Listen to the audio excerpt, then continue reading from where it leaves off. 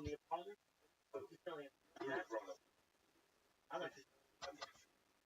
There's an art to that. Not everybody can make a mistake. Right.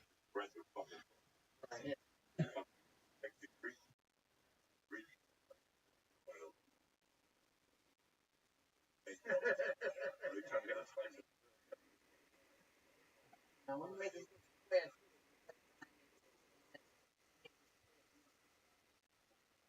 I could just get the freaking recipe like that. We're never gonna get the recipe. It's been there still there, Jan. Nobody makes it like that. Oh, wow. Right, Patsy. Some Patsy go to Harlem. There, the oven is still there. Still there. When you get a pie for $10, that oven is so old. That's why it's so good. Oven, man. Unbelievable. I love that. Go to a Yankee game, stop in Harlem, Patsy, get a pie, and then go to the game. Yeah, he's on the way, man. I like that. Did that one time with Sam on all the guys. I don't know, it was Short or Chuck and I. They go, where'd you get that? I go, call them now. I said, order all these pies. They're like, holy shit, this is good. I know how to eat. You guys don't know how to eat. I don't know what to eat. I mean, I have a depend on. I do, man. I know a good burger. I know a good pizza. Sandwich. I look at mozzarella, a little fat and fresh buffalo mozzarella, olive oil. Oh, great. Mozzarella with the Palmer. Yes. Nice bread, good piece of bread. Maybe a roasted red pepper like a motherfucker. Yes. Maybe some. Unbelievable. Oh, have you ever had that? No, I haven't. An asshole would fucking crumble. Go fucking nuts. I'm gonna get you a sandwich like that. Oh my god, with those stuffed peppers, the mozzarella. The mozzarella, and I'm telling you, a little mozzarella, a little super side, and a little prosciutto. Oh my god. Have you been to Domingo's? It's good. Yes, Domingo's makes a good sandwich. It's good place. The last time I was at it, it is. Great. Johnny Gentile walking. Why this guy in America? He's pissed about his. Why would you go in there for turkey? I kept saying, lunch with stuff. Every fucking turkey in the world. Right. Why are you wasting your time at an Italian fucking place? Right. Fucking plain turkey. Yeah. That was. Get the fuck out of here. Right. Why is that the Bingo's fault, though? That's what I'm saying. Why is it the Bingo's fault? Why is this guy in? If I was the Bingo, I would have this guy. Looking for a turkey. Make turkey sandwich. Go down the fucking floor. I tried to get the euro lunch in Boston, this place, Umberto's in the North End. It's like what? It's like they have like a whole bunch of like ready pies in the oven, and like, there's a big one, so it's like. Okay. Oh, it's great. Fucking great meatball. Get a meatball. Just mommy real. Magic.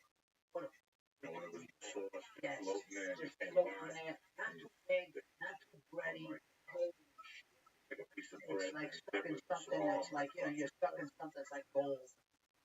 I mean, how long have you been eating?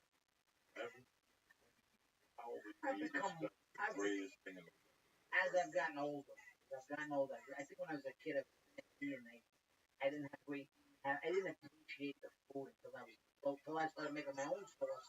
Then I named myself Nicky Red Sauce, because I made a great sauce. Everybody was like, "Hey, Nicky Red Sauce." I was like, "Yeah."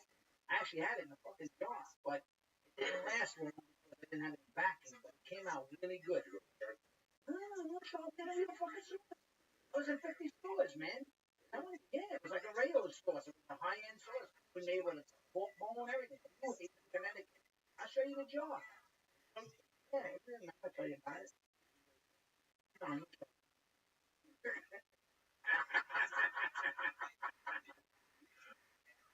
Yeah, Charlie Bronson up there? Yeah. That's great. Gotta have Bronson. What a face. Look at that face. You didn't even have to act. The face like that, show up. When you look at those faces, like, I look at this, I wish I had a face like that. I had a good face. Those guys had fucking incredible face. Like these guys, they had no character. There's no Robin. There's no Charles Bronson. There's no called Newman. Shit. Oh, look at that. Look at that fish.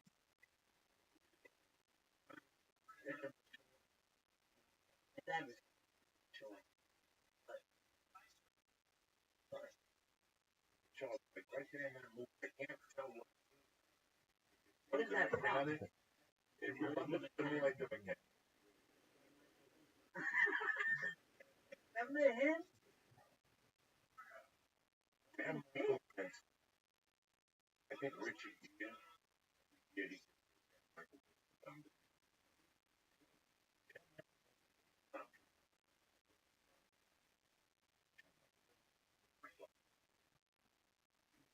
not the blue one.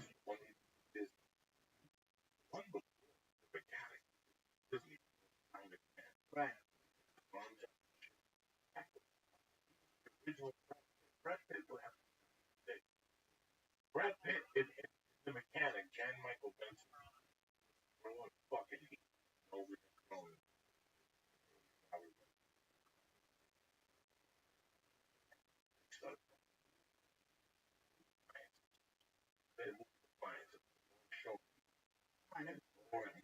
And Paulie Walnuts, Danny Aiello. That's how long ago.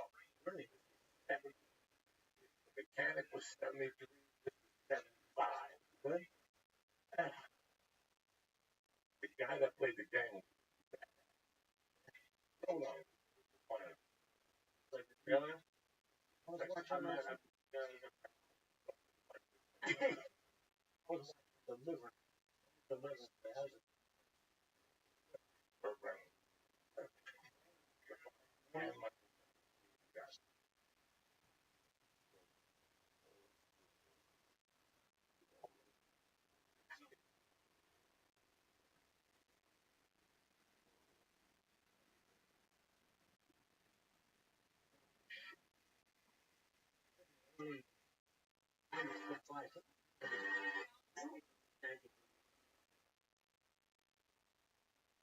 Here's another name. Whatever happened to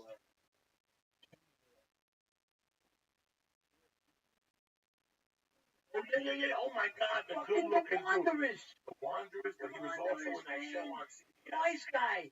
My parents, why he was handsome, he could act. I'm the kind of the guy. One of my favorite movies. I love that. I wish I was. Oh my God. I told Sam about that. He was like, you should have been. Leave the kid alone. It's a fan ass movie, man. Oh, shit.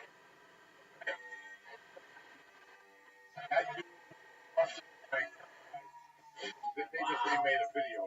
Look at the mechanic later. The gang was. Hold on. Wait. See if there's something. How do I get this on Netflix? Yeah, this is drugs? Behind the alley.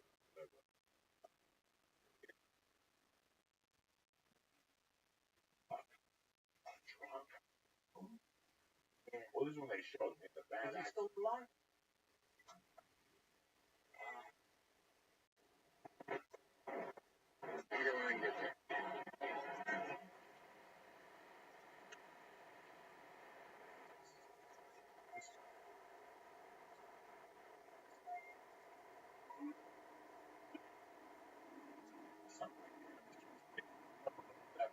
Did I know?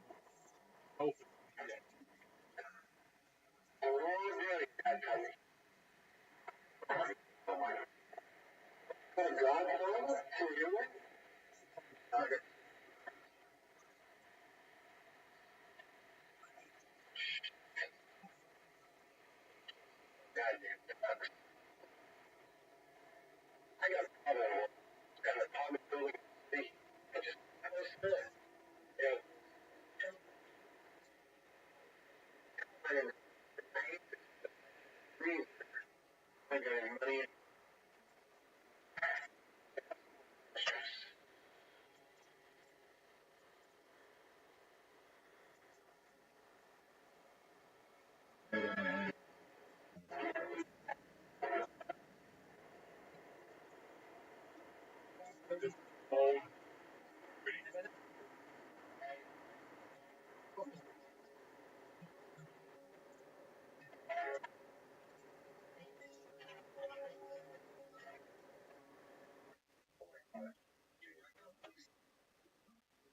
yeah, that was a good movie.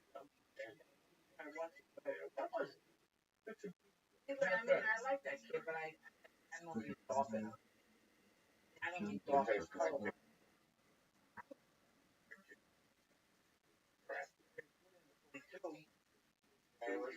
It's hard.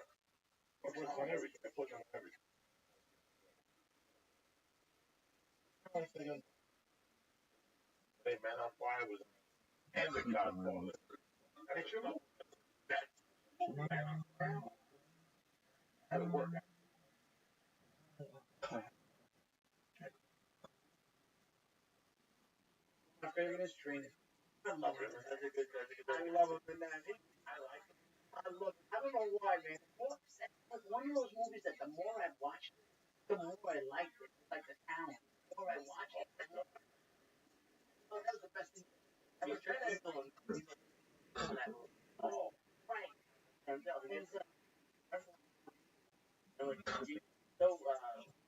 so charismatic, I guess. Yeah.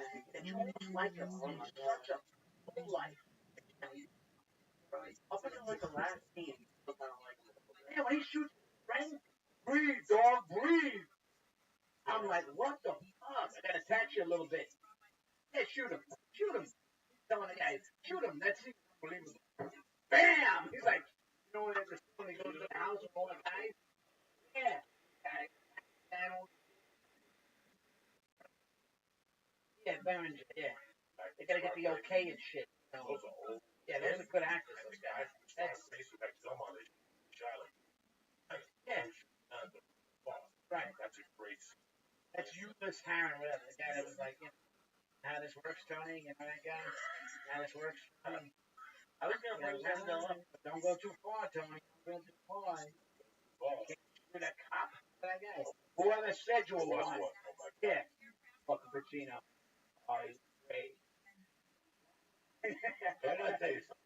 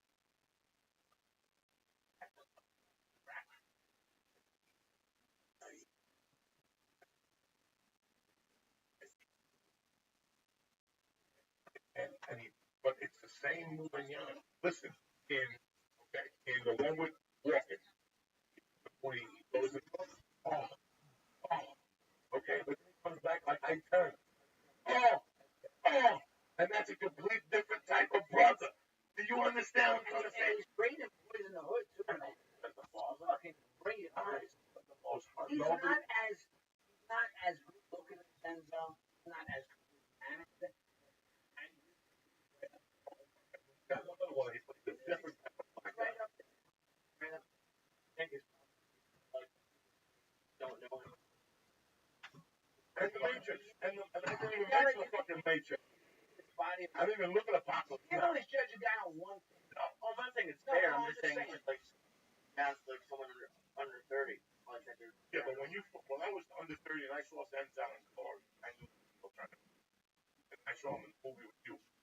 Mm-hmm. Go better. Yeah. That was my first movie. I was at the table. I said to my brother, nervous. First movie. So excited to be in the room. There's all these great people. Robin Harris. I said, oh my God. Over the room and he destroyed everybody, including Denzel. My brother's guy is a fucking coming huge. And then he fall asleep right at the reading. And then Denzel was I said to my brother, wow.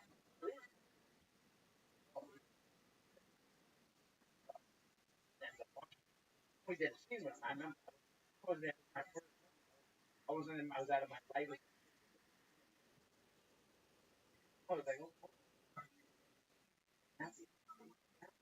I knew I said, working like, God, look, everything. I was just concentrating on what I had to do. I don't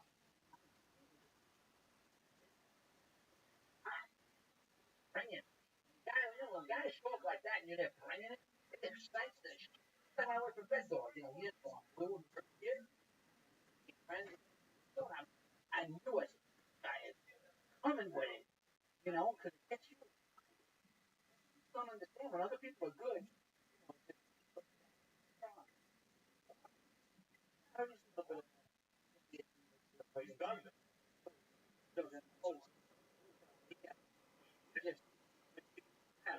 he got rich, they off. Not talking about that. Somebody was looking out for him.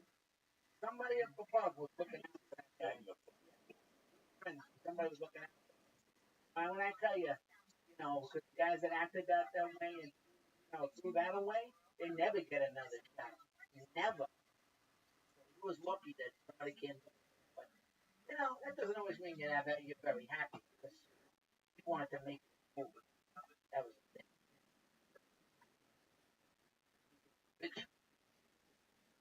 A little screw. To him that was his dream. That's why he sabotaged himself. He wanted to it wasn't big enough for him. And he should have played his cards. He had a little bit.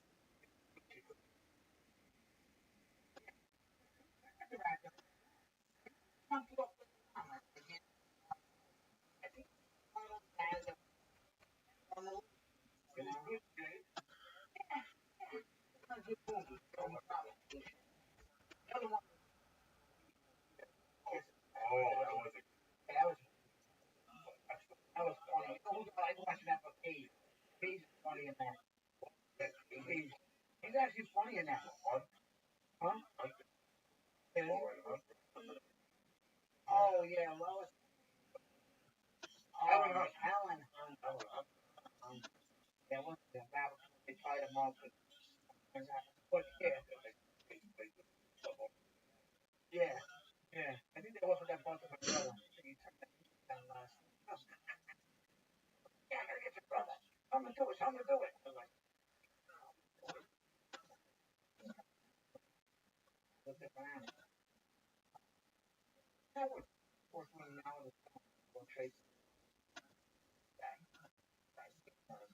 I was whatever. But just from the hill.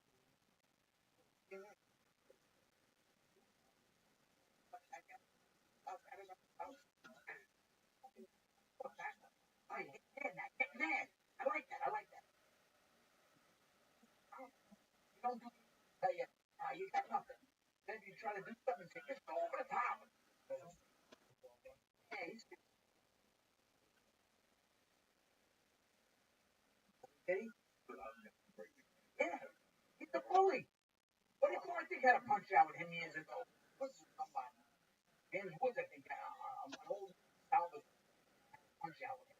He went over to my wife one day, say, women and rubbing my hand. Hey, how'd you get hurt? Why how I get hurt? I said, well, you want me to get your Asian girl? Get your Asian girl. Good. One day.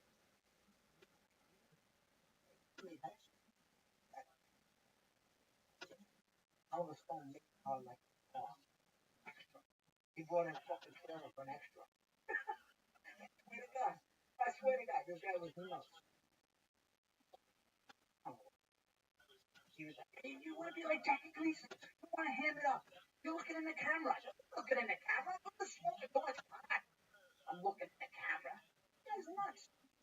I went back for the callback. He was calling me Timmy or something. He goes, I want you in the movie. I go, you want me in the movie? You call me a different name. He goes, no, but I love the way you talk. Listen to his accent. He goes, he's got a better accent than De Niro. I said, yeah, but get my fucking name right. You call me Timmy or Robert. I don't know what the. No. Call me because I know, but that's what I have left. There was a lot of guys in the movie. We had a lot of fun. That was right after my mom. Who's Robert? Yeah, it's like when I had a hair cutting job. I was not a hair. I was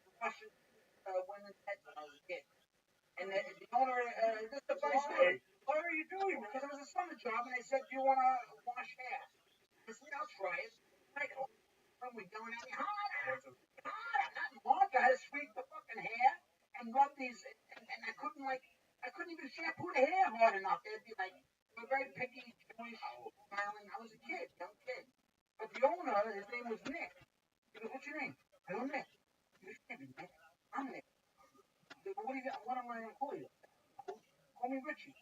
He goes, "All right, Richie." So this point, I worked there for like 1 day, 2 days. He goes, "Richie, Richie, Richie." I wouldn't answer. I go, "Oh, that's me, that's me." All day long, "Richie, Richie, Richie." I was like, "Oh, yeah, yeah." I'm like, "Fuck this. I can't work here. I can't be fucking Richie." My mother almost named me Richie. Thank God. My brother was, didn't name you Richie. Because you know, they call you Dick. I don't want to be Richie. Thank God I wasn't fucking Richie. I'm dying over here.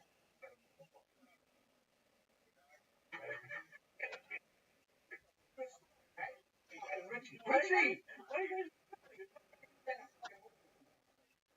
Richie, Richie. My brother tries to rob me. That's coming out again. Oh no, I don't want to wind up.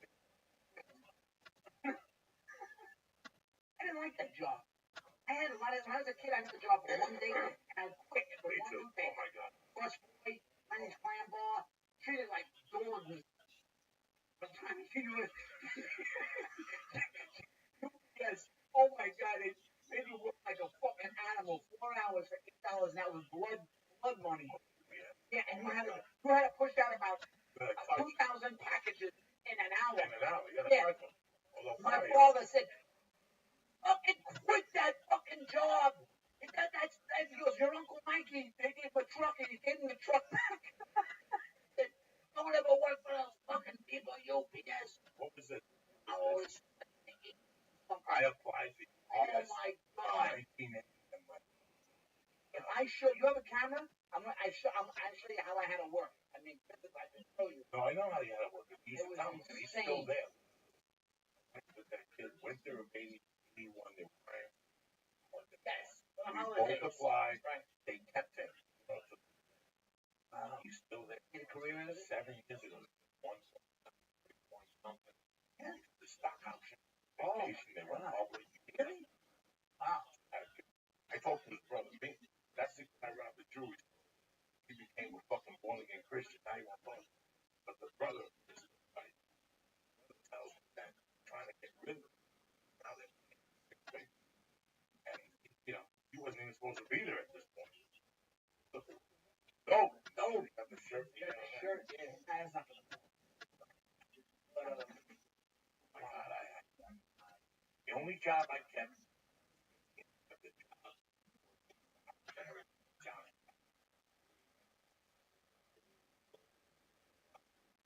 a house. And the 5, but half what you get is, That's the way to so eat. it was my time. You have a little wine gram wrap on it. 7 o'clock. He ate cheese at 1. Weird time. Like 10 years ago. This is over. If you look, he Wow. so he worked that little island time. All that shit. I didn't quit that. I didn't quit my mom. I went to shoot on Saturday afternoon again.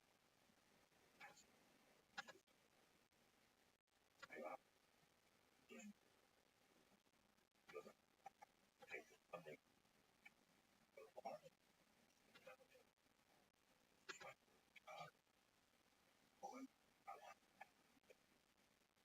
First we get to Ryan.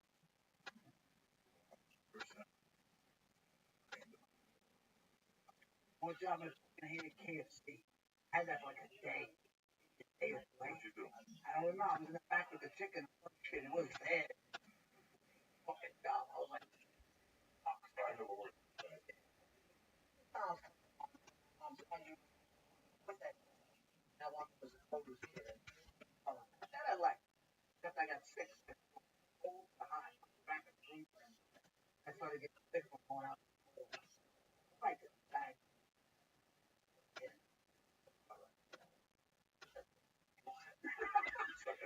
No, I never got like Eddie's. One her crazy boyfriend packed me from the weed. I remember that those shoes hot. Oh my God. I never held on to a lot of jobs except when I did a hotel. That was one job that I liked. I was a bellman for summer. Shit. Yeah. Yeah. Summer job. My father was there in construction. John was there in construction. My mom said, get him a job as a bellhouse. It's a new hotel. I was going to college at home. First night, had like a new bankroll. Looked like I had $1,000. My dad opened the door. How much you pay, kid? Right there, Dad. 100. What the? You kidding? He went crazy. Yeah, cash, man. Cash, he's loaded. My father was like, and I'm stocking it away. My father was like, look at him, look at that shit money. He's saving every fucking nickel. Look at him. I was like, you got me this dog, so I was making money. I loved it. And it was a fun job. You work 5 days a week. I worked on the summer job 5 days a week. One was like at night. Oh my! I got my Spanish job in Rossi. He was the night. But once in a while, I would fill in for him at night.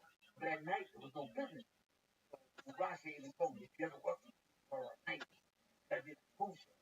You gotta be a different type of bellman at night. So like, you go in the menu, you eat a bottle of champagne, $5.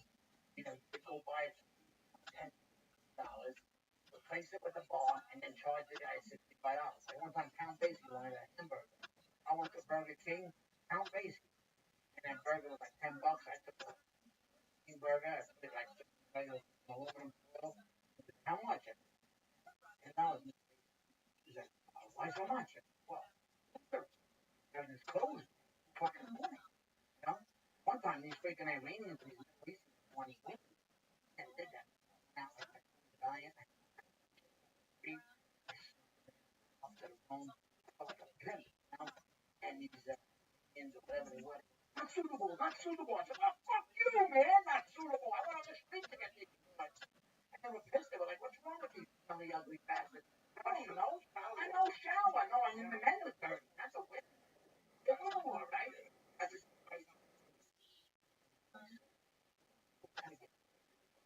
yeah, yeah, forget. But I made money at night, but I mostly worked on it.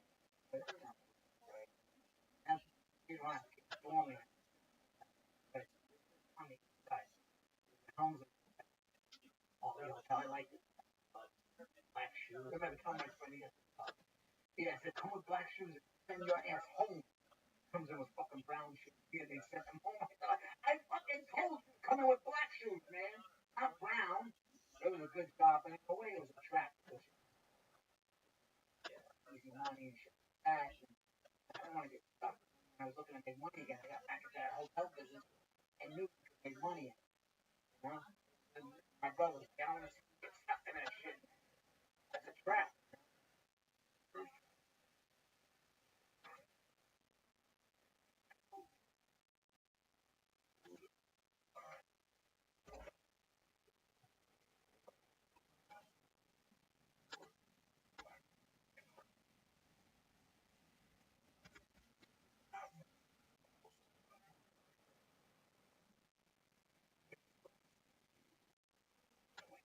Yeah, one night. One of those things, the boxes on it. Hands up. And stop the hands. Boom, playing stop. Don't stop. Don't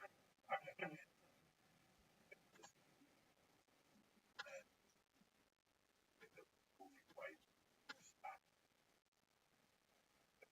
Oh, stop the thing though. And out of it. Oh, But he didn't hurt. He didn't come out. Metal thing. He walked around like that. We could have stopped, but I was there for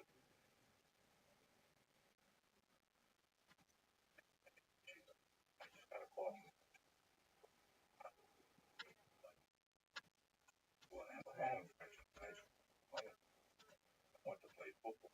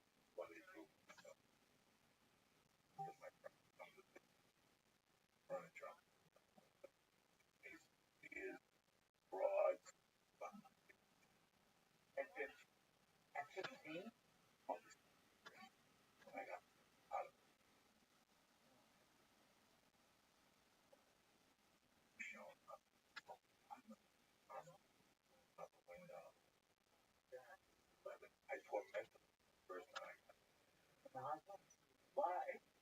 First night I got in, I had to hospital body.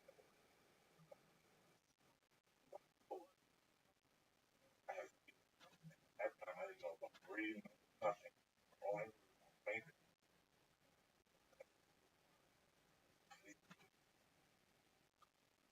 Rubber sheets, the whole wet, fucking everything.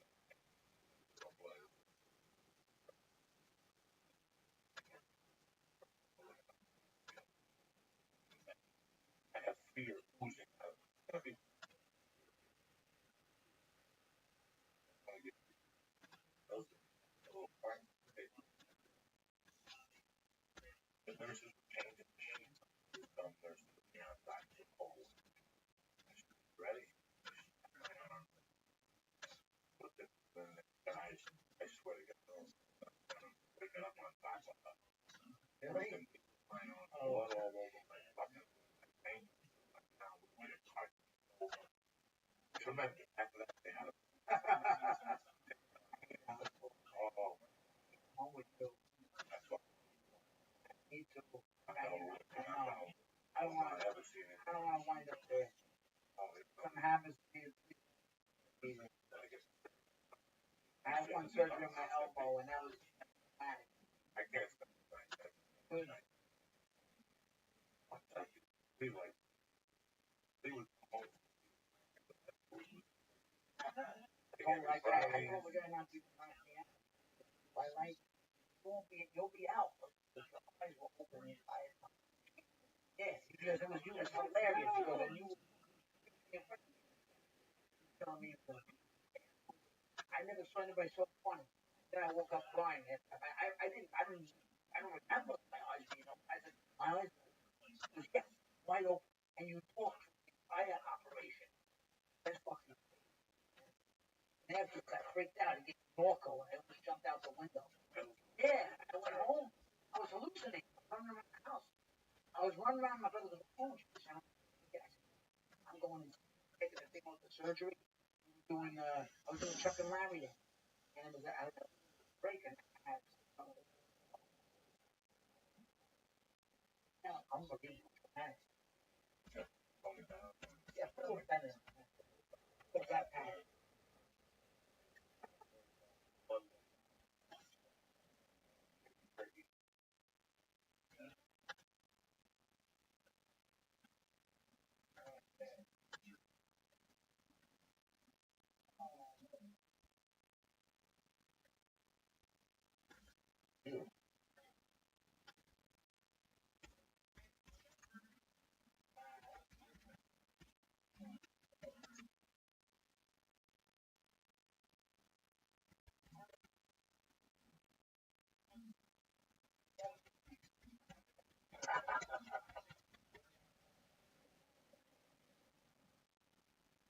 Are you?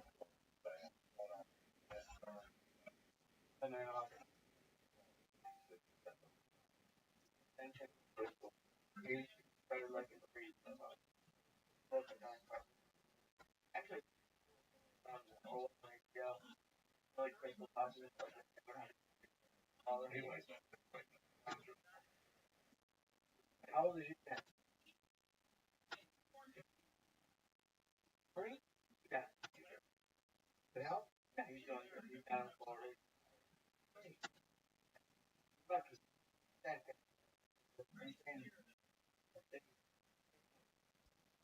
get one. I'm freaking out. I'm freaking out. I started thinking about it, and then I got this notification on my phone that I almost got a voicemail today. But I'm just not deleting voicemails from my parents. I feel like I was like have it.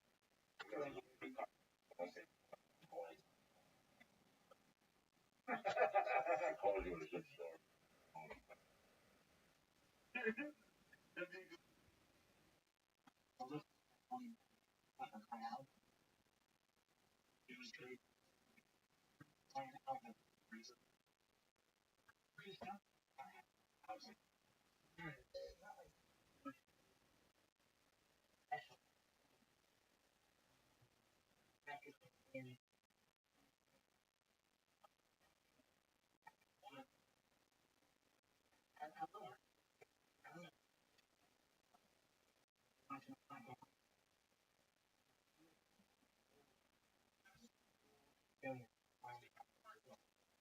You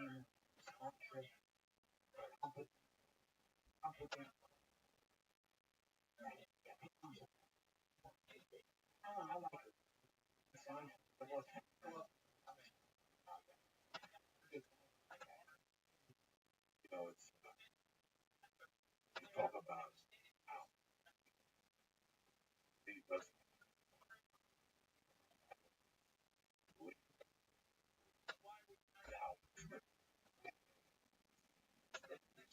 now, and there's no expense. It's just download. I just got into my. Did you get the turntable? Yeah, I have the turntable. I listened to half. It was good. I was doing some work in the.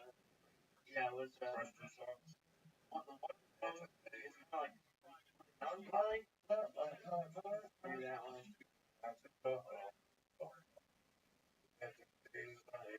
Oh yeah.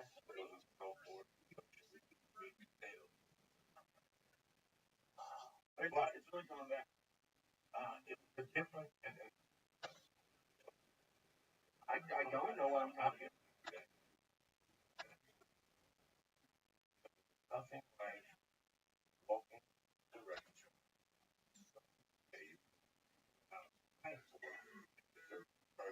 What up, pimp? How are you? What's good?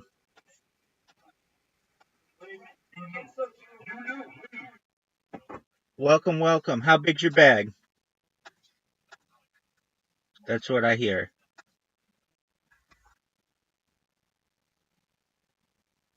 That's right. Always could be bigger. Why'd you donate it?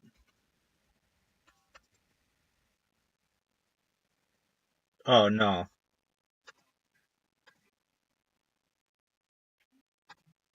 So your bag is empty? You got an empty bag right now? I'm talking about your crypto wallet.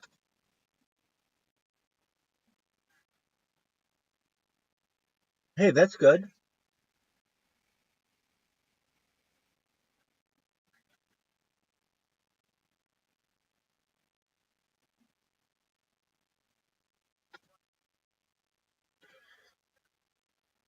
I'm currently programming some robots. Robots that automatically follow, spam, and create clips on Kick.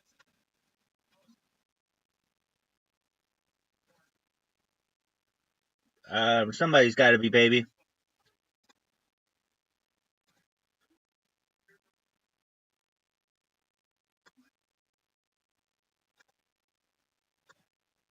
Hey, man, it can be.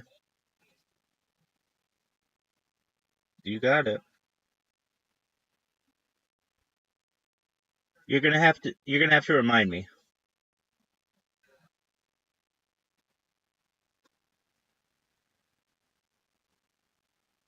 Oh yeah, now I remember that.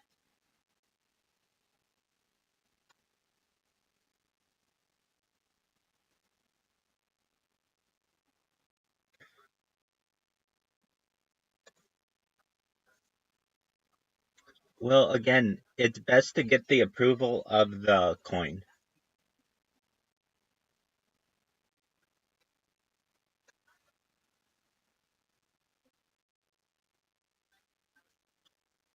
You could also just go in the chat and ask for an admin.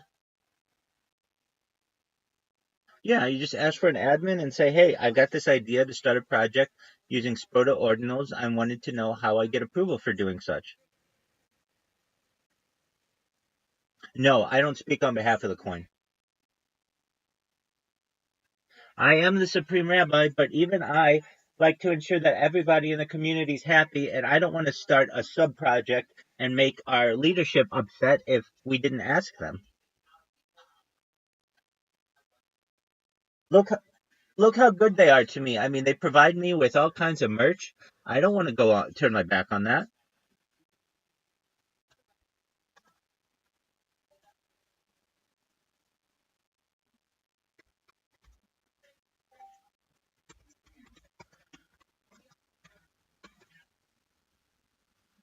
That's all you have to do, dog.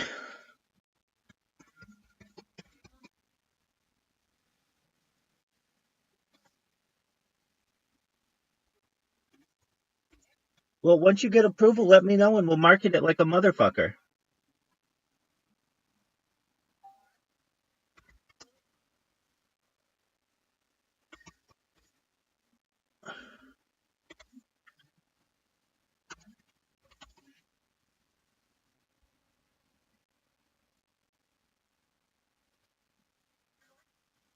Hey, tell me what they are and we'll go through them.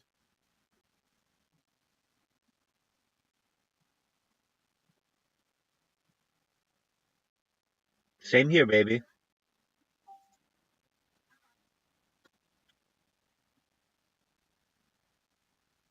Well, just enjoy yourself and relax.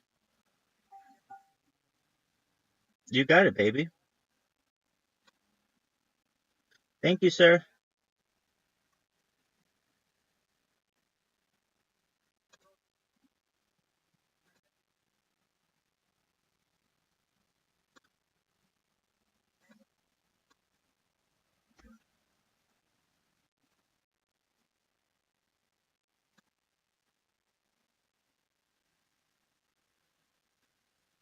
No, I don't, my friend.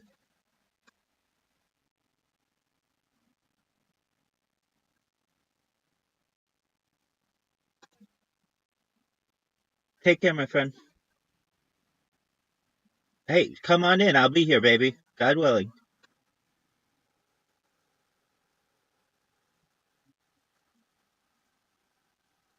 Sounds like a plan, dog. Peace, baby.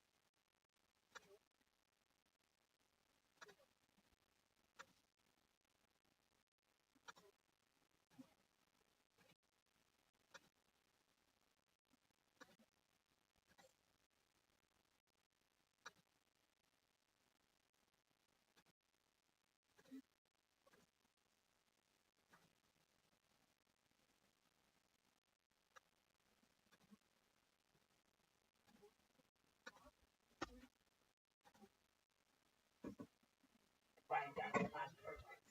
Much more faster. Around London, country, down. Thank you.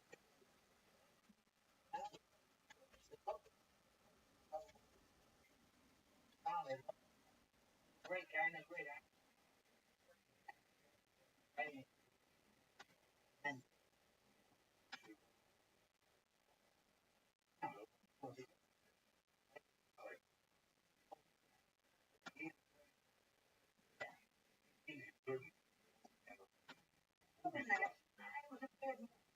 The bad movie. He was Warrior movie, brother. That's not movie. Yeah, yeah. Weird. Like, no, I was prison.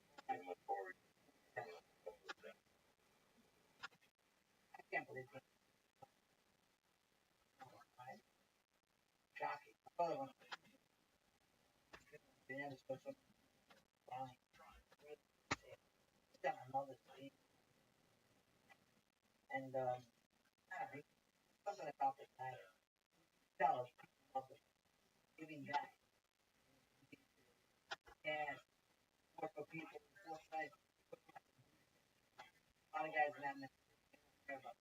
Yeah, he had a big heart.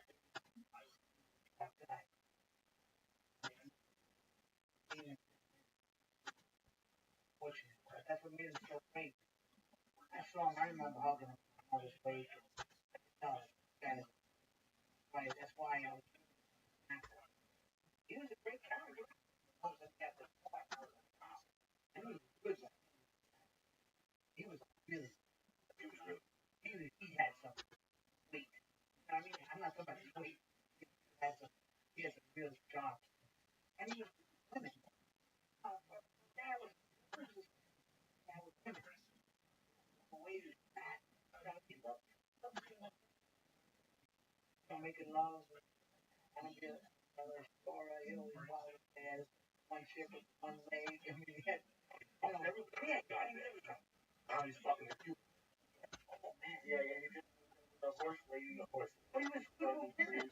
Guys, if you look, they're good with women. Like they never good with women. Again,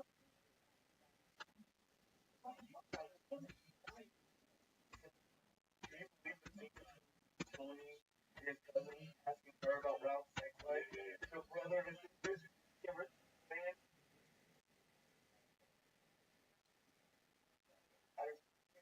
He said, yes, yes, right. so mean. Oh my God, he was so mean at times, you know. He was mean, but she was.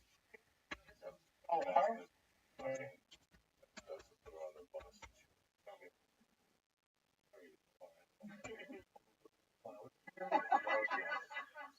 Fucking told it. Oh yeah.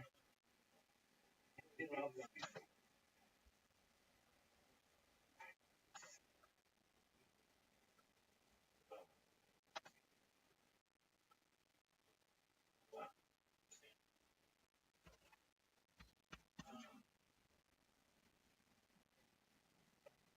Who was he? No, no, Yeah, a no. lot of that. Some of it was that they didn't always nail it, you know. But you're right. The flashbacks are, you know, like when it's done well, it's brilliant. But it's not easy. And like in Buffalo too, many flashbacks do way just yeah, one time to another time. You'll at that time. So we get that. The Godfather.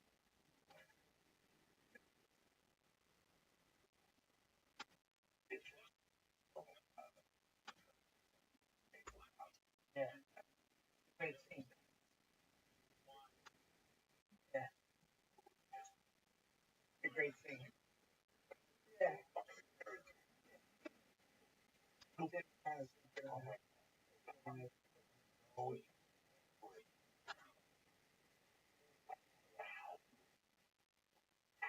right.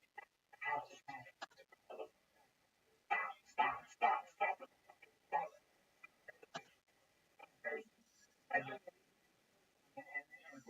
I'll try to help you out. You know, we don't.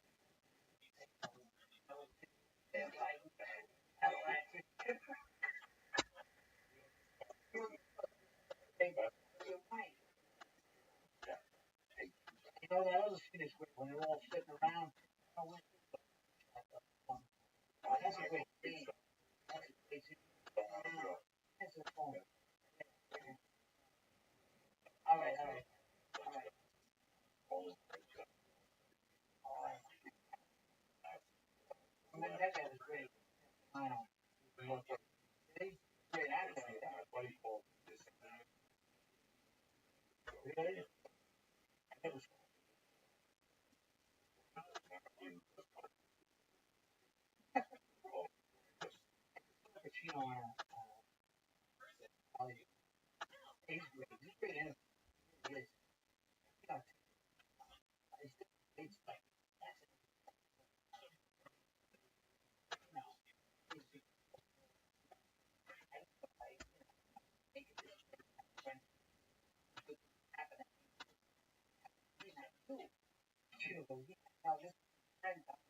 is it happening to me? Why is it happening to you? Al said, he wanted. But he goes, yes. My friend wanted it.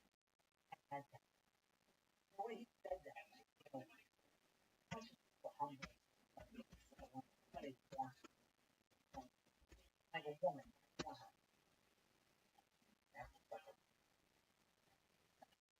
After that, and we're trying to play on the whole friends like this.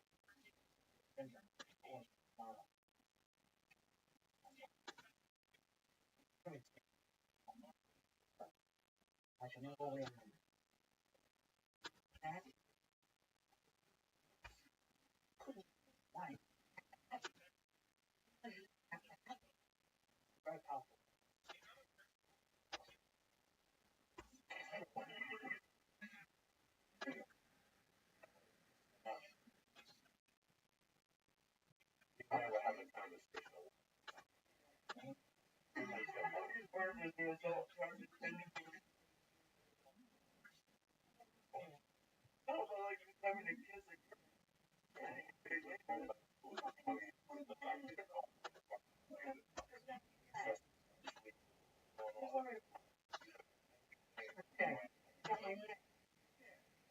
Yeah, kind of 7 grand.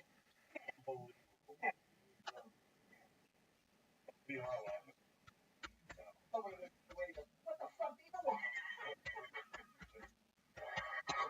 Okay. How long you don't come?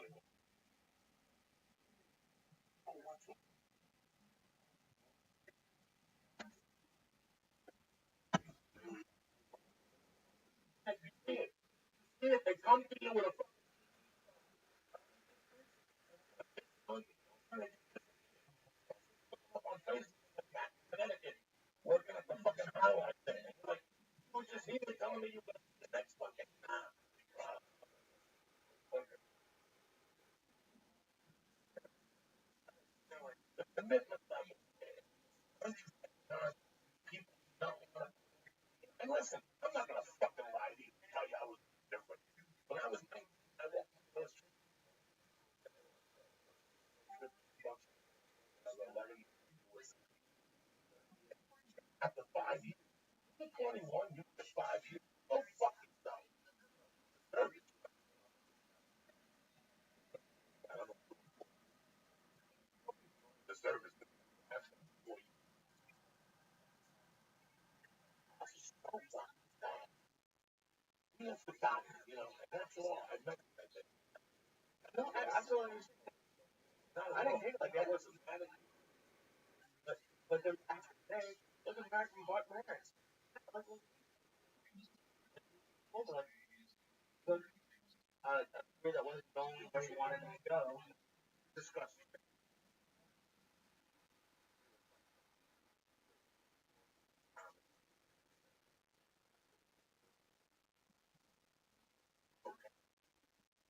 That's what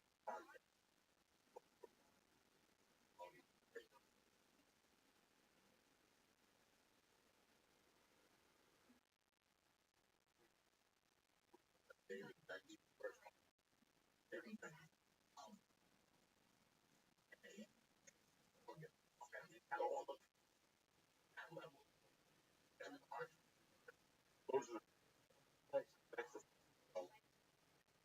down now.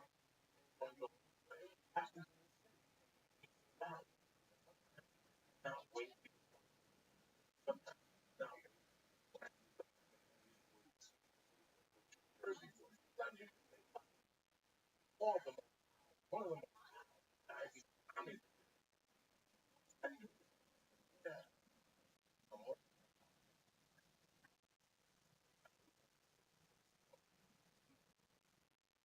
And she got Friday.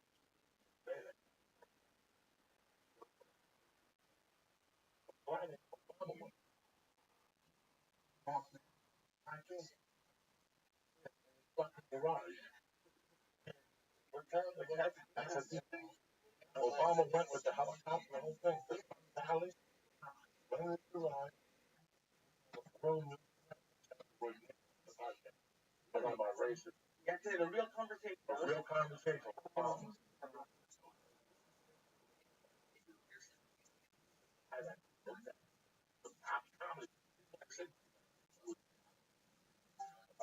And I said, these guys, these agents, these TVP, they have no idea. It's like, they don't have no idea about it. They're arguing still. Well, we're going to rate it. They don't even know. They don't know. They don't know. YouTube's getting paid.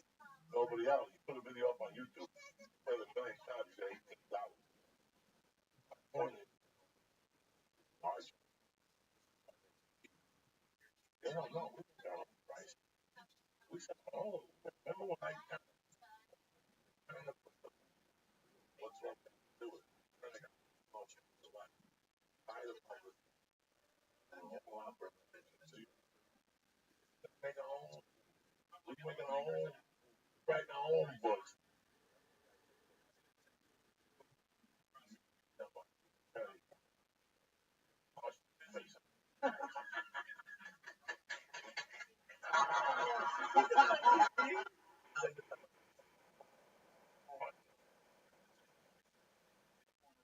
That's the problem.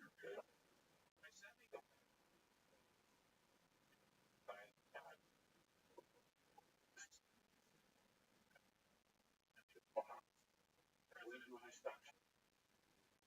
No one else can change. Have everything. That's just tax. Well, fucking podcast and taxes. This is amazing.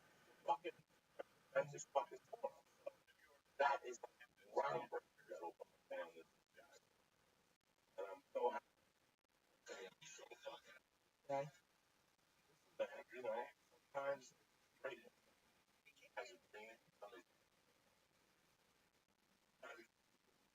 being that much. You gotta believe mother says, move. Oh, that's his father. Worked for him. Look, he worked at the plant for 40 years. Fuck. Fuck. Fucking the market for that shit. No. eventually done something. That's that whole fucking show was that out. That whole show is town and country. That's his whole show. That whole show. You look around this thing as if you're around. Look at all the people that box up. Mark Maron is really cool. I've never met him, but I like him. At the end of the podcast, he lists up like everybody that helped him. Artists, that's the website, producer, but then he also left a lot of money in it. I don't listen to sponsors. I'm not even paying him. Like, thank you. So he left like that podcast is heavily removed. It has the one time in Obama, they broke the bank. Tried to get Obama. No, the article I read said one of his staffers and Obama was one of Obama's staffers and oh, I see. It's going to change. This is this. I have a line. I was saying it's a different one.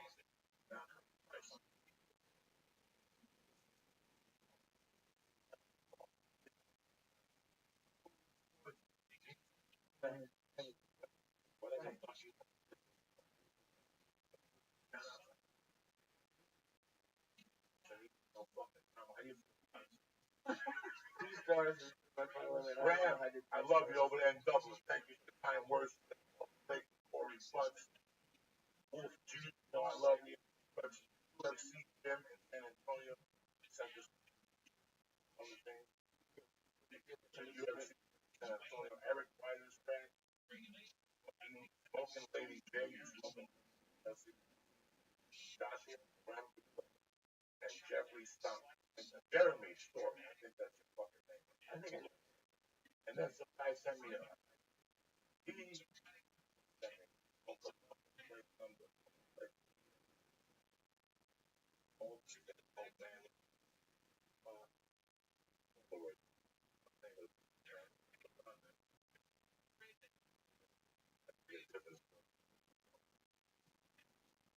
hold on, my buddies. What's your right? Oh, God. Blow it down. What breakfast? I don't know anything. I get 2 eggs. Egg fryers.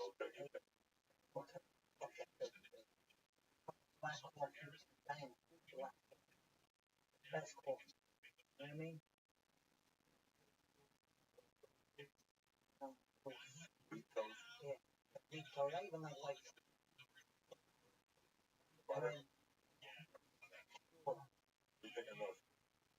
I'm running down what I want to say. Brownie. No.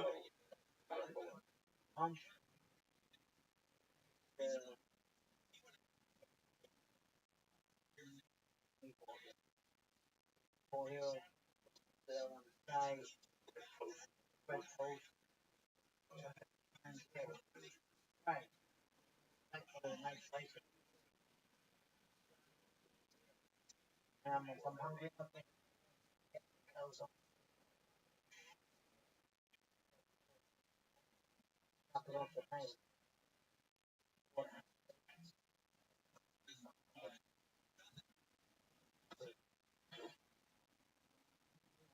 Hold on.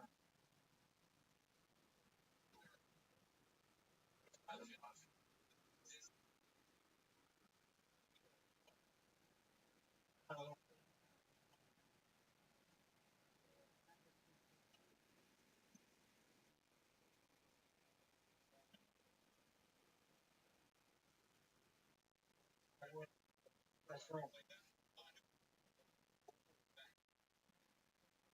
Oh.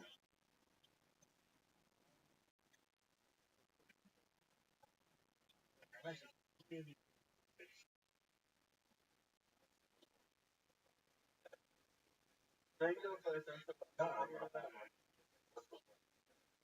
Okay. I like egg bacon easy sandwiches. I like them.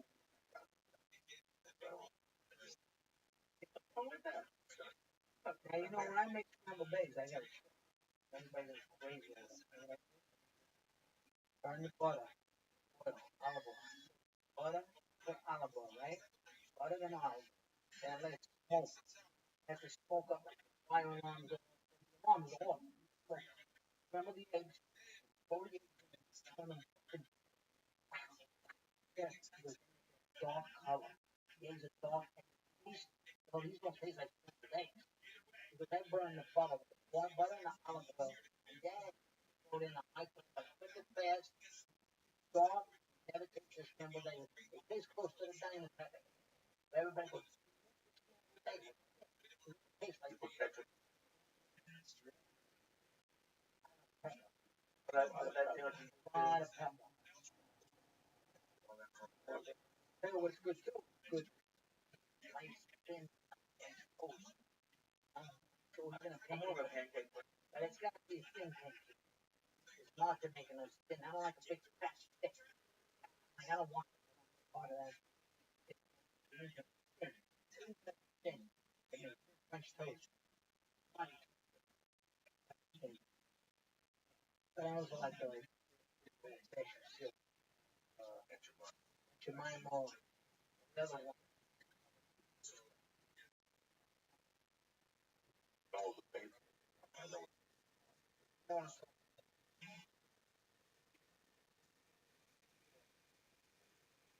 Hey, I thought the bagels. Thought the bagels were great. Nice and salt and pepper. That's nice. Salted. Salted.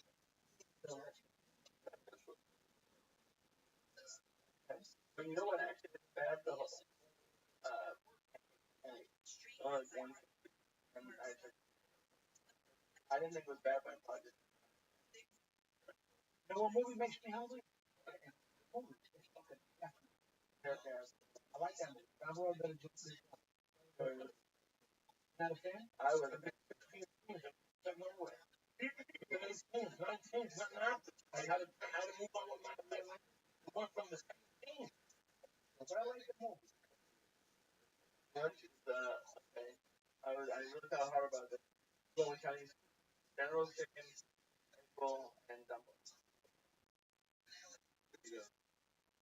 I'm just saying ideal. I don't know where I get. I was gonna get a steak, but I figured like sushi, like teriyaki. You know what? You like So, so like a good egg for the Parmesan.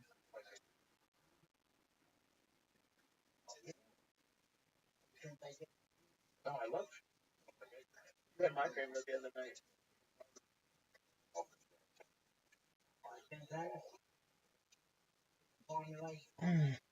I like chicken.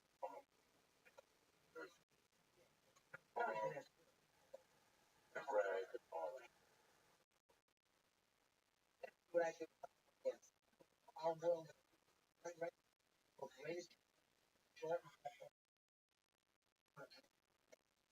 bit of peach,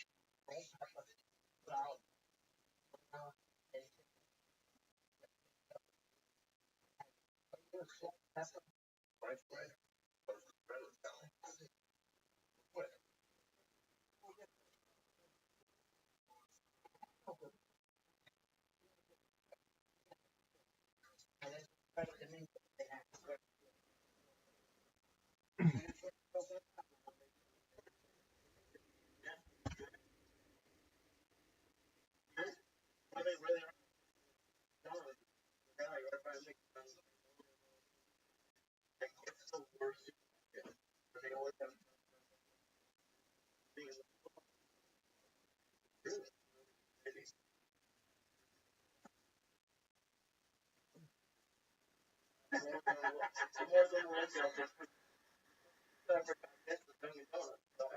just open it, everything. I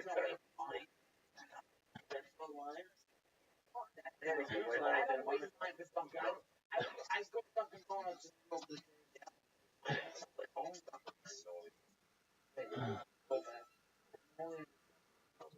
good. Is it open now? Always So open. where do I go? Maybe you turn right here, stay on Lancashire, and You got a good jelly donut? Jelly donut, though? I like a chocolate dips in cocoa. the place in K's Donuts, they're good. Are they open right now? No. So I gotta go to Yummy. I think I know what you're talking I about. go to Hollywood High School. Not too far from here. No, 2 minutes. I had a Cuban sandwich. Oh,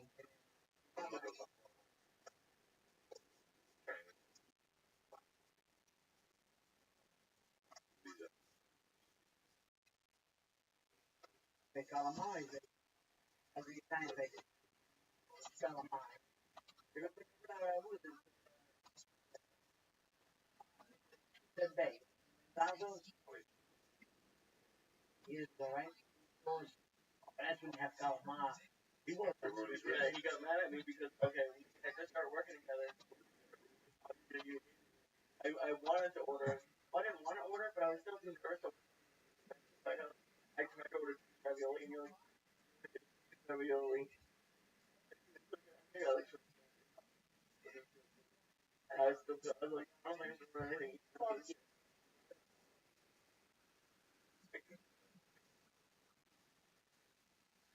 What do you kind of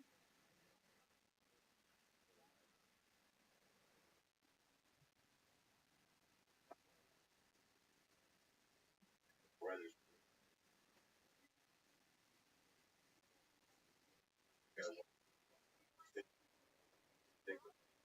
oh Anything.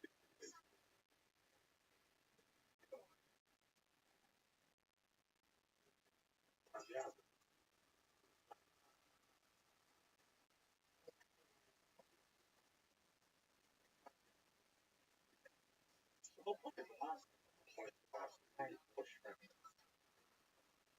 And did try it. That's what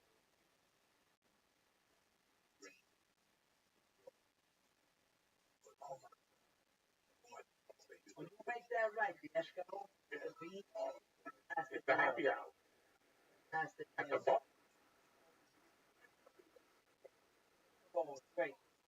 Put that right, the right, fantastic. But the pasta food.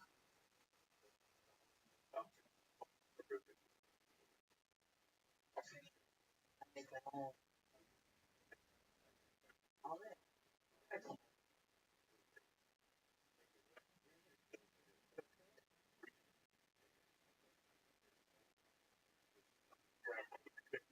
You could sell it. Pasta. Escargot,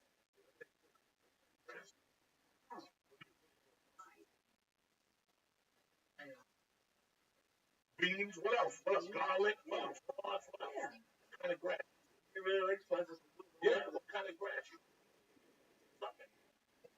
Where's that use the escargot? Okay. What do you think? Oh,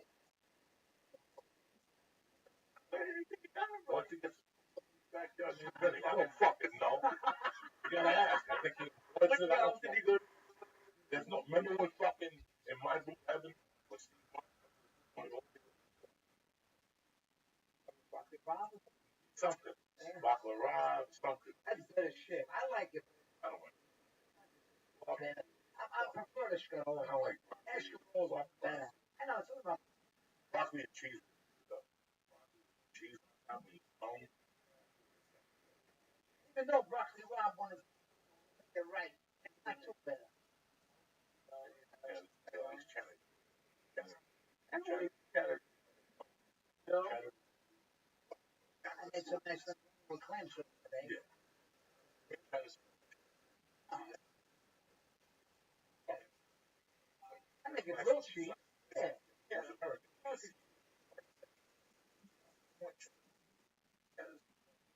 Someone has to I cook think- Ramon. We should have a fucking food show. That's So I'm saying they don't know how to. I like to do a Sunday show. Every Sunday,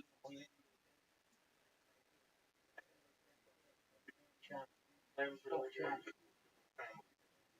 Sunday, you do it fine. Hanging in- How does that work? It's the people. It's a different couple. I've been dinner. Please come over to my house Sunday.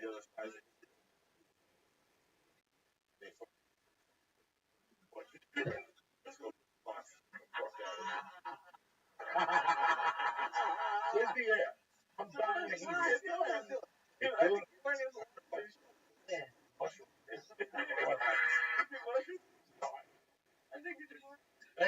It's really hey, I'm sick and tired of telling you motherfuckers on it. Telling you stuff with the name from new moves, sex, sports, and immune. Also the bread and butter, the hemp protein, chocolate, fucking the fourth of vanilla ice IE. Or give what else? Oh, fucking Alpha Brain. That's what I'm talking about here. Why fuck around, all right? Alpha Brain is one of the best nootropics on the market. Complete. Alpha Don't ask me what that is. I have no fucking idea. I know it works. I know your memory sharp. I know that you become smart. Why take it from me?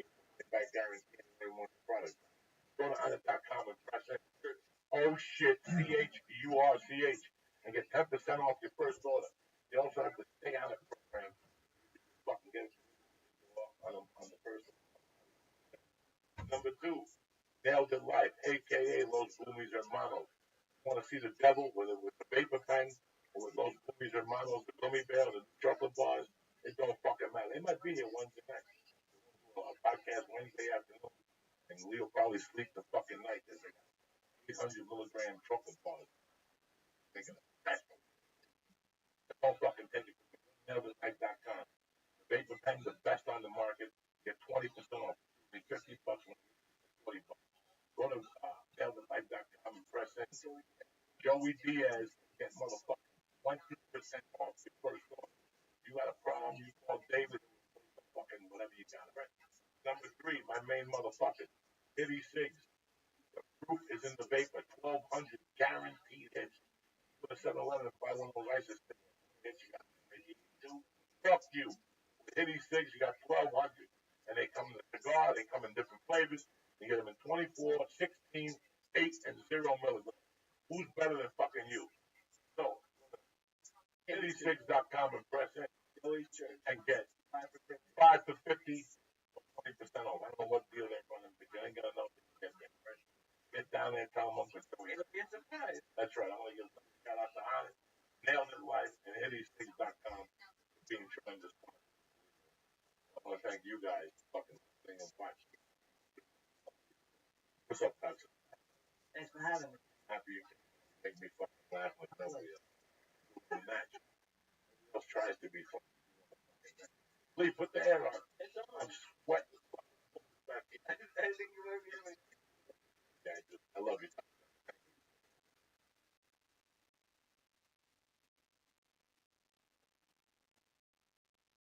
Give me the Apostle Brothers over here. What's happening? Wednesday night special edition church. Fucking beautiful day to be alive. Hot as fuck today. I don't know what they put on this fucking frog t-shirt. Nah, MMA junkie gave me Vegas. Put it on. It would be a little. You have the AC on at your house? Oh, like a motherfucker. Oh, yeah. It's been hot as fuck. Yeah, but it's great, man. You know what I've been thinking about? It's kind of girly. I would love to get a convertible at some point.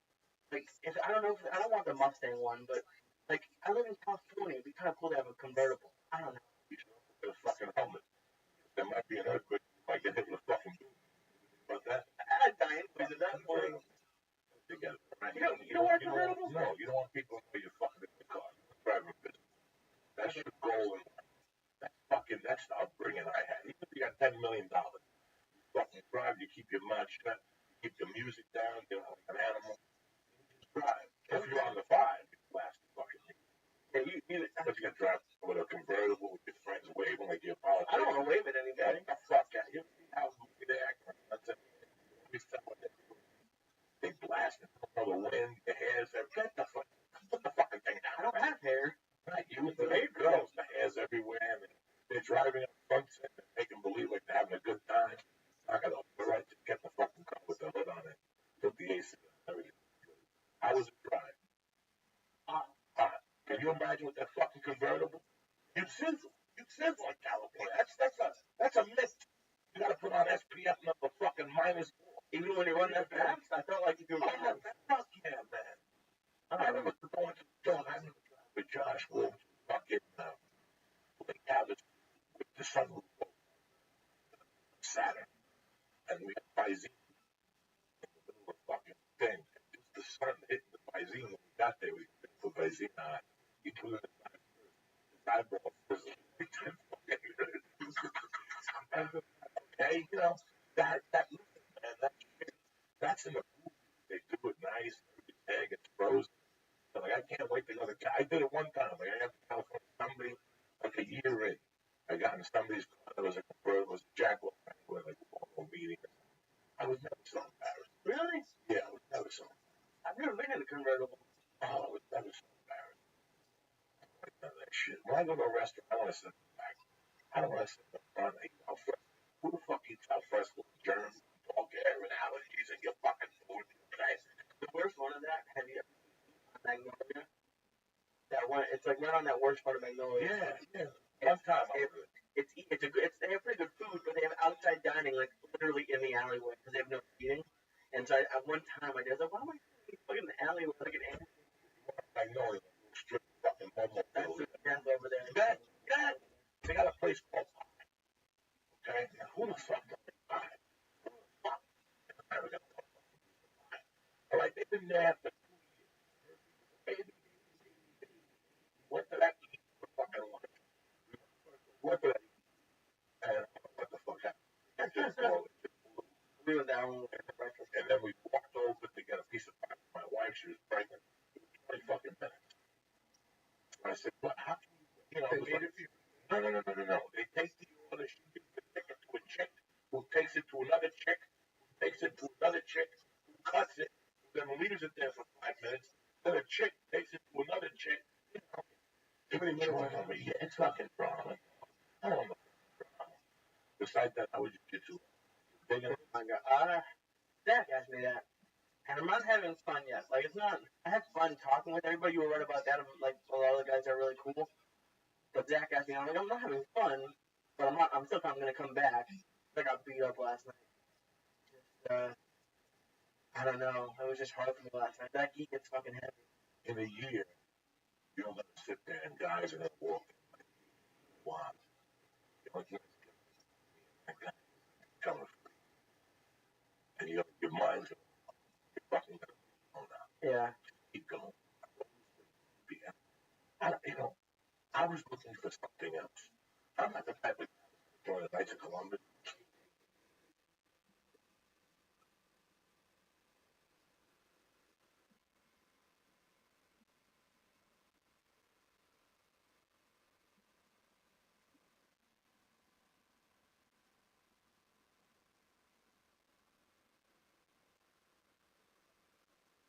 Fucking shit. How they act. You don't like it.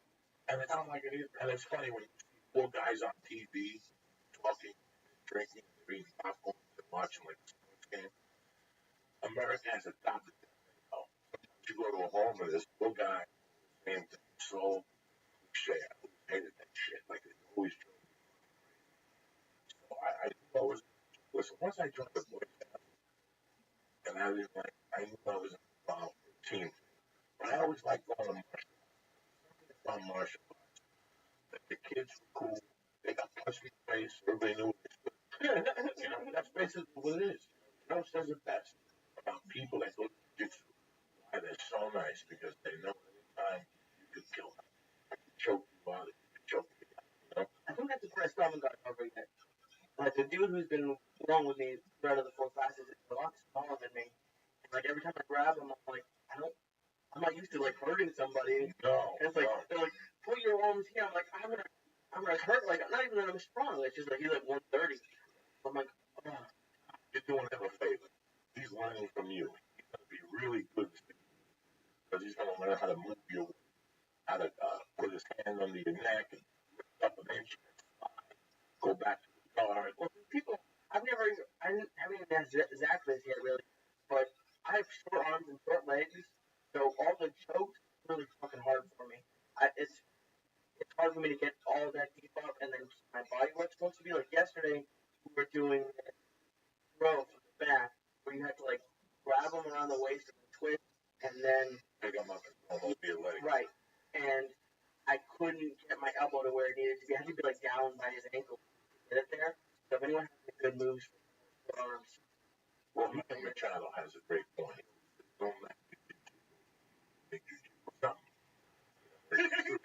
Out of all the moves, you're gonna learn a bunch of moves but you're gonna learn a lot of moves. You're gonna be able to put your body back the same way I might not be able to do those. My man, I'll be able to do those. So if you adapt it and you pick up along the way, you can do that. If there's three moves, well, what you need one fucking move. What is Ronda Rousey doing every time? Why do you think she does that? Because she can pop it from anywhere. That's jiu-jitsu. Once I go to that arm, night, I roll over the shot. I'm not going to stop to get that fucking arm because I've gotten it like that. It's being very tenacious. At what point do you start actually like putting the practice into motion? Because we actually rolled for the first time last night, 2 times. And this one that blew my mind. The guy was wrong with, did the move we were doing in class. Got my back, and then he like twisted me and then put like did a backwards hip escape and then got me with the thing. And like, we just practiced that. And like, I had no idea what to do, so I was just trying not to get stabbed, I guess. But like, at what point do you start being like, oh, I should go for that? The more you go, I've been going for 2 years. Started doing it 3 months ago. How bad? So the more you go, and the more you roll around, the more you get adapted to it. When you start going for it, it's like anything. Winning, gambling, go back. Once you start, I'm not even saying winning. A guy like you and me, once we see little improvement, we go back because now we know we can do it. You gotta get rid of the jitters. When you start making these products, you failed a couple times. Yeah. You want fucking Johnny right off the fucking thing.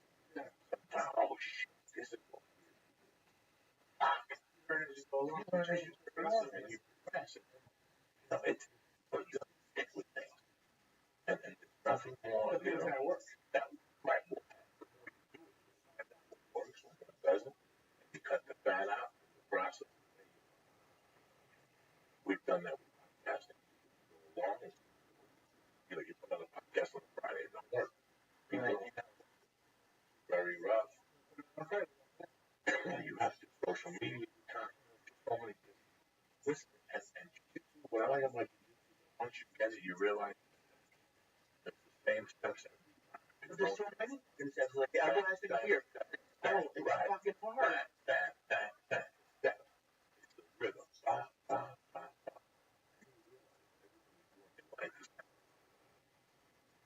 When you walk and you're on fire, and I'm doing comedy and I'm on fire, if you really listen to what I'm saying, you're not laughing at the words. It's rhythm. It's the rhythm. You're going and I'm going right back. And it's working. It's working. I know how to do it now. I'm timing your laugh. My last word. Comedy is fucking, you know, it's really fucking weird. But it's because I've done it so long. You must have it happen where, like, I don't know how to describe it, but like, in the anatomy of a joke or whatever, you have one part of it, you have one laugh, or whatever you do, it doesn't work. So it's like in jiu-jitsu, if I don't close my knees when I throw them down, they're not gonna fall or whatever it is. Like if you forget something, it must like one little piece could derail your whole thing. I started doing jiu-jitsu now. I've said this over and over. High as fuck. I mean, too. I mean, I'm high as fuck. He's high as fuck. I'm not this guy. This and that.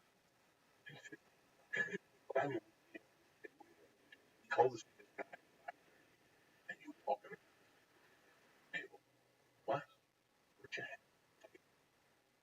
Put your hand on the table. They take pictures of you. They go, my kind of little, I'm not hearing it. You know, I would go like that. Oh, Joey, they want to see you. All right, send the sides to Lee's house. sides. Women, there's sides. Yeah, they want you to make up the character. They would fuck the character.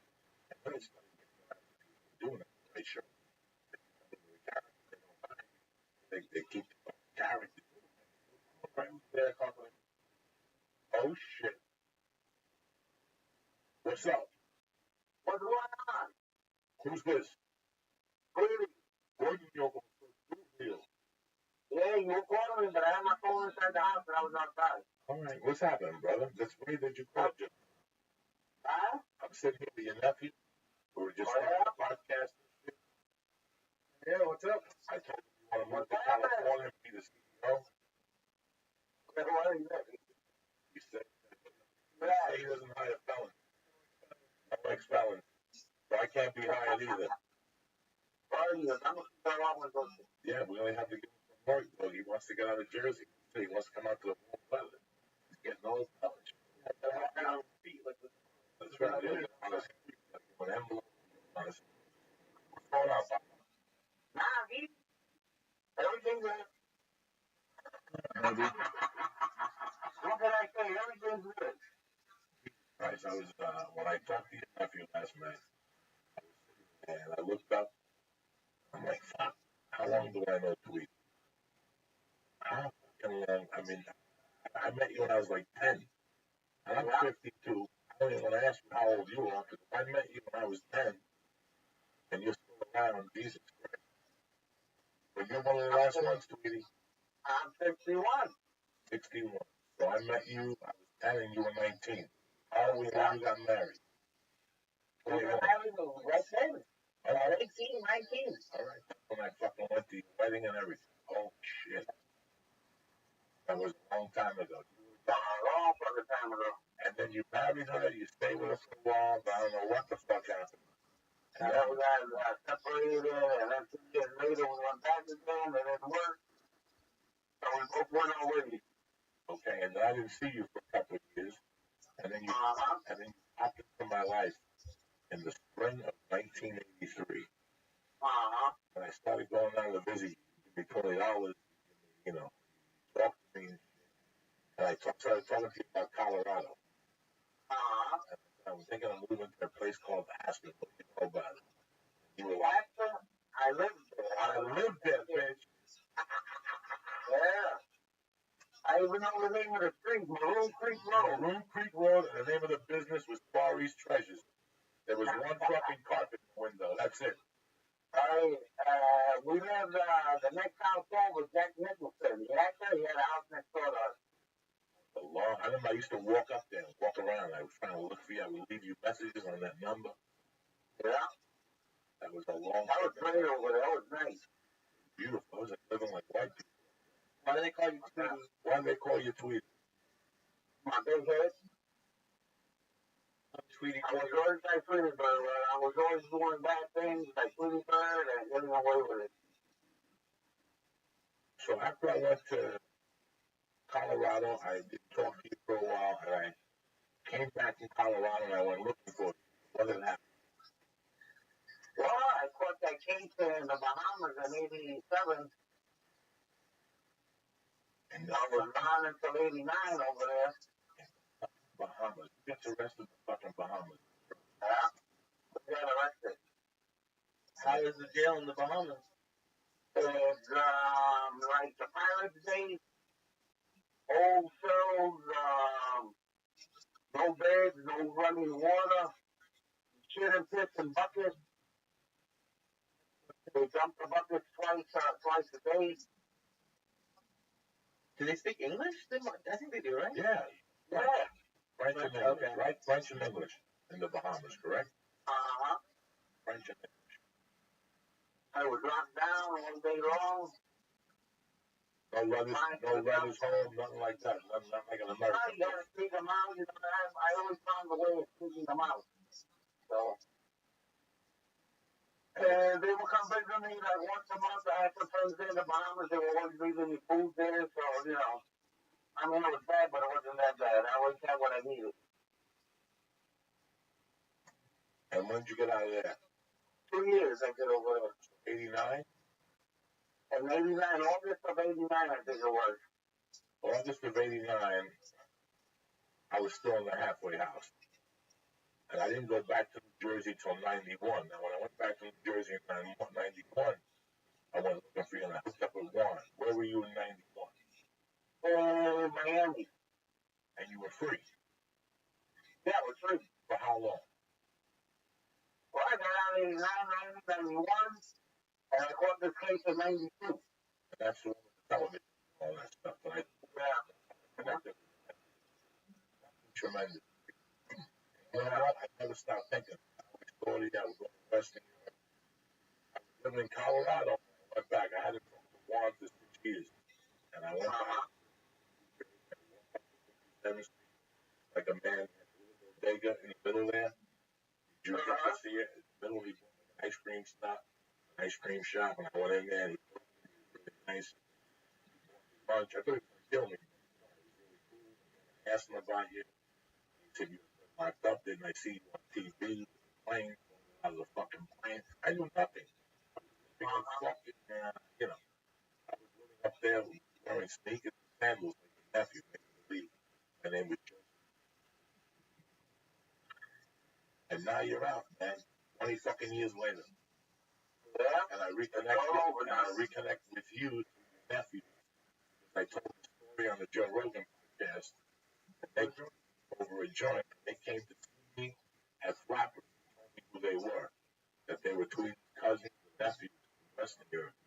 And here we all are together on one room. Now they're fucking up in San Francisco with a beautiful company. They brought me some edibles and fucked up. They got the t-shirts, they got the pipes, they got the fucking. It's amazing how life works itself over. I was really fortunate to get you on the phone last night for you to call up and just talk to us. I love you. We used to play the Congress together. My remember that. My mother's gone. We used to play up in your apartment.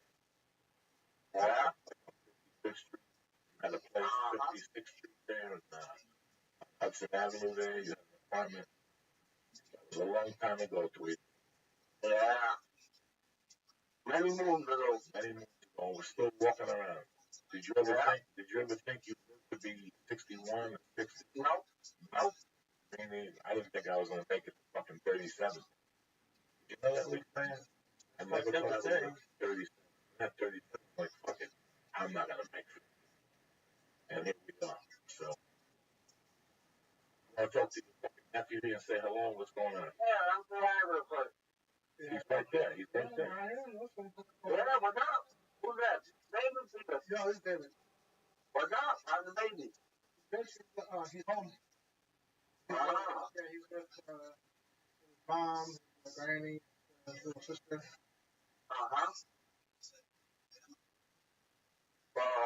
Everything's going good over there, huh? Yeah. Weekend down. I had a little business out here and see Joey. Either going up tonight or tomorrow morning. Always in the mood. Yeah.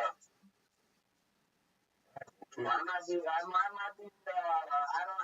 when, but I got a trip planned for Colorado.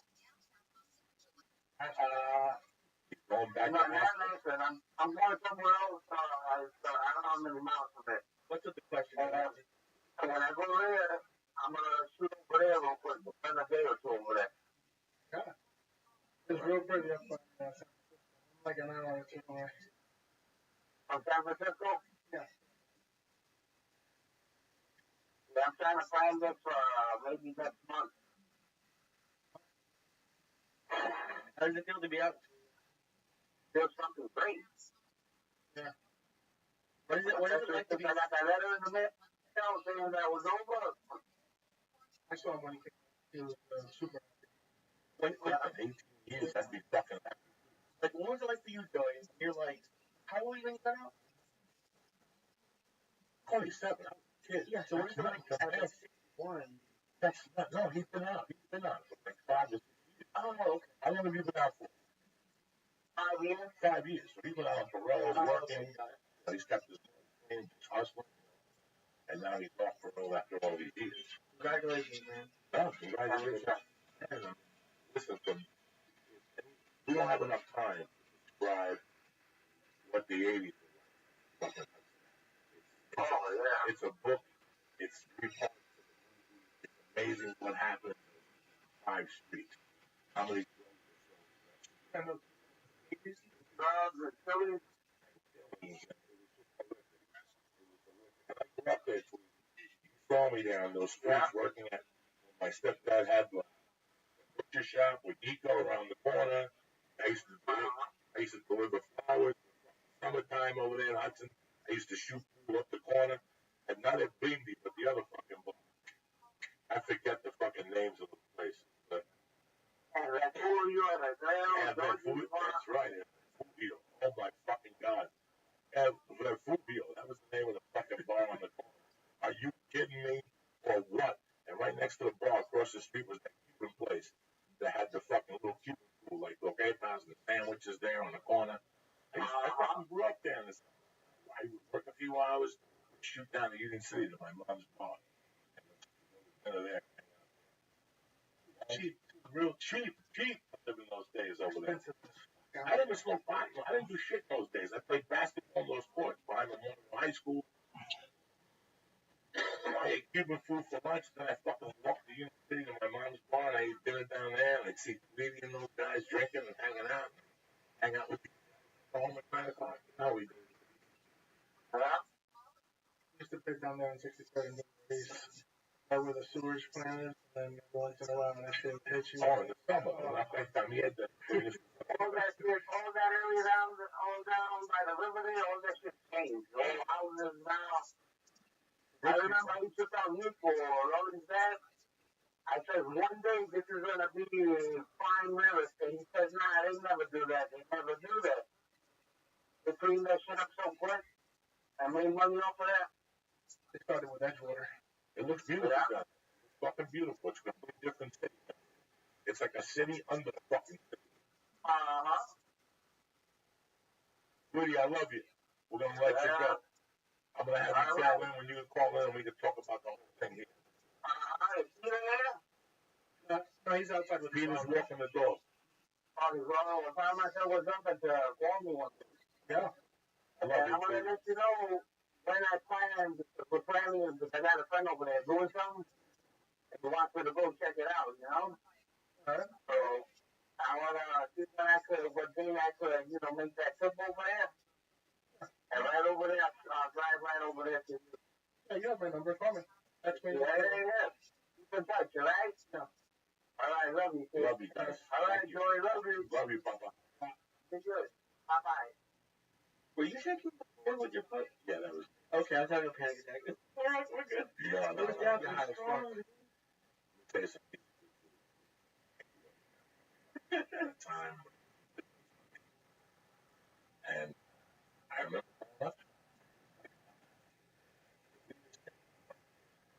I gotta get here.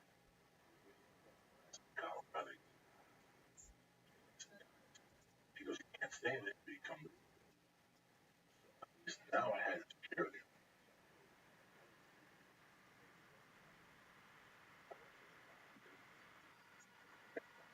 Amazing. Bring it up.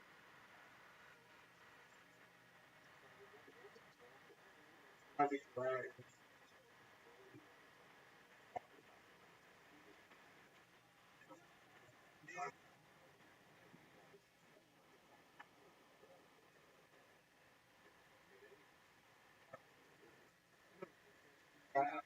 Most of my life. I was really that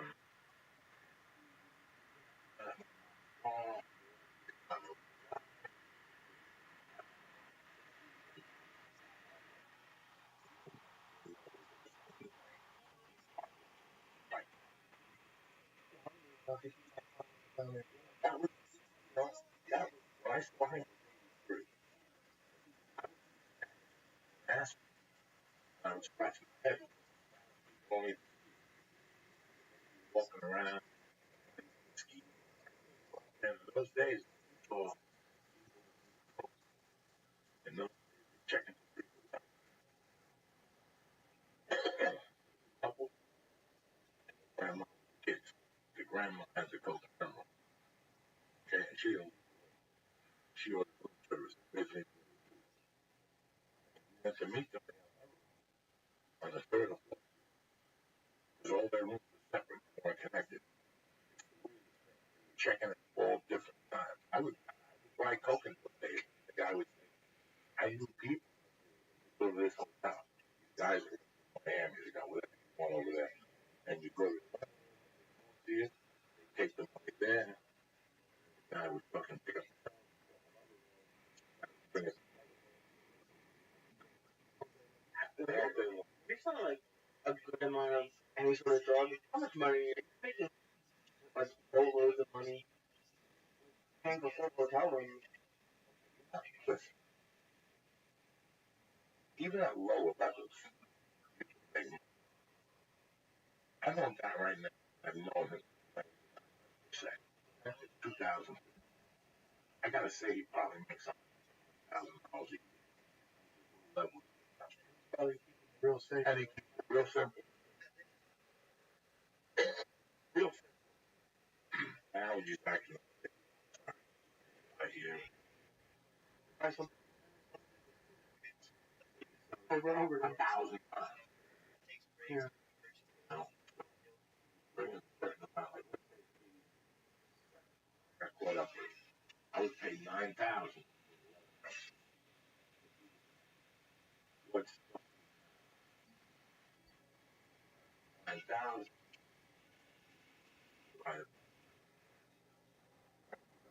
Yeah.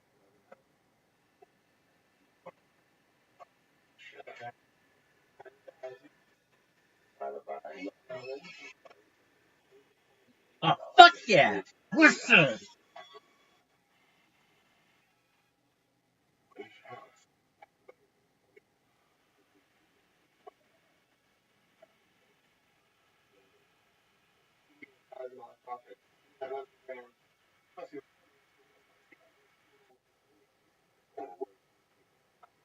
How much? What?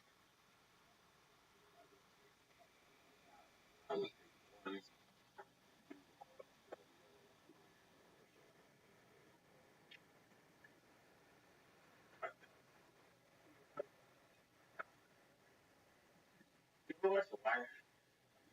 Like it. That's a great show. I started watching. You should watch that. That's a great show. And when I was started, it was like Narcissus.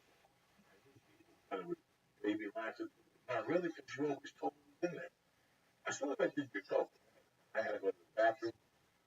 But that shit always makes you go to the bathroom. Cocaine is, that's what they say. Cubans digestion. When I was a kid, I'd be at a party and take it out and do coke. After dinner, walk to the digestion. You know what that makes you do? Run to the fucking bathroom. Digestion. I would think about coke, and I'd have to take a shit. Like if the guy would call me and say, "What you got, Joe?" In the office. All right, I'm on Lancashire and Langer Street. I'm downstairs with $100. On the way down the stairs, the shit would come out of my ass. It's no, I put shit right in your asshole. It comes, ooh, it's thick. You have to move your legs, shaking it down, and you have to walk down slowly. By the time you get outside, he puts it in your fucking my addiction was so bad at the end. After you put that coke, Charlie Brown, I just sit there until you weigh yourself out, run up those fucking stairs, and I fucking go in that bathroom back there, and I make a taking a shit. I follow the rock, like crush the rock right there, 1 mile, follow the fucking brand. Sure.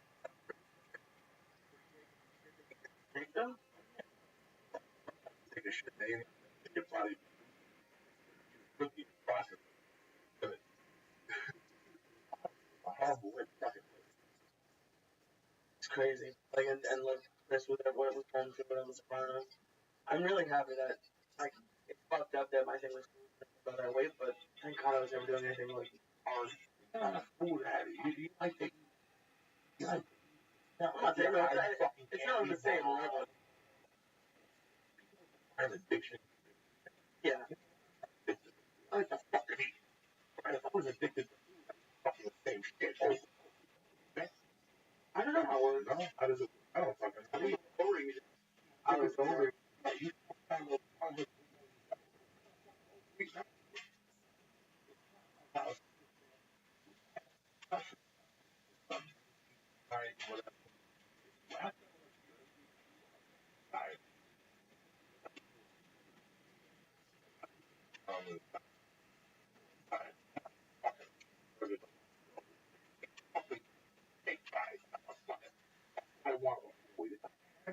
Why am I wasting my time on the second team? I saw the picture you did of the cans.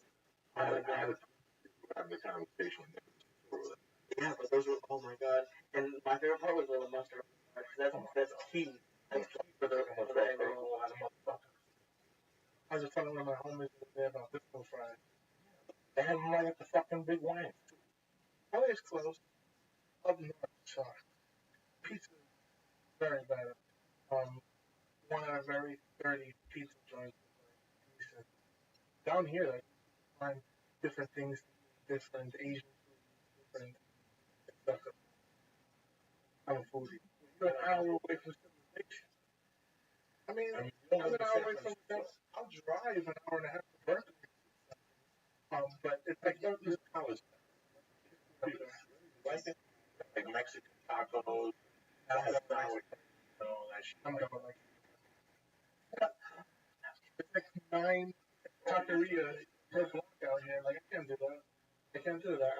I go to the Thais, especially college, an Asian college, like Berkeley. Yeah, Thais really good. You're in like You like that? Oh, training. I came. You gotta go with somebody like me. I don't should go with nobody. I don't even walk. We gotta get high. Okay. Made somebody change your meaning. You're hard like that on pad thai. I'll go to pad thai. I eat pad thai shrimp. And I eat pad thai shrimp. Right, but sitting next to a guy that's gonna put coconut milk. Have a heart attack. You understand me? I'm gonna crush some motherfucker that eats stuff with curry in it. I'm gonna have a heart attack. I'm gonna crush some barefoot. Go all black from walking around all day, not washing his asshole. That's why I can't eat it. Because I don't want some guy curry next to me, barfing, fucking goat milk and shit. I need that coconut milk in my soup. I'm civilization. They don't fucking claim the savage coconut milk in my soup. Shit. Fuck. What, Lee? What? I know you're. I'm good. I'm tip top Magoo. Beautiful. Those jabs are interesting. That's what I'm saying. They sneak up on you. They fuck not it. They sneak up on your throat. I'm all. Got a pubic hairs. A little rushing. Normally they taste them out, but Dog was making nervous. Fucking flashback fighters. PSA things.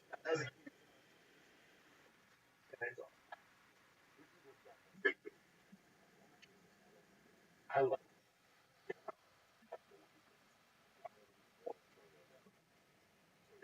I don't know if I like it. I like it. I like it. I like it. I'm just, you know, I stopped eating edibles. I noticed over time.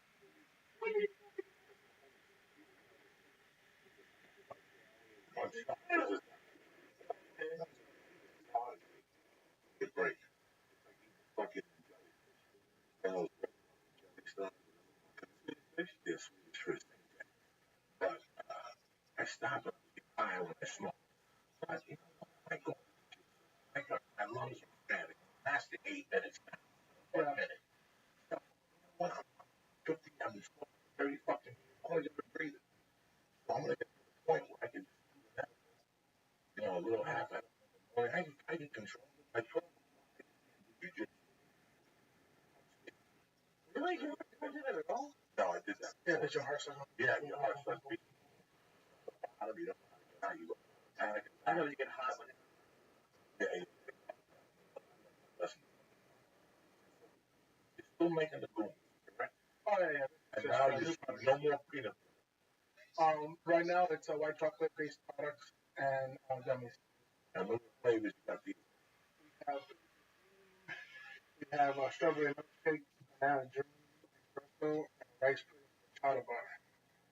Now let me ask you this for chowder bar. Yeah, 250 Pack. not enough food. How you feel like you fucking. I love it. I love it. I And love lunch, it. you can see the Yeah, smoke it up. that's the other thing. With the edibles, it's like anything else. You build a resistance. You can bag the stars, 125 weeks, days Yeah. straight. I don't fucking see the stars. I don't even want to fucking see the stars at night, shooting, whatever the fuck they are. So, Fuck stars. I like switching them up. My brother can only have half of one of them. And he's like, if he has a whole one, he's like wasted. Done. I do it. My buddy has eaten 6 and 7 of these. Oh, my man's a fucking savage. Yeah, but he's the only one that I've ever seen that can do that. He's crazy. Ridiculous. Yeah, he's probably gonna fucking down. Other people, other edible companies have done that. Can't get one. Have they figured out like what it is that makes it different for every person? Because there's always that one person who comes to a show and was like, I had 2 stars and nothing happened. And I'm like, well, that's They killed me. a bunch of people have said it to me, and it's just like I wonder what it is. Is it like something in someone's body just doesn't like react to THC? I don't know. I've never really looked that up. That's a good question.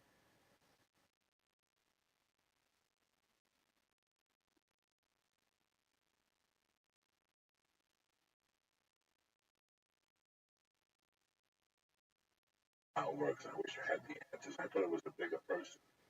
I had a friend that said she get high. I've had a Mango. If you any kind of weed with mango, you're high. Well, that mango helps you with digestion, helps break down food. That's what they sold me. Pills. Oh, wow. In fact, okay. I would go find a house of milk, and then 2 $10 mango. Whole bottle of Kirkland. Right? But if it's not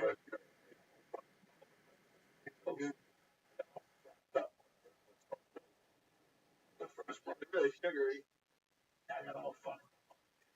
It's first couple times. 1980. First 6 months I did cocaine. I didn't. Why do you? Because I saw everybody else losing their mind. I thought, what the fuck is going on? Something ain't right. One night I figured out I would drink with it, and all of a sudden, I didn't drink with it. I was so high strung in those days. It wasn't catching on. It was weird. Once I started drinking 2 years, then doing it was fuck. I would recommend anyone do that. No, fuck nobody. The fucking point. Fucking blood. It's funny, I got a lot of my emails. Email, computer, phone, computer. I'm growing against the old emails. So, I gotta tell you, the last 3 weeks, a lot of fucking issues. My friend, you know, I said,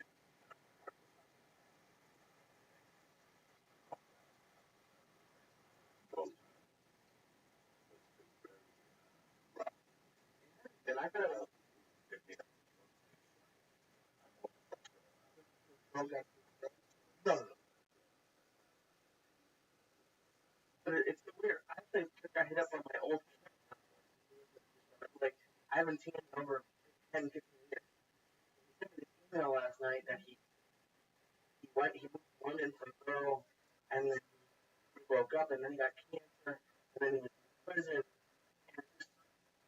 and now he has his own company in Portland and growing weed. But it's just amazing how like quickly like bad things like stuff like that happens to a lot of people. I feel really bad. Like whereas one bad thing after another. Like you never see like I've been pretty lucky. I mean I've had some ups and downs.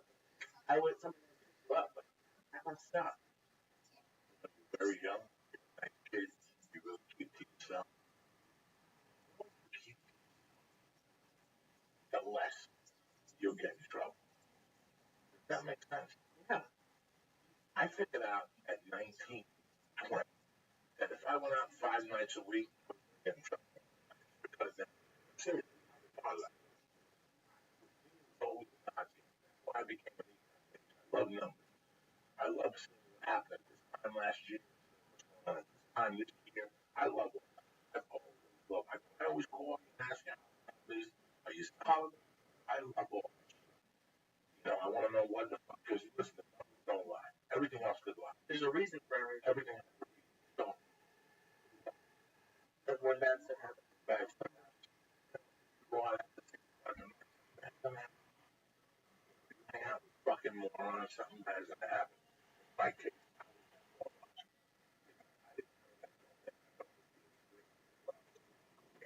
that was the time I did that.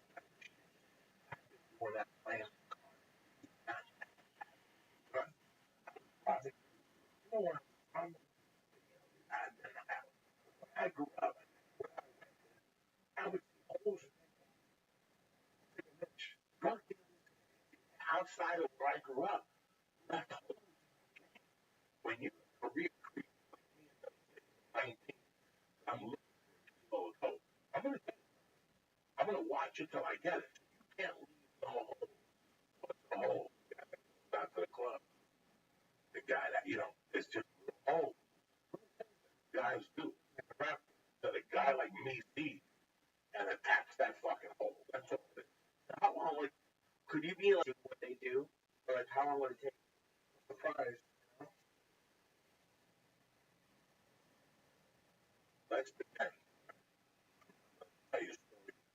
Say no name. Down in Colorado.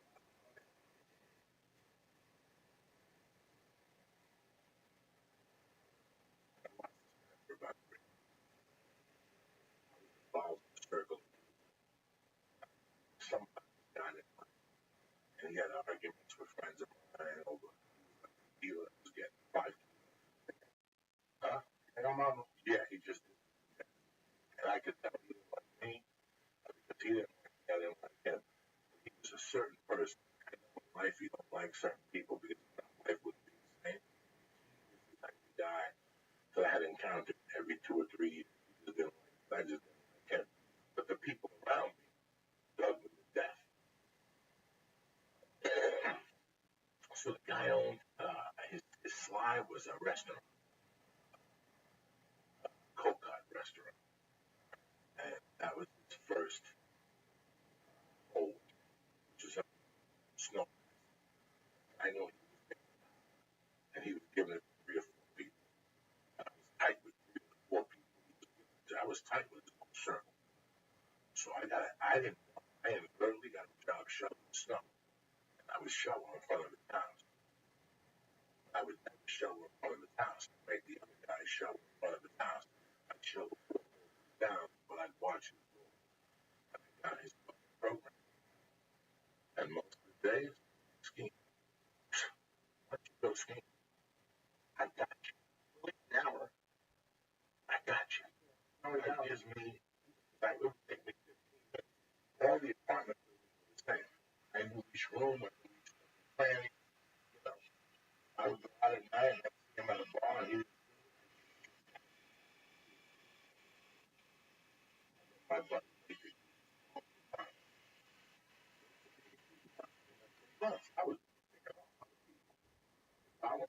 I was saving this guy. I was gonna. But I knew how crazy I was. I knew when I hit him, it was a shitty. It was a shitty. I knew he was confident, but there was a shitty. That's how I got away. My mother died 3 years. Let's see how time I wasn't weapon. Just a yahoo. Like that. Untwisted and shit. I had no idea about shooting, but I knew I didn't like this. I didn't like him to become personal. So the first time I hit him, signature. Just with, Once wasn't. do you ever like? But the other thing I was doing, since it was a small community, I was everything. I was leaving. Oh, You're choosing them? I'm a professional torturer. So I would come to your house, and instead of clipping 50 bars, I clipped 20 of them. Now it caused controversy with you, your brother, your grandmother. Somebody took these 20 fucking Who bars. comes in and just do 20? And I would listen to the street. I would listen to the bars to see what people were saying. There's a lot of times I would rob a guy, had too much pride to go out and say somebody robbed me. And you rob a drug dealer and they think they're cool, but they ain't shit. They're just a college kid that their dad lent them $5,000 to start a skateboard company. They get into the powder business. Those are the pigeons I was looking for. Those are the pigeons I was looking for these days. You follow me? So I would clip those guys. Now I wouldn't clean you out. I wouldn't clean you out unless I didn't like it.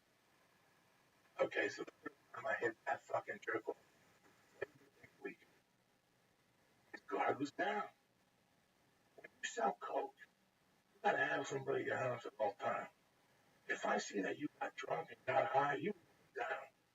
Your game had to be super tight in my fucking world. Because if you were out getting coked up or whatever, buddies days got old. I mean, when I lived in Colorado, like I hung out with guys in Jersey, kind of crazy. Colorado, I picked three friends. I was being I was out of his mind. He grew up in Fayetteville, Carolina. The son of rain down there. So he was crazy. Kill him. I'll kill him. Fucking, you know me, dude. I almost killed my stepdad when I was fucking 8. I seen him smack my mom up. This dude was crazy. So I had him in Colorado. I had some crazy guys in Jersey. I was out of my mind because of the pain in my world. That was what I knew I was feeling. I hit. I found that hiding shit.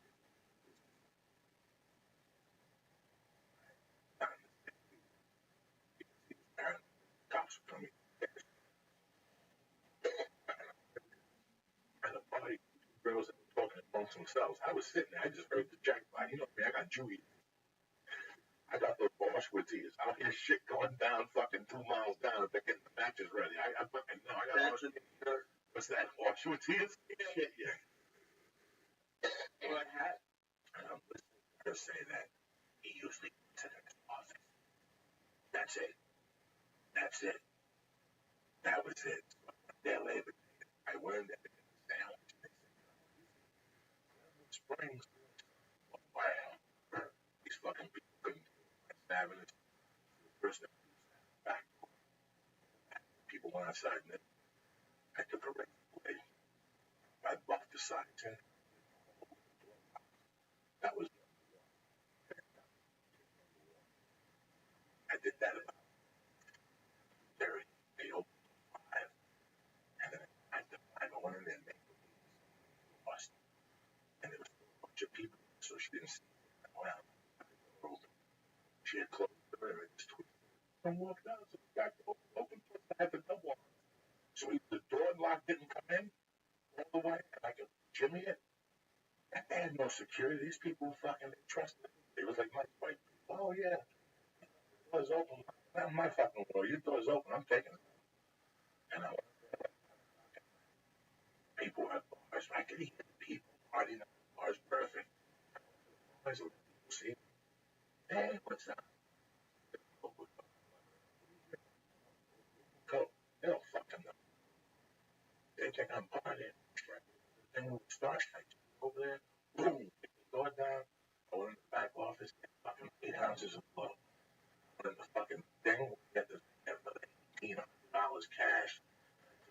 Another 2. I couldn't fucking sleep, guys. I just kept doing bumps in the back of the room. I couldn't even tell my room 4 ounces. Whatever the fuck I had. How excited was that? Oh my God, at 19. You know, and I knew this. And I was rich. And at the time, I didn't spend much. I was robbing folks. So the dude I worked with, condo. He worked for a company called BPM. So he was in charge of condos. So I would go over the condo. Who was out of town, I would ask him. And he would tell me to stash shit at certain condos because they were doing work on them or they weren't doing work on them. You understand me? So I took next morning, I got up and I told him, I go to this jewelry piece of cash. I don't see cash. And I took $1,000 cash. I took a bus and I went no, I wanted to get. I waited until Wednesday. I went to Glenwood Springs for the stereo without the radio. I didn't want the radio, so I buy an amp. Okay. I put an amp, a double cassette deck, and a pair of speakers. That's what I spent my money on. I got the 1,000. I bought the stereo. Forget that. I bought my Donna's first CD. Did you see him after that? I saw him after that. And it was the community that they got up for cash, kicking. You motherfucking wisdom! Look at it. Of course not. Have you ever Made inquiries about it. But I have a lot of people did that. I was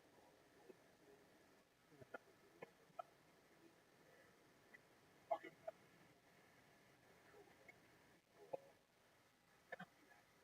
very jacked up. He just out of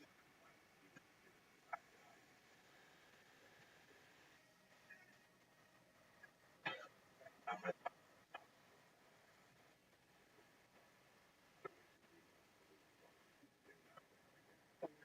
party?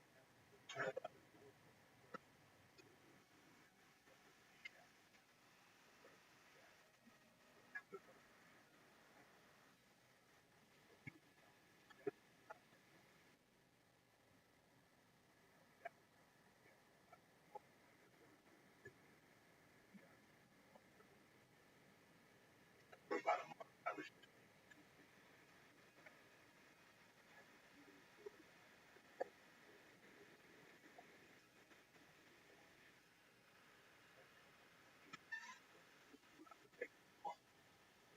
so I found really by that moment make a fucking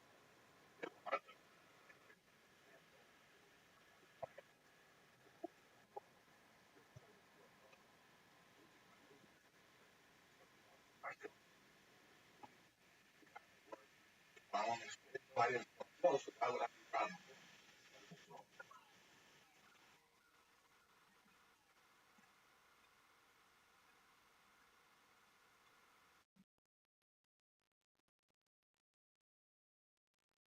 They put everything and everything down. Right, but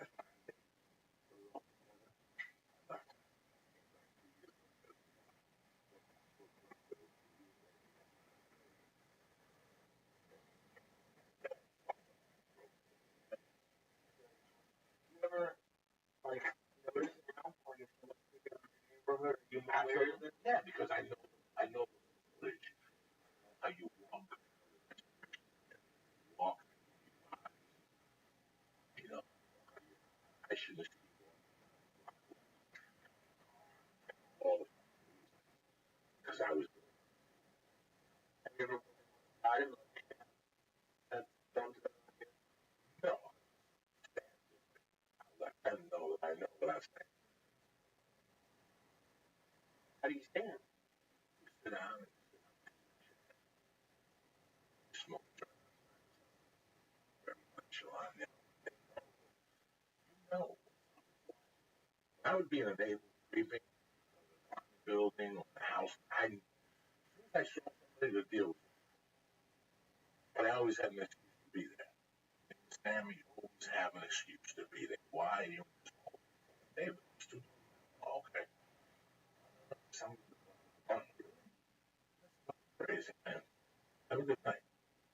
You have to have reason to be back there. You just can't say, looking for my friend's apartment. Dead. You know, I have to have, why you in the neighborhood? Why you in the block? Like I did that with my mom. Should have. Oh,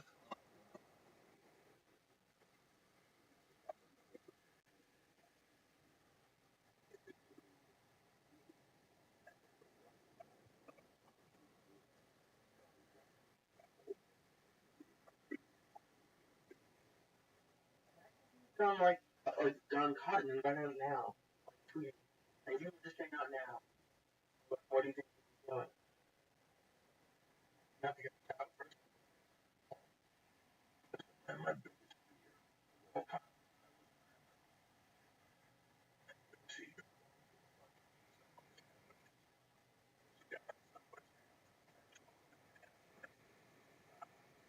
on that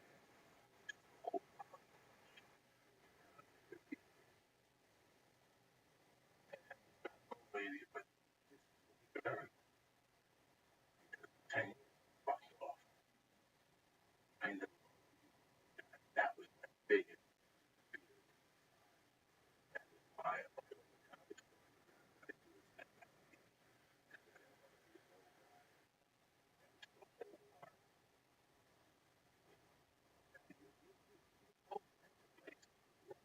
Putting everybody down. But a man will let their life pass before their eyes. Get it? Let it get it. It's a party. And it goes by. That hot chick ain't that hot no more. Now she's a sperm her ass addicted to good. She's got 1,000 fucking years of pain in her fucking sleeping with men or what the fuck they're doing. The guys fucking dude and with a tattoo, you drink whatever the fuck they were into, and now you're in a subway stand as an assistant fucking manager. That's reality. You've seen those guys. You've seen them fucking do. And you don't say that, you don't judge, but you know what their past is by looking at it. Somewhere along the line, they fell asleep at that fucking year.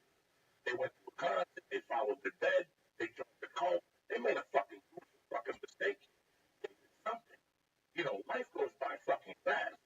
You know, people in town get angry.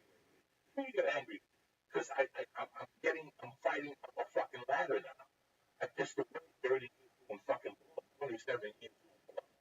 I'm very happy to be where I am. I did something with my life. And guess what? I could have done much more. I threw away 20 years of my life. So, and you know, like this, it went by like that. And that's what happens to those guys when you walk into a stuff where you know they're home the fucking way. Okay? When a guy's that same fucking 1962, you know, and he's not I ain't mad at him. I was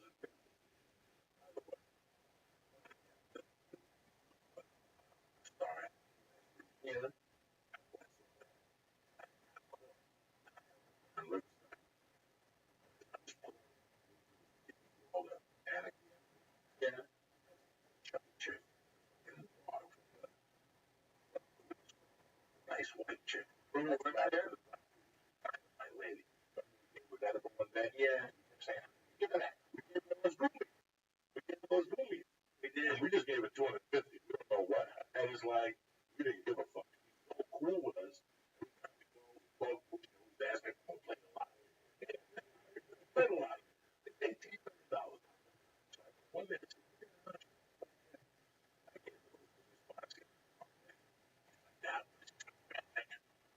so I saw her last week, and she was going to the truck, like, okay. I go,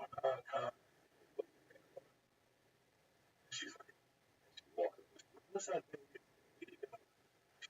Oh, shit. I'm doing that. If he's not, that's what Okay.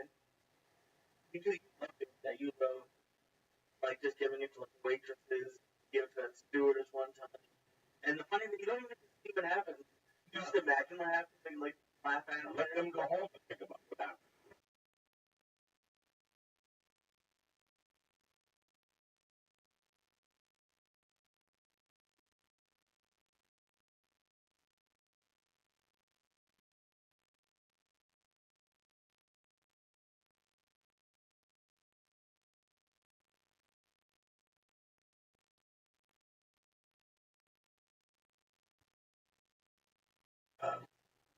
I thought I had more money. Looks at an apartment, nothing, armrest, there was $5 bill. Same. Like, all right, I'm going to 7-Eleven, go to Bank of America. Bank of America, walking down the street, no t-shirt, shorts on, dirty, and something was 10 o'clock. It was 11:30. And I went to the Bank of America. I'm not going to money out. Catch up. They don't have to catch up. You slide out. I had those 2 t-shirts. Then I sent me. I had 2 t-shirts in the arm. I had $6. And I pulled out of the bank. I couldn't find it before it disappeared. Most of my look, at the Bank of America, they have those little benches. Yeah. Now I know for a fact if I give them the thing, I'll let them into this business. You know what I'm saying? Like you need a t-shirt. You don't Yeah. So I said, I'll get a t-shirt, I'll get a $5. Laugh. No. There. Runs a whole fucking POW. What's up, man? You're not going to shoot, are you? No, I'm fucking shoot you here. T-shirt, I put $5. I didn't say there was $5. T-shirt. Thanks, man. Now you get up the sundown. This is really cool. And he goes, I just did it. And I don't know why I struck him. Thank you very much. Bye. I get the sundown. He walks away. Hey, I give you some advice. Why? He goes, don't believe a word Tipper says. And he just walked away. Well, typical. Did he fucking tell me? 30 at night. And as he went to walk away, a cop went to make a right no more. The cop's like, fucking, oh, here we go.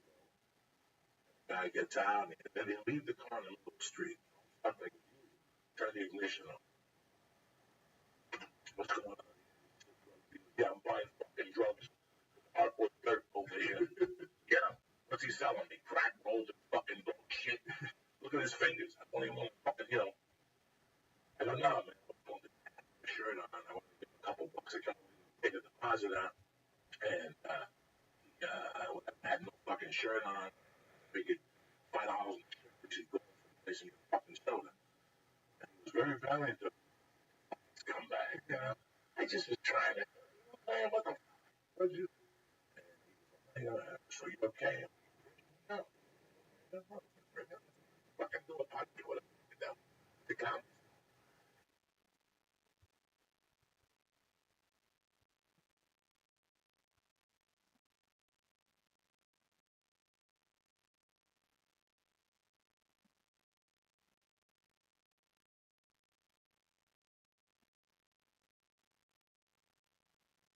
This joint, a joint with hash nut that they gave me at the week, but it's not that other shit.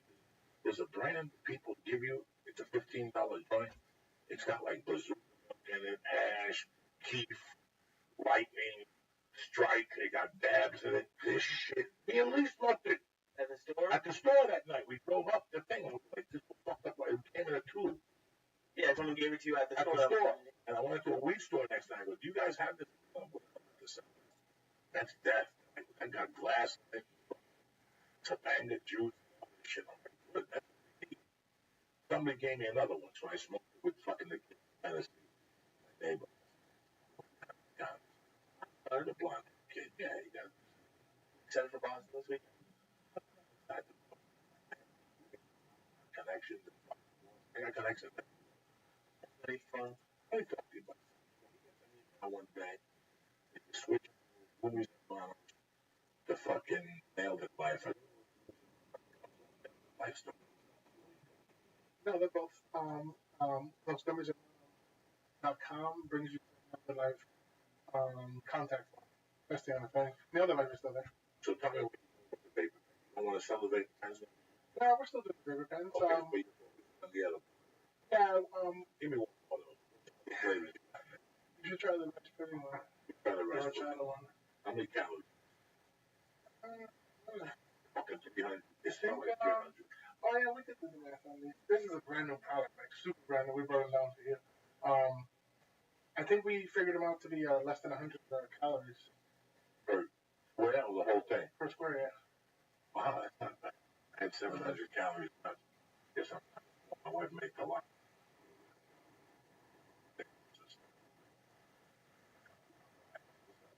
Piece. Edibles. I have the edible and then I smoke this. That's it? I don't think you would know. How are you going to sell it to them? Oh. Give this thing a bubble. Okay. I won't eat that. That's yours. You have to use it. Not eat it. That's your people eat that. That's the China. Crap. That's what it is. I can't tell. Fuck right now. What do you got to do? You got to Survive? Survive. You're going to go home. You're going to watch the black and the orange. And you're going to knock yourself out. That's delicious. It is. I'm fucking high. That's okay. Eat another piece. That's good piece. Fucking guy. We're trying to expand down here down the LA market. We're trying to get into clubs. So where are you? Right now we're in California. That's it. We're in a couple of spots in Oakland. Mostly patient. We deal with people that just buy a bunch off of me. It's a nice fucking thing. Because they're great. Let me get some China juice. You know what the thing about edibles is? About a mouse, you just put down like 6 of them right there, and you name like another 6 edibles that you had in the last week, and you like them all. They're all delicious. Go mouse. These work. Yeah, some of them don't work. Some of them don't work. Some of them do work. Things the guy dropped them off. Ones. You know what? Edibles here. Guy dropped them off. It was terrible. I gave it to Lee. That's how I know. The Jolly Rancher one? Big lollipops. Yeah. When we don't get high. Candy's rough. You can't over medicate candy because you got that in your mouth for like 15, 20 minutes, and you're sucking on that whole taste of candy. Yeah, no, it needs to be like 2-3 bites max. It's got to be right down for it to be a strong candy. My favorite are the gummies. I love your Louis Hermanos. And it's like, they're just like the perfect amount. And you can even just, like, if someone new, bite the head off and be perfect. When I first got my license, which had to be maybe 2005, 2006. The pot license again? Yeah, that edible game was completely different. They were huge, Lee. Huge. You had to eat a fucking chocolate cake to get 100 milligrams. And there was no standard for strength. There was no standard. It was horrible. For the Ralphie made, I love him with all my heart. He would buy s'mores that were 200 milligrams. Like, that was like the highest. Like 150, 125. There was no cheap. There was nothing. It was like you had to buy big things. Cinnamon muffins. We used to go to the place next to Duke's on Sunset Boulevard. You know the Duke's right next to the Whiskey and Go-Go? Yeah, of course. That's the first thing that I walked into. They had the vending machines. Those black dudes didn't give a fuck whether you had a license or not. They had great shit. They really did. That was great fucking medical marijuana. I had to in it twice. I knew that because of the bodyguard, Eddie Griffin, or commies, they did security. Right, this thing will come in and check out the operation. There was $8 for $85 fucking dollars. That's a lot of. That's a lot of dollars. The place is doing that nowadays. Yeah. Door Boulevard, Hollywood, Sunset. You still got places selling your weed for How much is it supposed to be? down the corner, $35. Oh, fuck it. I get an ace down the corner, killer weed, $5 fucking dollars. They're tremendous. I was spending 100. I was spending 60 a day in Hollywood, and I spend 20 a day in Nevada. If that. Because I'll buy one of those dates, fucking $35, $40 and smoke. And I have high tolerance. So the Ferrari, the fucking Hollywood, fucking his tolerance has gone up though. But this is different. Right now his eyes would be bumming out of his head. He's spinning. He's not doing that. this is the oil. This is I'm the right on the different- edge right now. What I can see is that your eyeball, your skin is red. Yeah. But your eyeballs aren't popping out of your head. You don't look Chinese out and shit. Yes, I do. Look at those eyes. No, look how good cocksucker. But as your tolerance goes up, you panic. You don't panic as much. I didn't panic before, but I took a lot of. You go into a panic. He would continue to panic. Yeah, Right? oh, this is gonna happen. I get raped. The girl, this is not, you know. Now you just said, fuck it. Now you just said, fuck it. What do I do? Fuck it. You don't have to get right. And that's what it is, you know. People, I still know bump into people. Last time I had a pot company, I had a bad trip. What are you talking about? What trip did you fucking take? It was a bad trip. What fucking trip? What trip did you take? What acid did you do? You didn't take no bad trip. You know what happened? You fucking went over your head and you didn't prepare yourself or you went into a scan. The thought process. You know, that's why I don't the edible because my heart triggers and you start going, it becomes something else. It's not just we and Joey out of here. I'm having a fucking heart attack. You're getting asthma. Yeah, you're fine. It's tricks on. And that happens when you're sober, but when you're fucking high, I can only imagine. It happens sometimes when you're oh, it happens to you when you're sober. Fuck yeah, in jiu-jitsu so far, sometimes we're like, And you're thinking, oh shit, this is terrible. yeah. So I can't even imagine being high. What do these go for? These go in the club for like $15, $20. depends on the club. 250 milligrams. They taste delicious. 100 calories sugar. Yeah. So you have sugar in them. So you can't give it to diabetics. Yeah, I'm like gluten free, and we're working on different things. That's the thing. Listen, man, I knew a diabetic dude. His wife would buy banana bread every week. They would banana bread and do yoga. They would have maybe come to the house and do yoga. She'd leave. They probably fucked that little yoga person. Who knew what the fuck they did? You know, they were older couple. And he was telling me, I met him at the weed store. Going in and buy a fucking loaf. So edibles, that's what I'm saying. The edibles are. Yeah. Joe I prefer Rogan. them. You know Joe Rogan. Tell you what happens. They get the liver, kidney, I don't know nothing. I know you this 25 minutes you're thinking of cheeseburgers and subconscious. That's all I fucking I don't know what happens, how the system breaks down in your body. I really don't. I'm ignorant fuck when it comes to that. I prefer it as like a smoker. I feel like the high is better. You don't smoke that much weed. Yeah, but As I've seen you more, 7 out of 10 times I've seen you eat that. hell yeah. I know. Like tonight we smoked. It's very rare. We never smoke together. No, we smoke like a joint almost every podcast. The first time, the first 2 years, over at your apartment. No, even well, not every time here, but No, we don't smoke every time. Yeah, I don't smoke every 3 times. okay. Every 3 times I come, I bring this out. But I feel like smoking only affects my head, and like the edibles, like my entire body's fucked up. Makes you stop. Anyway, own price. You still doing price cake? Hell yeah. But no, Last time you I've been out of them. No, I know exactly when. It was last Monday, and I ate an entire pack of caramel rice cakes after the podcast. That's 600 you calories. said that later. So what are you trying to do, bro? You've been doing it now for 3-4 years, so you're succeeding, making a living. Yeah, You and your brother are making a chirping way, which I love.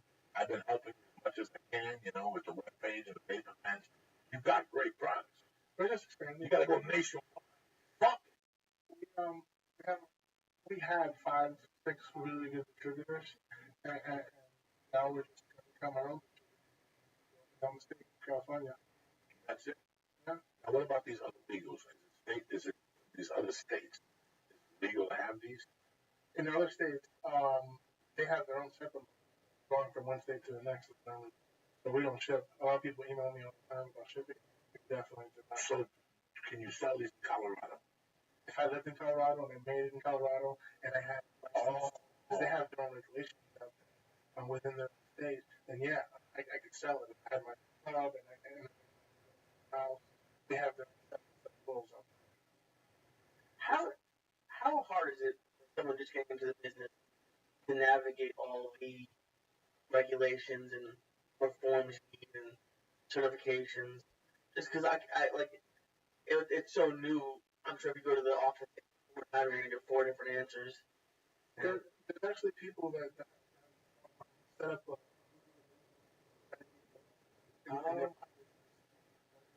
lawyers and cross every T. Yeah, I don't know. There's about that every single law have to counsel whatever. People that I met that have started edible talk show always say back to they just haven't for years bad. You think what the fuck you do when they lost their job, but they started making it. Fucking dummies. Torture how to make them, I don't fucking know. You know? R&D, and I come from a line of I'm not cooks. She cooks boy or every anything positive. That's I have that. I love to spice things, try things up. I cook for my cousin on Thursday night. But natural that. Honest. Is it too expensive? No, that's our recipe. We found similar recipes and we like merged like 4 or 5 recipes. And that recipe we've changed it over time. Like people are like, hey, they're a little tacky. Hey, they were a little dry. Like like all in the process. But people that told us what they were.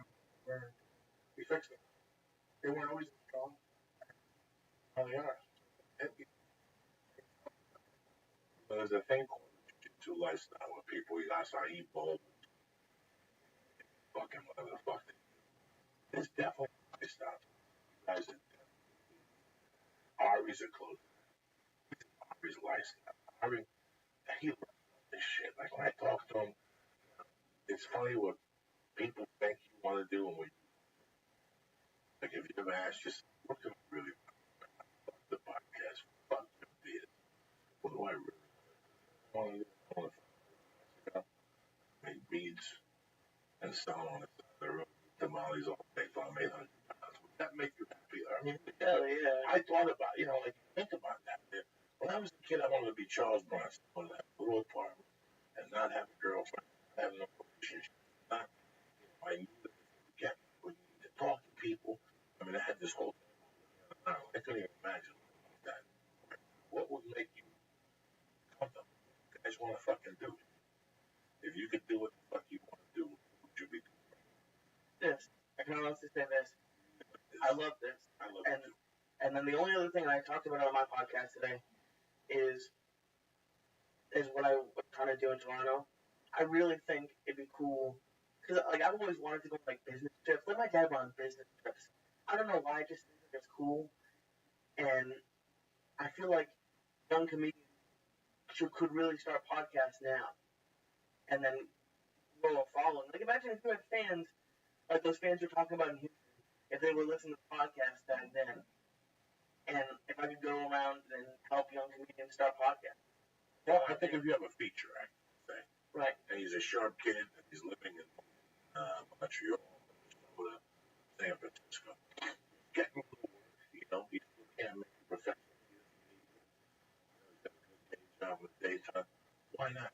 Why would you be involved in a podcast? And every listener counts. Every week you get a new listener, and you flourish. And after 4 or 5 years, you're ready to go on the road. These people are listening to you. You're going to come in patient with them. You can email them back and forth. You have relationships with these people. In 3 years we've been doing this podcast, I have relationships with a lot of listeners. That Dante Gazzini, there's a lot. Dante's a good guy. He's a good guy. There's a lot of people. John Cutler, his wife. I mean, and Constantine Rain. Probably the day to get Jordan Wheel. Tommy still last fucking game. Edgar. How with them? Online. Support them. They support you for the pick. Whatever it is, it's become something else. So, sure, young comic will benefit from talking to you the same way. You have a set of things that work for a podcast. They want to learn by trial. Right. If they really put their heart, this is what they want to do. This is just another aspect of being a comedian. Right. This is. I'm gonna make that career, but I see what it does for me, a guy who does sound and then I talk, but I'm not gonna. I don't have an outlet that I'm trying to bring people. So yeah, I can only imagine if I did, and I've been doing it for 2.5 years, what I could be doing. And it's just, I don't know. I just talked to Johnny Okay, and he's just so cool, so nice, and it's everyone's so nice to you. Like everyone, like there's a couple of jerks, but like you see all these people, and not that they're struggling, but like I've heard you talk about it, and you can see when someone's poor or something. Like why would you want to help someone if if something like this just talking could really help their career? Have you owned Johnny Okay? Guys have it. Names get sort of comic come up. You're all not all the comics. You're all the same special. There. You're just about to snap onto what you want to do. Just a real that. Yeah. Some people it takes 3 years, some people it takes 10 years. You're at that point right now. You got a couple of products. Small time. Companies. You could still peanut butter if you have mass production, and you could still get a lot of products. Right now, this is the time. And if you notice, also, I first got my license. There was nothing like this big. Chocolate bars to get high, how big was it? You had to eat fucking 2 fucking Nestle bars. They got 160 milligrams. And there was no 160 milligrams. You didn't know what the fuck was. No 80. You didn't get the as we're getting now. And I can't imagine what this is going to go in 2 or 3 years. Where you're eating a throat loss. It's got 8,000 fucking milligrams in it. I used to have Listerine strips that were what happened? Question. Yeah, they I don't were go to clubs much anymore. So they were all over They were down here. Though. Yeah, they I were remember big that. time. That's what Rogan used to have. Those things would light you up. I think I came in right after that. Those things would light you up. They would light you up. They had one of those. It stuck together. Oh my god. It was a 15 times for the whole pack. Oh my god. It was 15 strips in there, and they all stuck together. I had that shit in the plate. I was gonna die. I was like, the trips of my life. get the fuck out of here. I fucking Chicago. Martine. Riddle. It was fucking Martine. Chicago. We all went. Nacho Bob. Bob. And when I get up, my wallet. I in those days it used to be a tremendous life for not from Midway to Burbank. It's tremendous. Guy you attend them in Burbank, Chicago. But early strip. Came in a little seal. Yeah. But stuck to the license. And I thought it was one. I think I saw it broke and it was 2. Fucking 7 in the morning. I ate the sandwich at the terminal. Oh, I had my shirt on. My shirt on. Southwest. In those days, they had the seats that faced each other in the middle. 2 or 3 of those. We had a seat looking at somebody.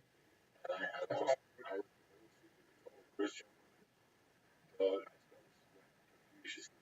I had to take that fucking shirt off. The sweat was coming off my face. What did he wear then? Away.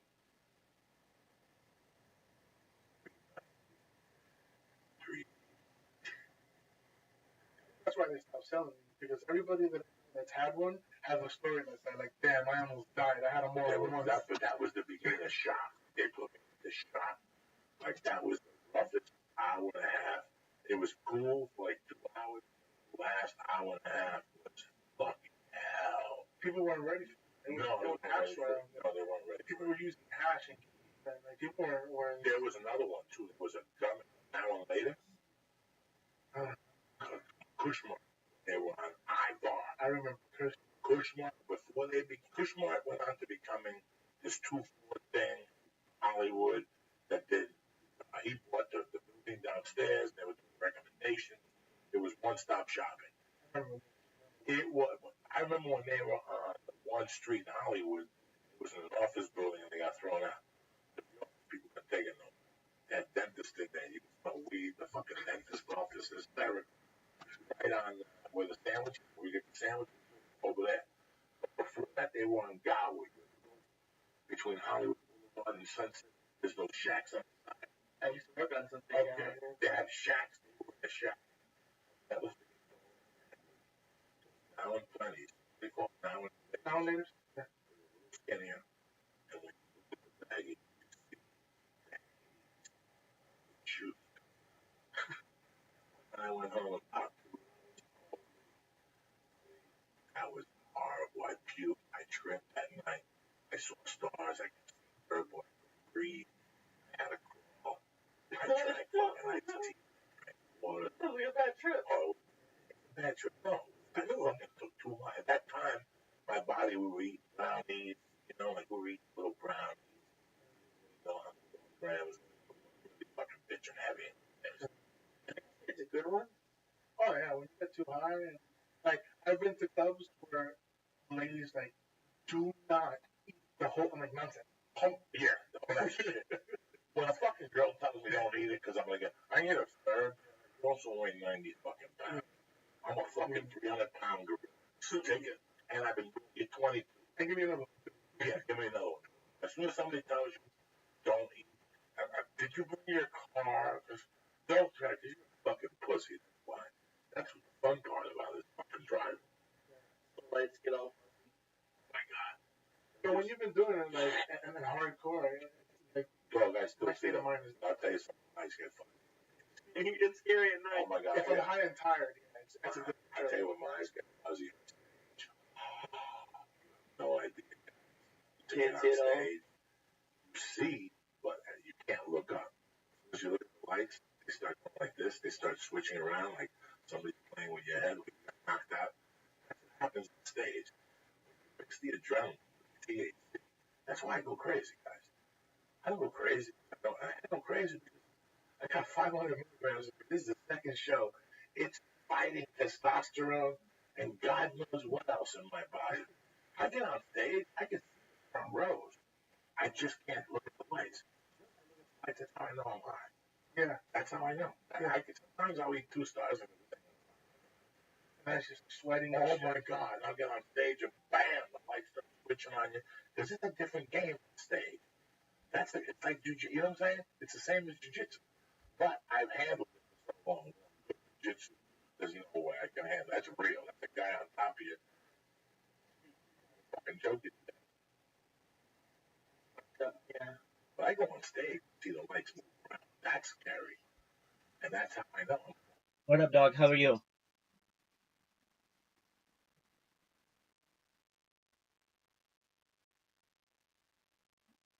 Oh, no problem.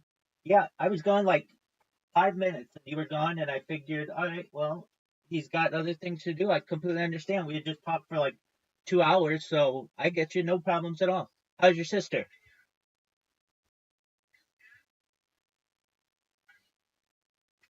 Hey, tell her to get in line.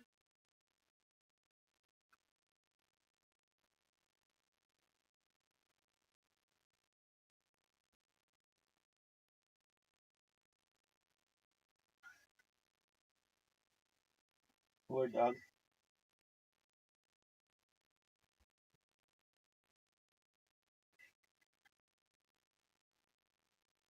Exactly. Uh, what, Big Mike?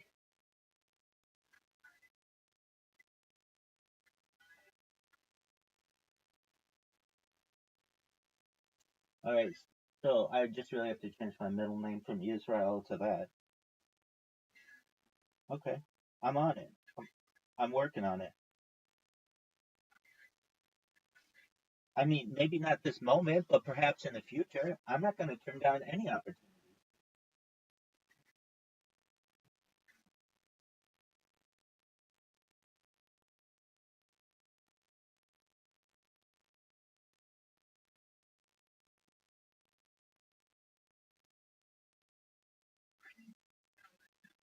What'd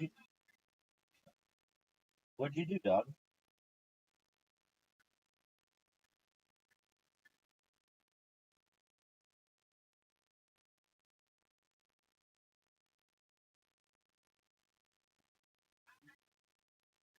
Yeah,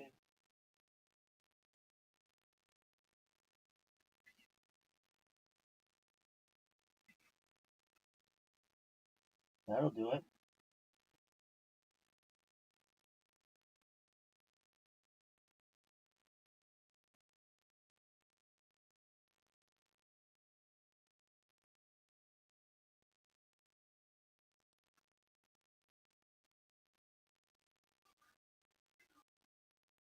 There you go, dog. Did you really meet Joey Diaz twice? That's phenomenal. And he talked about not doing drugs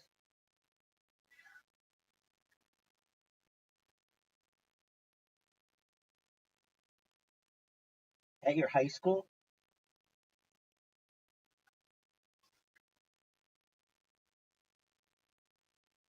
Where'd you meet him the first time?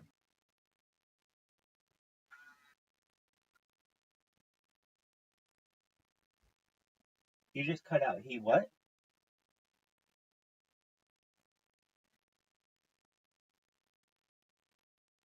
Al, you little bitch. How are you?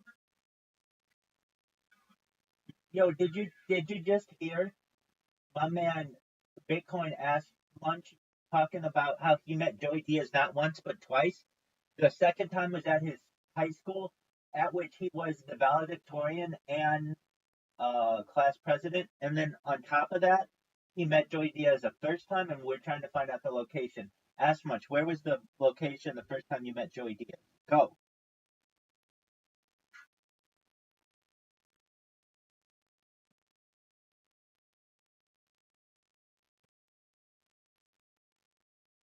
Yo, L, do you know who Hawk Tua Girl is? Hawk Tua Girl?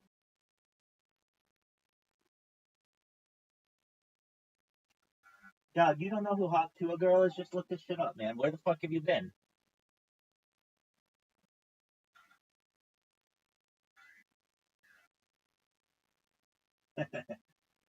Type HAWK space TUAH. This bitch is taking over the internet.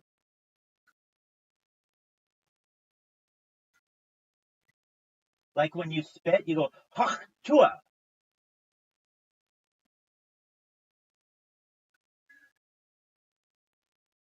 This bitch is everywhere, dog. She met Shaq. She was on stage for the Luke Bryan concert.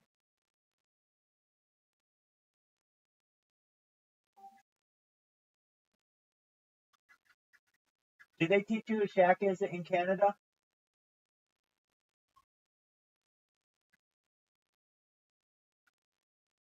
Yeah, exactly. I'm glad you know him as the icy hot guy when everyone else knows him as a basketball player.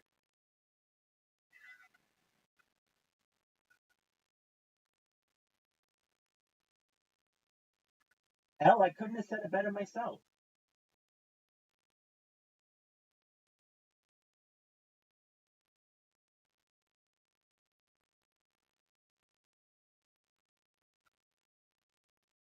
Kicking ass, taking names. Every day's a holiday, every meal's a feast. I've got these fucking robots working overtime, and honestly, these fuckers at Kick keep putting sticks in my bike spokes when they ban my email account, so I have to come up with new email accounts.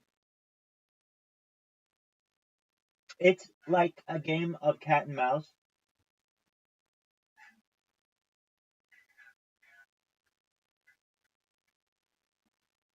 Oh, for sure, dog. They've been doing that the whole time. But see, here's what I do. I use temporary email services because obviously I don't have like 10,000 emails to use. And the temporary email services many times are, they'll work at first, and then Kick will realize that I'm using all these temporary email services, and they'll go in and they'll ban those ones.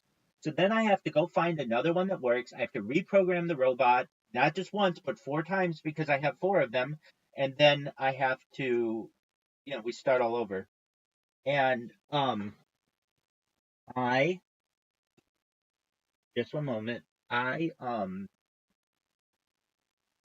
getting better at it. So when before, if they were to do this to me, it might take me like 3 days or 4 days, maybe a week to get all of the robots reprogrammed.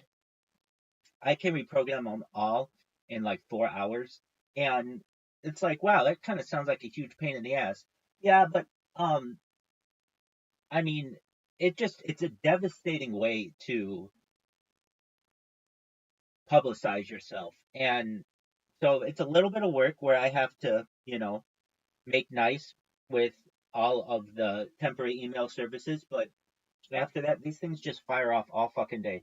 I did some interviews, like I was on a podcast, and I did a couple interviews with just people from TikTok or from Discord, and well, they're kick streamers, but it was in Discord, and they asked me, Rabbi, how is it that you are able to do all this? And I showed them, and they're like, we were in a last recently. They had one of the head moderators who's paid by Kick. They're a Kick employee. They did an Ask Me Anything recently, and they were asked about you, and the question was, what is Kick's strategy to combat Rabbi Rothschild specifically? When this question would ask, it would be like all of the spam that has recently come into the platform, but now they're just naming me by name. And they said, now when I was asked this question, they asked me like, "Hey, do you know who like Sarah Tolfin is?" I'm like, "No, who the fuck is that?" They're like, "Oh, she's one of the heads of moderation at Kick, and she was asked about you, and she said her answer was, at this time, we don't have a strategy to combat it. Every time we utilize something, this person works around it, and so it's a current cat and mouse game between." But that's a beautiful thing to hear from their actual team. Like, we don't know how to stop it.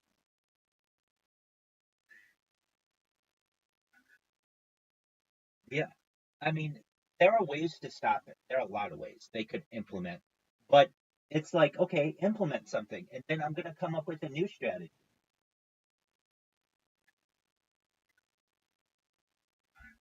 Yeah, they've been banning my IP for a month and a half. That's not an issue.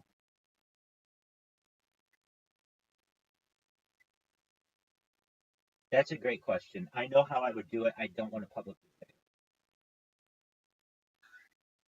That's an excellent question, though, Ella.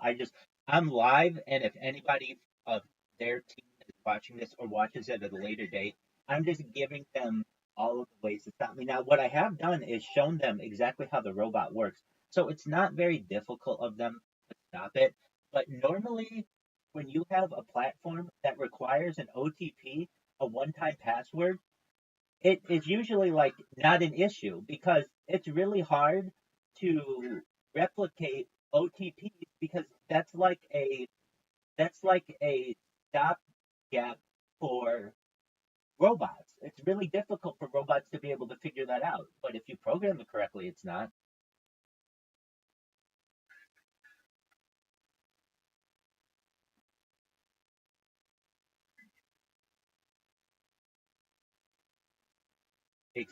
It's, it's very easy for it to do that. It's actually that's not the hard part. The hard part is just ensuring that the email comes. Sometimes Kick doesn't always send the email for one reason or another. So let's say they don't send the email, then the robot just runs a cycle and realizes that it's not logged in, and it'll run it again if I need it to, and then eventually it'll get logged in, and then once it gets logged in, it goes to the front page and is programmed to not only follow the people on the front page, but also create a clip and spam them 13 times before moving on to the next victim.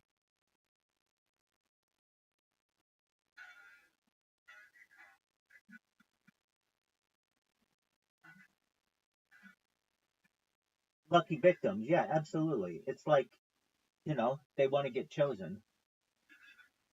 They're the winners. One person winner is another person's victim.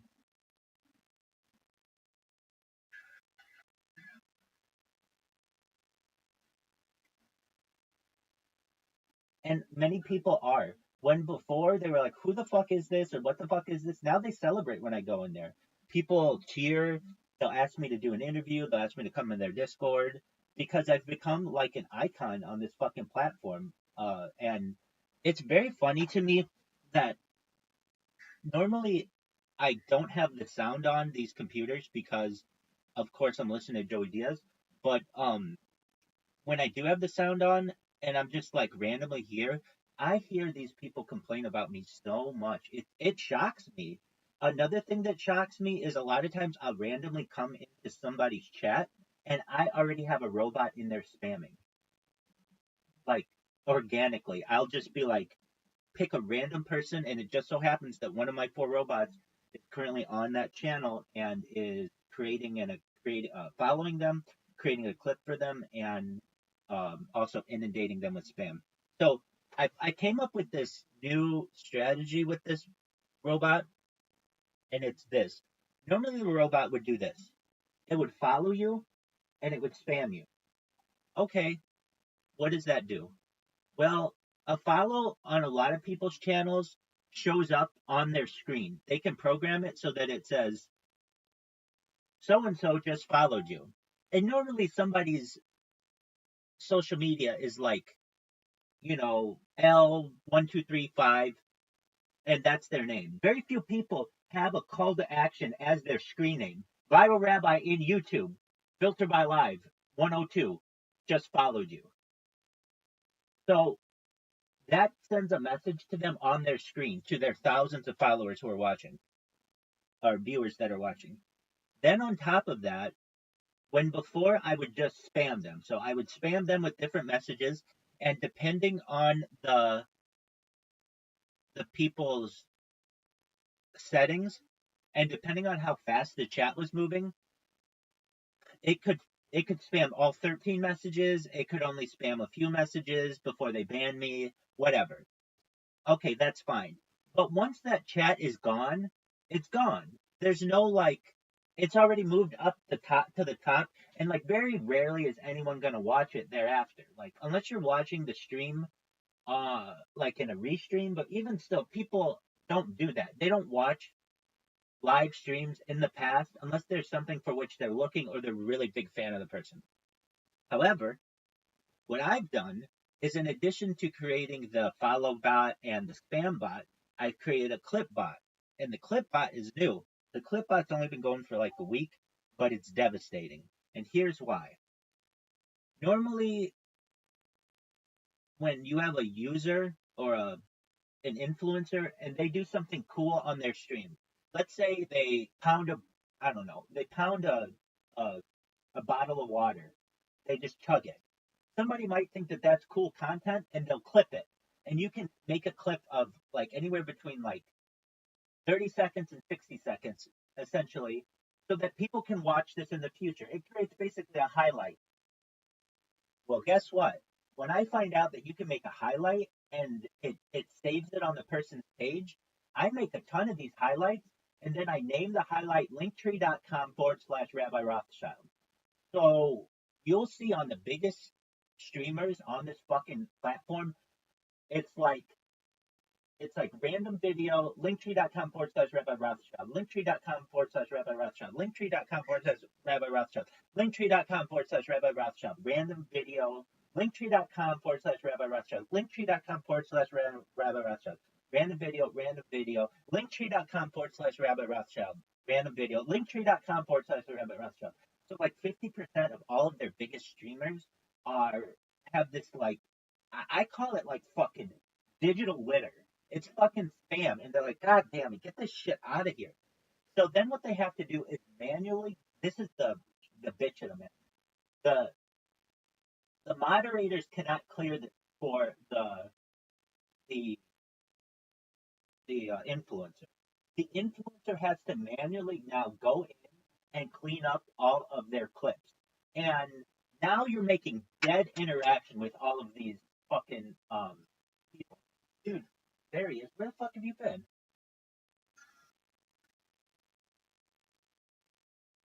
You and excuses.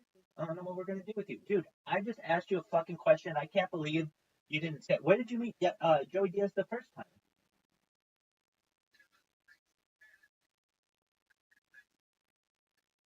What was the location? What was it though? Like, was it a bar? Oh, okay, I gotcha. That's fine. So you met him at a bookstore and you met him at your school. Hell, did you know that Bitcoin Ass Munch got into Ivy League school, was president of his high school graduating class and valedictorian? Let me translate this for you from American to Canadian. This means this motherfucker is smart as fuck and popular.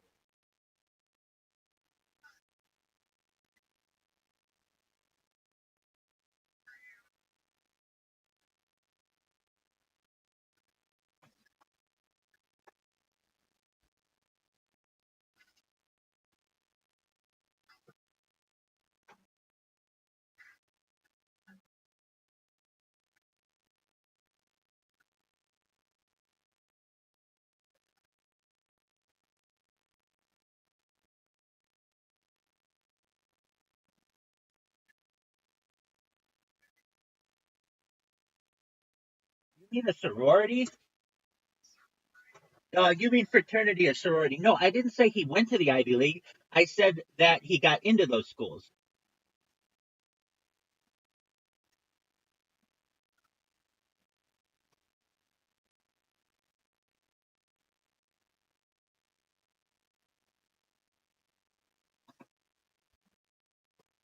I was gonna go to.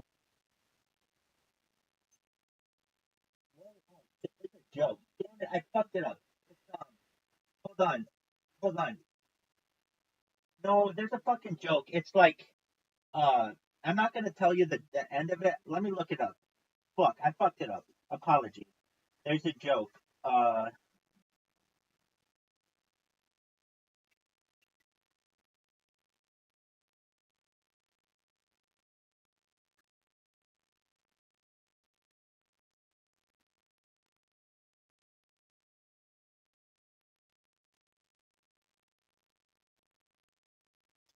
Oh, okay. So I was gonna say this correctly. Uh, I was gonna say gamify, which is AKA grabify. I fucked this thing up though. I wasn't in a fraternity or sorority, so I don't get into all that shit. But I can tell you this: my man, Bitcoin Ass Munch, is not only valedictorian of his high school, not only class president, but his claim to fame is he has met Joey Diaz not only once but twice. Al, how fucking sweet is that? Go.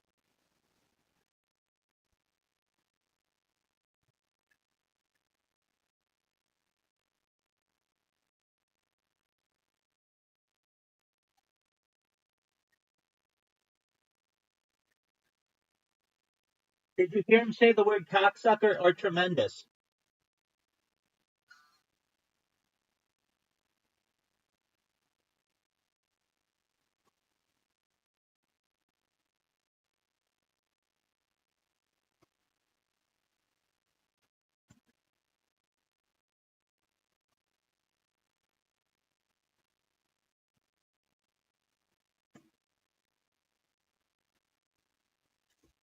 Yeah, there was. It was called Musically.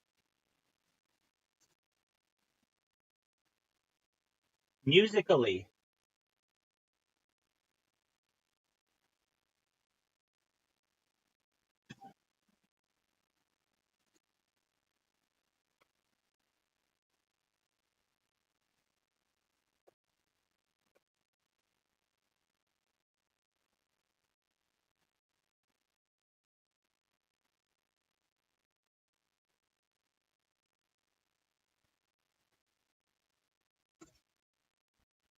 Yo, Doug, do you know the grinder in Jersey City?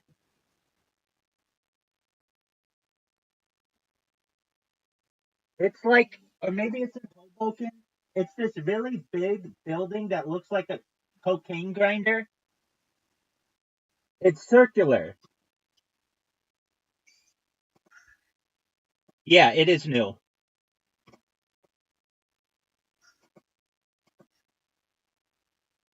That's okay.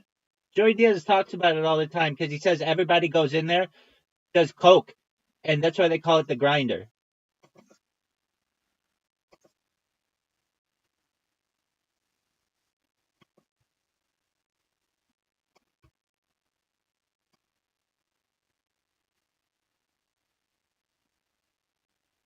College dog.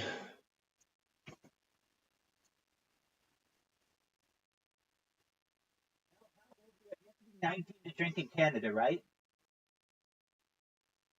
How old do you have to be to suck dick? Can you start doing that at birth?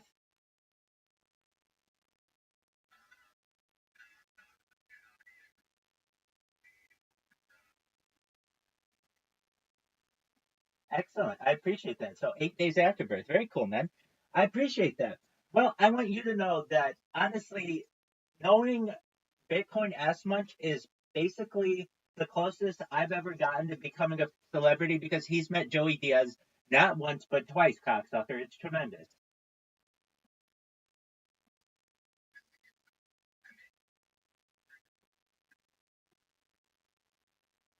What'd you say?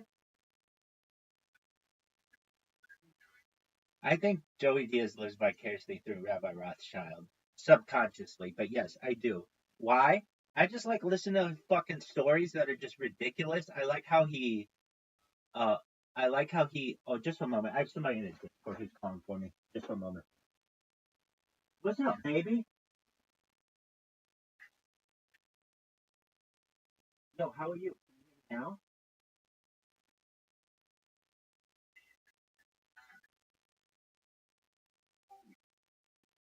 Yo, pimp, can you hear me now? Come to YouTube.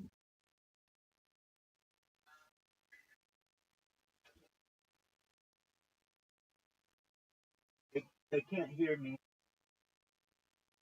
I don't know what to do.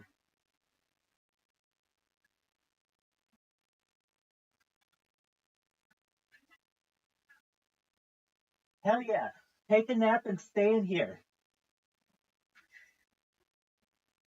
Excellent. Let's listen to Joey Diaz. Done. Can you hear it? Beautiful.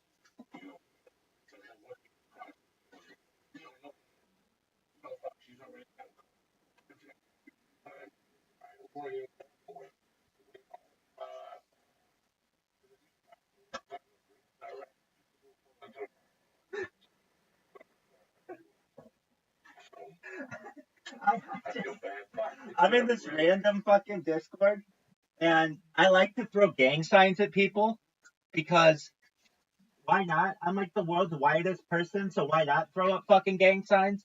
And and people return them back to me, and I just find it hilarious.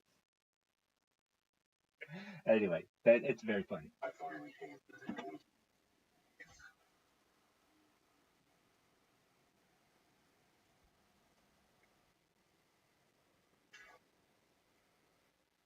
About that this week because it's 2 years for Paul and I in a couple weeks. I'm like, wow, Joey and Terry have been together for 8 times as long as that, and it's just you always talk about like, oh, I didn't think I was gonna be alive till 30 or alive till 50.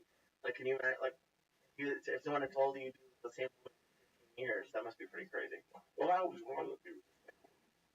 I was I wasn't stick around. I knew I angled right more. I Hey, and I thought people about doing a lot last night. refused to go when I wrote to you saying Really, everything. You that's say that I don't TikTok. want that other That's stuff. great content. Don't really fucking time. It's plenty. Say that jerk off. We're Your done. bodies, you know. Reality. It's not even how much that I thought you wanted to like hooking up with different girls or whatever, but I mean, you tell me, I guess. When you're that much into drugs, do you have girlfriends, or is it more just like hookups every now and then? Or Listen, before Terry, I was single maybe 3 years. No. 2 years. 2 years. Look at me. Nobody dated me. If I had drugs, they came back to the hotel room, things were maybe something would happen. I wouldn't say nothing. My wife, they were on with their life. a great way to live. That's what you want to do. But I was, it wasn't. I knew that for me to be where I wanted to be, and I always thought after I got married the first time, I knew that you see a guy and he's got it together, and he's got a certain look on his face. He's got something good at the house. I'm not talking about a piece of ass. I'm talking about something that comforts you, that slows you down, that really sometimes you see a guy and he's really good looking, girlfriend is not that good looking, or vice versa. It's not about that. It's about what voids they fill. You look at someone like Bruce Wayne, who was a star, and he looked like one of the world. But in all the about living the stopped in the track.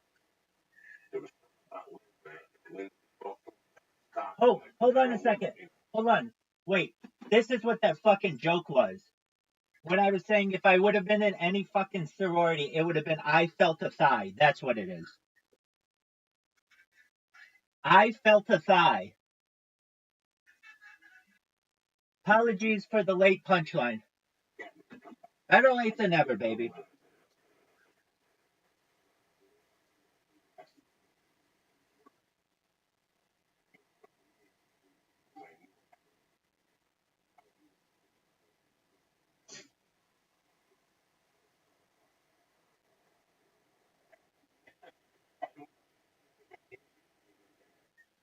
When you were there, you were bitching. What do you think, like, when you first started dating, or what do you think it's going to be? Or did you think about it at all? I first took up with her. She was about 37.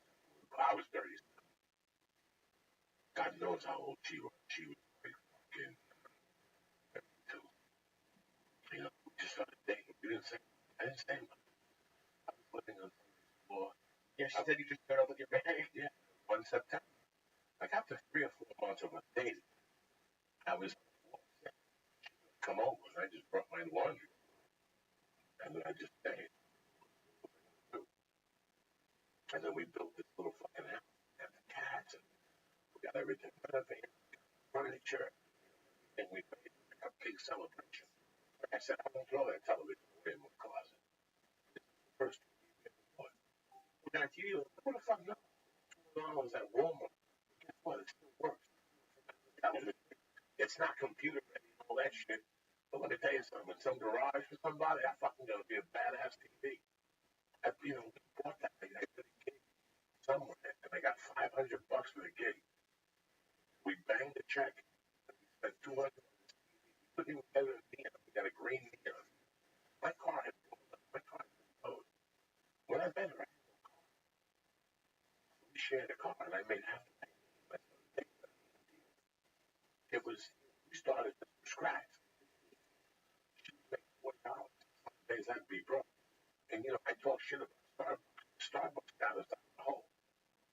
Starbucks got us out of the hole. Starbucks changed it. We were fucking broke in 2003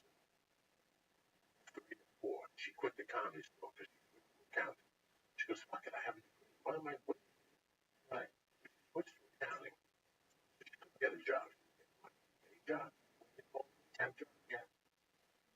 And then she got a job at Starbucks, and they really liked her. They put her in the game. Oh, really? $250 to $300 a day. They're just making coffee? Because that's the game. They were giving $3 a person. Oh. It's the busiest one, the heavy tipping. So we were living off a fucking tip. Tips are the best. How crazy?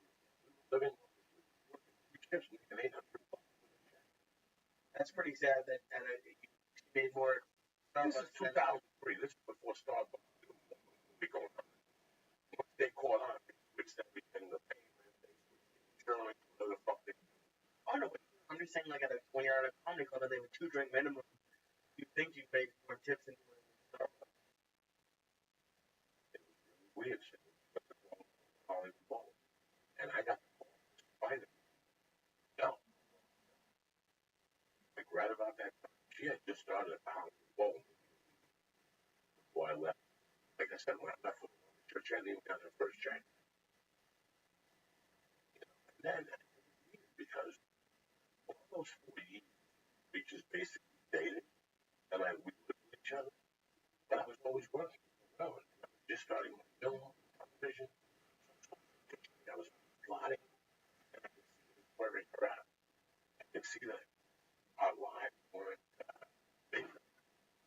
time where you go out on the road with them? Oh, fuck no. This is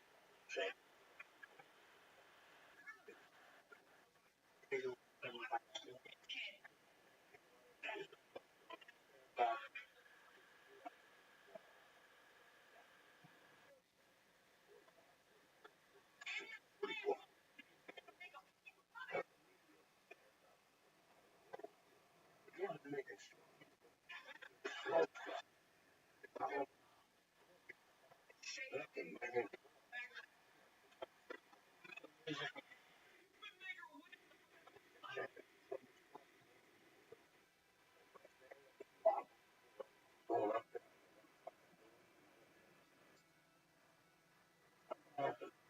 Joint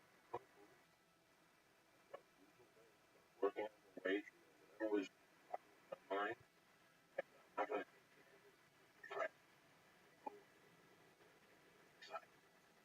exit where I started. The game began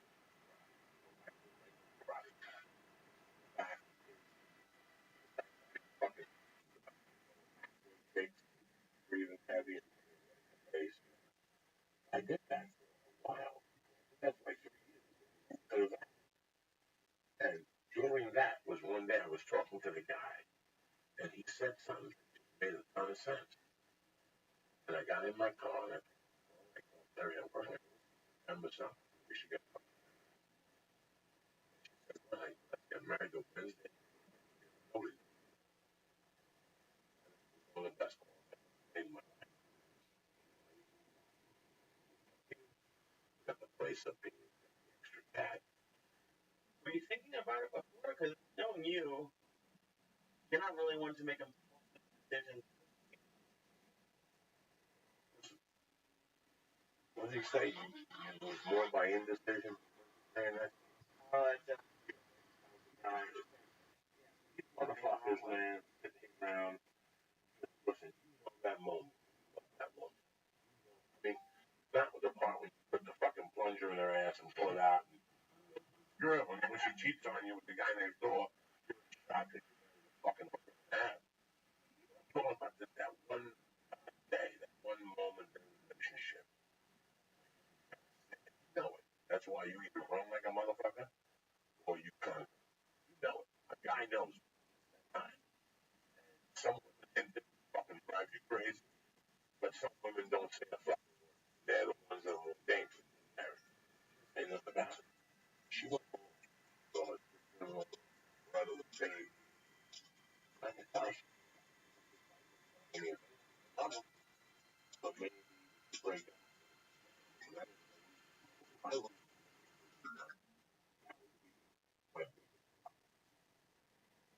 Once? Or, I don't know how many years you guys were together before you got married. No, goof around. They're not gonna ask me anyway. One day I just called up. I called her father, asked him, married, cried. I cried. We got shitty rings. She made the cake. I had a suit. She bought a dress.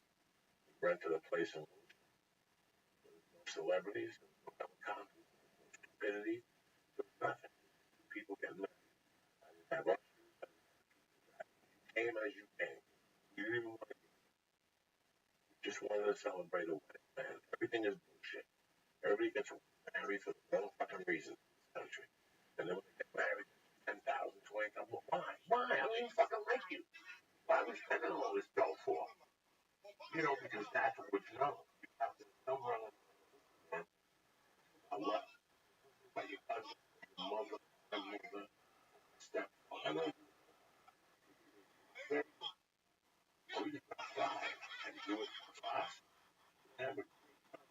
stage one.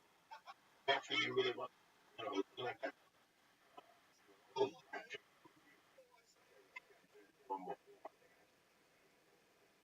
Maybe you hope someone's there and a lot of fakeness, fucking armpits stink under a fucking tent in the summer. And look at them now. She's paying child support. The other one, all those fucking $500,000 weddings to show our love. Everybody's dressed in white like this chick never sucked a dick before. You know, stop. Right there, you're fucking. Why are we lying? Right. Let's just go in there and make ourselves. All right. Fucking great time. And I'm happy. And it's fucking struggle. That's what marriage is. And if you fail, you know, in time in this country where people have a hard time and they fucking down with marriage. Yeah. And listen, I get it. This guy's rich and he's a fucking junkie. You know, you can only get shit. But I've heard couples fail for that reason. Fucking reason.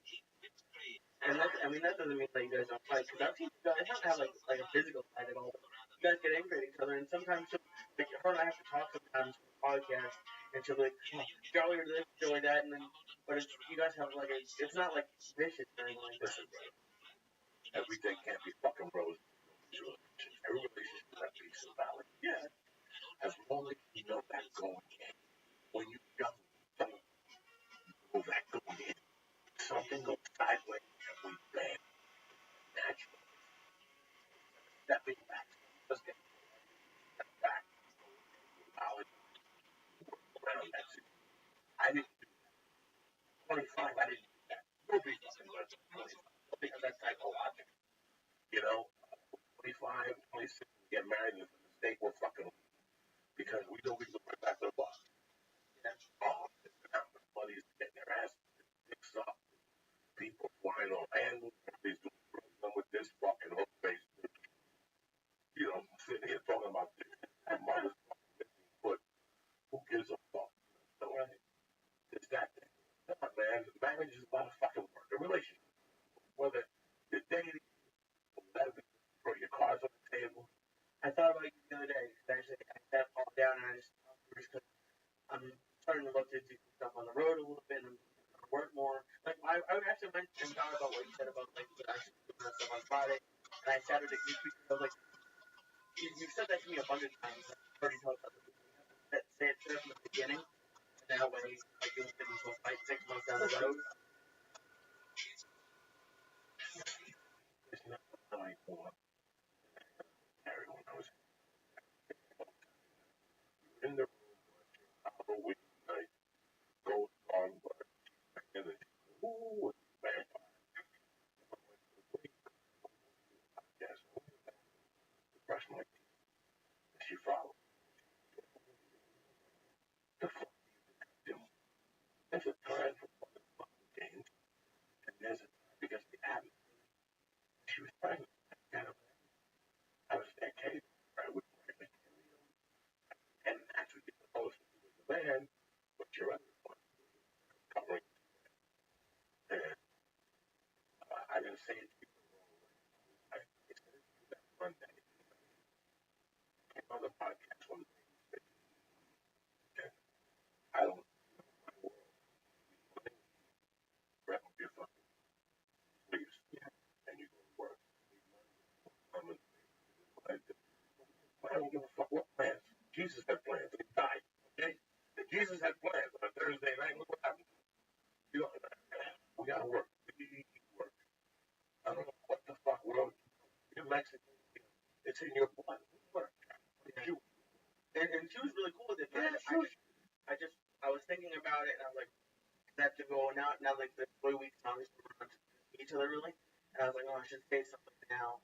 Just so she understood. Jesus, a woman understands a fucking freak of nature. I'm gonna have to go out and meet other men. You know, what can these guys do?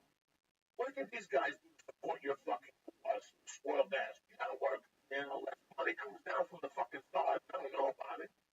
Unless you know something I fucking don't know, we gotta work. And it's not even that. It's more of a discipline. Yeah, I love you. I'll see you at from 8 to 1. I'm gonna work my ass. Make those emails. I'm gonna go to the gym. saying? The things I need is a piece of air. You always need those 2 hours. You're always thinking. You don't work for somebody. You don't go in on Monday at 9 and give you orders for the weekend Friday. You're always creating. You're always looking. People hit me up, what do you do enjoy Friday? When health freezes over, I've evolved from that. I'm thinking of doing some other fucking video. I'm thinking of doing 1,000 things. We never called feedback. We never called the kid that fucking came in for the thing back. My days change from day to day. Yeah. I'm very fortunate to be able to do a podcast with 3 people call me every week to do a fucking podcast. When? I got a call from what's his name? A month ago. Come down and do the podcast. The fighter and the kid. Come back. It's been a month ago. A month. We don't have the fucking time. The time, we had time to jump up and shoot fucking videos. Even when she's in school, 3 days a week. This week was the last 2 days was everywhere. Because I really had each other. It's given me a chance to think of emails that you went to your why would that, all that shit. I cleaned out paper, what plane tickets, itineraries. I took a fucking box of clothes for these people across the street here. Because one stock of one stock of the other, black shirts, cons. I have so much shit to do. Tomorrow I'm gonna bring up a case I bought. A bit more clothes. Move on. So I gave away half the books I had. Reading the fucking book. The cake. The guy from the road. Yeah. Louise. Holy shit. This guy's fucking pancreas blew up. That's how much he was drinking. His pancreas grew the size of a football. Blew the fuck up. So he's on whatever dialysis for the rest of his life. He was drinking that bottle of wine just to start off with my little stars of death. I'm a fucking half a fruitcake compared to that fucking guy. Listen, man, the work ethic, commitment, everybody puts before the miracle happens. Everybody puts before the miracle happens. You're an independent contractor. Nobody, you don't want to $5 down the day. That's I was hustling t-shirts, podcasts. That's all you do. But you're never in a position. Right. On Saturdays, who the fuck takes a Saturday off? I take a Saturday off. I'm still writing. When I'm on the road, that's why I go on the road. I clean up all that shit. Some days I walk and I think of something stupid and I write it the fuck down. Never go to fucking Jersey. Why? Disgusting service. And it's getting worse and worse and worse and worse and worse. You know why? Because they always ask you what you want in your sandwich. And then by the time you get to the cabinet, they give you a sandwich got vinegar on. What's vinegar on? It's fucking thick. Do I want mice way on a fucking turkey? Who puts vinegar on a fucking turkey sandwich? Not me. I hope not. Yeah, I always wondered why they did that. Like when you're next to mine, yeah, they ask you. People ask you when you're there. No, they ask you when you're a mile away, then they fuck the sandwich. Like, what the guy's like, and it's always a guy with a fucking tattoo on it. I don't know what it is, tattoo on your left forearm. You're fucking retarded. It goes to the fucked up side of your brain, and you can't make a fucking sandwich. I swear to God, always kid with a laugh. And every time I see a guy at Jersey Mike's with a fucking forearm tattoo on his side, the inside forearm, I go, there goes my fucking sandwich. So you back to Subway? No, not really. Not a million fucking years. I'm done with guys. No, but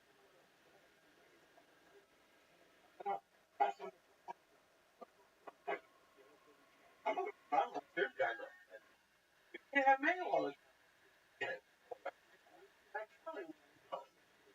Well, you're not going to have white mayo. I have turkey. Nice little beef. I don't like turkey. The rookie with cheese nice. Okay. Fuck up. I'm going to say suffering. I eat man turkey that they got from farms. Because okay? You got to put a little mayonnaise on it. You're already cutting half the fucking fat if you would have cheddar cheese and roast beef. That's my you can take a little. Follow me? Get a little brown mustard on fucking mayonnaise. What do you have? I'm done with those cuts. Mustard. I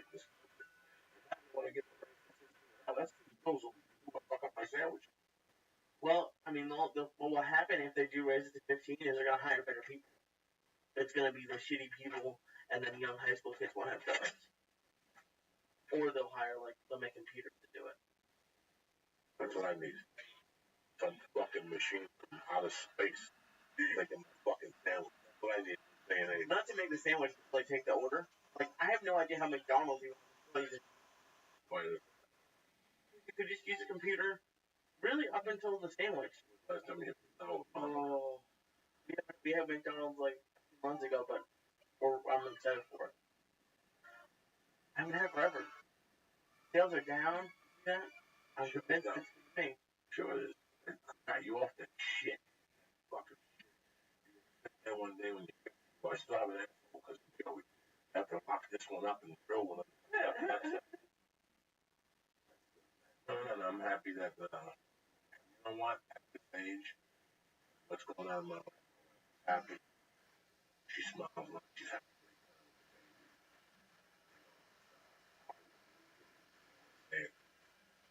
It's just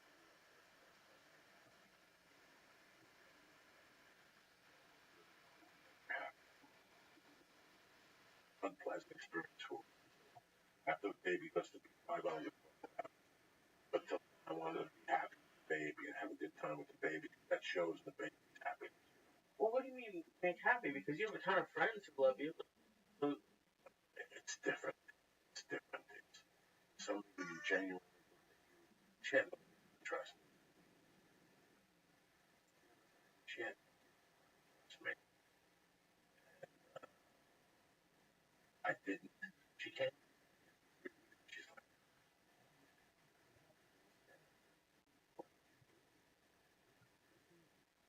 she had no idea. She didn't. And I started and he right? I don't call it back like 3 in the morning. My wife, the cops, fucker. And I'm like, she's like, no.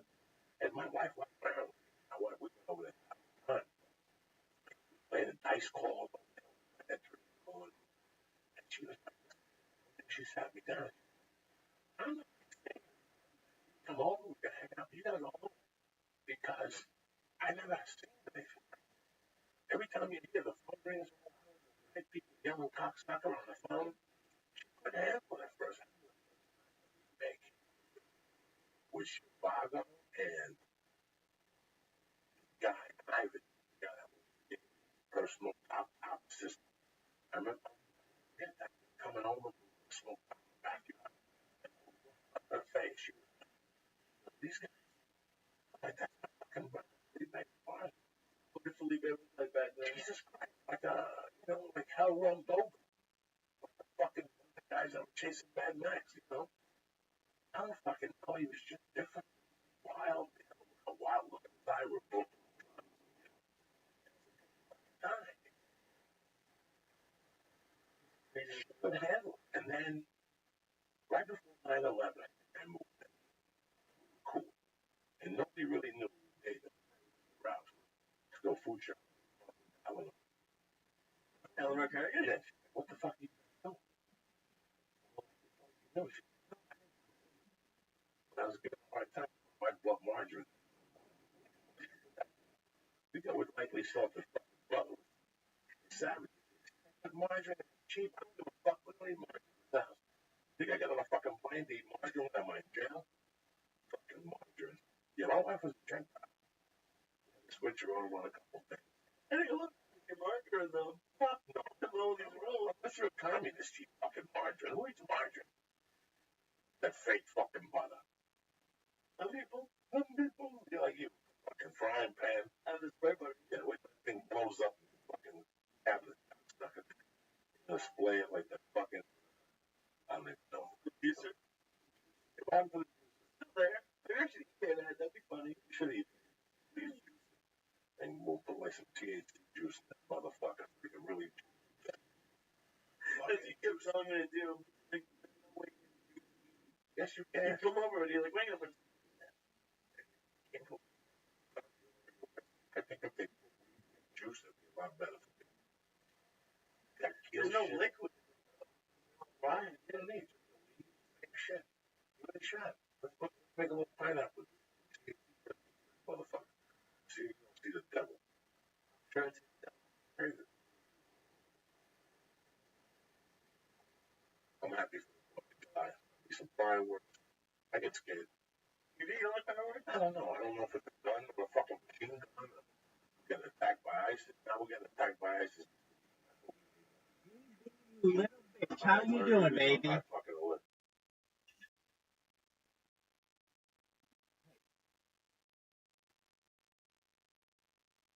Oh, okay. So, are you familiar with Obama and Perry?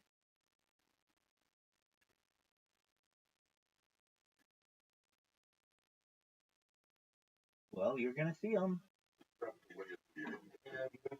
If they don't attack. Or been to New York, who had to do their houses for weeks while they look for those guys who escaped. Yeah. That's a whole shit situation. Fucking, I was saying something, and I go, that's an embarrassment for the fucking cops. Yeah, that's why they shot both of them. 2 fucking running around for 3 fucking weeks. Helicopter technology, through glasses. 2 fucking 3rd graders with a hut.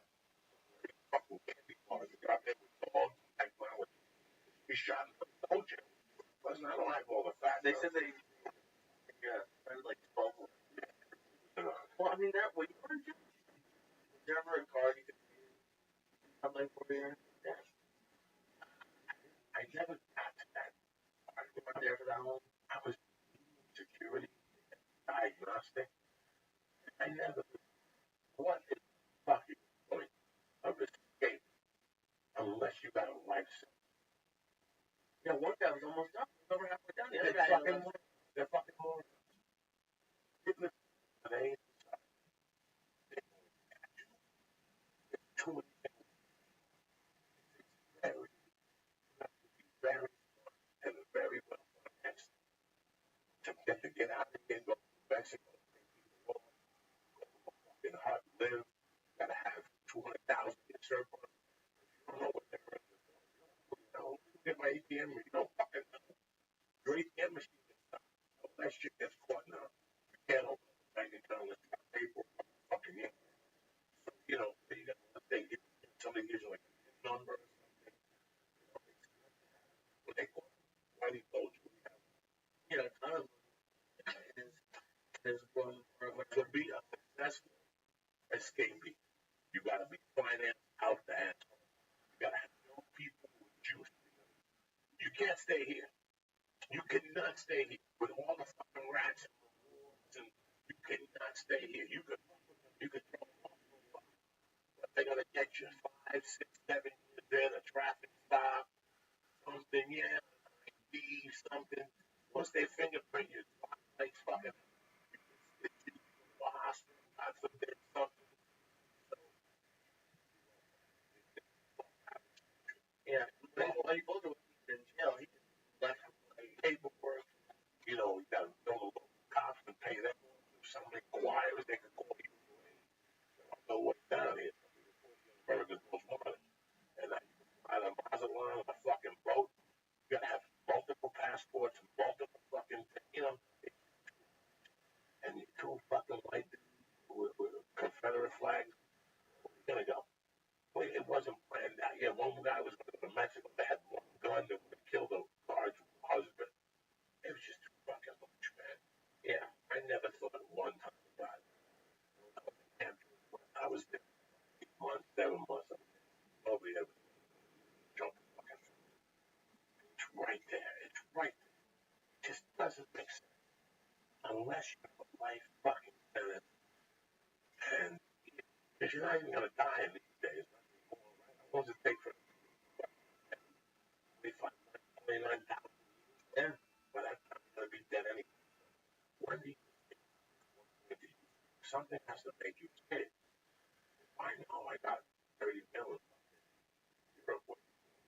I'm out of it. You said you drove vans from prison, right? To go get food or something? Right. Not one part of you ever was like, I could just drive off right now. All of them said it. Who can drive off right now? Now what? now you're driving down I-70 with an orange fucking jumpsuit. Okay, you got your girlfriend, I tell me to pull over. How much money she's fucking got? She's gonna tell somebody too. So they got 3 people that fucking know. Okay, now where you gonna go? You're in Colorado. So this man is, you have to do it for you the longest amount of time until they know. So let's say you leave at 8, you don't have to come back to 12. That gives you a 4-hour start. That's a beautiful thing. You drive to fucking Invex, you drive somewhere, you meet your fucking girlfriend, you get different ideas, you go right to the local airport and fly the hell out there. And hopefully, they won't see you. That's one way. You fly into somebody else's fake ID, go right to Denver Airport, charter a fucking name, put the disguise on, and shoot the fuck out of there. First of all, they know you're his girlfriend. She's come to visit you in jail, whatever the fuck. They have all this shit. Right. So they're gonna go right to her job. What are they gonna tell her? She hasn't been here for 3 days. Boom. Now you're a fucking fugitive. She told us. She told somebody. No chick leaves without telling somebody. Okay? Eventually that chick, whoever she told, is gonna crack. And what do you have? You get caught, man. And then it gets worse for you. Then you never get bail. Then you'll always be in a maximum security until your sentence. He said they were going to put this guy who they just caught in solitary for a minimum of 7 years. Listen, he gave it to the New York tribe. He got within 2 miles of Canada, but I wouldn't think Canada would extradite you, so I don't even think there's a big deal. Now you gotta go somewhere and get a job. What's the first thing to do when you fucking get a check in the job? You're gonna go fucking boss. And that's when the problem starts.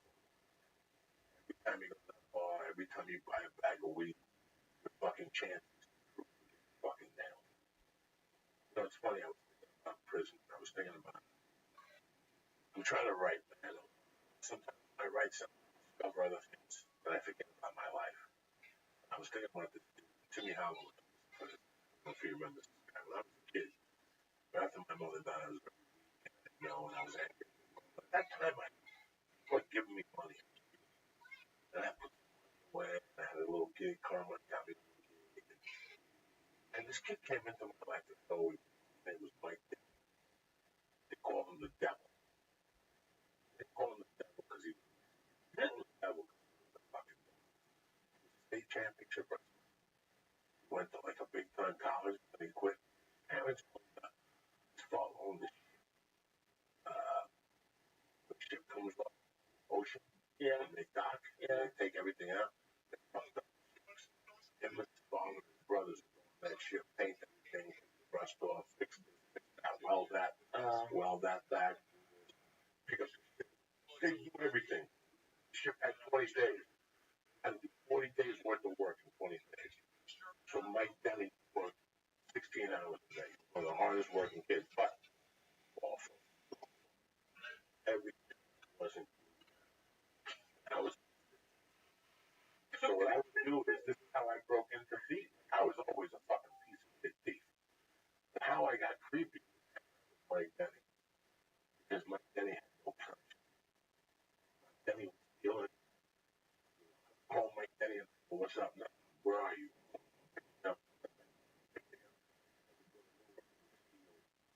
Four fucking things that he put out. He stole from the ship. He was selling to somebody else, a different contract. He stole something every day, guys. Every day we stole something. And a lot of times I was hanging out with a pillow. I'd be hanging out with my friends that were my age. But on some nights, oh, man, I got some weird fuck you. I go, and that was my first taste of the mafia without being the mafia. He wasn't Italian, but he shit. All he hung out with was Italian people. And he was robbing. This is what he kept he was robbing. But when I was with him, we robbed ships, we robbed drug dealers, we robbed people in the street. I saw the fuck out of a uniform cop one time in the Bronx. He was tough, and he was crazy. You know what he's in jail for? Killing his wife with heroin. I was nuts. I wasn't a hunter. I get caught like that. No, and I knew. At that time, I had a combination death wish. Well, yeah, man. I believe you. You say it sometimes, but I didn't know some of that stuff. Like, how Oh my you should have God. got like 9,000 times. My God, I hung out with Mike Daniel on days. Always do drugs. We always go to the city. Everything we did, and he was robbing. Let's say we robbed 4 days. We got $1,000. That was $200. You know, and I knew it, but I didn't because he was introducing me to people. I mean, you know, he had no character. He had no there was this guy. If he didn't have something to steal, problem. Like I remember him stealing sheep. Like if we didn't steal something, he had a take 3 sheep. Got $300 a sheep in those days. Give me $200. I was like, 900. To the city and we buy blow or something like that.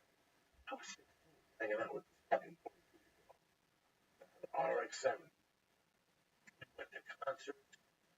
Went to, you know, he always had fake bars.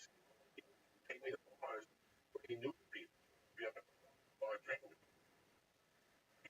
people, 16 and 20. oh my God. But I used to make money with him. I stopped hanging out with him. I think I stopped hanging out with him towards the, once I lived up April of it, I hung out with him probably from summer of 79 to like summer of 80. 2-year apprenticeship. I got this fucking this creature of his. I've been telling a story about a guy that made a chick 15 after a football game in high school. Right. That we called a marathon woman. You know the guy that was pimping her out that was making it? His brother. What the hell? The whole family was like the devil. He was a twin. He had a twin sister, Jane. Big blonde, big like that. And he had a brother, big Santa Claus. Shit. I actually hanging out. Pretty cool. Fucking brother, Jimmy. Chick, 16 dies. Like he was nasty. He had no teeth. He had false teeth. Put him in and take him out. It's terrible. Yours said you'd be pimped out. He wasn't pimping around. Like, let's say I'd see Jimmy Denny, right? I'd be walking home, I'd see Jimmy over here, say hello to Arlene, say hi. Arlene, Arlene, what's your son, my friend? She go, come on, suck his dick, suck it up the side. I'll look out, come on, take care. You know, I love you. Talk to me. Suck. That's that chick marathon. I don't know if Arlene, but that's how it chicks. He was like 2 or 3 years older than I was, Jimmy. Because his brother Mike was older than Jimmy. Jimmy took his teeth out, kept doing this back in. He had long, freaky hair, long, freaky fingernails. He thought he was Jimmy. Living like a trailer? No, they had a nice house. They lived on Murder. They lived on the street. That might have been it. They lived on the street where I hung out by the street. Next to Gunter Brown, right there. Across from Joe Ray, a dear friend of mine, who had 2 brothers. One of them killed the fucking guy up the corner of my house, the gay guy, hit him with a shovel or some shit. He did time. Then the other brother was a cop. He got arrested for corruption. That's Joe Rail. And the guy next to him, Flannery, had a cute sister. She was friends with me, dear friend. Very nice, very polite. And she had a brother, very nice. Joined the service. City. Restaurant started talking shit. Fucking shot him, though. He didn't die. He fucking lived. Shot in the city. Up with the Morans, Captain track running. When I used to be in shape with basketball, every night we would run at night. And the next one was Garcia. The Garcia was one of the fag. One of the fags was a drug dealer. Robbed the friends of my mother. Stand for being fucking foul. Across from that was Jansen. Nancy London, she's on Facebook all fucked up today, talking about Jesus, fucking whatever the fuck she's talking about. Centralized murderous fucking. And I walked on that block because you had to walk on the corner from Dunkin' Brown. There was this big Herman the Spick, who was friends with Martin the Bag. Now, no, they weren't friends. They were brother and brother. But Herman the Spick hated Martin the Bag. He was brothers, and he was married to some chick. The chick ended up saying that cheated on him. This is years after I left Jersey. With Martin? No, Martin was the bag, but Herman's wife cheated on him. She was with him. Herman hit her, and they put him in jail. He kept him in jail. Very tragic street. That's why I call it Murderers Row. Right across the street from J.R. and Son, where I saw the black guys that get caught by the fucking by the pick shit up, move it. Yeah. What is that called? Handcart? Handcart. His head get caught. Handcart. That's a tremendous street. I played football in that street. Jimmy and Johnny Rail, twins. Joe Rail was the brother I hung out with, being a cop. Very different than I love him with all my heart. They had two brothers, man, that were twins. One of them robbed my house. Right before my mother died, he robbed 8 ounces of pot out of my basement. I love those fucking twins. They're the first person to turn me on to dark rye. I went to their house and they gave me a dark rye sandwich with ham and cheese. My fucking taste buds don't know. Remember I told you I had a piece of dark rye about 3 weeks ago? My head almost blew. I hadn't had that shit in fucking 30 years. But that was Murderers Row. And then Daddy fucking puncher. That when I did heroin the first time, so they were kind of close.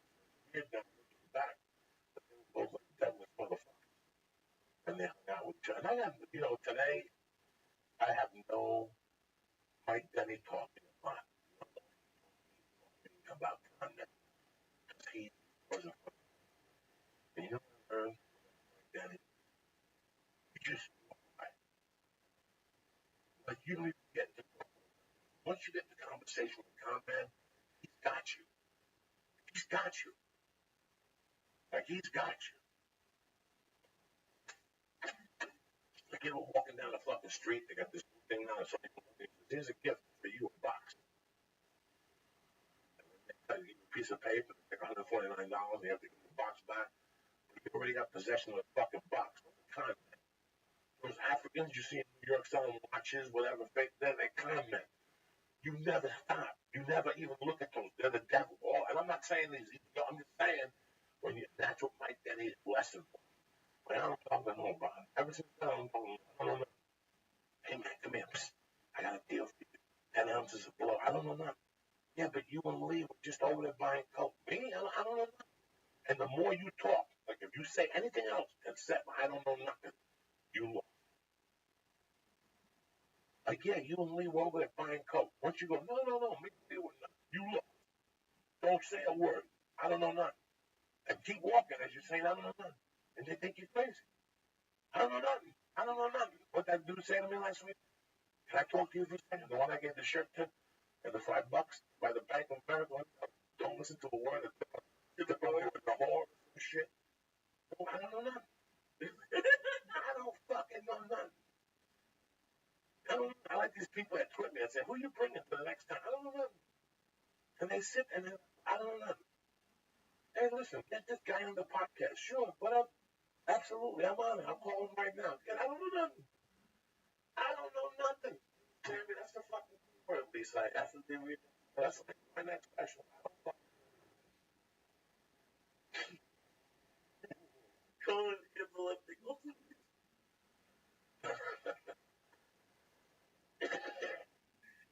And my daddy would set up. My daddy would set up.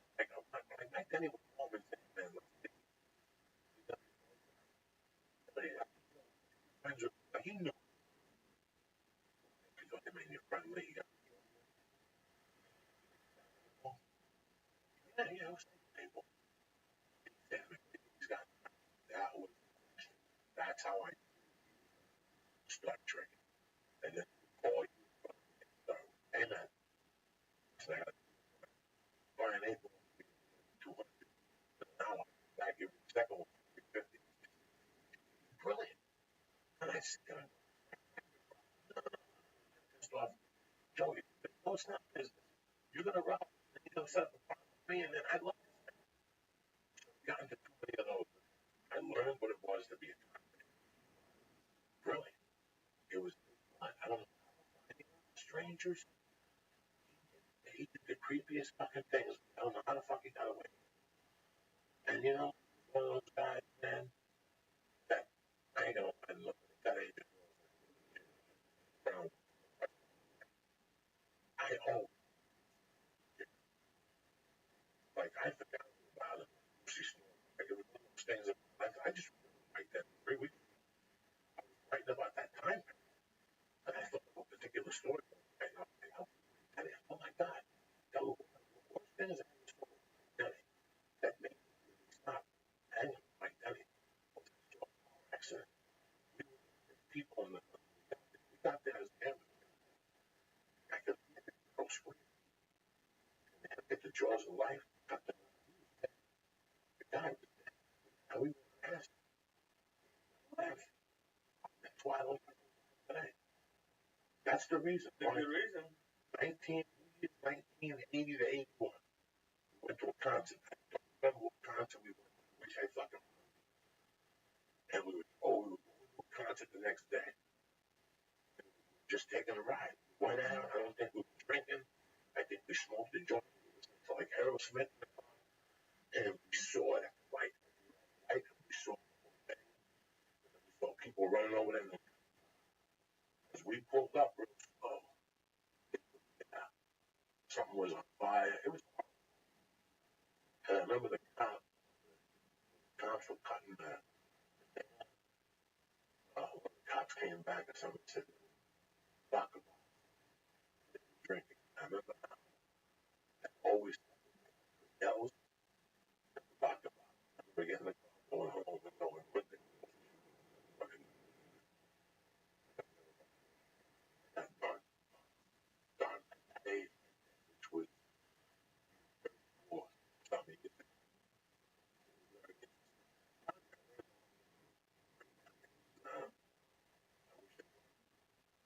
You guys ever talk? Ended in a good way. I'd see him out, and he'd try to work me, tell me, I call him, I never call him. And then he just drifted away, drifted away. We went to a good concert.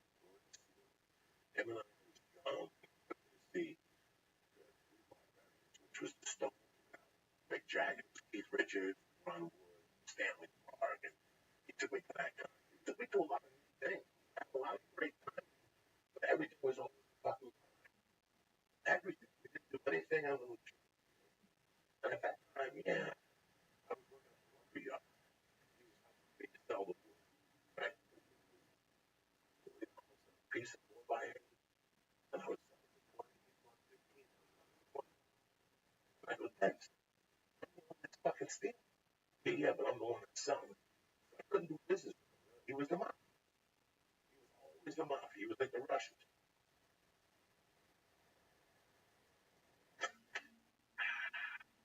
What are you gonna do for his life, Uncle? I bought a grill and all his mom was doing. Right. I don't know. I think maybe North Hollywood Park or park up by them. Are you really a fucking freak? That's what we did last year. We went out to a park, just you and your cousin, Yeah, and your mom. right on the Avenue. And then we got there late. It was like Not even your backyard, somebody else's park next to school. yeah, Shit. and like we didn't like people got there like to get like the good spots and didn't. There was a lot of people there.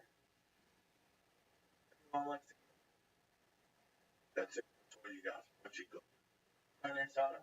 what? What? To make some fucking, Yeah, she makes corn. you have some beans, you get the fucking wraps, you can put it all in there, the fucking, what do they call that? The blanket. It's amazing how you go out to these restaurants. And everybody got what do they call them? Wraps. That is a wrap. That's a Mexican that you fucking robbed. How can you call that a wrap? That's a burrito. Well, yeah, well, a lot of cultures have it. Like there's What like, culture? What culture? Who calls it a wrap? Since when? Since when? I grew up in this fucking there's country. shawarma and like That's that. Those are the fucking Arabs. Okay. But when did the rap come along? and not The rap culture. What fucking culture? The Gentile culture. You know, why don't you like rap? I just I didn't like rap. I don't know why I eat a wrap when I gotta eat a fucking burrito? That's true. I don't get it. Why would I eat a fucking wrap when I gotta eat a fucking burrito? Sometimes you want turkey. It's not turkey. Just think. I don't blame anybody about my childhood. I knew I was getting myself involved with that fucking animal. I got a lot of heat last week. Telling Rob, guy was kind of pissed at me. Not Brian Scaletta last week. So after he told him about Colorado. Oh, was it another life guy? Yes, Peter David. That's it. Last podcast we did last week. And I forgot a few people. Some people are like, hey man, we think about other people's my voice. I think about that. It's a dark fucking time and tap into that energy. Get upset with yourself. You can't believe you were doing crazy. Just taking a little bit of his coke and he confused me. That guy hated me. How could he not? Oh my god, that guy fucking hated me. And then he come up to you, he's like, not talking about you, talking about him. And he never really approached me. He mentioned it towards the end when I got busted for the liquor store when they chased me to the house and they said boots. And the word got out and people were like, I didn't see it. But by the time they figured it out, I was on the journey. And that was the end. When I came back 2 years later, nothing was missing. So now they really put a I blame it on somebody else. That guy, the story. A couple people came up back in '87. Hey man, story very well. And I was like, no. They go, it's funny. Left. They stopped. They stopped. Another kid that was robbing. I saw the drug dealer. I knew who he was. And people started realizing that he was robbing drug dealers. So it was still up in the air whether he had robbed them or I had robbed them. But when I came back in '87, 2 years back, so all the suspicion died. So I bumped into a guy at the airport in Denver, and he came over to me. He was like, "Hey, can I talk to you about something?" We had a chit chat. He told me that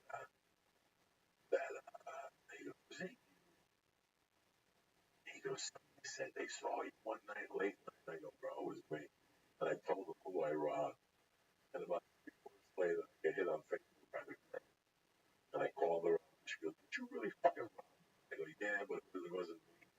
I had no confidence. I had no confidence. I just tell the truth. And I wanted to call the podcast. I would apologize. But you can never call. What happened? What's that? Fucking crazy. It's crazy. Redemption. At all. I but I know people have arrested various that was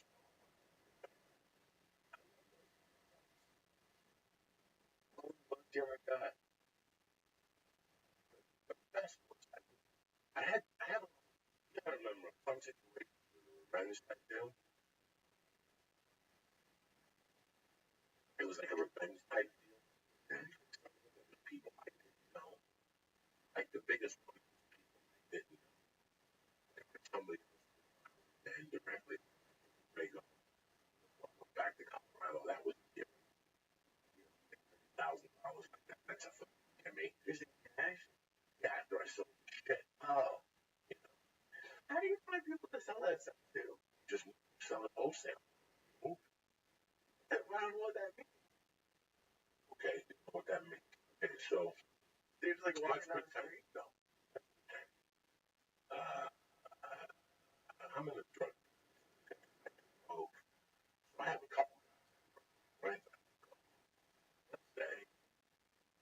let's say I live in okay, but I talk to some guy down the beach.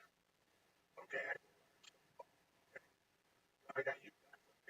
Okay, you got the Albanian, I got the black guy in Hollywood, the white guy in Hollywood. Okay, after a while, you get to know, and you'll open and say, you know what? I used to get time. So right now, I got. Okay, I know that custom. Right. Everybody's always. So I got two options. I can either go to you and tell you what I'm not going to do that because the ears are going to be open.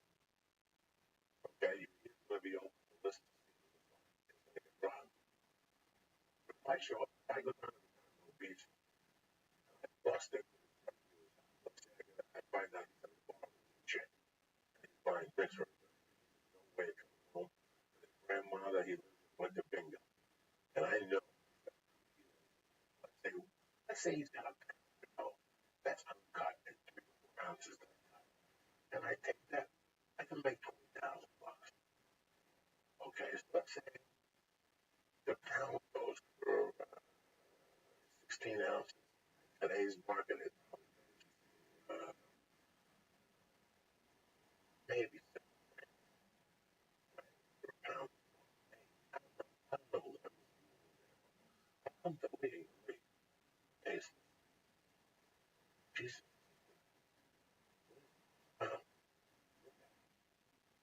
what do you pay for a pound? 800, 550 cash, right? That's wholesale. Okay, now you'll come to me in June, Joey, why are you losing $250? Because I move it. It's moved. It just became cash. The longer I have it around, the more I'm going to snort. Let's take the fucking money we got. Those other 4 ounces will do. I get like the wholesale part of it. I'm just saying, like, you get something from something you stole. How do you find guys to give that to? I understand the drug part. I'm just telling you. I told you. I understand. It's always going to buy something. Let's say I bump into a $30,000 American Express card tonight, and my buddy owns a computer store. Before I go to the computer store, I'm going to come to you. I'm with you. And then finally, I can go. I got to get to the Apple.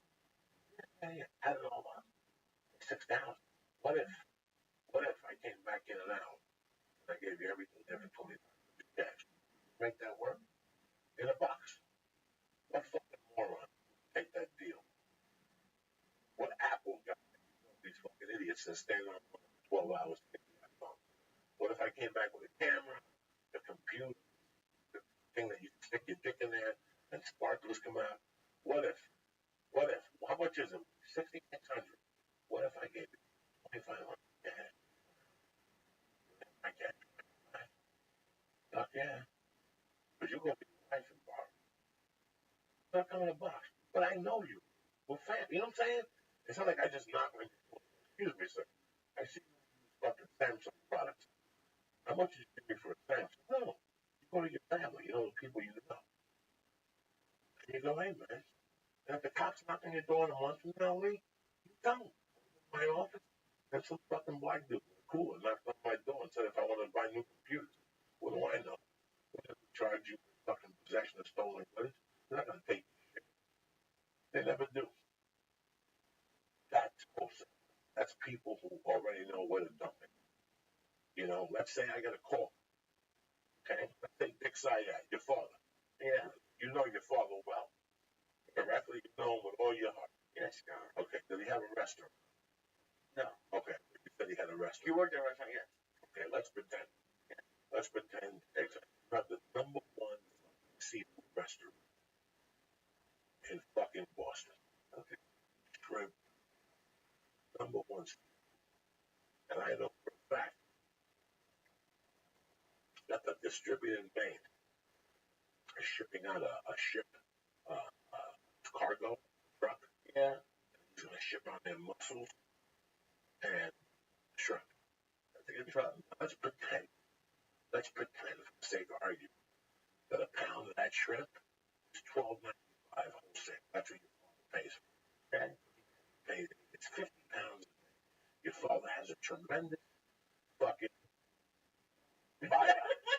Your father has a tremendous fucking fish business, okay? Yeah. Now, he pays $12.50 for the fucking pound of the 15 to 18 shrimp for cocktails, spaghetti, all that shit, spaghetti, Diablo, whatever the fuck they use. I show up to you, to Christian, the Jew, Lisa I am. Hey, listen, here's the second touch. Paying, yeah, pound of shrimp a day at 12. And legal. What's it got to do with you?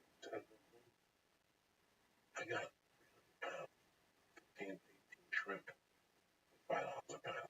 That's what it's got to do with it. Additional 30 pounds of fucking muscles. They just bought them. I still got fucking black dude's finger clamps. They go $10 a pound. Cash tonight. I don't have that type of. Yes, you do. You can check the books. They'll get the money. It's wholesale. He's gonna sell that. Well, he's gonna make a shit on that fucking shrimp. You follow me? Or whatever. You already have an outlet. I'm gonna get caught. Amateur people rob a van and move in the morning. Oh, we gotta move something in the morning. That's not gonna work. I come to you, steal it at 1. I'll be here by 2. Gotta have the cash. I don't have it. Boom. That's the wholesale. I just call it wholesale. In reality, it's giving you a good price. Even though I know I'm taking a beat. This is a $2,000 gold chain. I'm gonna get it for $750. I'm taking a fucking beat. It's not really a beat that I'm moving. It's gonna cost me anything. Right. I get it. Okay, then what the fuck don't you get? Where do you meet the people? The people are right in front of you. Yeah. The people are right in front of you. This is a hard place. This is a hard society in California.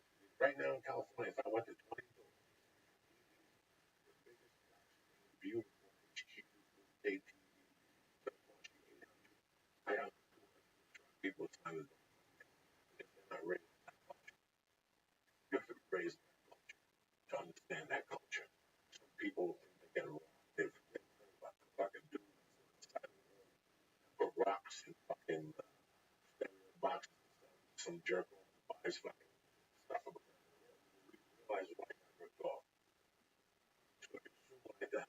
Guys like myself, guys like me from Boston, buy one. And something's like a shoe. Anytime you have anything, bring it by. Let's see what you got.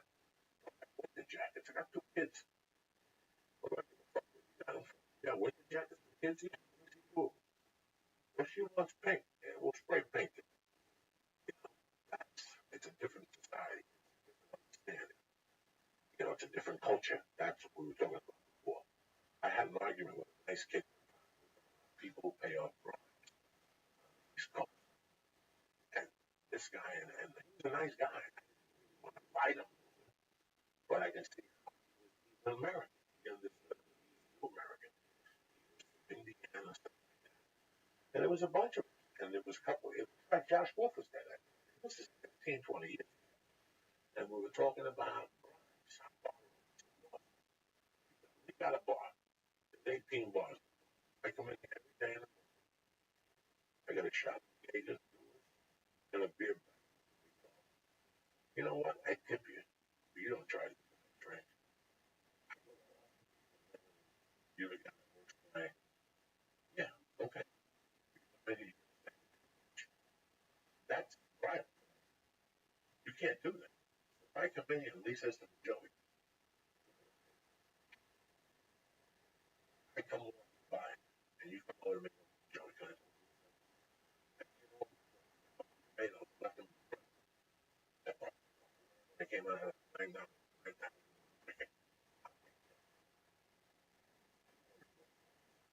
Drive. It's Nicky. It's wait. You get I didn't know. Oh, when I come in, instead of you saying, no, there's nothing to say. You give me the house special on the house.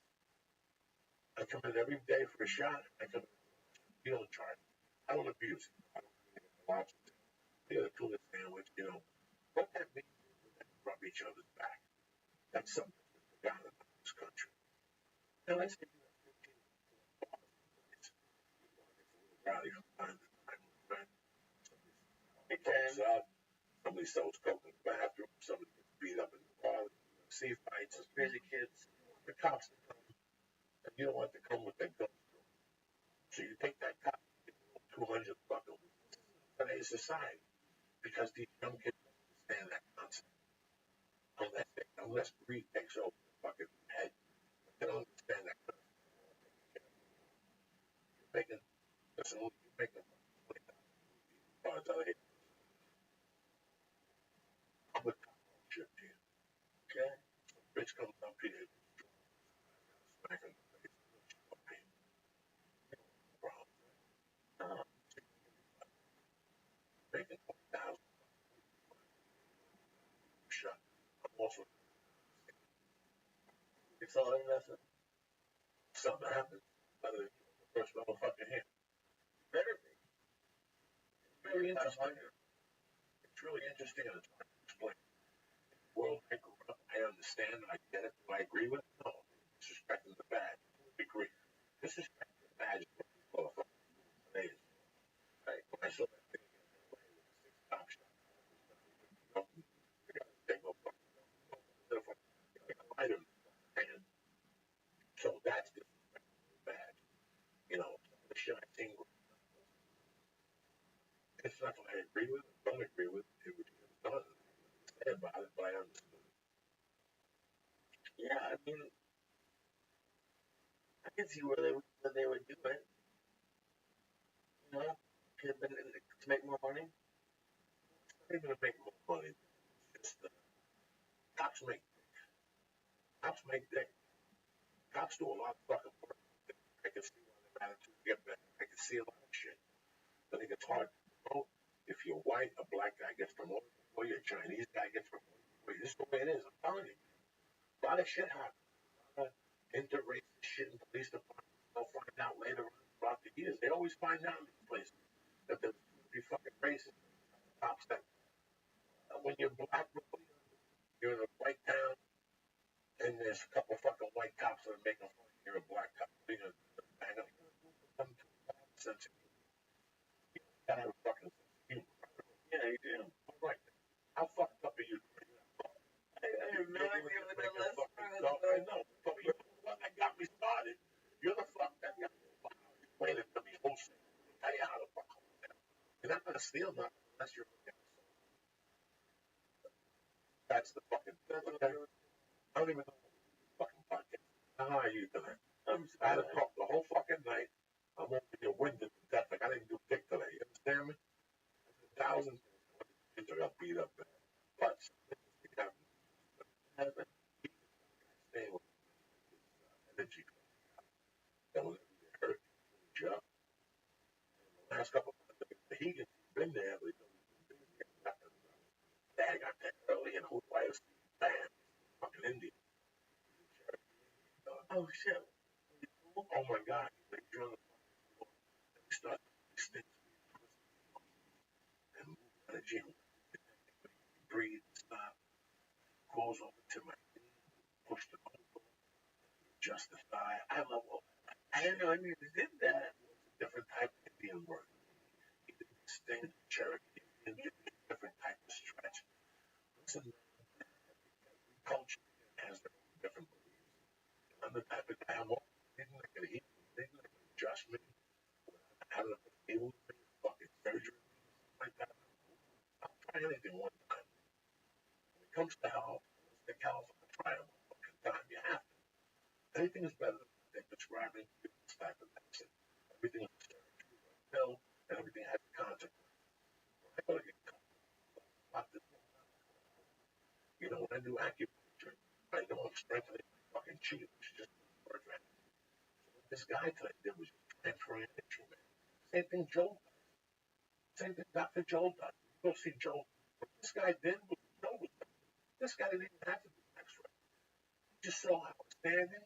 He turned me around. He touched both sides of my back. And he goes, you got something over here affecting your fucking hip. Holy shit. He just saw that. He was walking in. Is that true? Yeah, that's it. That's why sometimes when I'm driving, I gotta catch my foot all the way to the right, and I'm putting a strain on that knee. That's how I fuck that knee up in a way. I guarantee it, because my leg always goes in. It's like the anti-pigeon. I had that friend in high school. He had one foot on the 10, the other foot on the 2, and they used to call it 10 to 2. My foot's always on like a 2 fucking 30 mark. No, they used to call it 10 to 2. He was 10 to 2. Fucking 2. I didn't give them. I wish I would have. Genius. And when she walked out of the hall, like 10 to 2. And she goes, fuck you.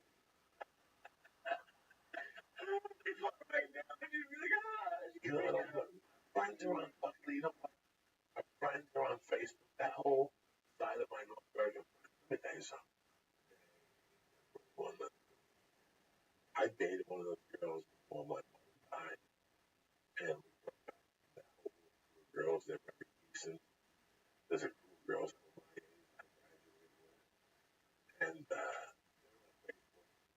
And they, I think they followed me, but a couple of fucking things followed me instantly.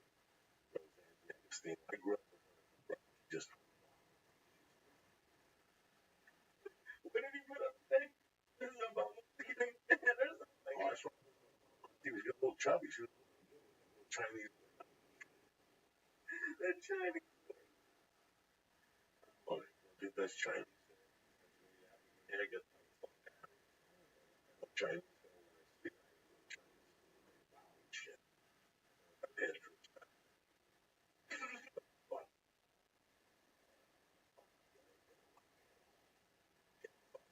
What are you gonna do? I tell you, man, I had a really good time. Surprised me at times in Boston. I had great sets. I had a good brain this week. That's why I wrote. I was thinking of something else. A picture, but my mind was kind of. Here's the last few days. So I'm trying to get ready for this. So, I don't even know what story to say. Like 8 lined up. No, because I got it. Oh, okay. I think it said it sold out. Is everybody still? I think it might be. By now, probably. I don't know what's going on.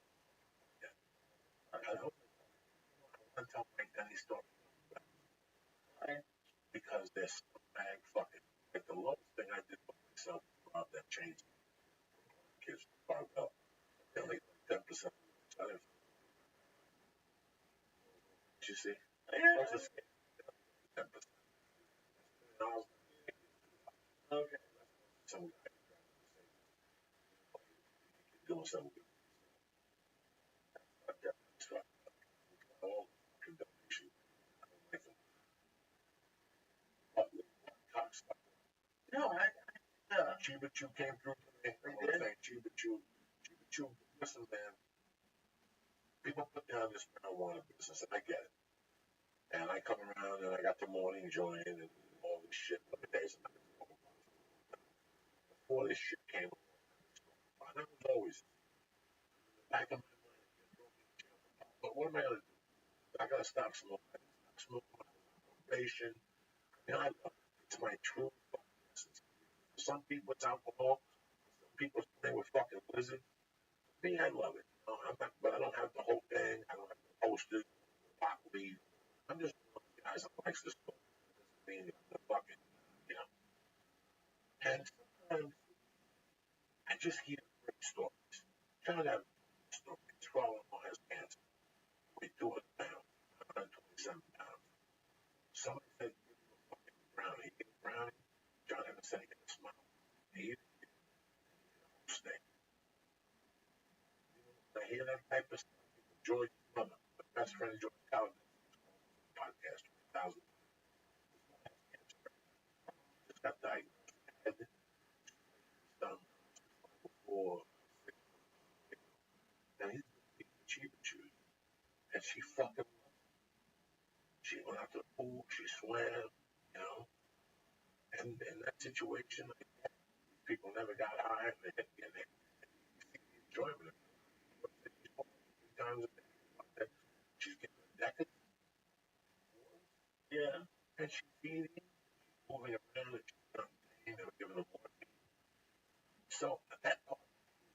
process. I took 2 CBDs. Did they work? I tell you what, I felt great the next day. I get what people are saying. Do you get high at all? I had a CBD once. I got kind of high. No, It wasn't.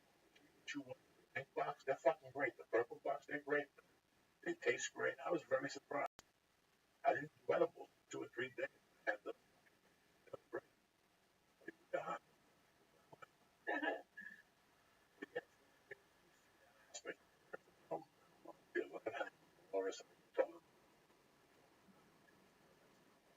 I see John Evans. John Evans gangster. White people does it, but whatever. I'm just having a conversation with myself, you people. I'm sorry, it's Jamal. Donuts, shit. I got out with the heat. I got stimulated. I come to the podcast, shut down. I just kind of had about 300 milligrams. Who gives a fuck? You have 300 every day. Come on here with give me something. Got me on here talking to myself like fucking Bill. I've just been listening. Interesting. No, it's not fucking interesting, cocksucker. But I was thinking, I've never been like super confident. I'm getting better with it. But like every once in a while, you meet somebody who's like they walk in and like just take over the room and like they're super confident with everything. And it's I wanted like how you seem like you're confident, but then you talk about not being super confident. So it's like how you make yourself act more confident. It's not making yourself act more confident. It's that I don't have a choice.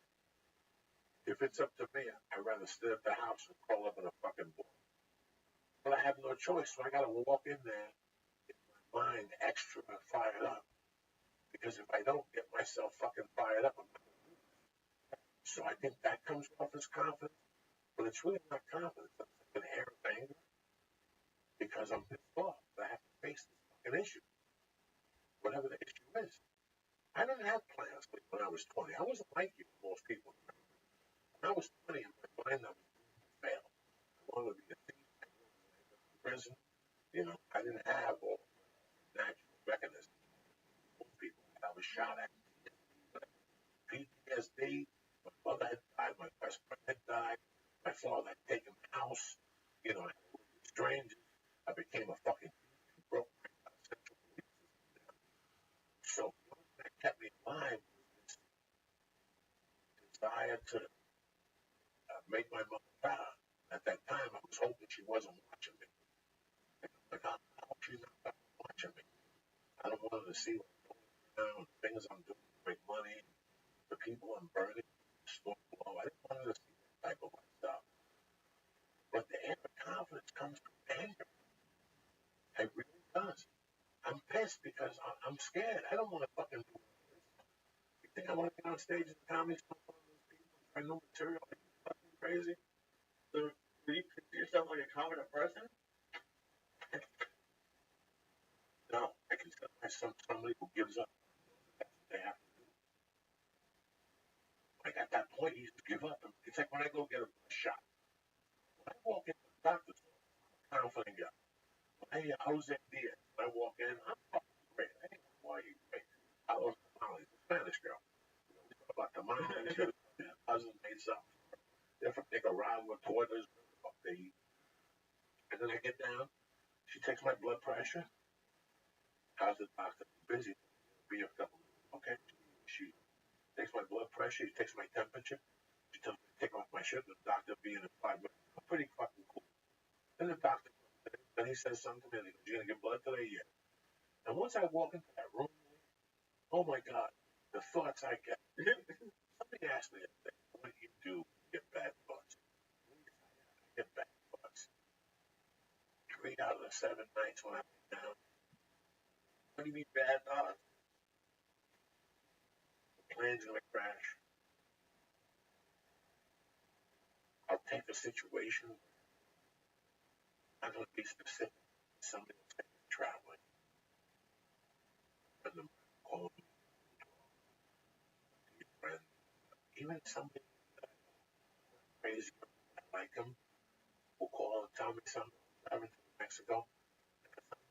I won't think about it. I wake up. All of a sudden, I think about all the bad things. And I gotta tell my mind to stop. Stop and say, I fucking pray. I figured out after 30 years that the only thing I said a prayer.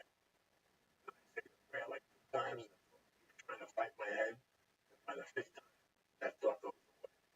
I just take a daily prayer. I'll Catholic follow prayer? Yeah, I will be the name. Some people listen like you're crazy, right? You're a Buddhist, and you lay down, you get into the position, and you do the mantras, or whatever the fuck they call them.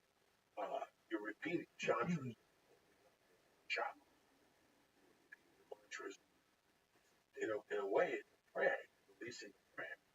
So I took it from that one. I used to get fucking crazy thoughts. You know, sometimes I'll be laying there the other night. I was like, I don't know what the fuck I was watching. And something clicked on my head. Just clicked on the movie. And all of a sudden I could feel it slanted. The blood pressure elevated. But I had worked myself up. My fucking heartbeat was dead. You could hear the heartbeat. Like just instantly go back to where you guys were like fighting with each other. 1995. There I was, fucking war. Just a feeling of anguish I got. And it was getting worse. Like, stop right there. I must have said the Lord's Prayer 10 times. That's cool. That's the cool part about religion. Even if that just calms you down. But I didn't start it that way. I just figured that out one day when I was watching a Tina Turner movie. And she was doing those things. I forget what it is. Reiki, whatever fucking Duncan does. Barbary. The chant or something? Yeah, the chant. So I thought about it that way. I go, what's the fucking real difference? All these religions that are not fucking Scientology, but they basically talk about energy. All I'm doing is switching up the fucking energy in my mind by saying the prayer. I was raised Catholic. I'm not saying the prayer. I would say any prayer. I would say a Jewish prayer if I knew. You know what I'm saying? Yeah, it's like if I went out with you, in a temple, there was a prayer, and I would get a bad thought on my head. When I eat the edible, what do you think I do? I say a fucking prayer. What do you think comes out of my mouth 10 times? Lord, please. really on the plane? No, I say to myself all day, Lord, please help me. And then stuck, and my mind gets stuck in that death. I just fucking go right into life. Still get and it happens 3 times a week. This probably happens 3 times in a week, not at night necessarily. It can happen when I'm driving. It can happen when I'm trying to write a joke or trying to write my plans for the day. I just think it's coming. I fucking fire up. And I can control myself and get negative thoughts. But no, listen, I get crazy 10 times a week. I'm talking when you get to the point where you just think stuff is not natural. You don't have to, wow, you know, you're dangerous. I get dark, I get scared. I get about my friends, my friend's family. I gotta knock myself out of it. Do you think it could be the edibles? I can't tell you how many times I've been sitting here putting the podcast up late at night, and I'm super hot. I just get really, I get lost like someone's mad at me or something. No, my mind, like they make it worse. Anxiety. Yeah. But 20 years ago, I would work myself up at night. After it started, it don't go in that case. Something 10 weeks later, get mad at something 10 weeks later, or say something, and I knew it was going to be wrong. And then something goes wrong, I'll bring it up 8 weeks later, I'm king of that shit. You know, it's just my nature. It's just people's fucking nature. You were holding it over you, you just didn't even think about it for like a week. I wasn't even thinking about it. It'll just pop up. The thing last week, my ex-wife really scared me. About 2 weeks ago. It just took me over into the morning. In the shower, right? In the shower, right? And there was no like communication or anything. Nothing.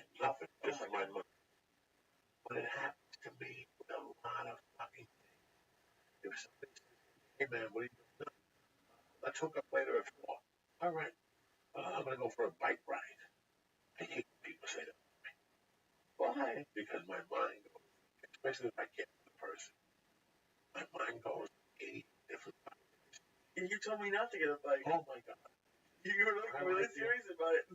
Just a bad. I told the girl at yoga in the place she got hit by a guy tonight. There's just different times and different places to ride a bike. I would not trust. In California, you got over 60% of the people are. Yeah. The sun gets in your eyes, 70%. You're thinking about the north of the mountains, 80%. You're in a 20% possibility of getting hit by a bike. You're in a fucking bike lane in one of the nation's worst fucking traffic areas. And you want to drive a bike in a place where the people, the IQ of the people driving is amazing. That's number one. Number two, I guarantee 50% of these motherfuckers don't have insurance. So you get clipped, you're on your own, bitch. And they're going to go. And they're going to go. So now what do? So, you know what? Just don't ride. You want to ride a bike? Find a fucking mountain, get a Subaru, put your bike in the trunk, and on Saturdays go up there, you can ride all around with your little helmet, your girlfriend in one hand, take a Viagra and fuck her up in a week with a blanket. I was shocked because this is when before I started working out. I was like, oh, maybe I'll get a bike. And I looked right close to the office, and you're like, no. Especially at night, you put a fucking helmet. I hate out of principle. If I saw you with a helmet coming at me, I have to turn the car. I hate out of principle. Thing on the steering wheel. Nah, you don't want to take a chance.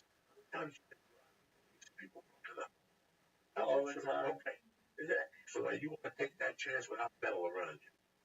No, some dude, when I said I might have wanted a convertible, some dude tried to get me to be on a motorcycle, and he seemed very nice. He knew a lot about it, but I can't. It's nice. I love motorcycles. I wish I got a motorcycle. I could never. In a small city where people have respect, and I knew everybody's car. So if somebody did deck me, I wouldn't take it on. I ain't anarchy. I don't need to go to Mexico or hang on.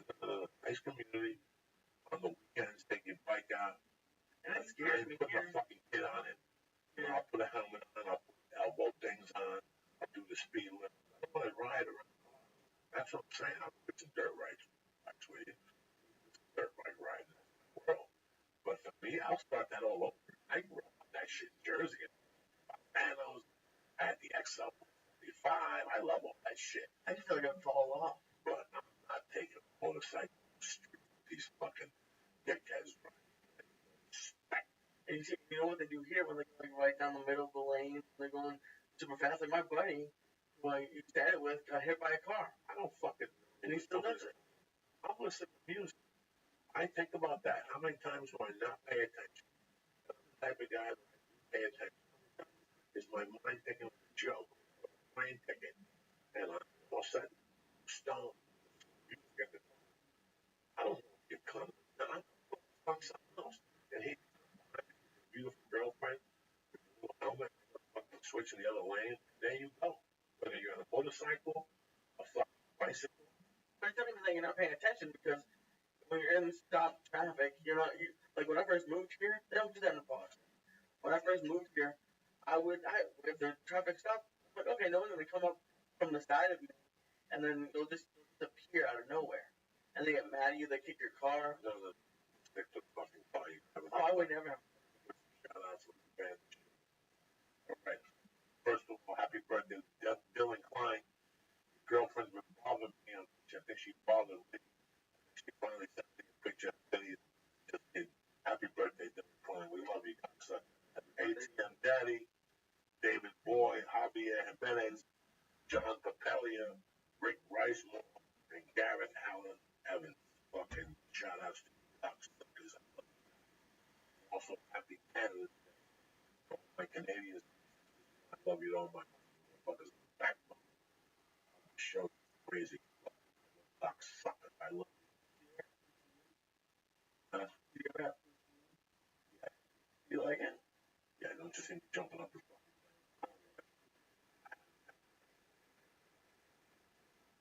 country?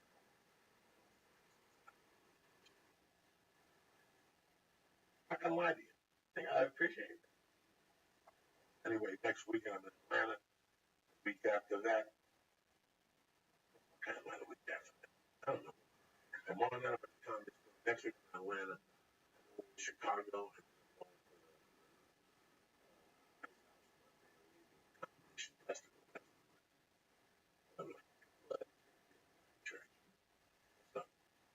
How are you? Joe, like, don't man, don't I'll work nice week. I know he's out of town this week.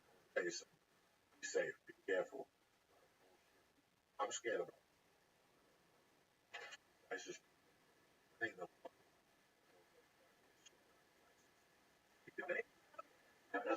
No, I strike somewhere. Keep your eye on your watch your cat. You'll turn that motherfucker.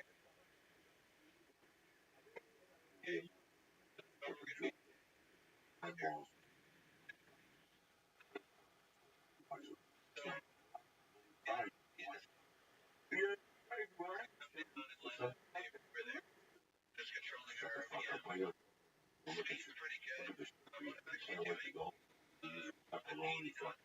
I'm on G.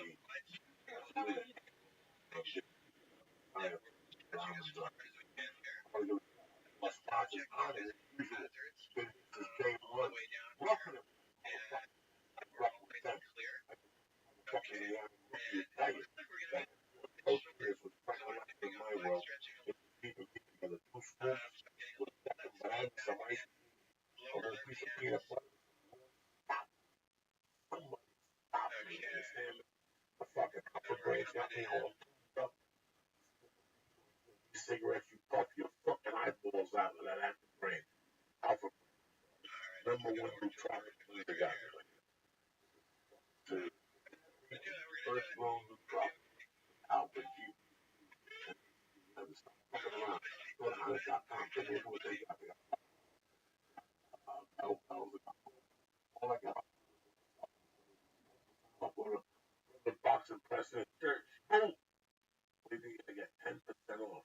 Maybe press church. CHURCH. Don't fuck around here. I love Honda. Trust me. Give it a shot. Biggest pip of all time.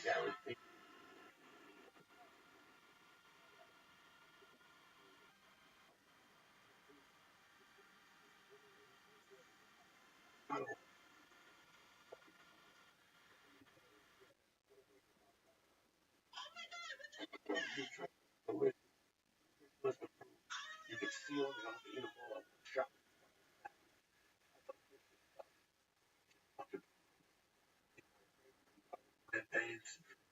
Pussy after that, it's all over the shop. Salty and garlicky. Wanging. I'm not gonna paint over the gas. It's anything about the sriracha on it. Oh. That's a good right now. Cashew. Oh, cashew. Oh, cashew. That was chocolate. I'm telling you, I'm hoping you. They want to get a sample box. 2 big bags, 3 little bags. Like, go to Nature Box. I love this.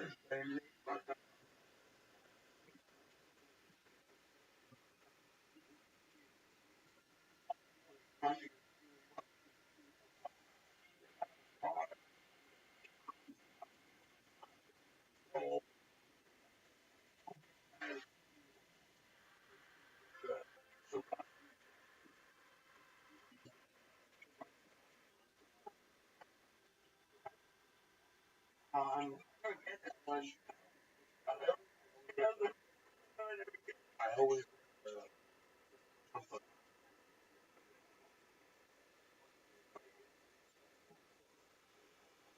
Anyway, he said, you should buy that cheap box.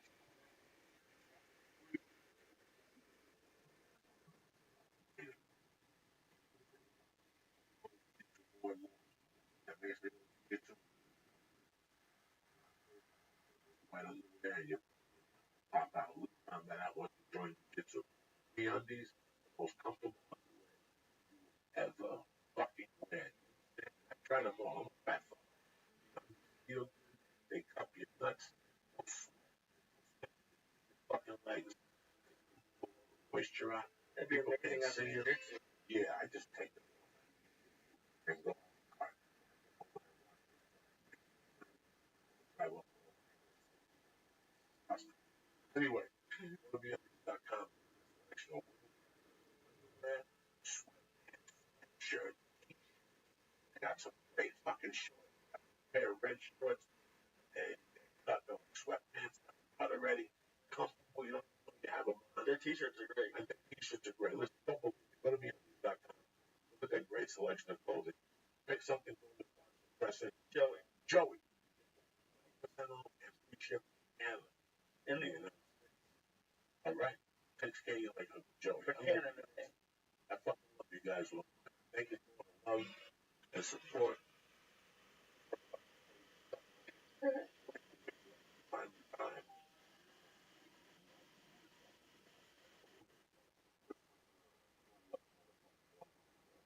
Have a good 4th of July. See you back here.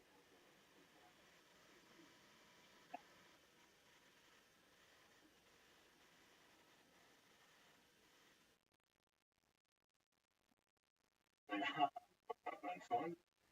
Man, just got done training. It's a pleasure to have you here, my Not a pleasure to be here. I remember having a conversation maybe 7 years ago in a hotel show about Chief Dog. Yeah, that was A young pup. man. That was my second fight ever. Was it? Yeah, we were in UFC 87. John Fitch versus GSP, man. Jesus Christ. Memory like a hawk. Yeah, dude, it was amazing. Like when I met you guys, I was like, oh, what's Minneapolis. up? Yeah. Right. That was giggling on the story. That was great to have you. Eddie? Yes. Yeah. Mastermind himself. You know, traveling across country to get this working. Fighting. Fighting July 25th in Chicago. UFC on Fox. I'll be in Chicago. I know Joe's doing a show. Joe's doing it. I'm doing it. We Night of Wayne, date. right? Yeah, I got this date, a year ago. When I got the movie. Then the UFC came up with the date, and I was already stuck, so. Yeah, it's a shame, I would love to make it out there for it, but obviously I'm going to recover. I'm recovering, I love to make it out for you. I can't be on stage. How did you, get hooked up with it? Oh man, I'm just a huge fan of the guard. When I started JKD, I started with a striking background. Hoist Gracie opened my eyes. Obviously, UFC 1 and the first early UFC. Seeing someone tear it up off their back. I was under the impression if I want to get involved in this game, I want to keep it standing. People are going to want to take me down. I need to become savage off my back. So, I worked really hard, lots of dedication to my guard work. And in this game, I'm very flexible. I'm very long for my weight class as well. I have the build that I could probably, if I pack on the muscle, I could fight at any weight class above 170. But his take on the guard game just transitioned very well into what I was already doing. And more than anything, when you're in a fight, you don't want to get punched in the face. This man's coming up with his own system and theories and ideas of how to not get punched in the face while also being effective offensively. I'm not a fan of defensive guard. Defensive guard works very well if we went old school MMA. Out, I can play the defensive guard, but even my defensive guard is more open guard. I'm not a fan of closed guard, and everything Eddie does is the only closed guard that I feel is effective is top closed guard, a high closed guard on their upper back, pulling them in, making sure they can't posture and punch you in the face, and his entire system, it just seemed like a no-brainer. I went on the Ultimate Fighter season 6. I basically had no money, going into that show, but when I got off the show and I made it to UFC, my first thing that I did with the money that I got from being on the show was buy his book, Master of the Rubber Guard. I just did everything in my power to try to understand, like I said, his system, his style, his methods. It's crazy that there was a guy that died hiking. He died of MMA UFC guy. Oh, wait, no. He wasn't hiking. Evan Tanner? Evan Tanner. Yeah. He was very much self-taught. I never understood how a guy could get a video just teach themselves. Yeah, that is phenomenal for me. I'd be scared. When I get into a bad habit, like there's people that have no, they're in a small town, jiu-jitsu for 3 or 4 hours. You had no jiu-jitsu background at all? I mean, what you're talking is exactly talking about what he did. Went and got the DVD. That's what I'm saying. You got the DVD with no No. background. At that time, but realistically, that's exactly how I did it. I taught myself training with my friends, and my brother, pretty much from watching UFC, the early UFC VHS tapes. Once the internet kicked in, man, that was like, I mean, I was a computer nerd. I was all about it, and you're hearing that dial-up, AOL, you name it, all that stuff, just to get the information, man. Like, I would print out anything I could find. Jiu-jitsu, philosophies, techniques. Sometimes it was pictures, sometimes it was almost just articles. I printed out everything I could. Anytime I could get any form of information, I was all on it. And I mean, 10 years old, I saw the first UFC live on pay-per-view. Changed my life. I knew from that moment, I looked at my best friend and said, that's what I'm going to do. He said, you are crazy. Yeah, right. And I said, watch me. And you're in Orlando, Florida. I am now. No, but at this time. At the time, no. I grew up in Fort Lauderdale. And then I eventually moved to Coral Springs. But yeah, basically down south Florida. And you're down there and you're watching all this. Now, what's the matter? Someone just sent pizza to that guy. Perfect. Keep going. So what made you walk into a Jeet Kune Do studio? Honestly, there was nothing around but Taekwondo and karate schools where I was from. I got into Bruce Lee through my older brother, who was all about it, and it kind of, I ended up getting like Tao Jeet Kune Do, which is like his main book, and my best friend had all his other books, and with my ADHD, I'm not the biggest fan of reading, at least at the time growing up. I'm young. I started getting into this when I was like 7, 8 years old. So I'm like extremely young. So I'm just like, yo, show me the pictures. Like I want the graph showing me he's doing this to that to that to that. Let's put it together and see if we can make this happen. You try to pretend you're doing kung fu and all that stuff, but it almost seemed like fate because the only thing around was my best friend did Taekwondo. I didn't really, my parents were divorced. I grew up with no money. So it's not like my dad could really pay for Taekwondo or karate or anything for me. So it would be like my best friend would go train, and then I would just kind of spar, play with him, like when he would get back from it. And we were walking through the mall when I was 14, and there was literally a Jeet Kune Do, like a table set up. They're showing Dan and Asano doing Filipino Kali, knife fighting, stick fighting, and I already knew what all of this was from books and from magazines, Black Belt magazine and all that stuff, that I was just like I literally told myself, we looked at each other, we're like, this is the sign from God, like we went there, we listened to what they had to say. I didn't even care what he was saying. His name was Sifu Khalifa, who has an academy, American Dragon Martial Arts Academy in Coral Springs, Florida. So anybody looking to train JKD or weapons fighting or whatnot, I would definitely recommend that spot. And that was my original. I was like, how much does it cost? Doesn't matter. I'll figure it out. And I went and I asked my mom. I didn't live with my mom at the time, but I explained to her. I was like, Mom, I gotta go here. What can I do? And she's like, well, let's see if we can get you a job. And we went to a local McDonald's that was near where my dad lived. She went in and she talked to the manager, and they had child labor laws at the time, so it was like you could only work like 2 hours, and you would have to take 15 minutes or 30 minutes off and whatnot. I could only work weekends, but I didn't care. Like I killed myself on the weekends, do whatever I could to make that money to pay for these JKD lessons, and that was my official foundation.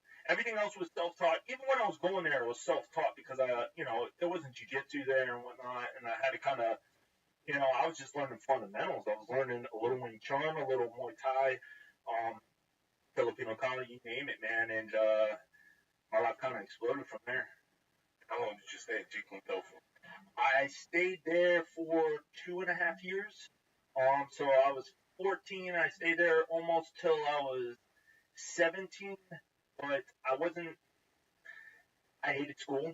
I really hated school. I knew what I wanted to do with my life. And at this time, UFC was banned from pay per view, banned from TV. So I'm like, okay, so that route might not be practical. But going to Japan, going overseas still is. Pride was at an all-time high. So I'm like, that's still my goal. I'm like, worst case scenario, I'm gonna open up my own martial arts academy. I'm just gonna live the martial art. I am so down with the mediocre. Even if I had to live at my gym, I didn't care. I was like, that's what was my mindset. Let's just live the martial arts lifestyle. And crazy how things blew up the way it is now, obviously. But I stayed there for that long, and then I had to go to night school, and I slept in every class freshman year. Freshman year, literally, I would come in. I'll probably play video games and stuff, play around with computers and whatnot all night. Go to sleep for like 4 hours, wake up, go to school, and then sleep throughout school, and do this over and over. My GPA freshman year dropped to a .8. Come junior year, they're like, "You're not going to graduate. You need a 2.0. You're not going to graduate." I was like, obviously, my dad was like, if you don't pick your grades up before that, like freshman year, towards the end, when he was like, "Are you joking me? You failed all these classes and D's, and the only ones that I did good in are the ones I enjoyed. Art, like art stuff." And I ended up have to go to night school and all that, and do whatever I had to do to make sure that I could graduate. And otherwise, he wasn't going to let me, continue the classes. So, I picked my grades up once the night school started happening. Kind of took, I don't know, I wouldn't say I got life in general, man. Life happened, and as far as working, what academy owners look at, a 17-year-old boy and be like, "No, I see a lot of potential in you. Clean my toilets, and I'll let you train here for free." It really was, business is business. So, I didn't have the money to pay for the classes, and I kind of bowed out of the JKD for about a year, and then, but the entire time I was still training. I was still doing everything I said. I was printing out articles. Anytime I had, I even remember I had it was like social studies or something, and we had to do different eras, and our era ended up being 2000, and they gave me sports. Like, we had a group project, so everyone had different sections. They gave me sports, so I'm like, okay, yeah, cool, I'll do sports. I wasn't really into sports too much, I was a little into football, but martial arts was my thing. So I had like little blocks for every other sport, and then UFC was like the biggest thing. I had the most hardcore pictures that I could print out, and I made a VHS tape, literally with 2 VCRs. I found the most hardcore fights, and I put the parental advisory up to make sure that everyone in the class knew what they were about to see. Let the teacher knew what she was about to see, and we're talking Tank Abbott, bloodbath stuff. Taylor too. No, I forget who he fought. The guy that he ended up making like stone up, where his arms got locked up, and then he makes fun of him for having his arms locked up. Like, it was just the most vicious. I had I believe it was Gerard Gordeau kicking out the tooth and punching the eye of Taylor Tooley from the first UFC, like the most brutal stuff I could find. And by the end of it, everyone thought I was absolutely psychotic. Something was wrong with me, and the teacher was scared. Yes. She wasn't, she was probably a little annoyed by it. Luckily, my brother and sister, my older sister, and I actually have a twin brother. We're fraternal.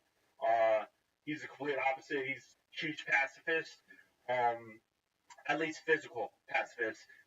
He went the political route, so he's a verbal aggressor, I guess. But yeah, all the teachers liked them, so I was kind of like the oddling out, you know, the black sheep of the family, and so she accepted it. But ever since that moment, it definitely scared the crap out of most of the people in my grade. It was messed up. Now, when did you get on the Ultimate Fighter? How old were you? Which is 6 or 7 years ago, correct? Yeah, I just turned 24. Yeah, yeah, man. I was 4-0-2. I just won the CFC Combat Fighting Championships welterweight title, and my first 4 fights, my first 2 fights were draws, fight of the night, but they were AFC old school. Dan Lambert from ATP was, it was actually amazing. The old school show AFC. He actually brought you see a lot of people from there. Hermie Preka and various people he brought from Brazil. A guy from Argentina. He really made it an international show, and that was kind of my breakthrough. How did both of your first fights become draws?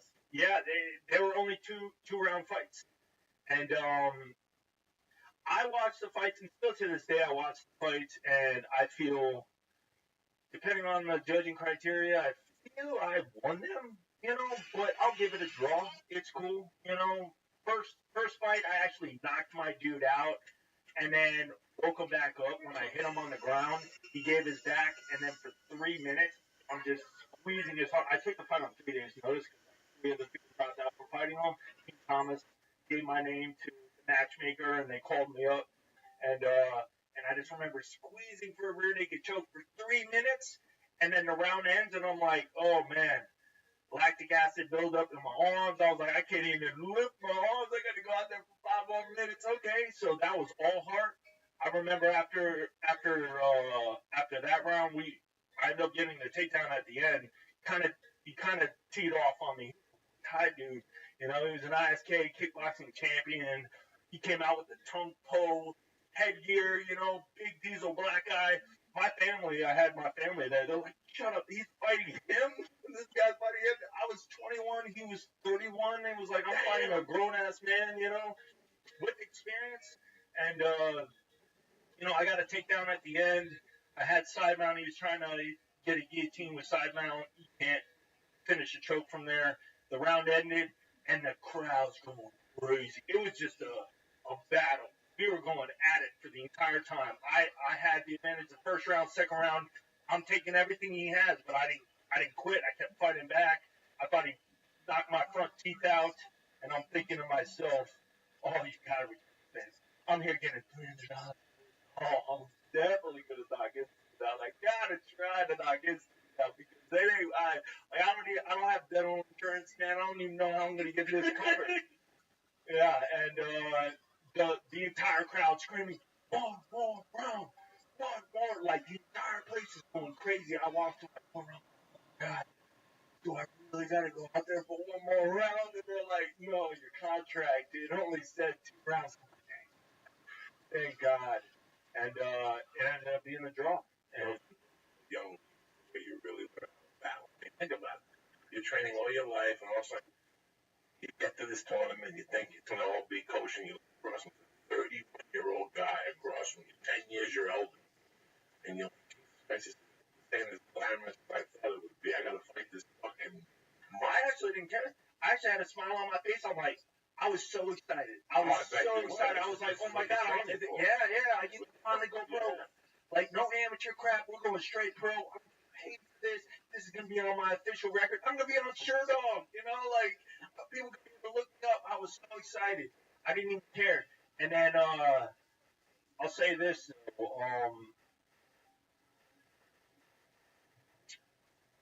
after the fight, the worst thing that I did was, I was probably concussed too a little bit, and we were like, yeah, let's go to my friend's house, we'll drink some beers, and he's got a hot tub, and that was probably the worst thing I could have done. I dehydrated myself with alcohol, went into a hot tub, dehydrated myself even more, and then I woke up the next day feeling like absolute trash, and from that day forward, man, I don't really like to drink after a fight, I don't think it's good for the brain. I don't think it's good for vitality.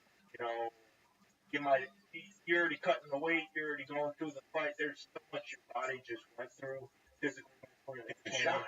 Yeah, it's a shock. And then, and then you're gonna give it alcohol and make it worse, whatever. Yeah. I learned definitely from that day forward. I was like, nah, the longevity and vitality of my body.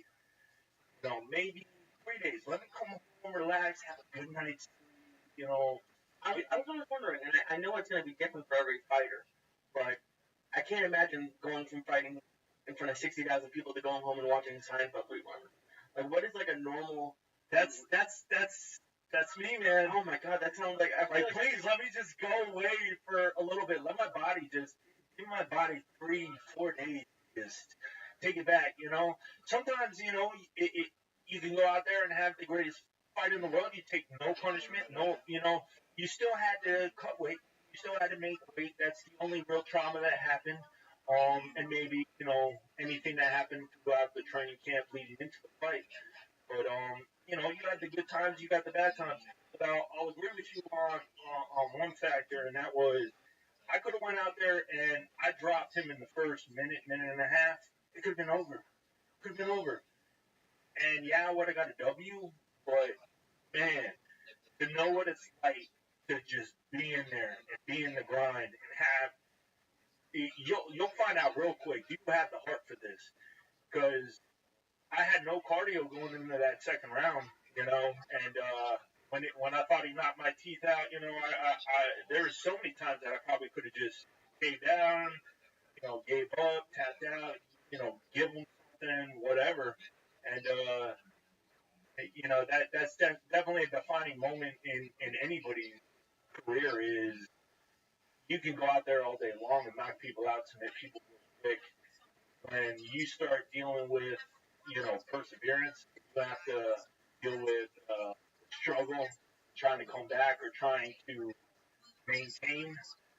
Uh, that's a defining moment to kind of let you know what kind of person you are or what you're trying to strive for. You can always get better.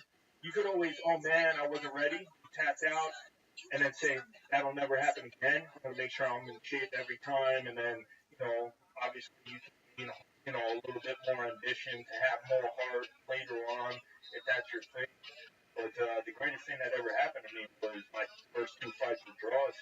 I learned everything you would learn from a loss without getting a loss on my record, and I think for sure that's kind of gave me the motivation and the understanding of I can do this.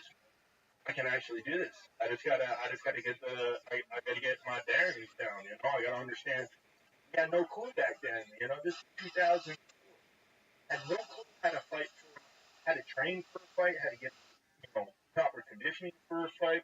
I was just going to classes sometimes, and then we would have pro class, and it was just fighting each other. Like that's how most people came up. When I came up before. When I moved to Orlando, we went to Dean Thomas's place. It was United Champions. It was Jamie Levine, Dean Thomas, Mike Bell, Mike Black, and Paul Rodriguez were the main guys. Well, we had people from here, California, Raw, coming out here, the old school Raw team. I don't know if they're around still, but like people that I saw on videos, Gladiator Challenge and King of the Cage and stuff, coming through those doors, and we were just so down. And at this time, I'm 18. I'm a little baby, and I'm just trying to understand the game. I think the biggest thing is keep your ego at the damn door, man. Tap as much as you have to, and think about the longevity. You're not getting paid for that. There's no insurance. You break your hand, you're out fucking 3 months, 4 months of what? What are you learning at that point in time? You're very limited in what you can and cannot do. How's the fear playing? Any fear along the way? I asked you because I had a little bout last week. It's so weird that after 24 years of doing comedy, you always get. I love being scared. I revolve around having fear. That's out of me. scared, you know. And I think that a lot of, because of the UFC, and because a lot of, when I was a kid, I joined karate. I loved it. Tournament. There was a time where, there's my brother Durant, I could do that. And then I got a couple brawls as a kid. I did okay. I still don't have any hope of being a fighter. But, if that's the last straw, then I think I'll be a fighter if I really need the money. Then one day I went to Mother Dude and I got beat up really bad. I remember saying to myself the next day, put ice on my head. He hit me everywhere. There was no fucking ref. Mario There was no Mario Sakasaki. And that's where his life right there. You bugged him. Yeah. That's where his life. Shot. Fucking head, face, anywhere he could connect. I remember putting a bag on my head the next day. You know what, man? I learned a big lesson last night. Don't mug people, and you're never going to be a fighter. This is never, ever going to work for you. Like, this is, not that I was scared. I just didn't like that whole 3 minutes of my life. That was just horrifying. He was all over in a cheap suit. And you might have thought, Yeah. God knows what he could God have done. knows what he could. I was on the way out. He had me cornered. I punched him in the throat, and I ran out there. But I knew I had like a block and a half on him. I ran fast. I broke my own record. Sparring is a lot different from a fight. Oh, every man, hitting the bag. I see these guys. I was going to this kickboxing place over here. The reason why I stopped going was it was great. I had too many guys in there. But I would look at them and go, "You're a fighter? I'm a fighter." Then why do you have this gear on? He had cologne on and the hair and knock me off. I'm 50. I'm just going there to lose weight. I'm not going to knock nobody out. Guys are going to knock you out. And you're like, I feel bad for you. Because you're actually going to grow up into a fighter someday. And he's going to hit you with 6 shots in the fucking head. You're beating up a 50-year-old. And you're over there putting a mouthpiece. But you're a part-time fucking first-grade teacher. I mean, you get a lot of those guys. That's the ego, right? That's the ego. They don't know. They've never been lit up. They never give somebody a finger in a car. That's the quickest way to know if you're a tough guy. Give somebody a finger in a car and watch them come out of the car. And I saw it 1,000 times. People get lit up by some guy who's having a fucking horrible day. And you think you're cute. You give him a fucking finger. This guy, getting lit up is scary. But at the same time, it does something to your heart. It tests you. You said it. It tests you. And this is anything. I always tell people, how many people go to college and get a degree in some fuck and come out and after 3 months are like, this ain't for me. I haven't got a summer job doing it. I think before you become a fighter, you should go somewhere and get punched in the head. Try to mug somebody. Go to a bar. Tell 3 black guys. Call them a racial slur. This is for you. Something. I mean, fighting, we and I were talking about a protein shake about how many stars have to be aligned for a fight. When people see, they got a TV show, how many stars have to be aligned? Johnny Hendricks beat, and I'm just guys, Johnny Hendricks beats somebody in a fight. He's a great athlete, college wrestler, came a long way, but all the stars have to align.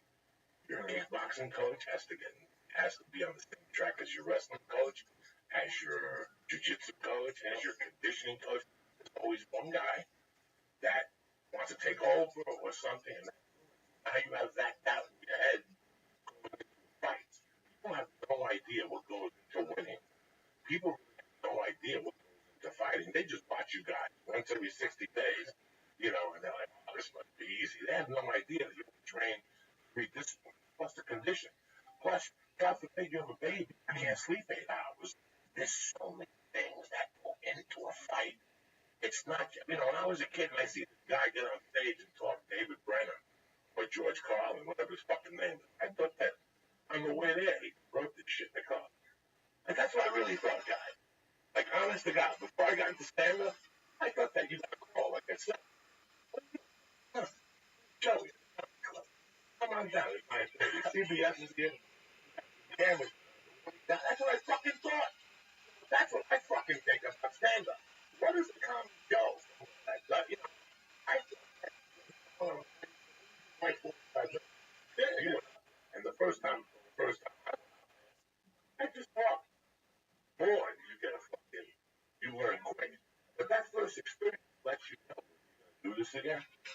Well, you're not going to.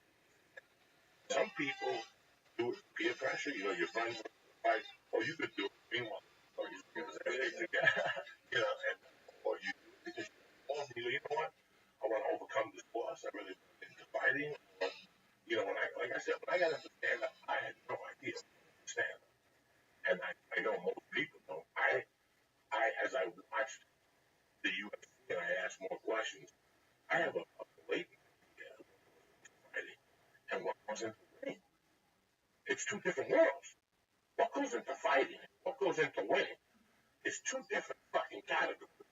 And then what goes to winning a championship is a complete different fucking level. That's when you know, think about that. You know, you could be a fighter, 5 and 6, you retire, they put you in fucking, what is it, platform muscle protein hall of fame, whatever, you know, but winning, fighting, winning at a championship has to be. Or even breaking the top 10. Even breaking the top 10. You see Ronda Rousey. She's whatever. What is she in the UFC? 6-0? Yeah, but when she's 3-0, she's still walking down the fucking thing with the twins, with the dude that trains Pacquiao, with the, you know, champions never seem. Now you have money as a champion. Hopefully, if Nike lifts the rock and everything, now you have money. You can take a flight whatever the fuck you want and train with Pacquiao's fighter. You could go to Eddie Bravo. You could go to, you know, when you're a champ. A lot of people say, well, I'm a champion. I'm just going to fucking party now. No, you got to work even harder now. Now your shit's got to be even tighter because now they come to take your fucking head off. And if it's not, you know, look at the 155 division. This kid got hurt last time. How many people raised their hand? You got 4 people always looking to tear your fucking head off when you're the champion. You talking about the Connor? Yeah, when he had a fight last week, 145. People lifted their fucking hand last week. Everybody, even fucking Chael Sonnen. Chael Sonnen said, "Fuck it, I'm off the juice. I'm ready. I'll drop down to 145." It's just really, it really is weird how people's perception of fighters, acting, or anything, to take it to that level, you have to be at a complete fucking. Look at this fucking. When GSP was where didn't that motherfucker go to England with the Gracie, the really good jiu-jitsu guy, the tall one, what's his name, Roger? Yeah. Really tall guy, the real methodical guy. He sticks with it too, man. If he works his stand up and sticks with it, God, Roger? Yeah. Oh my God, yo, he's out of the UFC now. I know, Yeah, but he can still stick with it, man. Listen, if I was Roger Gracie, I just jiu-jitsu motherfuckers the rest of my life. I love that guy. I love watching his jiu-jitsu thing. He don't do much. He doesn't do much. He passes your guard. He hangs out for a little while. And he mounts you. Wait, and he goes for that same choke. What's the choke he gets? CPO or something. He gets the same choke every time. And you know it's coming. You can start with holding your collar. And he's still going to fucking get it. It don't matter. He takes his time. Leg over you, and he passes your guard real simply. But the whole time he's grinding you the fuck out. He's grinding you out, man.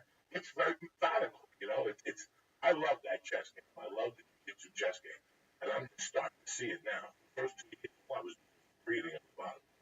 That's it. I just went to jiu-jitsu full guard and let you beat me up. I just wanted to be on the bottom and learn to survive on the bottom because I too went to lunch with Eddie Bravo about 6 years ago. And he was fucking higher than fucking went to get barbecue. And he gave a ferocious ear beat. The future of the UFC. Couldn't fight on your back. You're going to get killed. Because wrestlers don't like being on the back. So they always throw you on the back. You don't know how to back. And I saw the back game develop in the UFC. After you said it to me, I didn't even tell nobody else. It was just me and him. I was just a fat fuck stone. I didn't even want to go to jiu-jitsu. I just enjoyed seeing the different technical areas of jiu-jitsu. I knew that. It was a chess game. This wasn't a physical game, jiu-jitsu. You really see it, the high-level guys. They're not even exerting themselves. They're just throwing their arms around. It's like watching. I went to a fucking clinic. I went to a Higan Machado clinic. Dan and Santo standing next to me at the Higan Machado clinic. You know, bro, I had tears in my eyes for 20 minutes. But here I am, 350 fucking pounds, 340, and I tried to do everything Dan did because he was 70 years old. Wait, he's 70. If he can do it, I gotta do it. So when they did the neck rolls, I had to do it. Even if I felt like choking myself, I almost killed myself. He called me that day. He goes, hey, can you do back rolls? I said, no. I didn't tell him why. I didn't tell you no. I just said no. Yeah, you I just didn't said tell you no. because I almost suicided myself. I almost Robin Williams myself. One of those fucking rolls. I almost broke my whole fucking shoulder. But then when I saw Dan and the Santo next to me, yeah, are you kidding me? I had to do everything he was doing. The Egan fucking trap. I was doing everything just because Dan was next to me. I didn't even ask him. I didn't even get to that part of asking about Bruce Lee or Jeet Kune Do. The Harlem ones, James Coburn. I kind of picked his brain. When he started crying too. Once he started crying, I started crying. There was a fucking crying. That's a good joint to come back in the history. What's up, Lisa? That 500 milligrams in yet? Yeah, it's in McGregor. Good, good. What do you got planned for later? Pastrami at the house. What do you got? I don't know what I have to eat. You got pepperoni. What do you I got? do have pepperoni. You got any Mexican food left over from the wife? No. How was the barbecue? I was great. Talk to me. How was it? What did you She cooked shrimp. at the park? Yeah, at the park. Listen, the in-laws at the park. Chicken browns, carne asada. They had the rice already, and then the guacamole, and then carne asada, and then not linguiça, but it was like I called you and asked you, but it's like linguiça, or it's like kind of like what's the Mexican sausage? No idea. You know what I'm talking about? Like you have it with your egg. Chorizo. Yeah, it's kind of like chorizo. Good shit. So yeah, we had that, and then I thought of you. This dad came in like halfway with his like 10-year-old son, and they're like, we got ice cream, like $3 an ice cream cone. I was like, fuck yeah, I bought everyone ice cream, and I was just like, of course, like make it. I could just see you doing it, just like if you had to, like selling ice cream. Sure, Oh yeah. There's no shame in selling ice cream. Before a lot of people died sweating. He probably made a small 200. Oh my god. Yeah, he probably made He was selling it for $3 each cone in the box. Even if you buy it at Ralph's, is $6 for 4. So yeah, he was making he was definitely money. Okay, that's Mexican. You know, it's American ingenuity. It's something this country has forgotten. Yeah. He wants to be embarrassed and sell ice cream. Meanwhile, positive bank account. He's got 53 for Mexican. You see what I'm saying? People are monsters though. Like people, you should have seen it. People, we got there like 11 a.m. and people were like moving off areas. They were tying off and saving parking spaces. They like, I've never seen people be like so selfish. Just No class. I just saving, place to do it. So I mean, it was fun. it's fun. There's It's a fucking lake. fun. It's cool. What that hot. It was the greatest drive I've ever had out here. It was like ghost town. Yes. It would normally take me 45 minutes. I did in 15, 20 minutes. It was great. That's I nice. trained. That's nice. You're doing like part-time training camps. Yeah. This has to be like if I'm a fighter. This would have to be the ideal place. Like this would just be. I would go to Justin Fortune for boxing. I would go to Egan Machado for jiu-jitsu. I would go up here and wrestle with some wrestling club up here. They have like some college that goes up here and wrestle. Somebody from my jiu-jitsu. They killed me. There's no harder workout wrestling. I was thinking of locomotive. Basically basketball. I could hear the wrestlers up and down the stairs. They would run up on the stairs to locomotive press frontward, backwards. That fucking Tabachino guy. His name Tabachino, coach. He'd make them run those 4, 5, 1,000 fucking times. And they always said, the problem with the training camps here is that everything's so fucking far. Sitting, you get tight all over again. Everything's like so far apart. That's like at 1 to 2 hours. Like Justin, what's his name? He's a heavyweight fighter. He's Pacquiao's training and conditioning. He was Pacquiao's original guy all those years. His own gym and him and Freddie fought. Now he's back with Pacquiao. But I would go over there. He's a savage, that dude. And he's Australian. He throws everybody out of the dog. I've seen him say some wild shit to me. And he goes back with torn bicep. He got one big one that's my little pinky toe. That's how his bicep. That Sarah's got a 20. Fuck you up, Justin. Fuck you up, Fortune. Brother Justin Fortune, Jimmy's on Sunset Boulevard. Between Curson and very sweet man. Go down there and fuck around with him. He has a Saturday class for like just Gentiles. They come in and run with wheelbarrows, tires, guys who see it on TV and they're like, I could fuck John Jones. You know what I'm saying? And he just breaks them right. He just breaks them. He beats them up with one good arm. Oh, with the one good arm. Like my shop teacher, Mr. Panacucci, who lost an arm in Vietnam. That motherfucker would elbow that fucking dead Vietnam arm.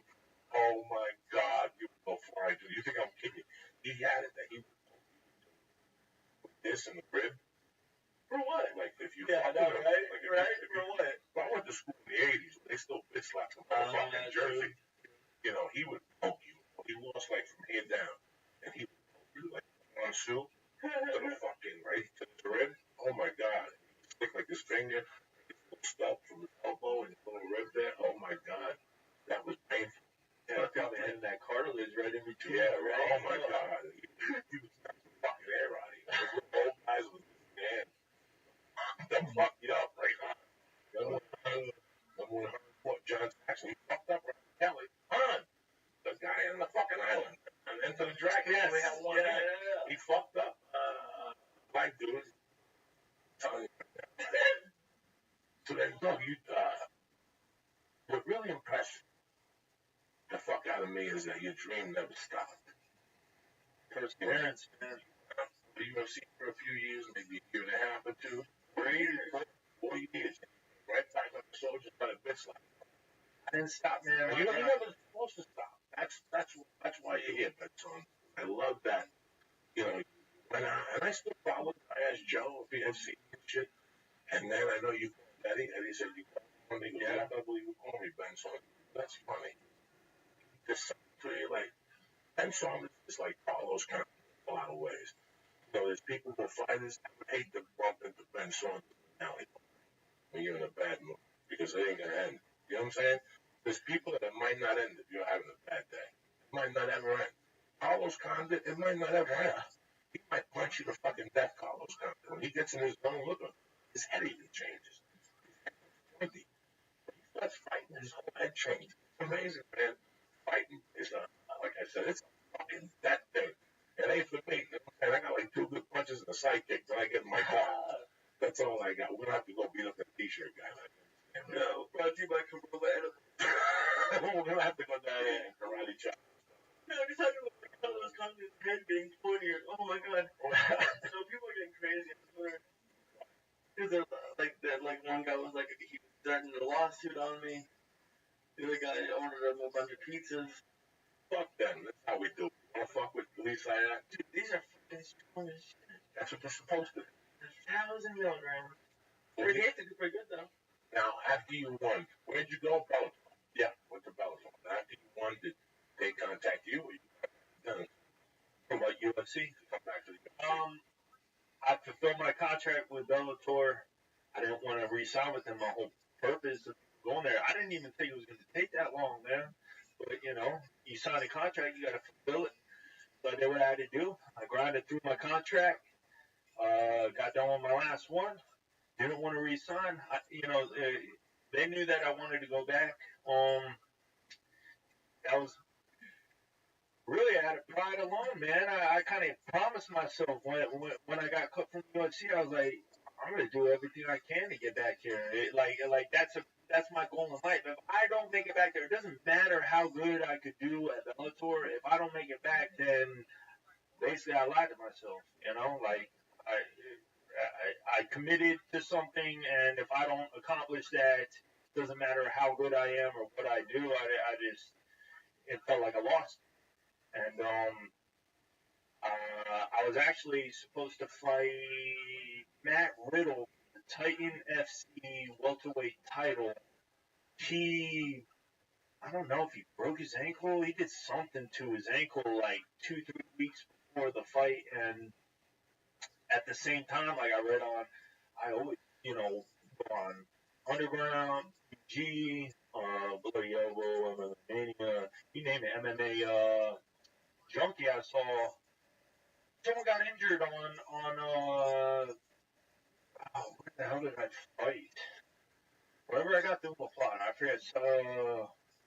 forget where it was, but It was in Tulsa. Tulsa. There we go, Tulsa, Oklahoma. Yeah, I watched the fight last night. I just started jiu-jitsu, and it's pretty crazy. Like the coolest thing for me was doing something else class, and then the guy I was wrestling jiu-jitsu with did it to me. I was like, whoa. So when I watched you do the omoplata, I was like, how many like hours did you spend just doing that? Because it just seemed like it just rolled right into it. Because it blew my mind when someone did the move we were doing in class. I was like, whoa! Like it actually, because it's a lot different just working through the When move. you train it, drill it, but then getting it in a practical situation, Yeah. in a live situation is a totally different experience. But no, I mean, the Uva Plata is just one of my go-tos. I was playing with it a lot, even when I was out in Bellator. I mean, when I got let go from the UFC, it was pretty much like, hey, you know, at the time, UFC is overrun with really high caliber wrestlers, and you either got to step your jiu-jitsu game up, you got to step your takedown defense up, or something. You know, my striking was always good, and or that was never the issue that you know, Joseph said I needed to work on, and I completely agreed. Because at the end of the day, man, I'm a martial artist. I'm gonna learn till I die. You know, I'm gonna keep evolving. That you gotta evolve, or it's gonna pass you by. There's always new things that come into play, and whether you use it or not, you need to have it in your brain, in your arsenal, so you can at least defend against it. Or if you're coaching, you can see it happening, so you can coach your person against it and all that stuff. But the way I got back in the UFC was pretty much I was supposed to fight for the welterweight title against Matt Riddle. He got injured. I saw MMA Junkie. Someone got injured in my weight class for the Tulsa show, and I immediately texted Joe Silva and was like, "Yo, what's up, yo?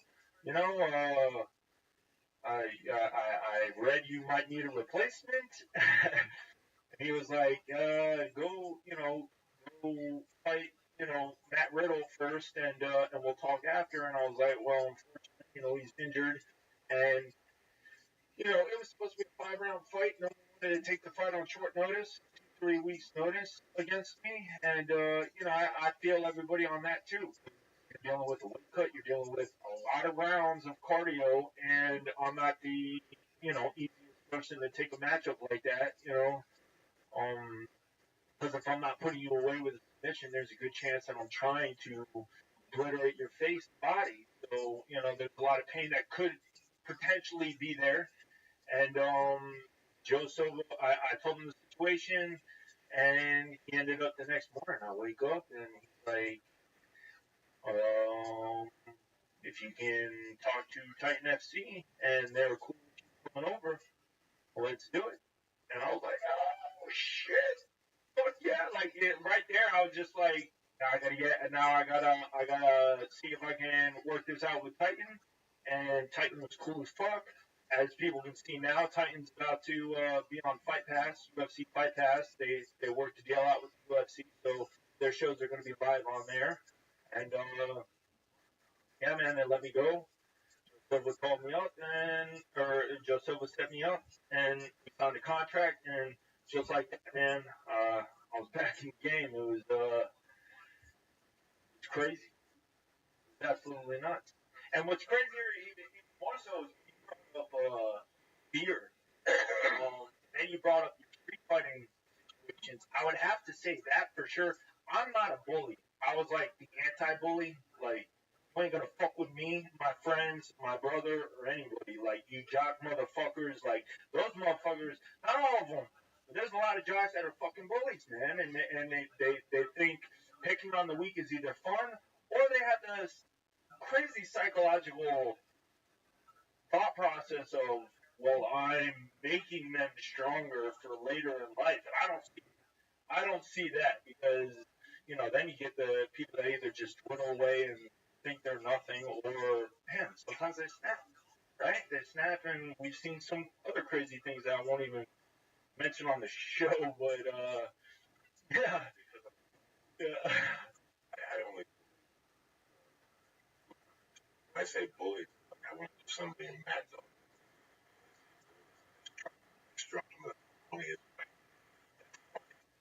One time I kicked the bum. One time with a bugger. And you gotta kick those motherfuckers. I kicked them like I can never kick them. Then once Freddie at the gas station, and he kept telling me, if you rob me, you gotta make it seem like, I got robbed. You gotta tie me up and shit. It's like when I go to jiu-jitsu, I'm in side control. Listen, I look at myself every day. I'm a fat fuck. I don't want me on me. I'm in side control. I got like Joey, grab the fucking side on your shoulder, my jaw. I don't like doing that to people. That's a bully. You know what I'm saying? Yeah. Just me being on top of you, that's good for me. You can figure it out. You're a fucking brown belt. You know how to get me off. You know what I'm saying? I'm a white belt. Figure it out. So that's the only 2 times I really went out of my way to bully somebody. And I felt, to this day, every time I think of robbing Freddie, like I robbed him 8 times in a year at the gas station. But I always brought somebody else to kick him because I liked Freddie. I found no satisfaction in kicking Freddie. There was no, you know what I'm saying? Freddie was a sweetheart that was half retarded. It wasn't his fault. Life just dealt him a fucked up retarded. He was a gas station attendant. He had a fat wife. But he was a sweetheart. He did anything for me. Now he just wanted to do an 8-ball. So for him to do an 8-ball, I had to rob him and give him a kickback.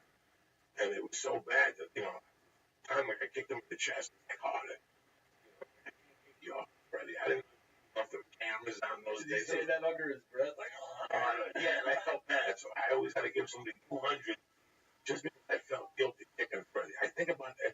When I rewrote that, like I was writing about things I used to do. And I even narrowed it, like I had to think about things like with certain people.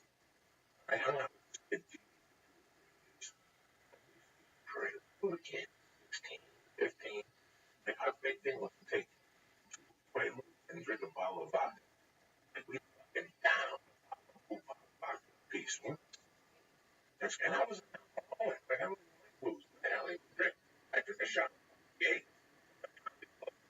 I can't drink a bottle of Schmidt. Like even close. I haven't drank vodka on ice cream. It's gotta be 25 years since I had a fucking orange juice. We were 6 East Coast in the wintertime. You gotta get jizzed up every night when you're outside. 8-pack of beer. I remember robbing a beer truck one time. No, we robbed Albertsons. A gallon of the red shit, and we drank it at the park. That's the worst headache you ever. I know. I never drank wine again. I sips of wine. Like if I say I've taken 3 sips of wine since I was 17, that's all. I don't like wine. I don't like it around me. That's why they killed Jesus. They had wine that night. It's supposed to have wine. That's when they always kill you. I don't drink a wine. You got shot. I don't fucking know. Brownie fucked me up. Oh, little Tony Bennett. Great thing up here. Like, oh my goodness. Brian, I like this guy. One day. Yeah, 8 o'clock. Panic attack.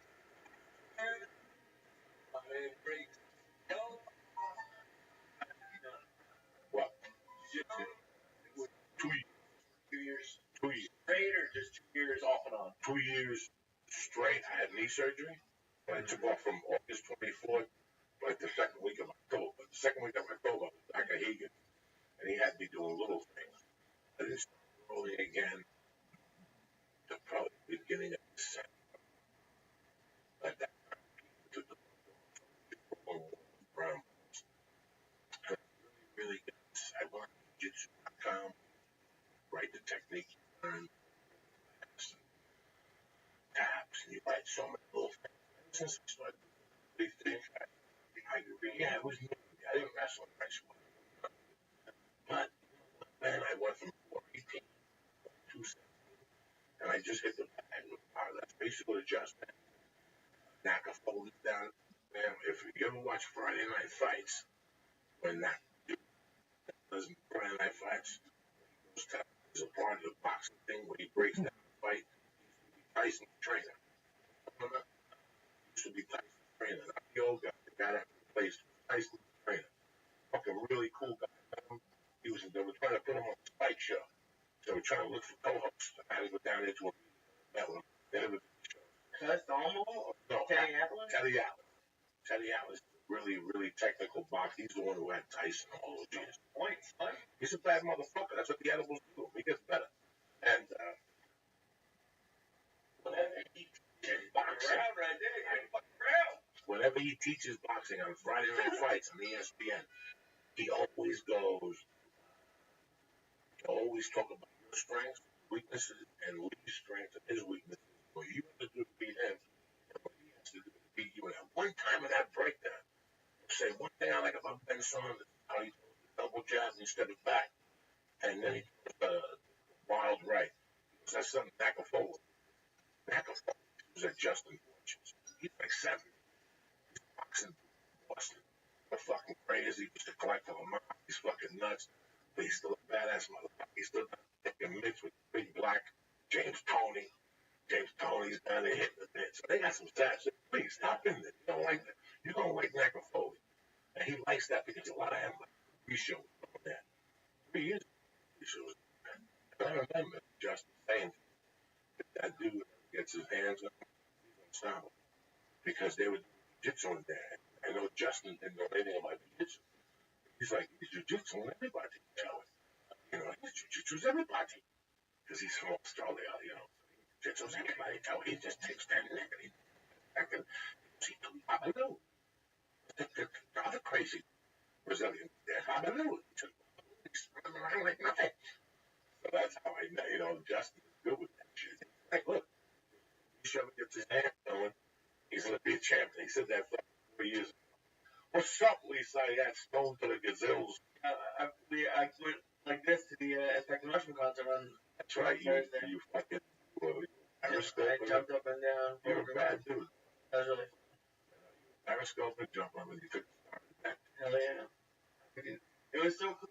Like, really cool. And then last night for the fireworks, I had because fireworks are the same every year. So like, okay, let me see what this is like. And it's so much better. Do you have any fireworks? We went to Bob Park, that ice cream there, and pack of fucking fireworks. Buy some bottle rockets.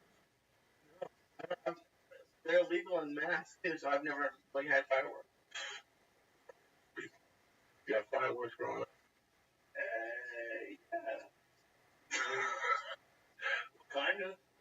Not like my dad was like, yeah, let's bring out the big guns. Like I said, we didn't have money, so I'd go to my best friend's house, and his family would have shit to blow up. I would like the M80, you know. That one's so cool, but I would try to, you know, look at the M80, various different objects, and see how powerful they are.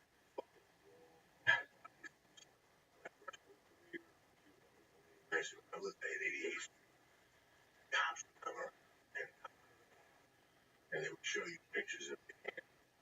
If you play with firecrackers and shit. You guys see what that idiot did? They look firecracker on his head. His head blew up. He died instantly. What? This happened yesterday? Or the 4th? This dude fucking was like, hey, it'll be fun if I let a firework off of my head. And then it instantly wasn't fun. He died. And he just blew up his head. What kind of firework? I don't know. I could do some research. I'm not forgetting. Oh my God. They got that on video? I hope not. I hope so. Oh, yeah. You have a good friend that takes that shit, right? That's how basic. Fuck yeah, there's always a good friend. Hold on. Get on the iPhone. Keep this shit. Oh. Now, there used to be a guy that used to come around and sell us a Mac.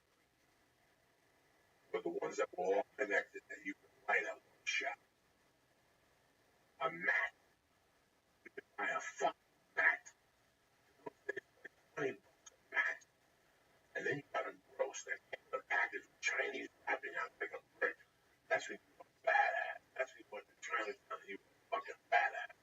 Then you put the cherry bombs that were circular. And then there were smoke circular. Sparklers that didn't count. Bits and motherfuckers like sparklers. Yeah, the thing I never had. Then you had the tanks with the M80. That's why I lived on 88th Street. And then kids break the stick off the bottle rocket. You let them, those nigga chasers. Fucking hysterical. Why do you go back? Because they just go crazy. I know, it's fucking crazy. I don't know. I didn't invent that, Lee. I'm just informing the country what they used to call them in New York City. You'd have to ask them, hey, where did you come up with the name? Why would I? I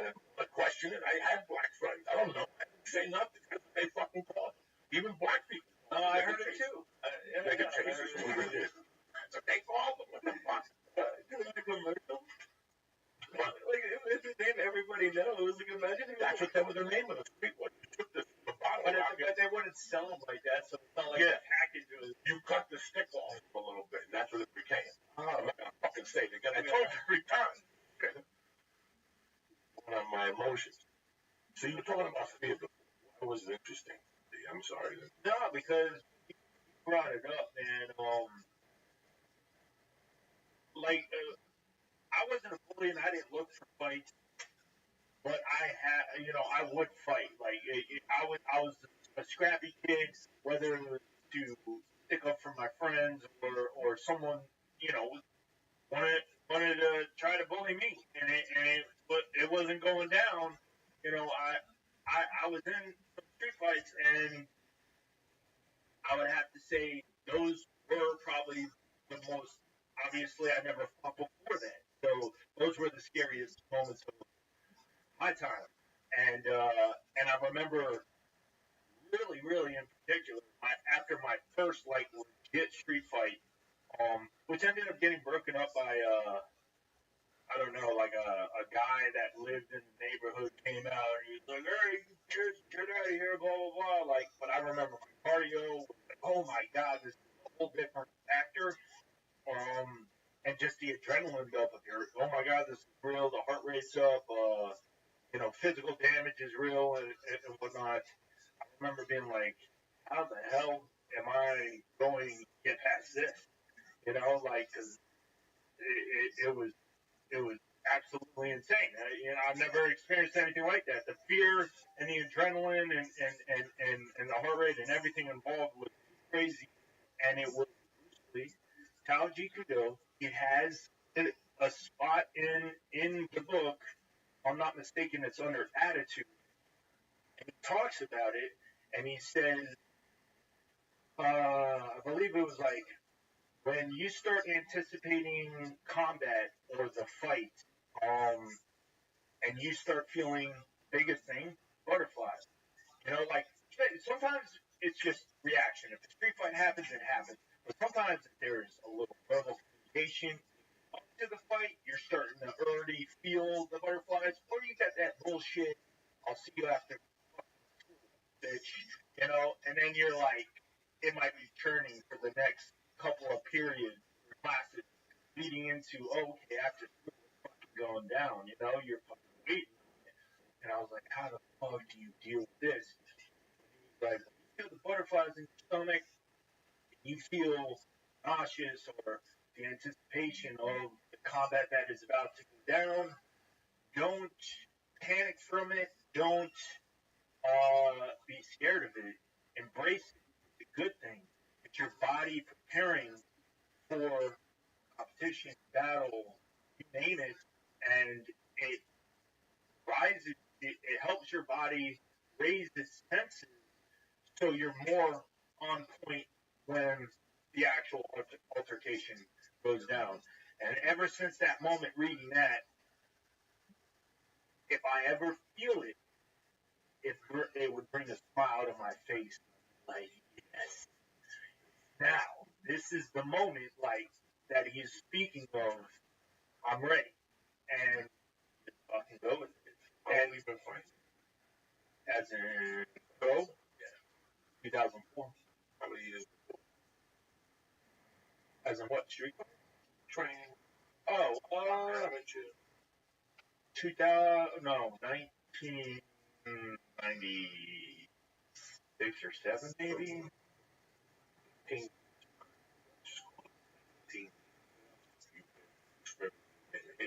Reaction. What shit. Things.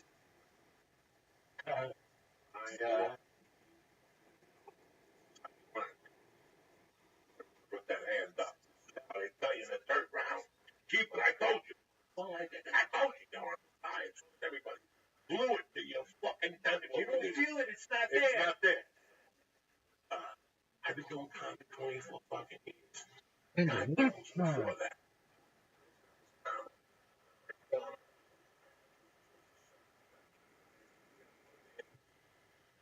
I didn't think it's a set like any other set.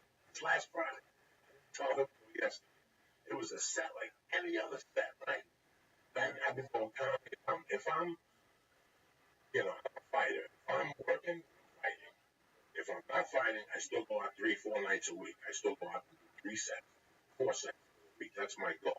And I go to your spar. Yeah, it's my spar. Yeah. And I go to the comedy store. You gotta follow Chris D'Elia. You gotta follow Rogan. You know, that's the wolves. Sebastian. Who the fuck from down there? Neil Brennan. You know, Sarah Silver. So, I go down there last Thursday night for the storyteller show. And I forget that I can't go up first and throw me at them. They're not settled with that type. I opened up with the story. My buddy killed himself with the ice cream cone. He bought the Sunday. Steve Mancini. I told it in Vegas. Oh, this guy was always one of those dudes that, you know, he was kind of disturbed. He literally was fucked up. Devil worship, music, shit. You have the kind of rolling thunder, power, rain. Like, all right, one day this motherfucker went to Carvel, bought like a little Sunday, went to Suicide Bridge, ate the Sunday, got down, on the bridge like that. No, what happened? I told him. And so, main story time. I had a second story. I was back in the wrestling. Well, just again. The one. Yeah, I forgot that. There was a grand. Great story. And that guy. I had to go.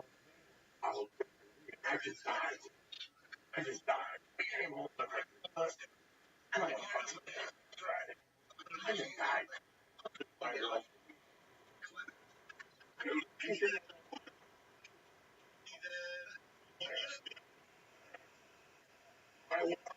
My family world was out in every aspect of my life. They for sure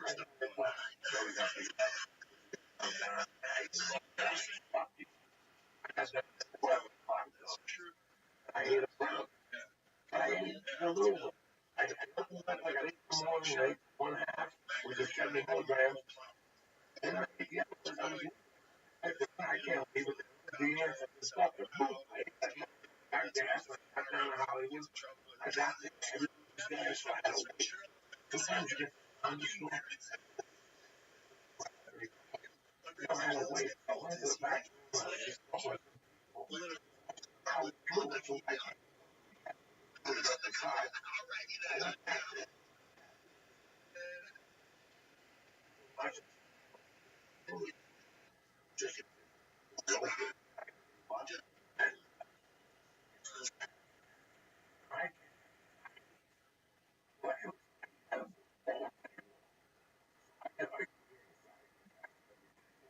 I just breathe. Nobody know how to do it. 500 milligrams just hits you hard. I just had one because I thought the cops were coming. Yeah, see, and it's the cops. I heard the sirens going and I heard the door open as the cops went down. Nah, Joey's here, Ben son. You get the back window. Way out that window. Where's your warrant? So, and so I woke up. And something happened. Waitress came down one leg. And I held my breath. If I got to the top of the stairs, I wasn't breathing. I catch my breath. And I don't know. Whatever my name is, the writer girl. I saw all my results. I saw the quality short. And I got overwhelmed. There was one chair. Like God was. What is the wrong thing? I've been going since the 19th. This is my back. I cut my feet. I know every on that stage. I know what to say. I know that way. I know who's watching me back. I know the room. Fucking room. Why? Guys, fucking way. I got turn around, look down the stairs. Fresh air. Oh my God. Down the Lord, I see blood. I get blood. turn around. I pop the other way. But for some reason, if I feel a needle prick, that's it. My mind takes it. Sam, this is mind. Mind fucks you. He has a good time too. Just we smoke pot and drink alcohol. He's up there recuperating, losing all his happiness. He now wants to have a good time. So the mind with me and my game just makes it. So spot. I don't breathe. I fucking faint. Breathe it out. Okay. I'll go into a cold sweat and they'll give me some water. I'll lay there for like 5 or 6 minutes. This was where I was going. I was going right to the beginning. She's closing up. The light's on. That's on it. I can't tap out now. I got maybe 2 minutes to recover. Maybe. If she fucks around, maybe I got 2 minutes to recover. I'm looking at the light. The light's nothing. I'm breathing. Fucking, I'm gonna have time to I'm gonna come back up. Be right there. I told you all I just some motherfucker comes up to me. Hey, my side. You guys I'm dying. I can hear it. Start talking. And I just don't even look at the motherfucker. I go to the wall. You know, I come up. I goes, hey Joey, you know me from this place. How you doing? He goes, where's the Agostino at? And I look up and I look like I know where the fuck the Agostino's at. And right away the piano player's well up the stairs. And he goes, hey big boy, you ready to go? He's a gay guy. I love him to death. I grab my chest, go up to Bobby Shaw and tell him he's next. I can't go up. And I start breathing. And I'm breathing. I say, Bobby Shaw. And he goes, well, did you ask Paulie if he even wants to go up? I go, tell him I'm having a fucking anxiety attack. This is the closest one to the fucking stage. This is going down. I'm going to faint any fucking minute now. I could feel the cold sweat. I could feel that drip going down my neck like I was dehydrated. I got that water. I went right into shock. And forgetting Dad and Jeff and Paulie Shaw. Like, I'm from the school. If you come up, go. I'm going. I'm not going to ask you why or how many minutes. I'm going to fucking go. That's it. Go. We'll figure it out later. Something's going on with this fucking guy. Not these two lunatics. They start asking me questions and shaking me down. I could see if it was me. But this is Paulie Shaw. His mother owns the fucking comedy club. And then all of a sudden, looking at the wall, I got so bad at asking so many questions. It snapped out of the anxiety attack. I was a fucking caged animal then. I went up to Paulie Shaw. I grabbed him. I grabbed Jessica. And I'm going to go up. And right there, she goes, Joey Diaz died. But God be my witness. Tomorrow, Paulie, the fucking Punch Drunk Sports has Sam Tripley. It was, and you know, you never hear me talk like this. It was the set of my life. I yelled to the 15th. It was like I was so scared to go down there and bomb again. Like, it was so much pressure on me. Like, I just zoned in, and I didn't even realize where I was till the 15th minute mark. I was talking about the Mexican ice cream truck and how they ring with like 2 in the morning. I go home, and then oh my God, I'm like, and also the light came on. Like, oh my God, I made it through this shit. And I closed. I got the and the show came up because you need to get more anxiety because I fucking slumped. It was just the fear. Yeah. I haven't had that without seeing it. Then I went home and it hit me this morning. I used to cut myself. I used to faint. I first moved to the valley. I had 2 mishaps. Then the day to get shoot. And my lip closed, back. I cut my elbow. I saw the blood. And I ran. I put the egg in my shirt up. Also, I used to have this cat. This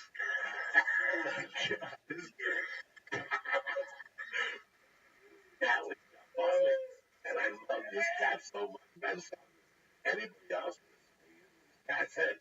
Because here you are, ready to faint. The fucking dude, the sweat, and all of a sudden, out of nowhere, I'd be with my eyes closed, just breathing. And all of a sudden, nowhere, something would land on my chest, and his claws would go into my, and I'd look at him like, Finny, you motherfucker. And I loved him so much. If I didn't love Finny so much, I'll tell you right now, the show, fucking head. Yeah, but I love it so much. But for me, getting that pain from his claws, I was like, hey, you're a fucking genius. And another time, I started shaving in the shower. Like, I do every fucking week. I cut myself in the shower. But this one time, the water hit it, the blood dripped on my chest, and dog, I just ran away with it. And I had to get out of the shower, wet and everything, and I fell on the way out. I ran for the air. And I fucking jumped on me again. I was gonna kill that motherfucker. Got the shirt on.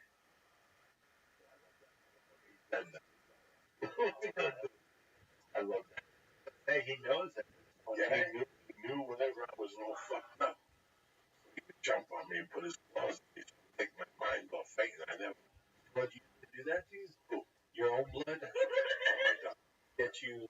When I watched when BJ Penn, Joe Daddy Steve cracked his fucking skull, okay, and I fainted at my house. Oh God. Fight him. Hey, Joe gave us all a bunch of him next to Ralphie May. And in between rounds, he busted the guy's eye. I don't remember the fight, I'm sorry. The guy's out. It was right there. I mean, 10 feet away from where I was sitting, like in the second row. And I saw the guy throw the towel, and it was just red. Well, and I just saw the red towel. My heart was, and I fainted sitting there. And I fainted on the chick. She had big tits. I fainted on the tits. And they were like, are you okay? And they gave me water. And the doctor said, what happened? I can't see blood in the guy's towel. He goes, oh, that towel made me sick. People get it. So I fainted twice. I fainted that picture. Really? He's like, see, first time I fucking went down. I haven't fainted this last time I had it 2 days in a row. So when I went to get blood, I didn't faint. I went for the heart thing. They fucking put ink in my heart, and that made me fucking all fucked up. Makes you break out into sweats. If I, the breathing is. When I was younger, I didn't know anything about the breathing, so I go out.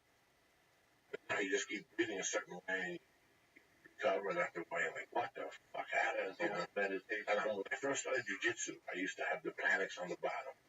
I tapped for a long time. I got discouraged. Claustrophobic? Yeah, very claustrophobic, and as soon as I was like that, and then you're on me, that's it. Oh my God, and I would eat edible or smoke dope. I knew Betty Bravo. And I go to fucking jiu-jitsu up here in the valley with the gi, and it's Monday nights at 8 o'clock. I put you through a half hour. It's called Marcelo Mandan. You do 10,000 sit-ups. He makes you do everything to tire you out. So when he teaches you the technique, he wants you to do the technique while you're tired.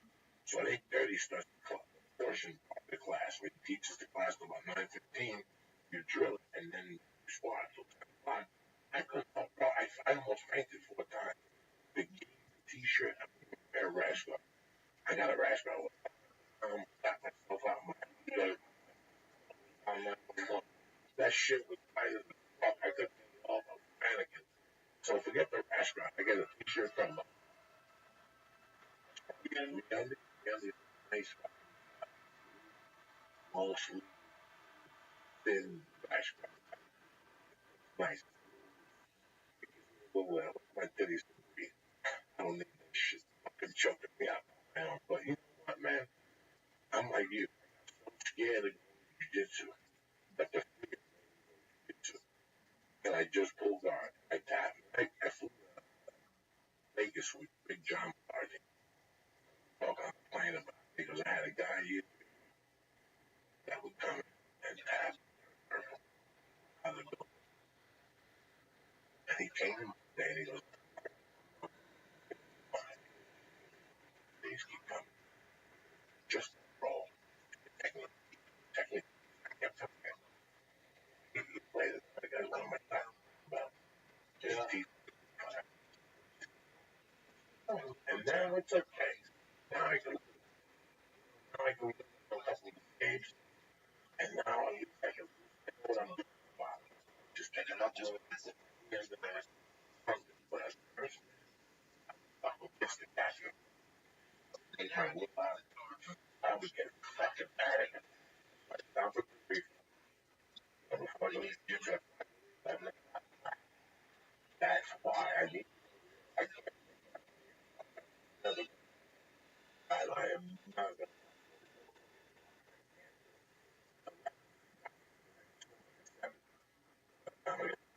To got my movie. So, man, I mean, what are we talking about? I almost feel like my favorite word is perseverance because I don't even care what you do in life, man. Like what you're thinking, you're a comedian, you work in a cubicle, whatever it is, man. I mean, dealing with trials and tribulations and overcoming it is one of the hardest things anybody can ever do, but it's also the most satisfaction you could ever experience in your life. Did any part of you, when you were in Bellator for 4 years, consider like just retiring? Like, 4 years would be a long time to be like that frustrated with where you are. Yeah, man. I almost went to kickboxing and jiu-jitsu. You know, politics, man. You know, things that I won't get into. Dark things that make you think negatively on many factors. Not what I signed up for, man. I try to live a very positive life. I like to smile a lot. I love to laugh. I love comedians, man. You guys are a great thing in this world. You know, so definitely don't stop that. But yeah, there is definitely. I think there is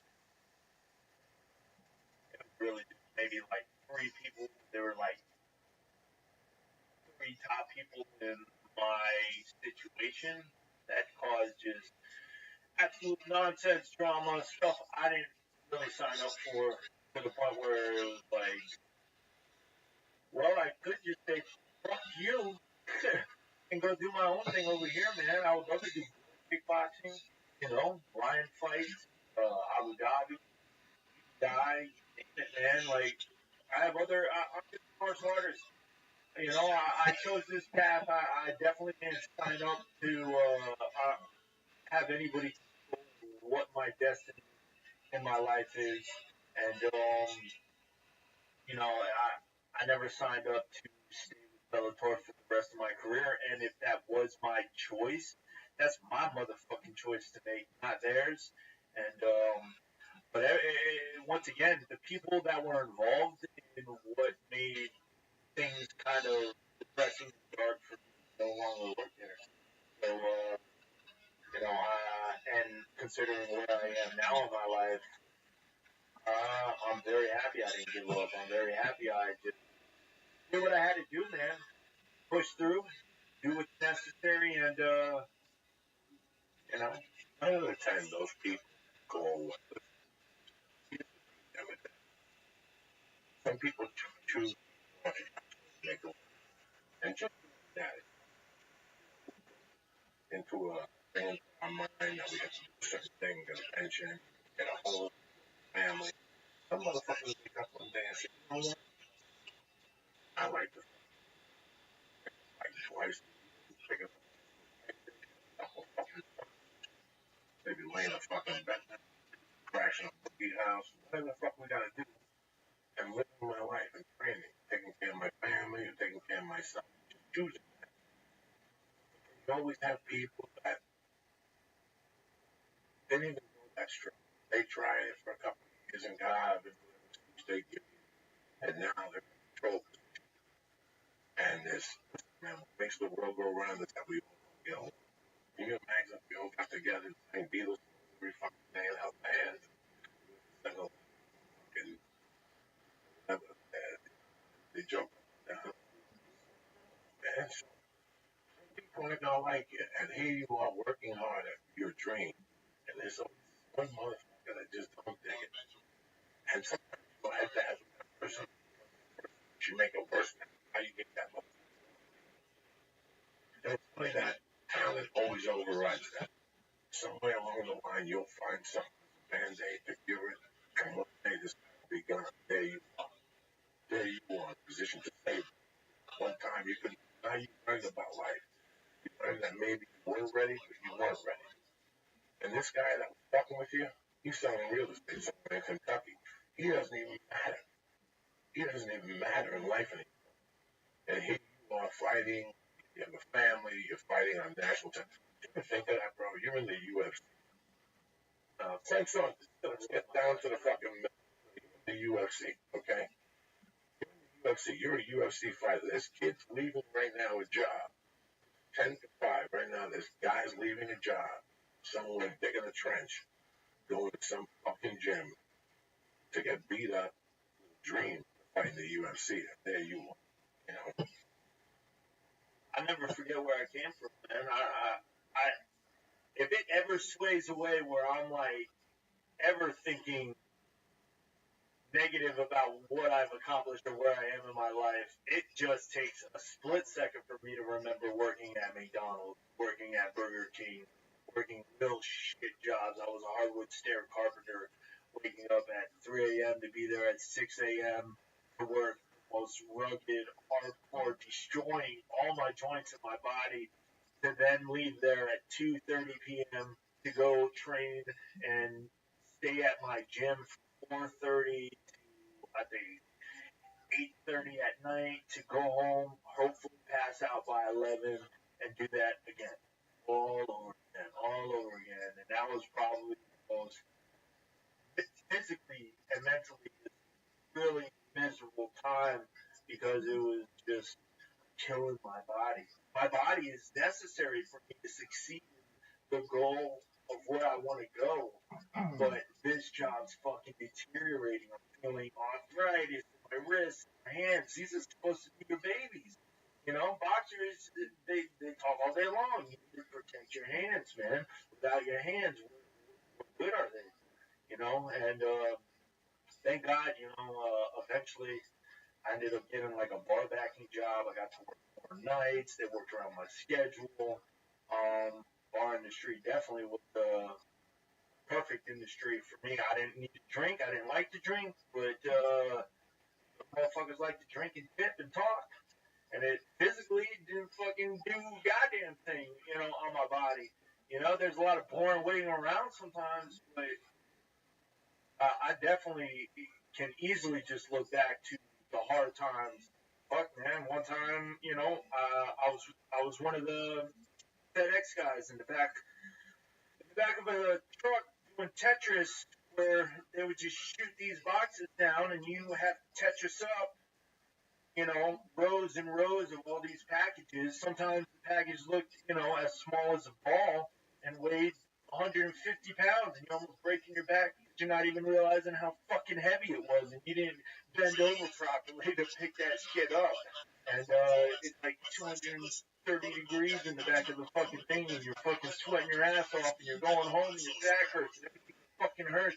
Then your car breaks down, and you gotta fucking walk like 8 to 10 miles to fucking get home because you don't have a phone, you don't fucking have anybody's number to even call, and then you're gonna get fucking evicted from your apartment because you no longer have a job, because you no longer have a car to fucking get to your job, and then your family, when you go to them for help, tells you, what are you doing with your life, because you're not making a goddamn cent with this fucking career you're talking about, with fighting and whatnot, so then you fucking disown your family and fucking do what you gotta do to get by, and fucking finally make it happen, and you make it on live television, and then the world turns. Everyone's like, holy shit, you made it. You did it. I'll think about it. Yeah, man. I never forget. I was big in my hotel room. I was being a bus station right here. Yeah.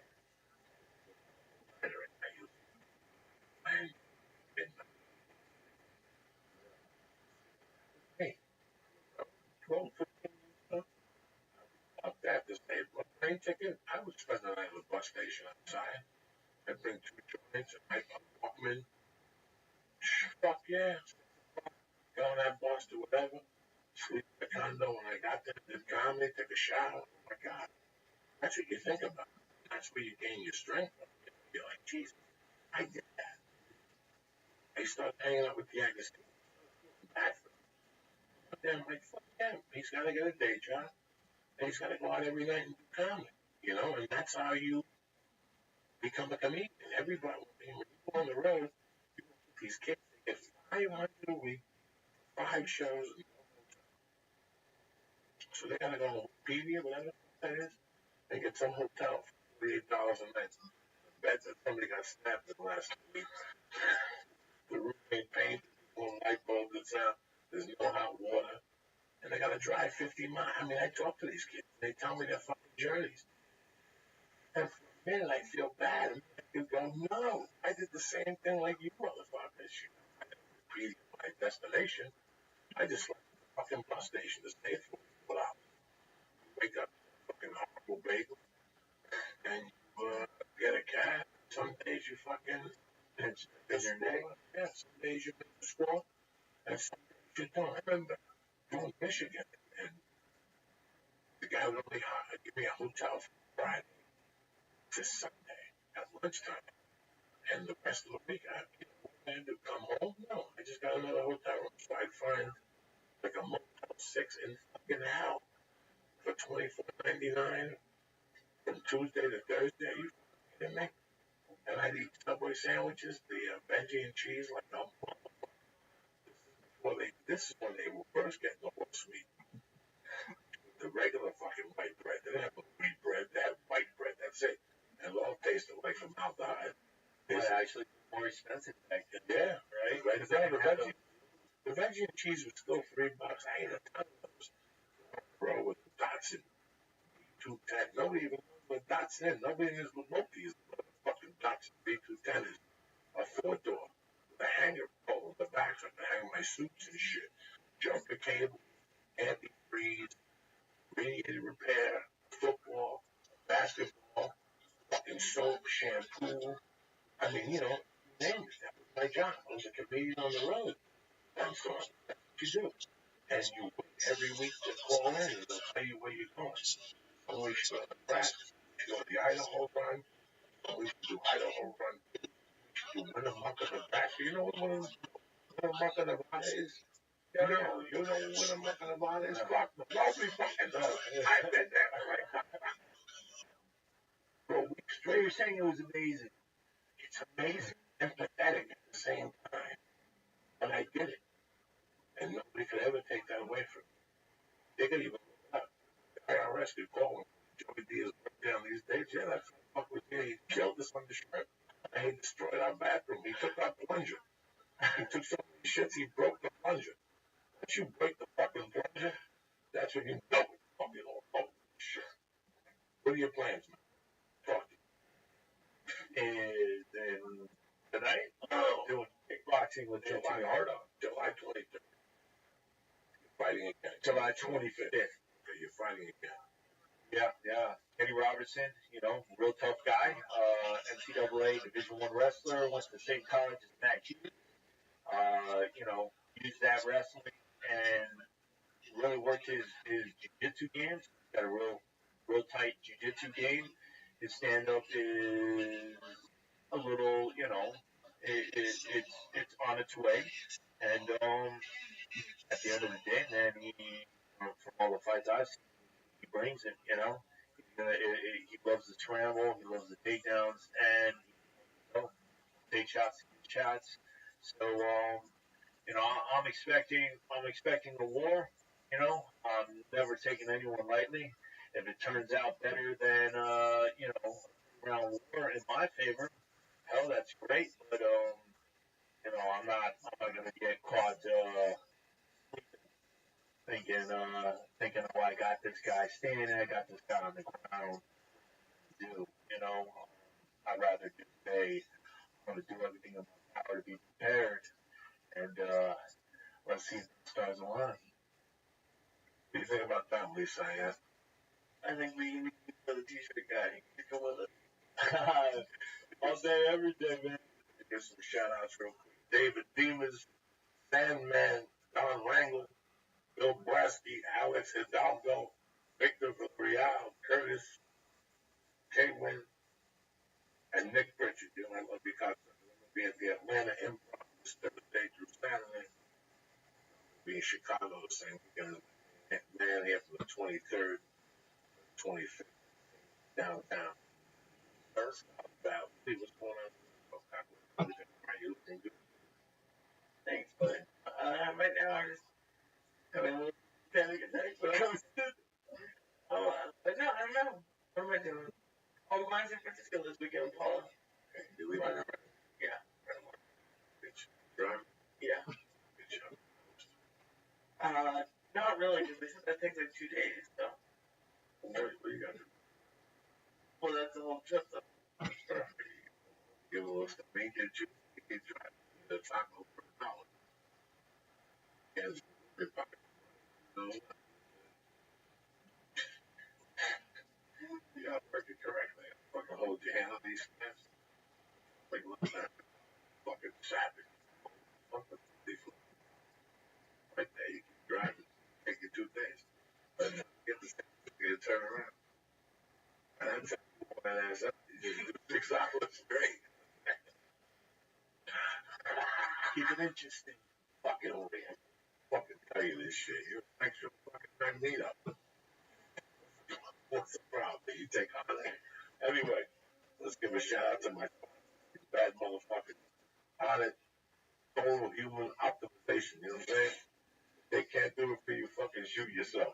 Right here. It's such a complete earth-grown nootropic alpha brain. 100% money back guarantee. They don't even want the product back. You follow me? That's how strong they are. You take fucking alpha brain, try it for 30 days. This motherfucker will work for you. Think clear. You get some focus. You have some clarity. You have some fucking nightmares for 2 weeks. That's fine. That's not pay for a fucking nightmare. Like eat the strip. You know what I'm saying? Same tropic with all the goodies. Anyway, alpha brain, new move. They got the 90-pound kettlebell, the new one. I mean, these motherfuckers don't stop. The tea oil for the fucking coconut for the coffee in the morning. Nice fat. They don't fucking stop over there. Don't hit me. I don't even know what the fuck I'm talking about. Go to hunter.com right now. Look at the pay. Look at the stuff. They can't help you with the weights and shit. Take a look at them anyway. They got some fantastic stuff. Anything in the supplement department, even the coffee, get you 10% off. At the end, once you ring everything up, bam, you press in. Boom, in the box. CHURCH. You get 10% off your fucking order. Who's better than you, cocksucker? And that stay on the program. Let's stay on it. Just call them up, give me a credit card. Boom, it comes to your house every month on the first. Give them a shot. Also, Henny Six, the fucking best. Let's go throwing heat over there. 5 for 50. You get 5 fucking, get 3 cigars. You get the gamut on the other ones. 24, 16, and fucking right for 8. 180. At that time, you'll be smoke free. We're gonna smoke one of these with that. 2 cigars. They will save one for fucking New Year's Eve. That's how the real thing is. Get a 24, a 16, and 8. Don't get the 0. Trust me. Get 5 for $50. Go to hitty6.com and press in. Joey's Church. Joey's Church, cocksucker. And get what? 5 for 50. 1,200. Hitty Sig, the best fucking Hitty Sig on the market. 1,200 guaranteed puffs. Taste better, last longer. You understand me? You go to one of these 7-Elevens or one of these places, you gotta change the fucking oil every 2 weeks. It gets on your paperwork. If not, you gotta go over to this other fucking place and deal with them and get these things that cost $10. 2 hours. Not with the 86. 1,200 guaranteed fucking puffs. You understand me? So go to hitty6.com and press in. Joey's Church. Boom! Get 5 for 50. Number 3, nailedinlife.com. Who's better than these fucking savages? But here a couple weeks ago, they came up with cases. If these guys, listen, if you're into dabbing, go to nailedinlife.com. And they got the paper pen, they got bazookas, they got pens, they got sticks, fucking jammy Jimmy all into your fucking lungs. They got everything. David and Peter don't fuck around.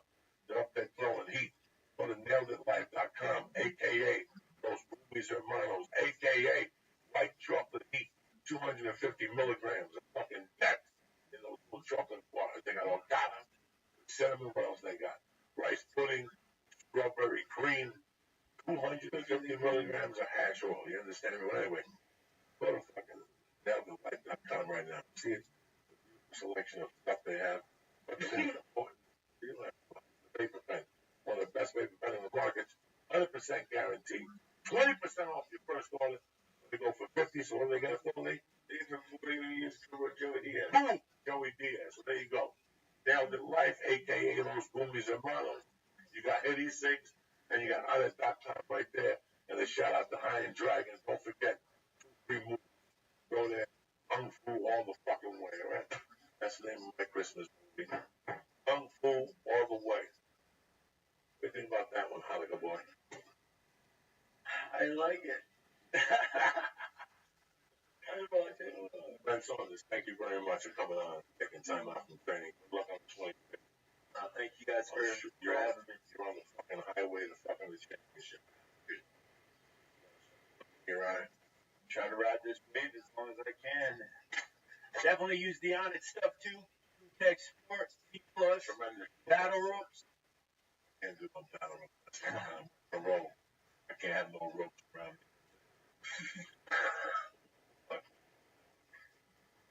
I don't know what you did with the rope. We kidnapped them. We tied them up. I mean, with no ropes. I can't even hang out with the Boy Scouts. Those fucking show up. They got shit to do, cops. Okay.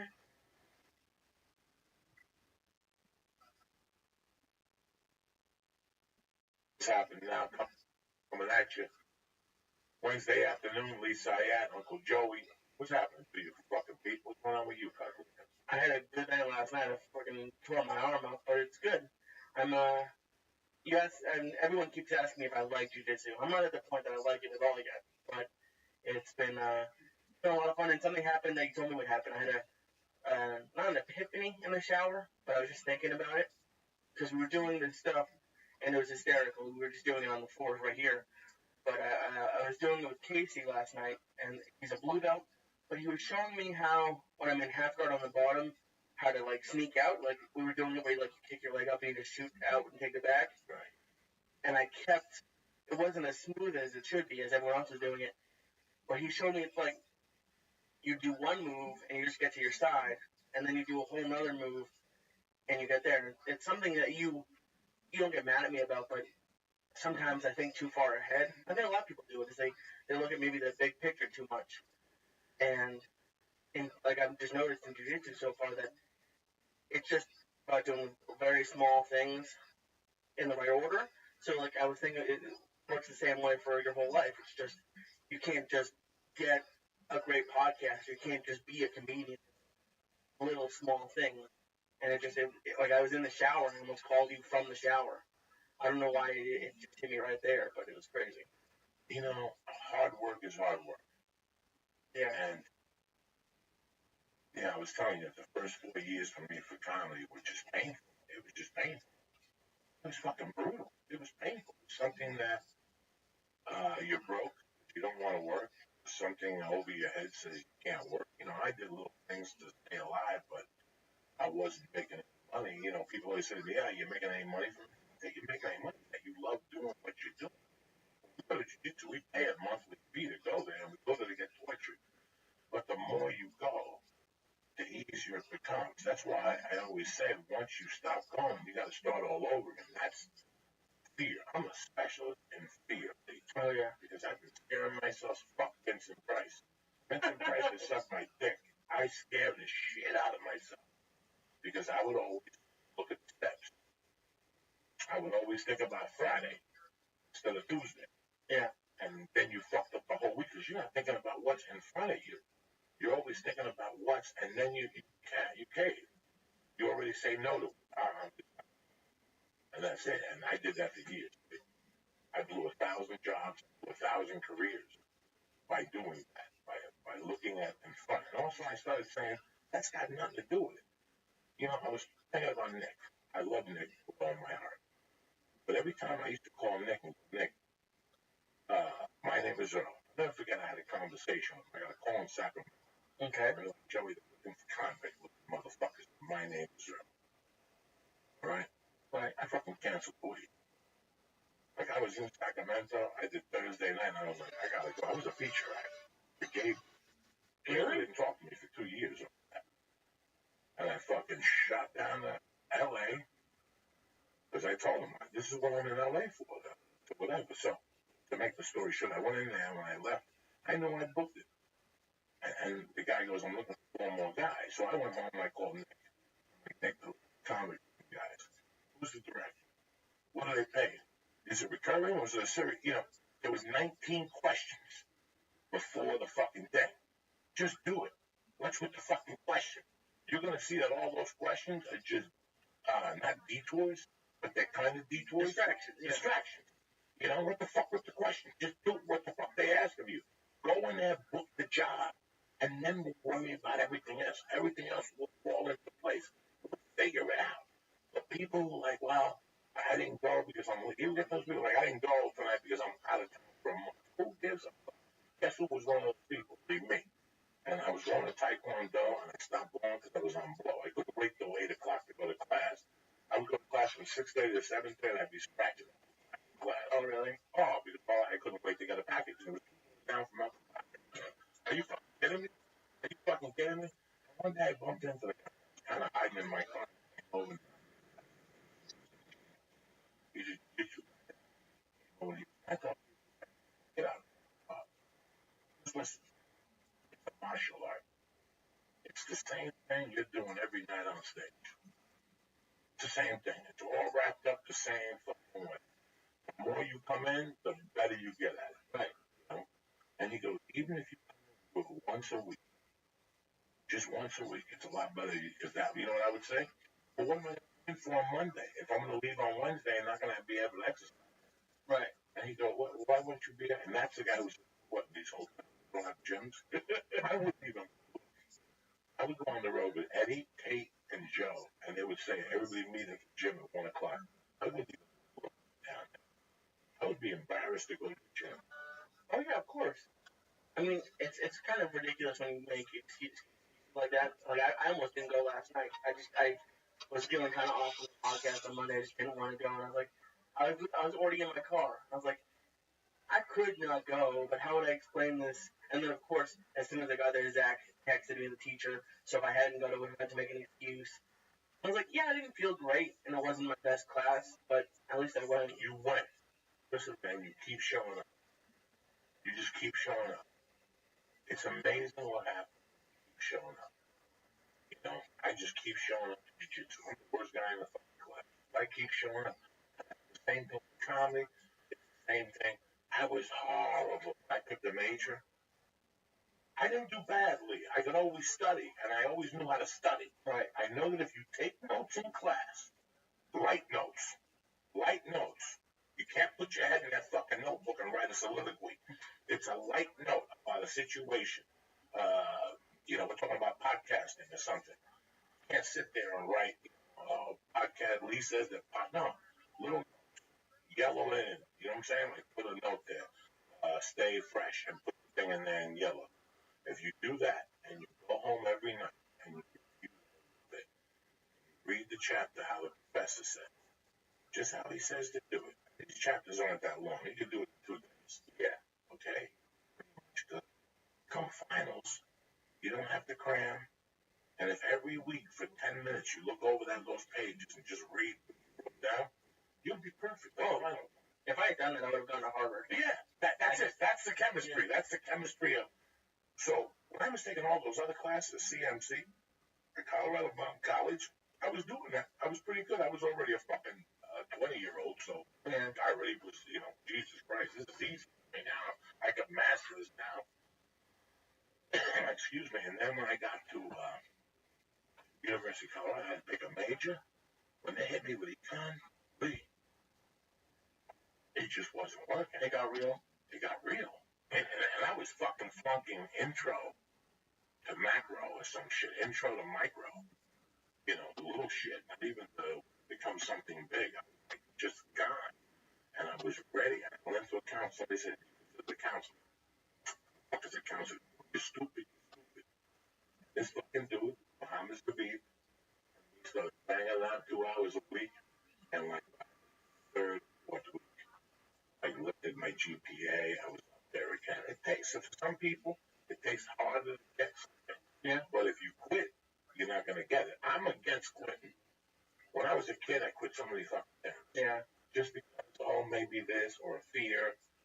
You know, I have always said thinking is either the best thing you could do for a man or the worst thing you could do for a man when you really think of a situation.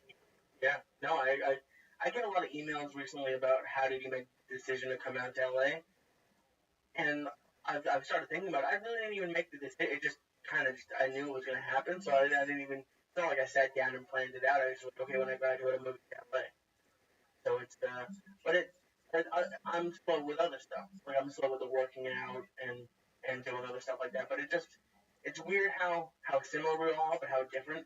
Like something like I would like the fact that you get up on stage freaks me out, or the fact that you I don't know did all those robberies, which isn't something like necessarily proud of, but it's weird how different we all are, and we try to be sort of uh, measure ourselves against other people, but it really has no bearing at all. Like just because they did it, you have to do it. Right. No, I was the king of that. Yeah. You know, and I got out of that when I moved to LA. I knew to move forward as a comedian, as a human being. I had to stop worrying about this one was getting it, why he was getting it, and being angry. That really held me back from being as a comedian. That you grew up with saying to you, oh, I got invited to this, got invited to park for Halloween or some shit. I used to do it. Like I used to get really upset when people got better grades than I did, but it's I think that's why I'm not quitting. I'm never gonna be good at jiu-jitsu, but Neither am I. if I could be Neither am I. possible, But let's pretend you get good at one. yeah, that's what he said, right? Let's pretend you find one move that all that, and even though the person knows it's coming, it doesn't matter because you're gonna look for that. That's your one move. You're gonna look for that one move. That's your go-to move. All you need is one move in jiu-jitsu, maybe two moves on defense, escape, push away, get your leg back in, and you're back to square one. You don't have that same fucking move. Have you found your move yet? You don't have one that you like? I like Kimoras. Okay, yeah, that's what we learned yesterday. Kimoras. Yeah. I like bow and arrow choke. Okay. I like that one because I always end up in that position with people. So I can go for a choke and your hand up, and you don't, you strap and you turn around real quick. Grab their pants. Right. That I like the straight arm bar, not the one that Ronda Rousey does. I've never even heard of it before, but just it's the same sort of way that you do the Kimura, except you just kind of like block the arm and then push it straight. That short arm. So for me, to get the Kimura to grab my own wrist, I couldn't do it. So I was like, okay, they said try the straight arm bar. I was like, oh, that's cool. I like that. it's just listen, sticking with something is always, and I let I can't believe I stuck with John. I told you 2 weeks ago we had a guest on stand-up, Brian Scalaro. It was 2-3 weeks. And we were talking about the struggle here, and we got really high on that. And something, my road working. Go to that road and it's not working. Okay. All the shows are on its maintenance and shit. I don't fucking know. So I took a notebook.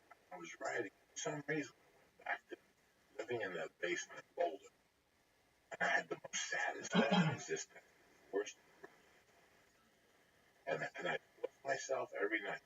I didn't even have groceries, refrigerator. So I forced myself every night to find a spot. When I went, this is why I talk about discipline. You always talk about this, China, this, Russia. This. When I went back, I was in such a bad shape emotionally. I was so heartbroken, so frustrated. I knew as a human being, not a fucking psychiatrist or nothing. I knew as a human being that I couldn't stay in that house at night. Like I went on the line, I went on like a comedy newspaper. Right. In those days, then legitimate. Then legitimate. In 1993, 1995, on Monday nights you had open mic in Australian bar that usually had 7 or 8 people. Tuesdays you had the comedy bars. They give you 3 minutes every 3 weeks. On Wednesday you had a commerce thing like a truck stop. Okay. Wednesday you had Elvis impersonator. We spoke about it. I think so, yeah. There was an Elvis impersonator in fucking Vegas, so he bought a bar. And then Thursday night was El Torito. Oh, wow. And Friday and Saturday had nothing, and you had guest spots in places. One Saturday a month, at 11, there was a fucking room all the way in Cherry Hill, or whatever it's called, Colorado, like 50 minutes away from where I live. And you go all the way there, nobody knew me. I was last fucking 115. Were these all open mics? All of them. No money in money. So you could get up at all of these. I knew that my mental situation, I was 31 years old. I had no money. I had no savings. I had a beat up car. All I had was I had an apartment. I was freshly divorced. I had a cocaine habit. And I had the heart of a fucking criminal. But I wanted to do stand up. I didn't know stand up saved me. I didn't know stand up take me here. I just wanted to stand up. At that time, I had been doing stand up about 3 years. I started when I got to New York. I wanted to come back to Colorado. Fucking. And I had like an odd job. Sports betting service. This whole time, I wanted to do stand up. So I knew the pain. I just couldn't sit in that fucking apartment. So I forced myself to go out and do comedy every fucking night. I forced myself. I didn't give a fuck if I didn't have money. And there was this couple. He was Chinese, white out of mosque. And his name was Sammy. I could only borrow a 20. Take gas. I worked with him. The gas, just to get to a bar to do stand-up comedy. There was a bar named Murphy's. It's still there right there. I used to go in there and just crack jokes at the bar.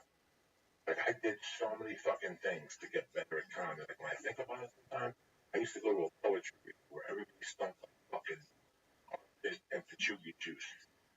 It was called, I don't even fucking remember what it was called. Penny Lane in Boulder. Fucking place that was just a great coffee shop, very bohemic.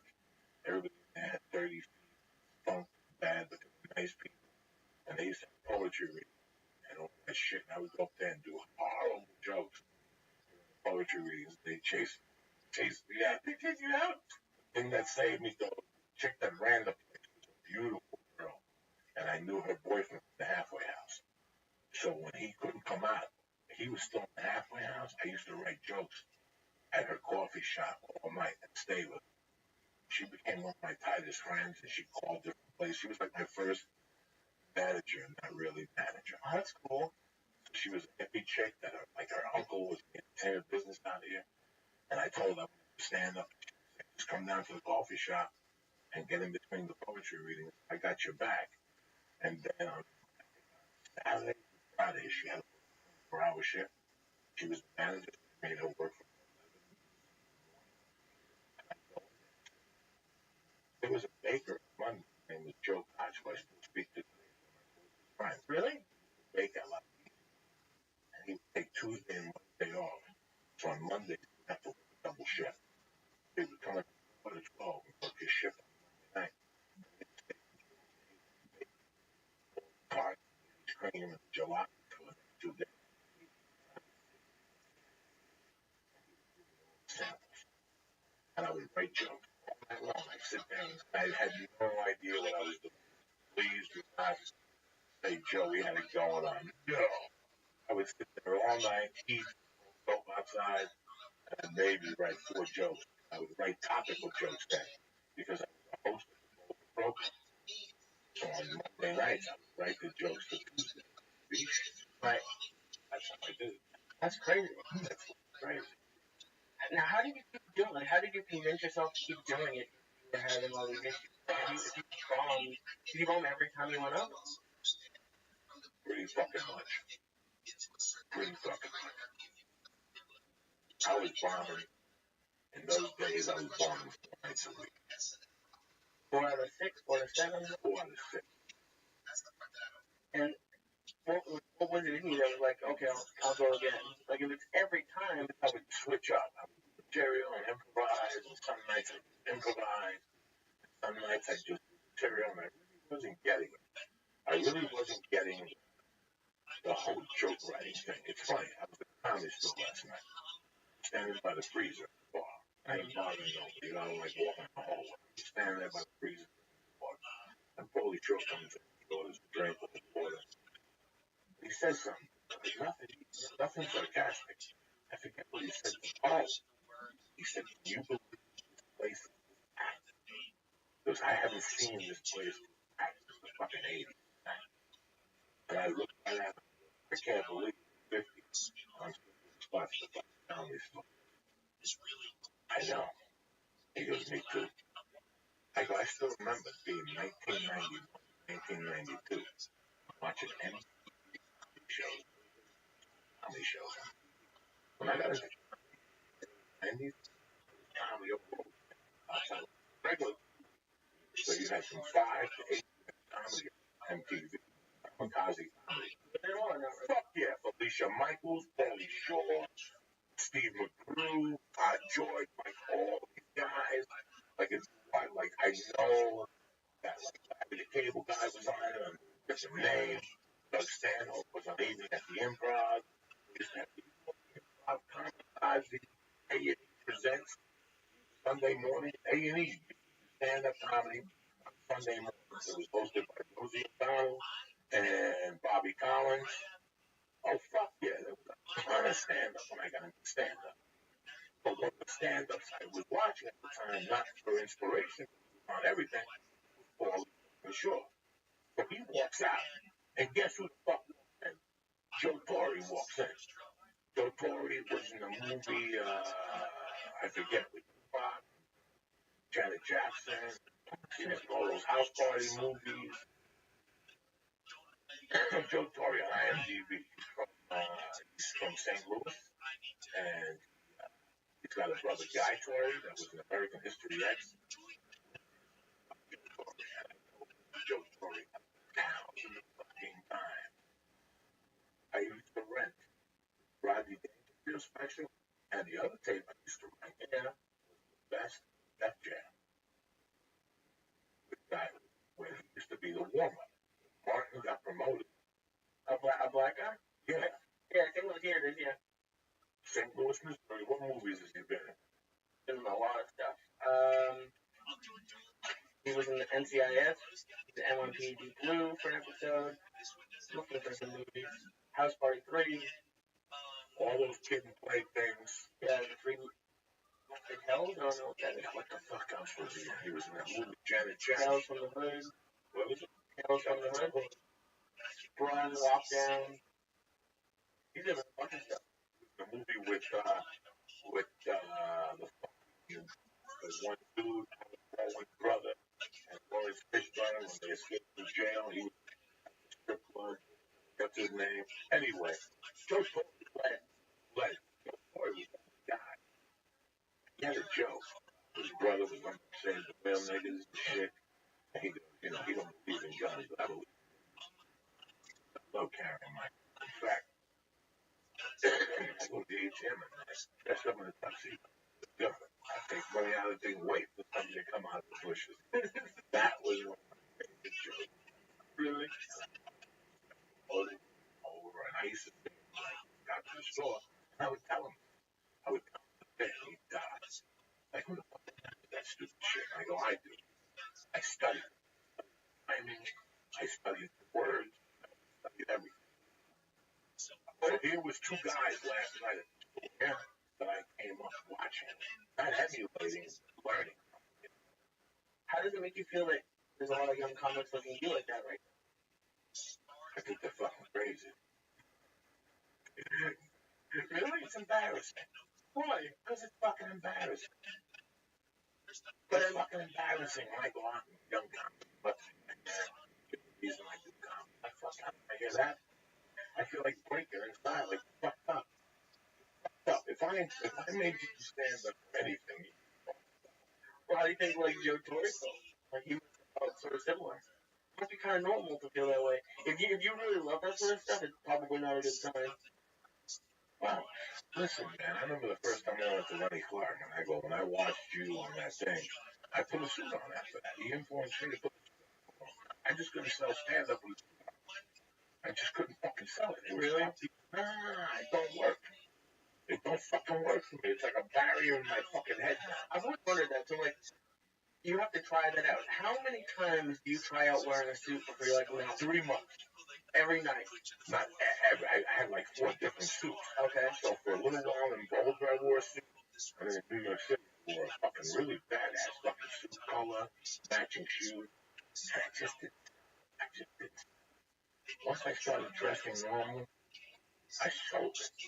Do you put any thought into what you're wearing, or is it just whatever you want to wear, or do you have? I'm the electrician.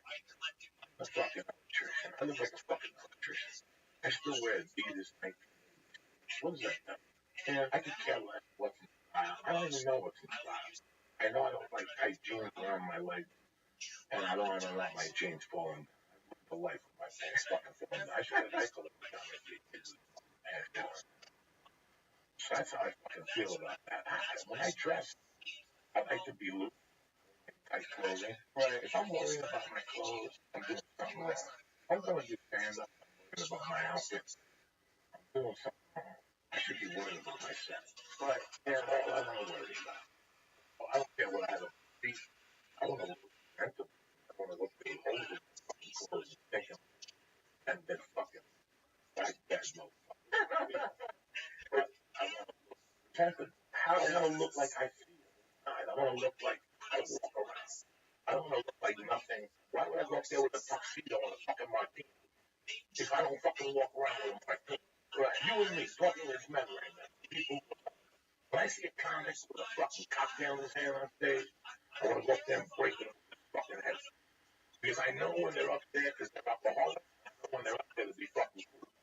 There's a big difference. And it's a detraction. Yeah.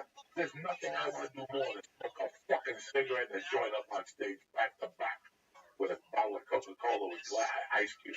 But it would take away from the audience trying to be fucking joking. How do I know? Because I tried it already. I can't wait to smoke it on stage. That's my fucking dream to take the joint, 3 fucking joints, and that's how I know it's time to get off. When the 3 joints are done, it's abandoned shit. That's it. What are you going to talk about? You already smoked 3 joints and you did your fucking time. But what are you going to talk about? You wrote 3 nice fucking numbers, 3 different weeks, a couple things of water, maybe a fucking half a sandwich.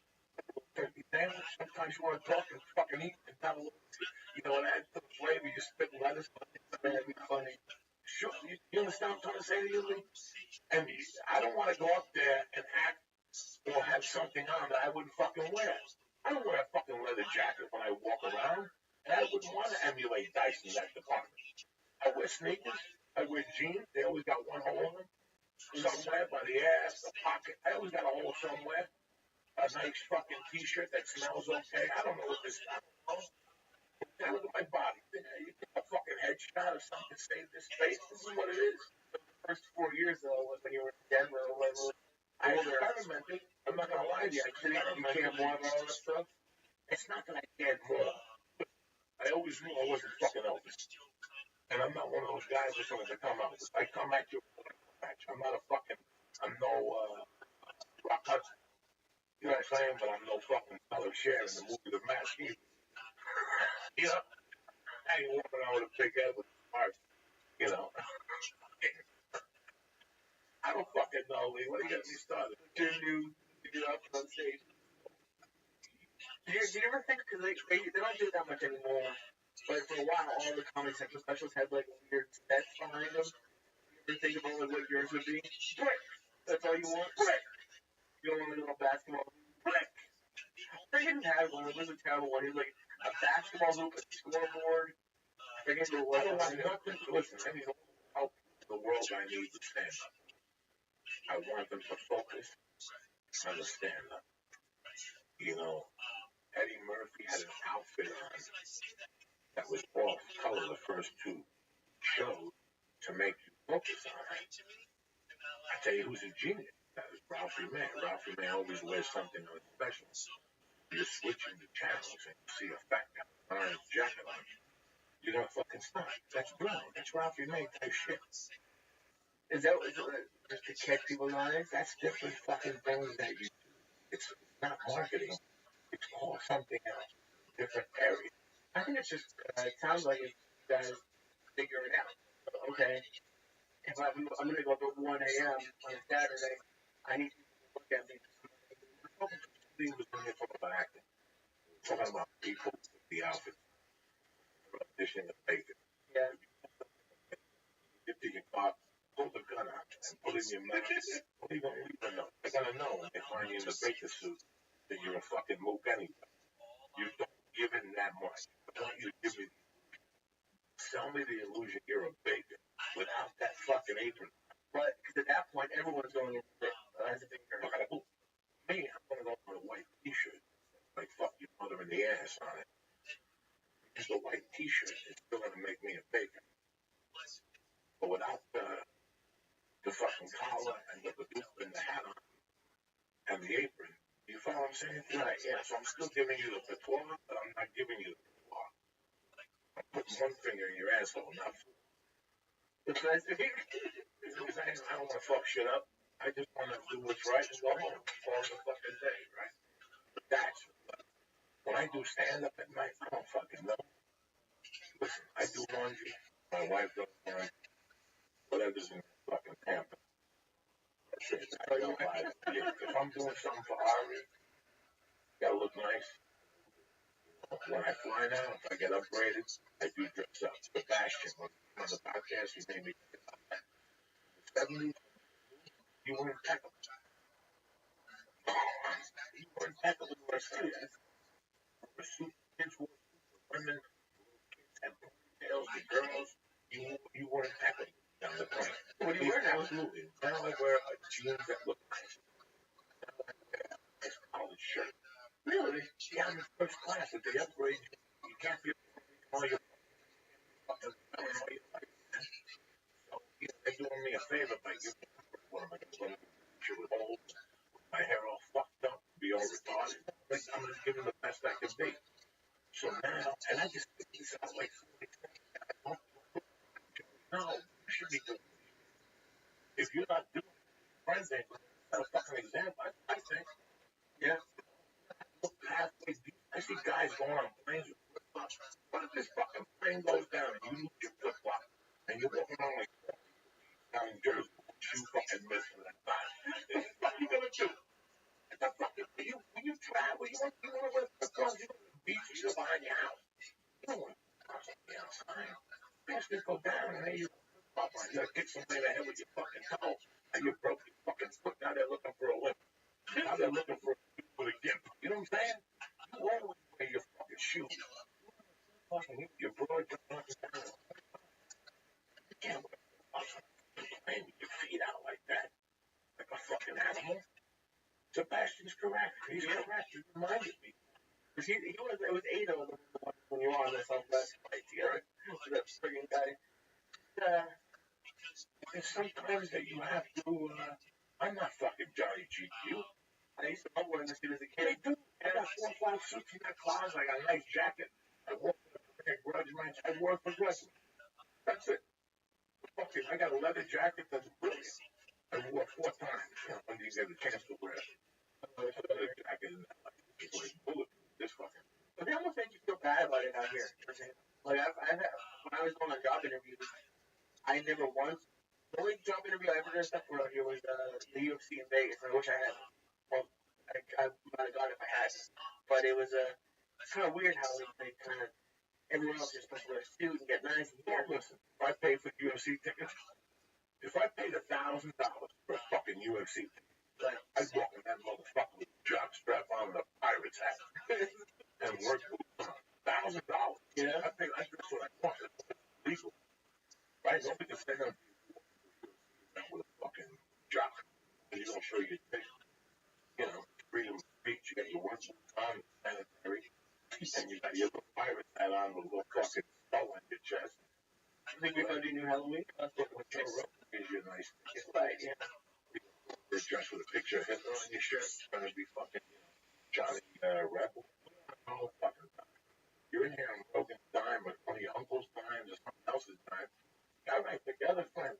Joey, why am I, when I did the longest yard, guess what I wore? What? I wore. Yeah, call me an asshole to my face because I have it. You know why I wore that? Because I Sandler used to wear whatever he wanted.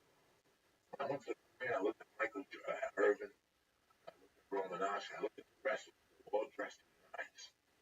You know how bad I felt? Because I thought it was cool to be cool. No, it's not. Your mom taught you to fucking dress up. Fucking dress up. That happened once in a lifetime. That's why when I got the chance to go to Grudge Match, I dressed to the fucking nine. I went to the bank and everything. I don't go to the bank for fucking one of those polyester three suits for $200. People can't smoke around you. Really that bad? Because I'm gonna get them when I go away. Please, those suits are listen.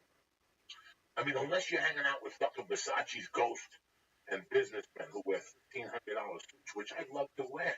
Yeah. I just don't have a purpose. Go and buy a $1,500 suit for you or my wife or neighbor to hang in the closet. There's no investment. There's nothing. It's just a $1,500 suit, hanging in your closet.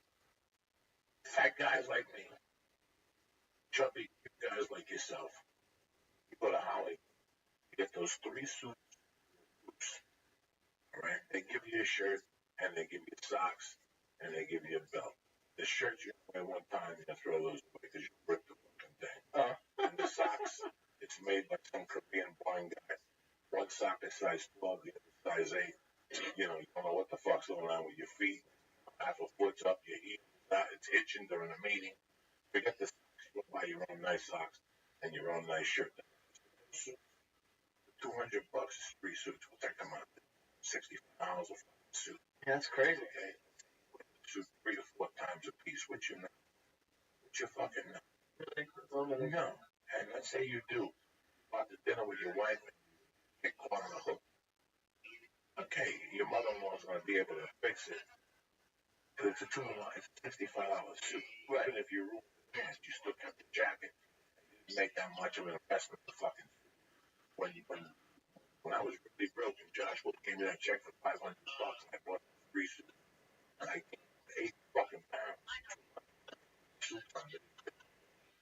I don't know if they $500 for that one suit. And if you go there and they look at the $500 suit, it's the same suit that was $3 for $200. Oh, really? They just charge you more just to look better stuff. But if you go to just right there on Hollywood, I think it's like 2 or 3 of those places. Yeah. And last time I went there, I saw those suits hold up. If you fucking take them to the dry cleaner, don't throw them and take the jacket off and don't act like an animal. But what the fuck we do with the suit on, it's not bad. Now, if you're an agent, and you have a meeting with Brad Pitt, up with fucking Japanese fucking worms.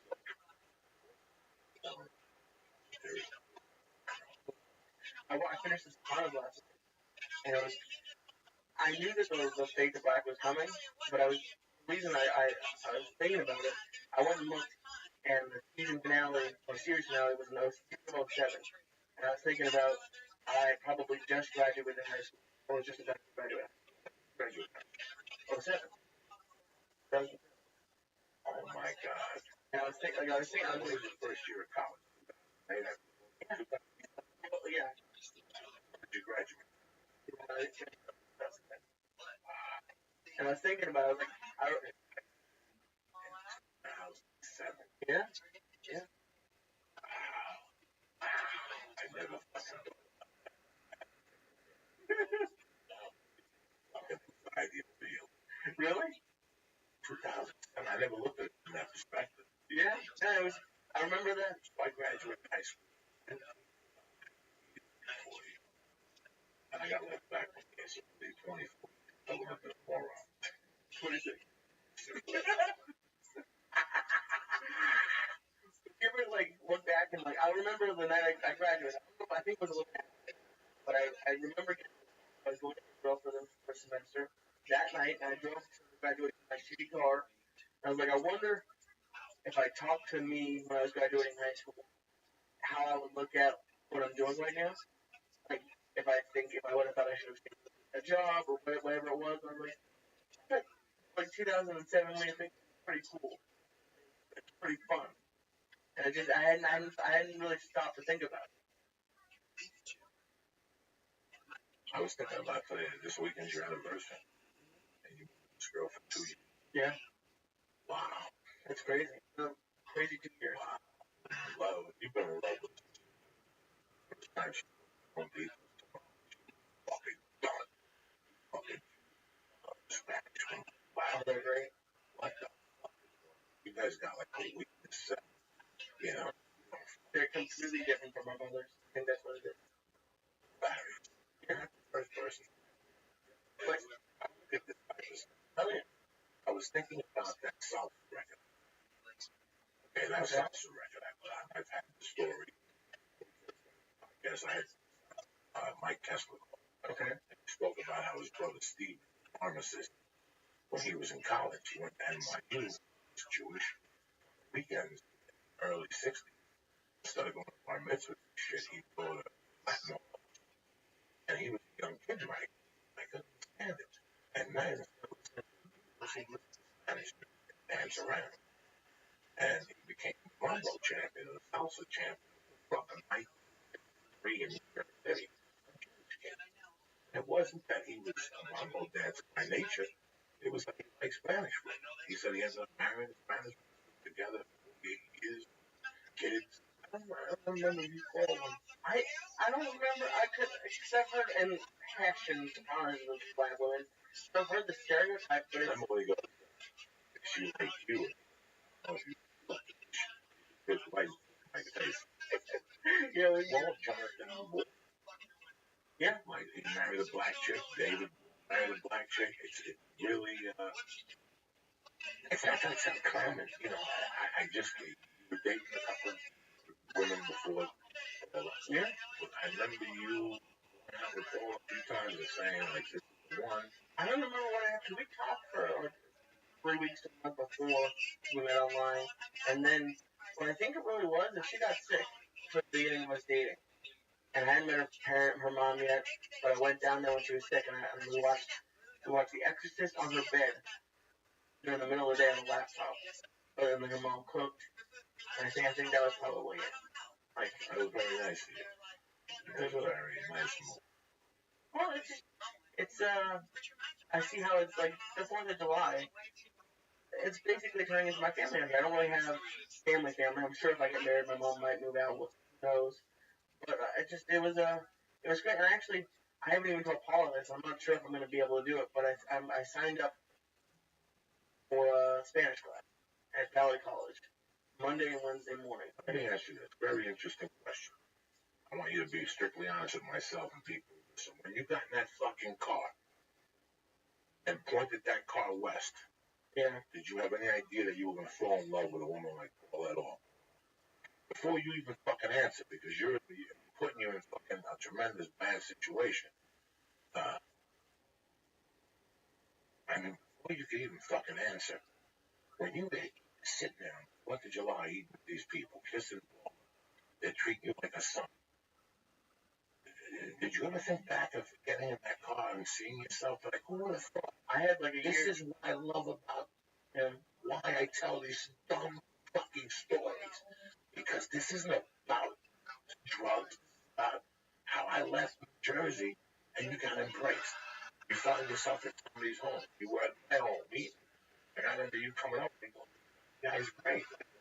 He wants to come to New York. I'm scared. You're scared?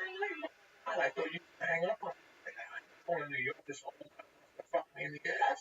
No. You were like, I'm in. Let's get the donations. And I'm like, this guy. And I'm thinking to myself, this guy got in his car. Was he thinking of this, moving this fast? Like, and I'm sorry I didn't let you answer the question. I just got so emotional thinking. I remember it was happening to me. I remember working on the 4th of July, building a wall with bricks and hitchhiking back to my home in Snowmass and parking, and all of a sudden John Denver went over and picking me up and driving me up the corner to my house up in whatever the fuck I lived in Snowmass Village, and walking on. I got in that car 4 months ago. I just wanted to survive. Yeah. I thought I was coming out here to be an editor. I thought I was coming out here to like work a job, and then that.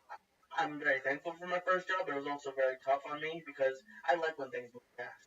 I get very bored when things are slow, or it's like that summer, my first summer here was dead because the show was on hiatus, and they were very nice to keep me there, but there was nothing to do. So when you called me that night, it was like midnight. I was working nights. You know, like, you want to go to New York? I was like, fuck yeah, I'm gonna go and shoot the documentary. So for people, you answered your own question. So for people thinking about it, not to LA, to anywhere that makes you in your heart, you always have this fear, and all of a sudden, a year later, you find yourself at a dinner table with these people that are complete strangers, and they're treating you like you've known them for 20 fucking years. Yeah. And if you're not real, you don't think back the way you came from 30 seconds ago. Wow. A year ago. You know,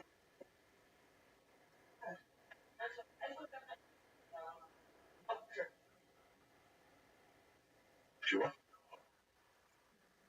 If you don't think to yourself for 1 minute that I'm over here talking to myself, the way this fucking thing people go or a bathroom key, tremendous. That's no shit's going down the fucking tubes. You know what I'm saying? We're on to something like, you know, people want to leave, that procrastinate. Trust me, when I first made the hurdle from New Jersey, fucking Aspen, Snowmass Village, it was called. Jesus Christ, I had 1,000 doubts. And I could have been one of those people that said, well, I'll do it in a year. I'll save up money. That's like the same thing of, I'm not going to join jiu-jitsu till I'm in shape. Right.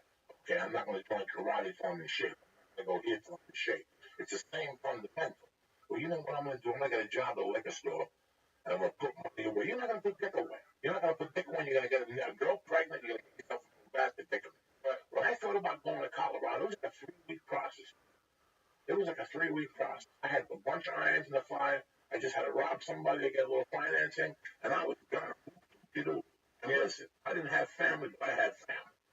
Okay, I had family, and I could have turned my life around 10 fucking thousand times, and I fucking did. And I escaped. But one thing, you know, last night, I'm standing there, guys, I've been living out here for 18 fucking years. I've been around a lot of fucking people. There was a minute last night when I'm standing there going, this is surreal. This is a dream. And 20 years ago, I was in a basement apartment watching Pauly Shore on MTV. I used to watch The Real World then. Yeah. The Cuban kid that had the AIDS, the chick fell in love with him. It's like the third, I don't even know what year. Please don't quote me on what year this was. Like 92, 93, 94, 95. It was a kid on MTV, a Cuban kid that had AIDS. And it was The Real World. There was a cute girl on there. And there was some guy that used to come to the store, Spaz or Raz or Gaz. They go to the comedy store, they threw him in the office. Had HIV, on TV. I don't fucking know. But I used to watch Pauly. I had that tape in and watch Joe Torre and watch Gates on fucking Rodney thing. And there'd be nights, I know, I fucking cried because I wanted to do this so fucking bad. I could taste it. Like I thought if I could just go on stage and somebody could see that maybe I had a fucking chance. Nobody ever saw me. Well, yeah, and I was bad. laughing before, because we were talking before the podcast started about jiu-jitsu, and we were talking about a move, and you just said, come here, and I just started laughing, because we're literally on the floor of an office building in the back of North Hollywood, and I'm getting on top of Joey Diaz in the half guard, or you're in half guard, and I'm getting on top of you, and I'm like, who would have thought? Like, when I was listening to one of those first Rogans on my drive out here, I'm like, I'm getting on top of, like, I mean, it was just, I had to laugh for a second. I just had I was like, what is happening in my life right now? This is fucking life. This is life. You can't make it. Jesus Christ, $300. You're gonna die in a hotel down in Hollywood. You get a job telemarketing. What the fuck did you ever see selling that fucking Indian show? Yeah, make him bank. I told him, just sit still for 90 days. Wait till everybody quits. Get all their leads. He now gets people who called in. Oh, cool. So you don't have to call fucking dentists, fucking people who can't stand the box of paper. Oh, cool. He has a new pocket. Oh, shit. Uh-oh. Oh, Here we shit. go. What's up, buddy? What's happening? I'm happy you called in. I wanted to switch it up a little bit tonight. And we said, fuck it, let's have Danny B call in and fuck things up. What's the latest with Gary? My brother, oh God, well, I know that he just got 25 years for a one bank robbery, and he's waiting on the other two. It was more than we thought in the beginning. You know, originally we thought he took down one bank, but turns out he took down a couple of banks. Some lady that owned a restaurant followed her home, put a pistol to her head. And it's somebody we knew growing up in North Bergen, one of our friends' mothers, of all things. Followed her home to, I think, Richfield Cokes, and got her at the doorstep. So he's pretty much done. 3 strikes, you're out. Well, actually, it's like 6 strikes to him. We're fouling off a couple of pitches, but they, you know, I don't know, bro. I don't see him coming out. I think that's it. No. Has he reached out to anybody? Or? Oh, no. He did, you know, he went out ugly, man. He went out hating everybody, and he was drug-induced, so... You know, everybody was supportive. Everybody helped him out. He kind of went out ugly. He went out, you know, like a gangster. And now he's kind of doing time on his own. It's a shame, but he burnt all of his bridges, including us here. You know, my mom passed away, so he lost that lifeline. Michael, my cousin, everybody, people out west by you. Yeah, so he's kind of sitting there. I'm not saying I'll never speak to him again, but right now he's kind of dealing with what he created, if you will. Danny, you and I both know that, with the grace of God, go I. That could have been us by mistake. Well, you know what? He had a lot of help. A lot of people were there for him. You know, it wasn't his first mistake. It wasn't his second mistake. And, you know, drugs, man. It's it, drugs. He couldn't just be happy smoking a joint or having a drink. He had to go on the powder, you know, and then he became typical Gary, North Bergen style, you know, like with 1985. No control, you know. He thought he was smarter than everybody. He was going to outthink the cops, and all the cameras were like, "Gary, you can't rob. This ain't 1995. This is, everybody's got cameras. Everywhere you go, there's cameras." But he, you know, he knew more than everybody, and like I said, he's going to be swimming a long time. Can you imagine Danny getting caught selling powder now, and you get caught on camera? Across the street.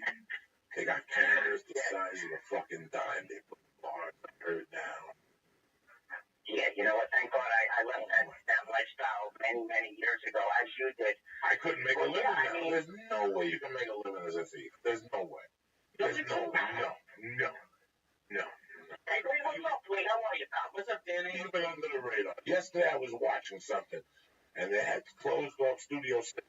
Did you see that yesterday for 4 hours? No, where? They closed off Studio City because 3 guys, they got spotted breaking into a house, and the one guy had a weapon. So they evacuated the maids. And I'm sitting there going, in all my years, that's what's I always crawled through that window solo. I could have been a fucking burglar or an encyclopedia salesman. Because I dressed the part. That's how I did it. I didn't walk in the neighborhood with a hooded sweatshirt with a fucking Want to Lose t-shirt on.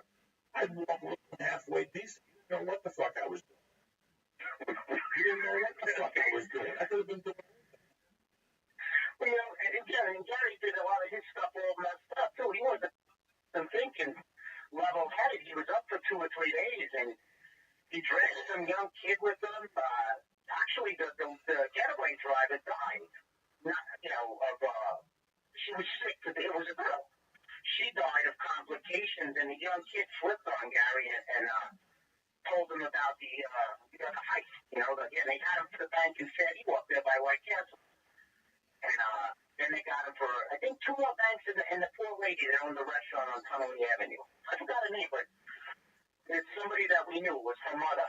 You know, and yeah, it's a shame, you know. He's sitting there by himself. You know, since my mom died, everybody's kind of doing their thing, Coco. You know, she kind of kept us a little bit talking, and she passed away last September. We've kind of all lost contact, you know. Everybody's raising their kids. And, she was the matriarch, you know, Danny.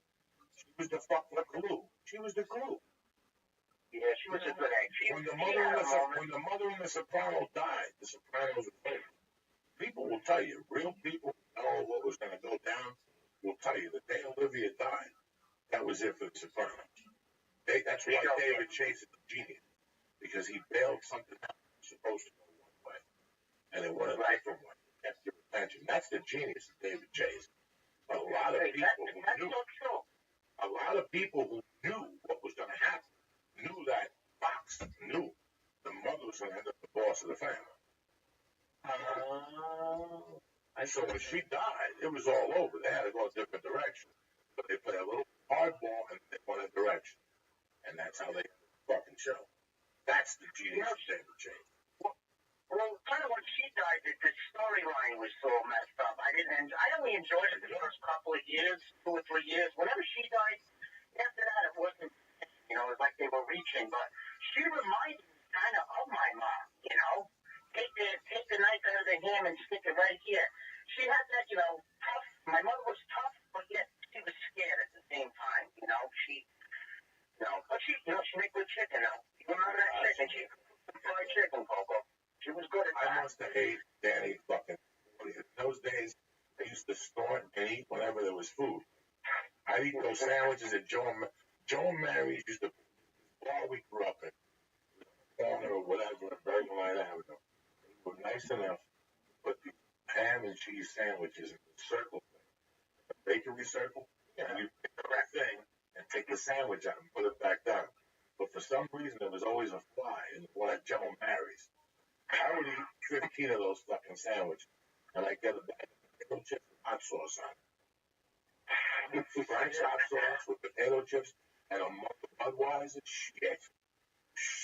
You know what? I couldn't touch a fuck. I couldn't eat shit. If I snorted a line, that was it. I'd look at fucking food and puke like that kid from South Park when he looks at that girl. Wow. That's kind of how I am with it. But you know what? That was a long time ago, But yeah, I always do remember the food out there. And they weren't putting it out so we didn't, we had a little something on our stomachs. And then at night, late night, at 12:15, Coward closed Chicken D. Chicken Delight. No, Chicken Delight was down. Chicken Delight was 2 blocks down with Purple Work. Chicken D was next door to us. Chicken Delight was on 78th Street. 78th Street. Don't cook it like Chicken Delight, though that had tremendous fries. Next to it was the Wing Fung Chinese restaurant. How many times I dine and dash out of that motherfucker? But up the corner. God, I'm sorry. What was the chicken joint on 78? That was the one Mike Donaluma worked in. Right on 70, right across the street from my house. I remember when we didn't go to school, he had the keys. We'd skip school, we'd go up there, we'd fry up some scallops, some shrimp, some chicken, and go in the clubhouse and smoke weed all day, burn candles to keep warm. And that seems like yesterday, Coach. That's like 40 years ago, for Christ's sakes. 1975, 1976, 77. You know what? I just came back from Cape May, man. It was really nice. I bumped in. I told you earlier. Pete Mancuso. We knew him. I played baseball with him. You know who? He's good friends with Jimmy Villano, all those guys. So we're starving. We're looking for a place to eat. And we find a pizzeria on the boardwalk. When we pop in there, we started talking and where you're from, Berg. Oh, so am I. Well, it turns out he owns a pizzeria. Jimmy Villano was popping in the next day, and Cape May, it's a great place. We went down to do some shark fishing there. Shark hunting, I want to call it. Did you get any? You went to the wrong place. Out in North Carolina.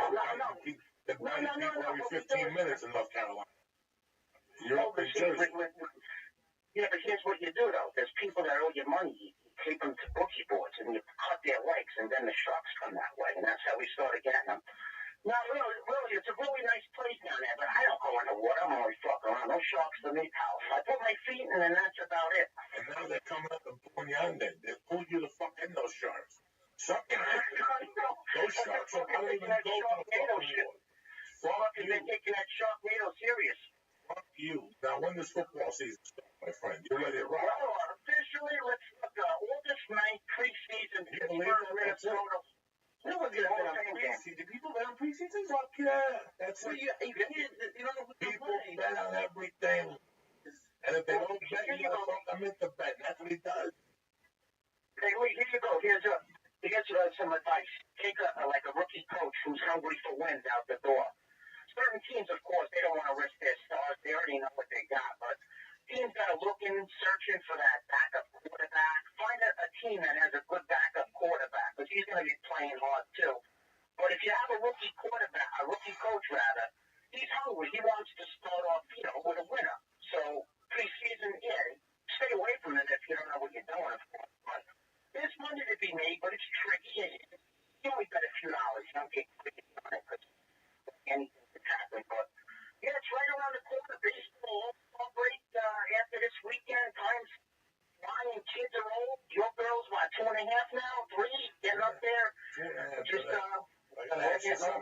really happy that you called because before Lee graduated. Ready for this, Dan? He said, I am. I'm certain, Bob. Lee graduated high school in 2007. I just realized. I had no idea. I had no idea. You're feeding him pot and stuff like that, man. You can get in trouble for He took 500 milligrams. And like, both. I gotta tell you something. I was fucking gone. I went home. I ate fucking Captain Movie. I ate the fucking peaches. I ate every banana. Oh my god. Oh my Peaches god. make me shit. I can't do peaches. That was all fucked up. I puked. He puked in 500 milligrams. He ate wholesale. I didn't. Every time I puke, You want to ring me? That got two leaves for talking out my mouth.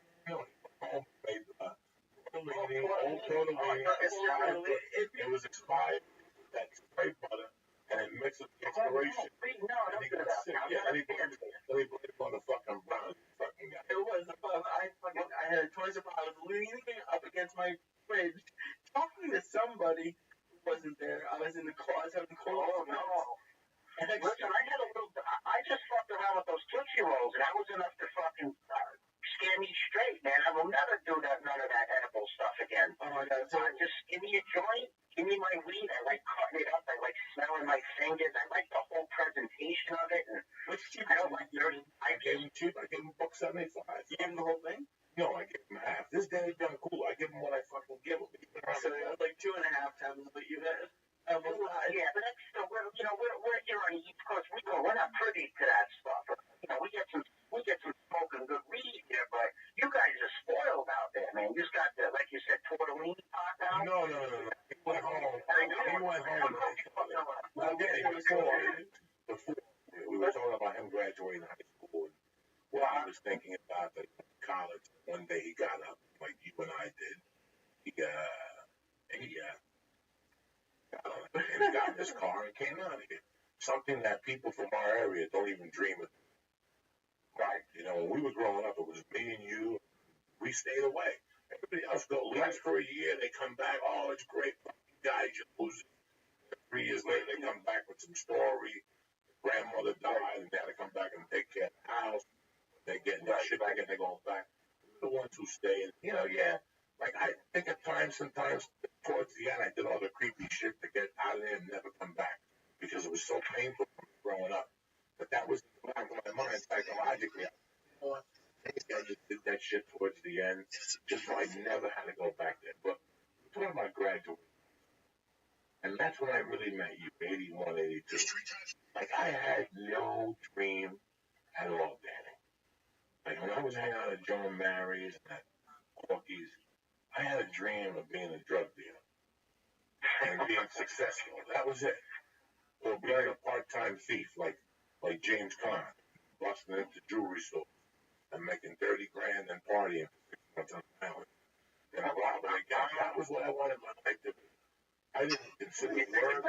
I didn't consider fucking movies. I didn't consider legit working at a way. Remember, we could all get a job at APA, making $40,000, $50,000 a year to start in those days. We could all get a job as a cop or a fireman or a longshoreman. Those jobs were there. Absolutely. They were right there. It was sure. I had no dreams. You were way ahead of me. I had no dreams. My dream was to go to Corky's, do an 8-ball, get those bluebirds for $2 a piece, and hopefully get Triches on them to suck your dick ball or something, Oh, Lisa Triches. That's right. That's old school, man. We started hanging out in early 81, 82, but I did know you in the 70s, but you were in a different crew there. But we all became one crew. You had the Robert Fulton, and you had the Horace Mann and the Kennedy crew.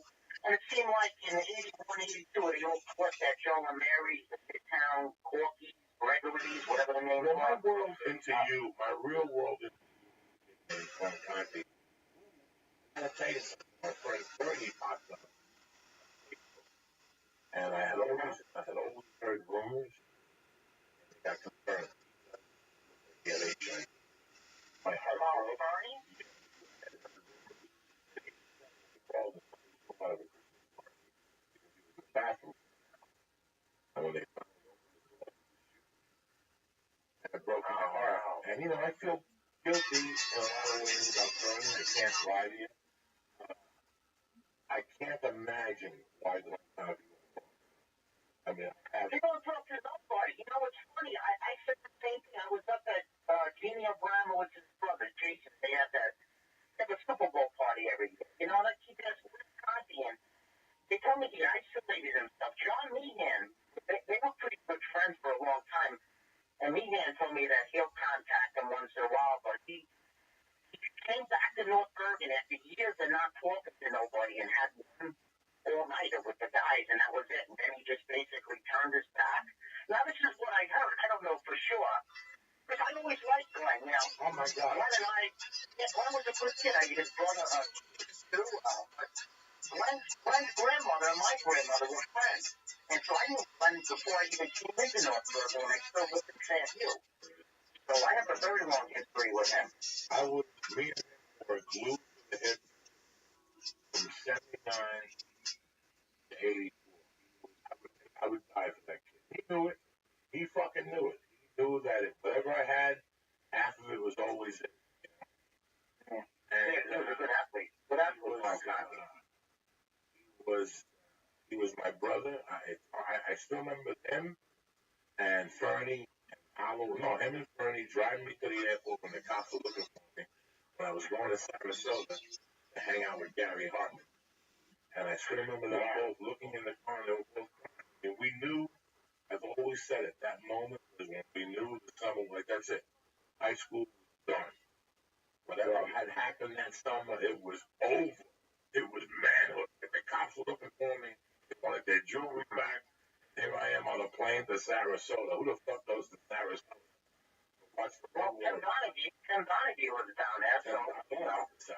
Tim Donaghy. What were you thinking in 82? At that well, you know what? I just got out of the Army. It was the summer of 82. I still feel that was my favorite summer. We were all young. For me, I had some money I saved in the Army. We didn't have to work. It was just a summer partying and going down to Seaside, crashing into one room with 15 people. That summer ever was the summer of 82. And then shortly after that, September of 82, I headed out to California.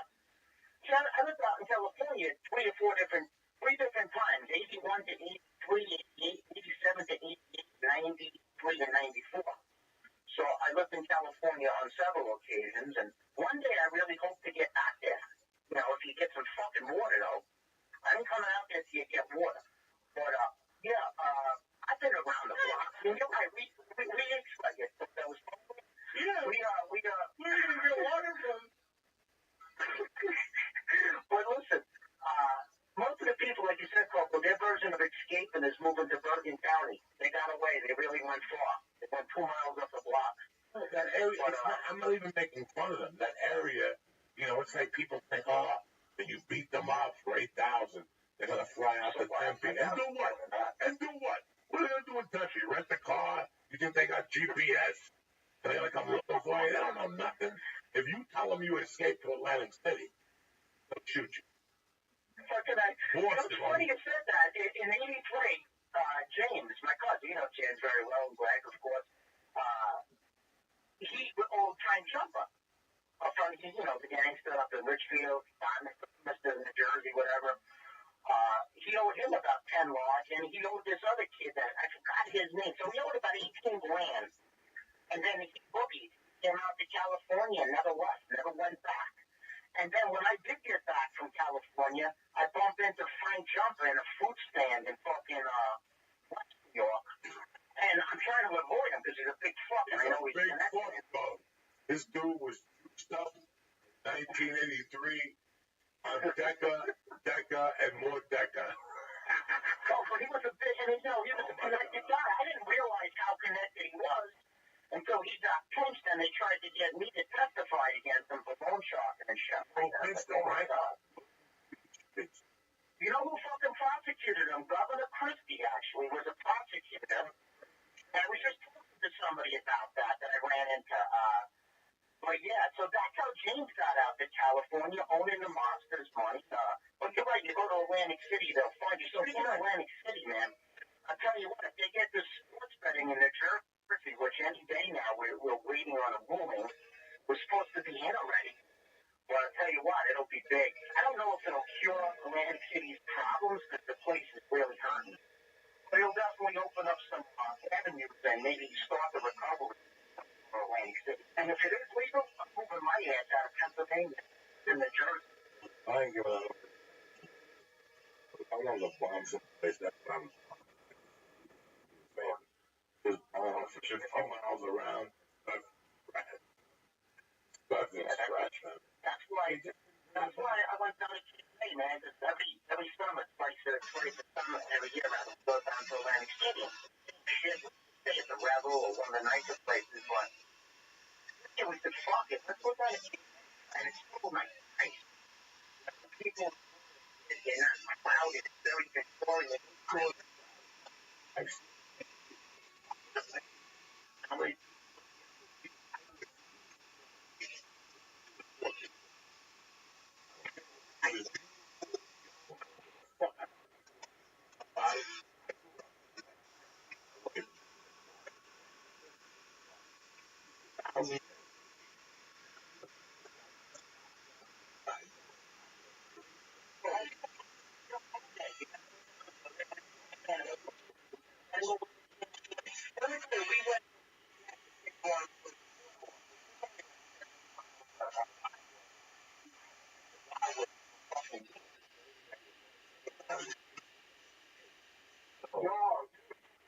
Now, it's a huge boardwalk. There's literally 3 amusement parks on the boardwalk, and it's like 4 miles long. And it's night and day. You go from, like, you're in a different world 6 miles up the beach. You know, you got the people at the store smoking cigarettes on your thing. Come on in, we got a 2 for 1 special, bring the kid in. But what a fucking, one whole white trash bar. Ooh, it's gonna be a white trash in fucking Wildwood. But yeah, we go to where people can't afford it. Stuff up or anything, but that's what you do. You want to be left alone, you gotta pay the extra money, you're left alone. That's what I found out. Let me tell you how pride I was with playing time. I want people to wrap their hands around. Freshman, sophomore, summer. Again, freshman, sophomore, summer. It was this time around 35 years ago. We were kids. That me, Conti, and John went in on a summer house in Seaside Park, New Jersey. For 2 weeks. We talked our parents. 2 weeks. I hit the number in February. 2,500. My mom took 5 off the top. 500. I had 2,000 in my bank account. My mom goes, don't touch it. I fucking took that money and I started buying quarter pounds in the rail. He became a cop. He became a cop. On Facebook. He hates Spicks and niggas. Nobody hates fucking more racist than Joe Rail. And he's still my brother. I ain't mad at him. I love Joe Rail. So that motherfucker has my baseball card collection. Let me tell you something. When I was in that fucking, that name rings a bell big time. Well, his 2 brothers were murderers. The one brother was a cop that got thrown off, and the other brother stuck the flagpole up the gay guy's ass. That's right. The ceramic guy.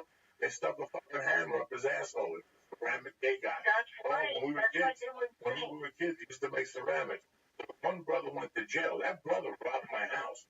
I had 8 ounces of pot that somebody had cracked the seeds in it. So whenever you lit, it was like explosive pot. It was like those candles that don't turn off. Every time you lit the joint, it blew up. Joey Rail's brother stole it, and that's how everybody knew that he had robbed me, because he was selling nickel bags of explosive weed. Explosive. You know, fucking Joey Rail. So Gary, I'm in California. At this point, 87. I got this baseball card collection. It's just fucking interesting story. You know, I come back from California, busted out. I know baseball cards in the late 80s were at an all-time high.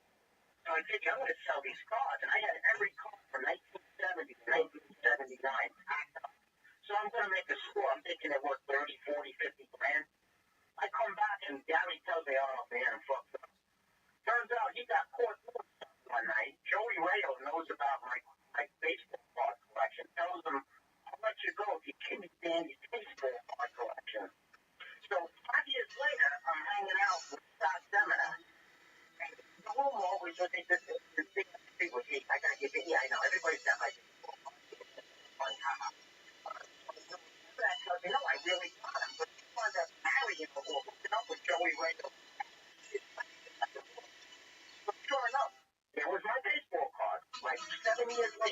years later, because they took out all the roses, of the Johnny Bankers and shit. And I got those cars to this day, minus the big name players. But yeah, man, we got some fucked up people in that town. House was the first time I ever had dark fry. And the cheese on dark fry with mustard was the best thing ever. That's the dark fry. It was Joe Ray up at his house once. His father made me a ham and cheese sandwich on dark fry. I almost lost my mind. I was a Cuban kid. I had fucking dark fry. Cuban kid. Have you heard from anything about Sabatino at all? He's MIA. He's missing somewhere. Another guy that was my brother. My brother. Yeah, I loved him. Funny guy. He got banged up, man. He got banged up on that shit. He couldn't. Same shit, like 1985. Just the same shit. Left his wife, his kids. This was 2 years ago. Man, on a couch. He was still working for UPS. He got 6 kids. He was coaching baseball. One day he went on my head. Listen, man, you gotta remember one thing. Again, like I always tell Woody, I loved Anthony. I grew up with Anthony. I grew up on, he was on Tenerife. He grew up on Charles Court, right next to him. Charles Court, absolutely. He lived next to the Iceman, the guy who was the Iceman's cousin. So was the Prongays. Yeah, which John Prongays on Facebook. One brother changed his name. I found him, you know what? I didn't want to intrude his privacy. I told Lee I was going to contact him, put him on the podcast. And I said, Lee, you know what? He went through enough. That kid went through enough. Why am I going to bother to put him on the podcast and exploit the fucking kid? But Sabatino was my brother. His mom used to give me extra sandwiches. She was the lunch lady at McKinley. Good lady. Yep, good lady. I mean, good family. These people, who the fuck I am, they're who I am. The Sabatino, that name is in my head every time. It's the funniest thing ever. Last time I saw him was the summer of 2012. I had my place up in Weehawken. He called me up. He needed to borrow a couple of hours. I hooked him up with, I think, $300. He looked like shit. I asked him, hey, listen, you want to crash here for a little bit? He's like, nah, I got to get home. It's my kid's birthday. And that's the last I saw of him. I think it was June or July of 2012. Because I ran into him in Meehan. You know, I was up there for about 2 years. You know, I had that place up in Weehawken. And I bumped into Meehan, and then I started going out here and there with those two, and then, you know, I started like, what the fuck am I doing? These guys are train wrecks going. It was fun. I had some laughs. I was like, well, I can see how I could see how you could fall back into that. That fucking town is cursed. It's just fucking cursed. It really is. I can't be around it. I can't be around it. Why not? Start shitting yourself. You want to throw in coke, right?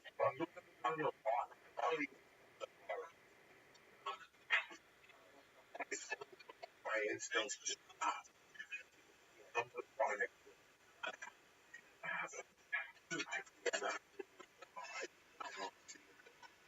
I saw enough bars. I saw lots of, you know, You're playing in the clubs all the time. I grew up, you know, and I had fortune. Time of money. I go into little bars and I go in there.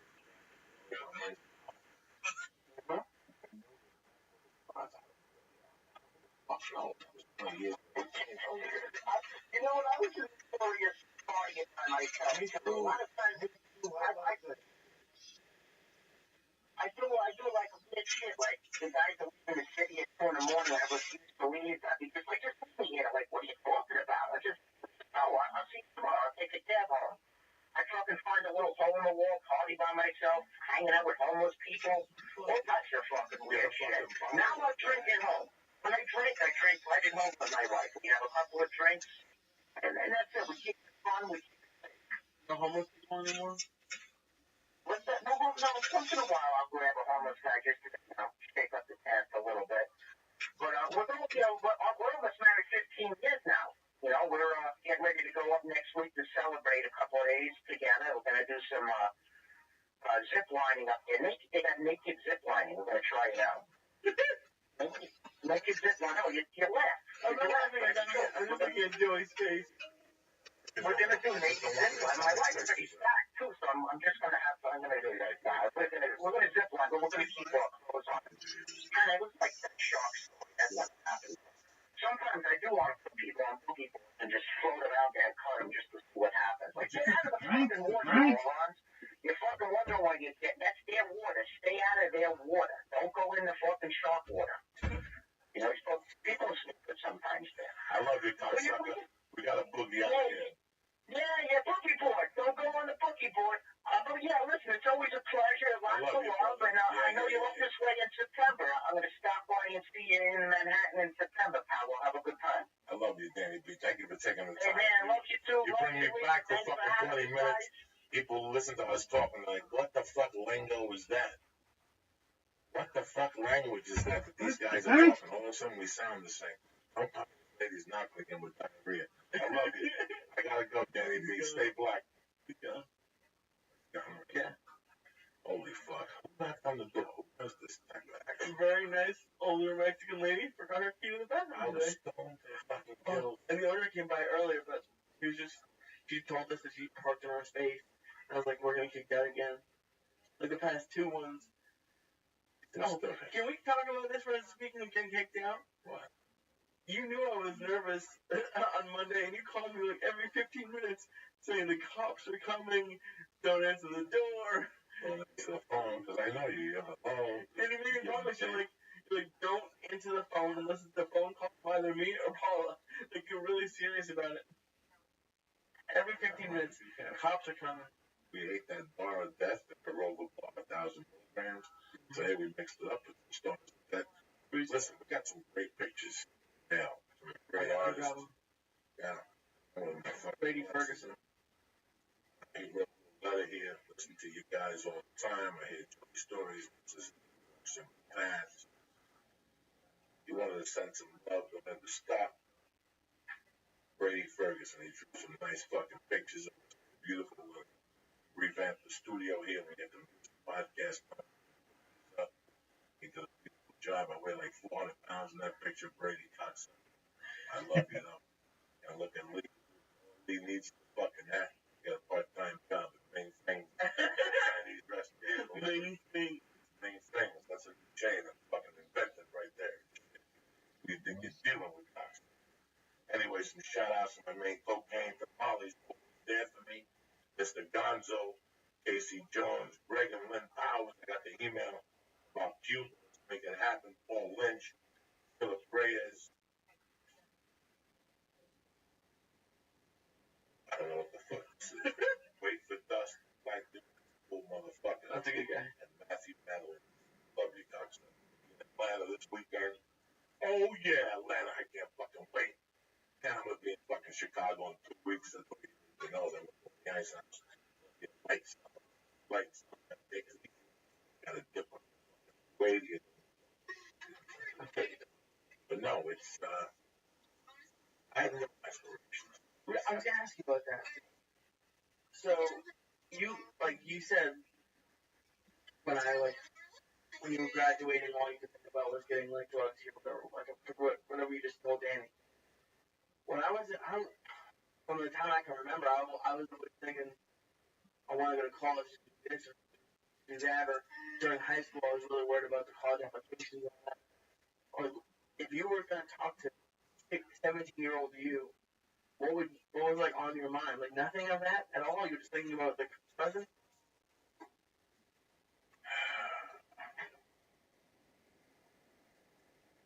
Well, because of the situation, I was a little To put it lightly. Your mother died. once that college thing came up, high school, dropping back, I feel like somebody had spoken to me about maybe getting scholarship and stuff. And I always thought, right? Being a farmer, carpenter. I knew the carpenter. I would too. But I really like masonry. But I couldn't get a book for masonry in Jersey. I had to go out labor and hopefully masonry guys and work a certain amount of days. Then I could become a laborer, mason, weird. Oh, so that was when I went to Colorado. I got into the masonry. That's what the story I was telling before was the 4th of July. I worked for Chip Chilson Masonry. And I remember that was my first 4th of July away from ever. And here I was working like $15 an hour. He paid me time and a half or something. And then I was going to a barbecue with a guy from New Zealand, his wife. And when I got there, there was like 15 people. And here's back in my mind, like, if they only knew I robbed a fucking jewelry store less than a year ago with these people. And I would say no. I try to be, I didn't know who I was trying to be. I was talking about movies, about food. I didn't talk about any of my personal life in Jersey. Nothing. They would ask, I'd ask a few questions about Bergen. They would say, oh, Bergenfield? No, Hudson County. But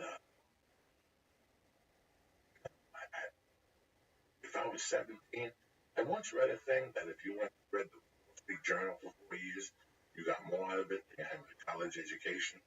And that always stuck with me for a while. Like, you really need a college education. It's the only reason I was going to college was my mother's wishes. Right. Once I started taking night courses, I had to tell you, Lee, I liked it. I really enjoyed it. I miss that today. I would love to get a second chance of going to college. I still would go to college as a rah-rah guy. What does that mean? I still wouldn't go to college. I know that for my child, for you as a young man, I would tell you the way to make it in college today is to get involved. You have to get involved. You have to be part of a group. You have to mingle. You have to see other things. You have to sign up for all those workshops they give you. That's the only way you get the most out of college. Yeah. But on the other side of me, I know that Lisa Ash should also work 20 hours a week. I live very contradictory. So for me, I know that I'm going to go my guy play the piano with a little hat on and shit, and I got to make believe I'm entertained. I already heard this shit. Well, it doesn't, I mean, whatever the fuck it is. But aspirations doesn't have to mean college. Like, it could have been in high school you wanted to be a comedian, so you're going to go. Listen, I didn't aspire to go to college, but I didn't also want to be that guy that didn't go to fucking college. At least didn't fucking try. Okay. With all the opportunities available to you, how the fuck can you not want to go to college? There's the fucking paperwork. There's shit that you could do to get into some college and get some type of fucking degree. No matter how dumb you are, there's a college somewhere that'll take you. Am I lying to you? Am I lying? Huh? As long as you pay the fucking tuition, there's Valley College. You get a degree in fucking philosophy from Barry. Can you not? Yeah. The same fucking degree. You're gonna get them somewhere. Interview. It doesn't matter what you told me to stop. That's not what's it.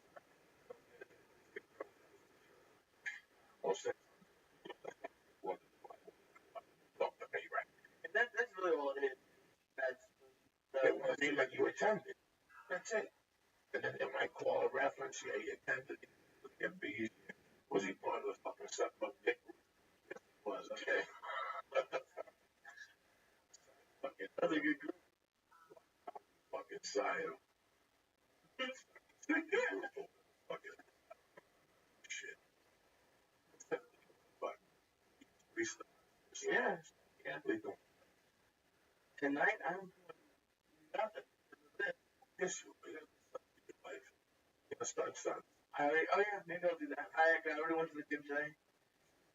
What did you do? An hour. Jiu-jitsu. Yeah, jiu-jitsu. Yes, good. I was thinking drive over every week. What I'm gonna write down. I'm gonna do before I get on the plane. I look at that sheet. Yeah, 10 things that just by writing it. Yeah. It's crazy. It doesn't make it. It makes you feel good when you check something off of the list. If you're gonna work for yourself and you're gonna be an independent contractor, You have to have a schedule in your life so you never stay. I can't ever. The other day I was in the house writing in that fucking book. And then I said, let me write down it. I went outside. I smoked a number. I sat in two different worlds. We fucking, that little jiu-jitsu was an hour and a half. 10 hours in a week. 7 times 20 fucking 4. Then you divide that by fucking 8 times 6. So you need 56 hours. 160, right? So you get 56 hours a week. You got 100 hours. You got an hour and a half to jiu-jitsu class. You ain't got 5 hours to go fucking college. When you break it down like that, you're embarrassed of your life. Yeah. What you really do with your fucking life. You break it into a times table. So whatever 7 times 24 is, how many hours a night you sleep? 8, right? 7 times 8 is what? 56. So if it's 160 and you minus 56, you still got 100 hours. You got 100 hours to play with all week. You go to the gym, take a class, you go do something constructive. 4 of those hours a week, something wrong with your life. Right. I don't care if you learn Chinese fitness. Who gives a fuck? You're taking your mind off your miserable life. That's right. The way I look at it.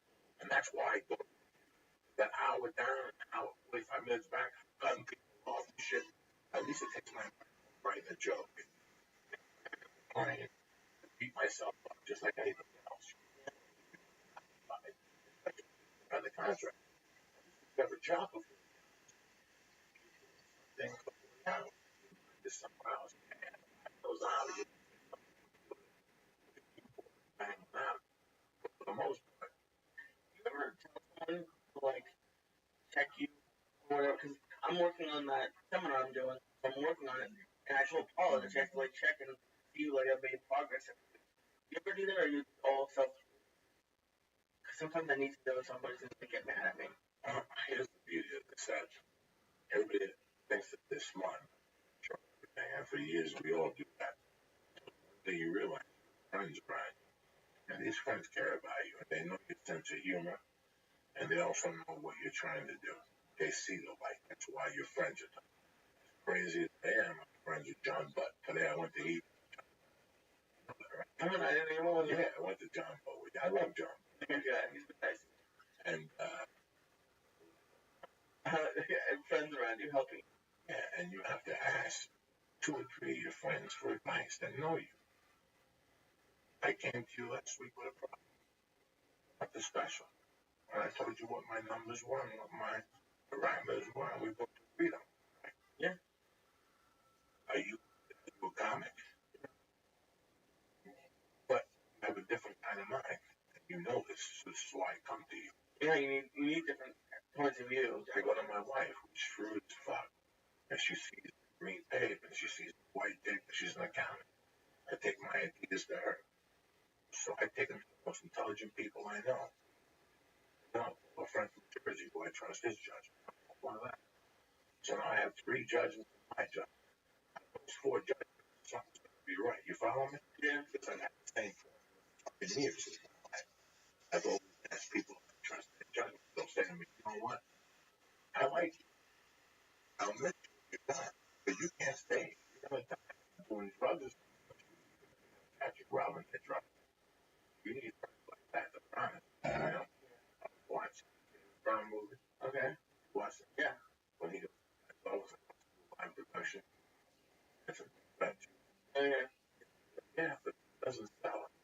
It takes the shoe and the shoe gets up. Value on the mashed potato because I don't do it right. That's not my problem. Business. You take the shoe, the mashed potato, and I'll take care of the business. You follow me? I don't know everything about everything, so I have to ask questions. But I'm not going to ask an agent if they're fucking greedy. You know, they're not going to give you their real advice. They're going to give you advice from the amount of time. How much are we going to make? Right. I got to go to people who care, so that's how. As a, I'll call Rogan, I'll call Ari. You know, you make a joint fucking decision. Come up with their own answer. I'll help out. Those are the questions, Cox. let's wrap it up here. Let's give a shout out to sponsors. What we got going on this weekend? We're going to San Francisco. Damn, leaving tomorrow morning. Friday morning. What time? We're actually thinking about leaving by 6, to be honest, just to get out there Friday, like around lunchtime. Because if we don't leave at 6, we have to leave at like 11. So otherwise, those boys get stuck in traffic. You gotta get stuck anyway. Not too bad. Yeah, it's not that bad. And then we're just looked at a couple of places to go eat. We're gonna go to that Ashbury part of town. We're gonna go get some chowder. 2 years. I'm a long show, you know. We're Rocky. It's fun. Look at you. Stars is dead.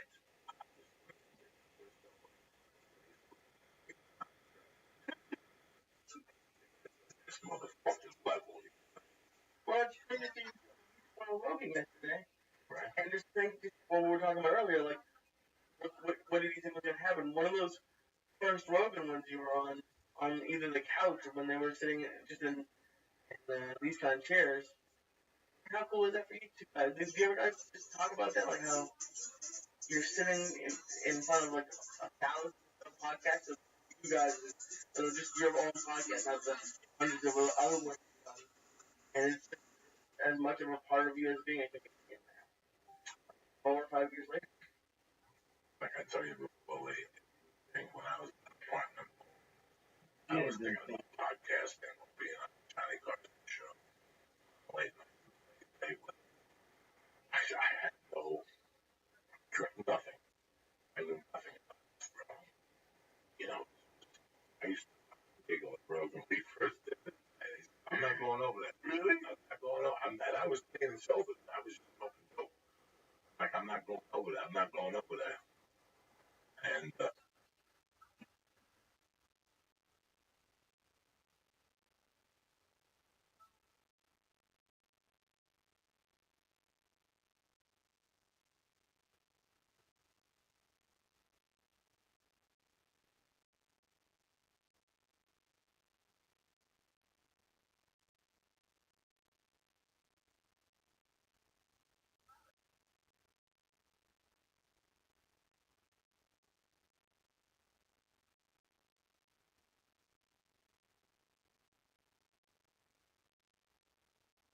I like that, bro.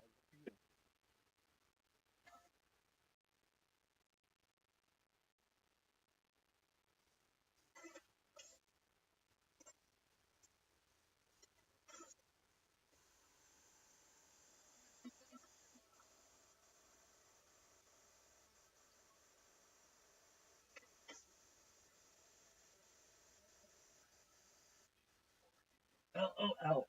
That was cool. I like that. LOL. and women's underwear. Good on you, Steve. Some Canadian top or something. That shit.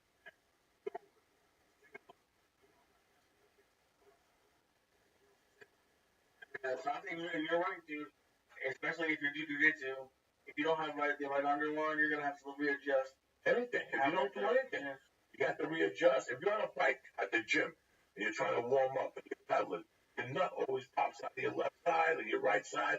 Fuck that. MeUndies. Go to MeUndies.com right now and press it and get 20% off in Canada and the United States. But I know, like, a girls don't like when you scratch. Like, I was out the other week and I was doing it like I was out on the bench and all looked at me and it was crazy. Yeah, women like nobody likes women never scratch or nothing in public. That's why you got to give them credit. We're the only animal that we have an itch only control. I gotta get up and go over the fucking pull a nut out. Sometimes the nut gets tucked in by mistake. You ever had that? And you sit there, you're not playing. Sometimes I'm on turtleneck gets caught. Sometimes I gotta sit there with it tucked in and have a conversation. I think I feel like that. Anyway, where does it get caught? Right inside the turtleneck, like the skin of the helmet's halfway, like a little stitch. It gets caught and it feels weird. Anyway, go to MeUndies.com right now and press in and get a great selection of underwear for men, women, sexy women stuff. I'm telling you, this is the bum baby. You fucking motherfuckers know. Good MeUndies, but they weren't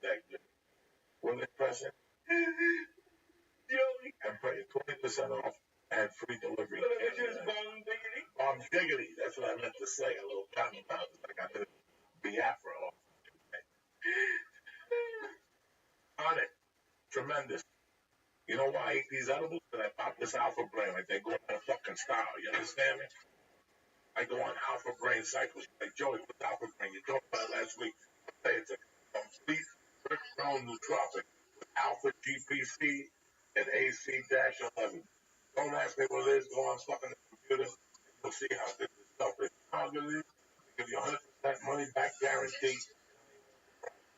That's how fucking on it. Okay? Alpha brain. It's like a pork fried rice. Their products. This is nothing. Why would you start with this right here? Alpha brain. Not get the hemp protein. I love that stuff. Put that in there. Couple ice cubes. Bam. Some peanut butter. The best chocolate tasting protein out in the market. Number 3. The chronic. What is it? The stuff for your lungs. The mushroom. Oh, mushroom technique. Sport. Tremendous pre-workout thing. I'm telling you, just do me a favor. Go to Honda.com. They'll give you a description. Aubrey's doing a great job. Go to Honda.com right now. You look at the great selection of supplements. They got battle ropes. They got kettlebells. They can't do nothing there. Help you in the supplements. Whether it's the MCT oil or the testosterone. Listen, go to Honda.com. And boom, they also have this thing on a program on the change your life today. Call it Honda. This time. Anyway, my joy, what type Go. Person, turquoise, waving person, turquoise, waving person, turquoise, waving person, turquoise. What up, Oof? How you doing, baby? Dog, this was amazing. It was like, I just looked over here and Oof was there. How the fuck are you doing, Oof? You. What up, Karen with the BBC? Yo, you're with the fucking British Broadcasting Corporation? Our big bone cock. How you doing? PR Quilly. W Content. Gangsta. Look at this body, kids. Look at this body. Fucking unreal. Look at these muscles. I'm fucking amazing. I love you guys too. Hey, with the BBC, how you doing? Hey, how did you guys hear about me? Please tell me. I do want to know. How did you find out about me? I love you too. I love you too. You want to see someone's body? Look at this. Look at this body. Oh. Dad bod. Oh yeah, King Dad bod. What's all right to don't get rich? How'd you find out about me? Was it Kick? Hell yeah, muscles, baby. Did you find out about me from Kick? What's good, Mamie? Well, I stream my life 24/7, 365 for world peace. It's the biggest event in global history. Do you guys know about Kick? I dominate Kick. Check it out. Go to anybody's profile and just look at their clips.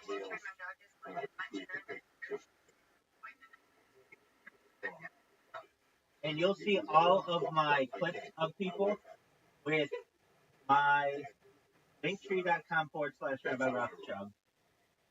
Wants to talk to you. You were just in the chat. P. Greenstone. Okay, I'm coming, baby.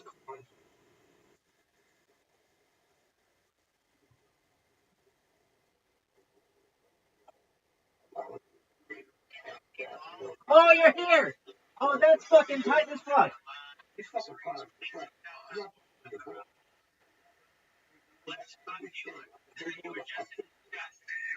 I'm here, baby. I'm right here.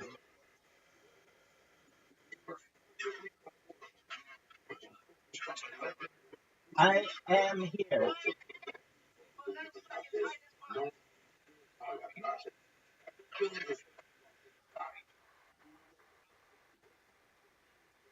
You're live on like 8 different YouTube streams right now and 33 different platforms.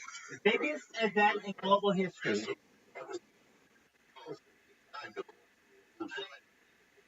Yeah, I know everybody, baby. I love everyone.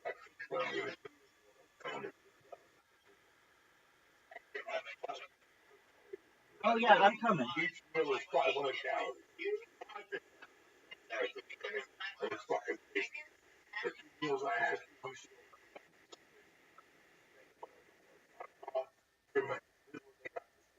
Dog, I'm coming. Come in this Discord. Are you fucking? Let me in this beast. Oh shit, his Discord link doesn't work. You know who Yours? take it from me, right? Discord link.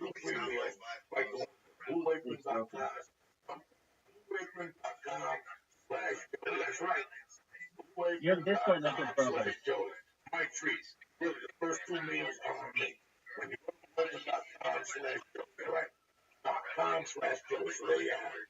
Correct.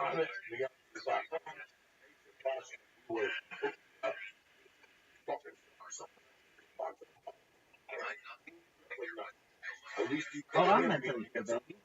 Right or wrong? D&G Hideout. You might as well get a nature box or a nice boy with 2 dinners. And that's it. I'm going to Atlanta, cocksuckers. I love you guys with all my heart. Thank you for coming to the week. Myself and Lisa, we're over here trying to make your hour more enjoyable. That's all we're trying to do. Right, cocksucker? Always. Hey, Rabbi's in your Discord. I just love the idea. Hey, you're divorced. Rabbi's in your Discord. You left over. Rabbi's in your Discord. I'll let you know.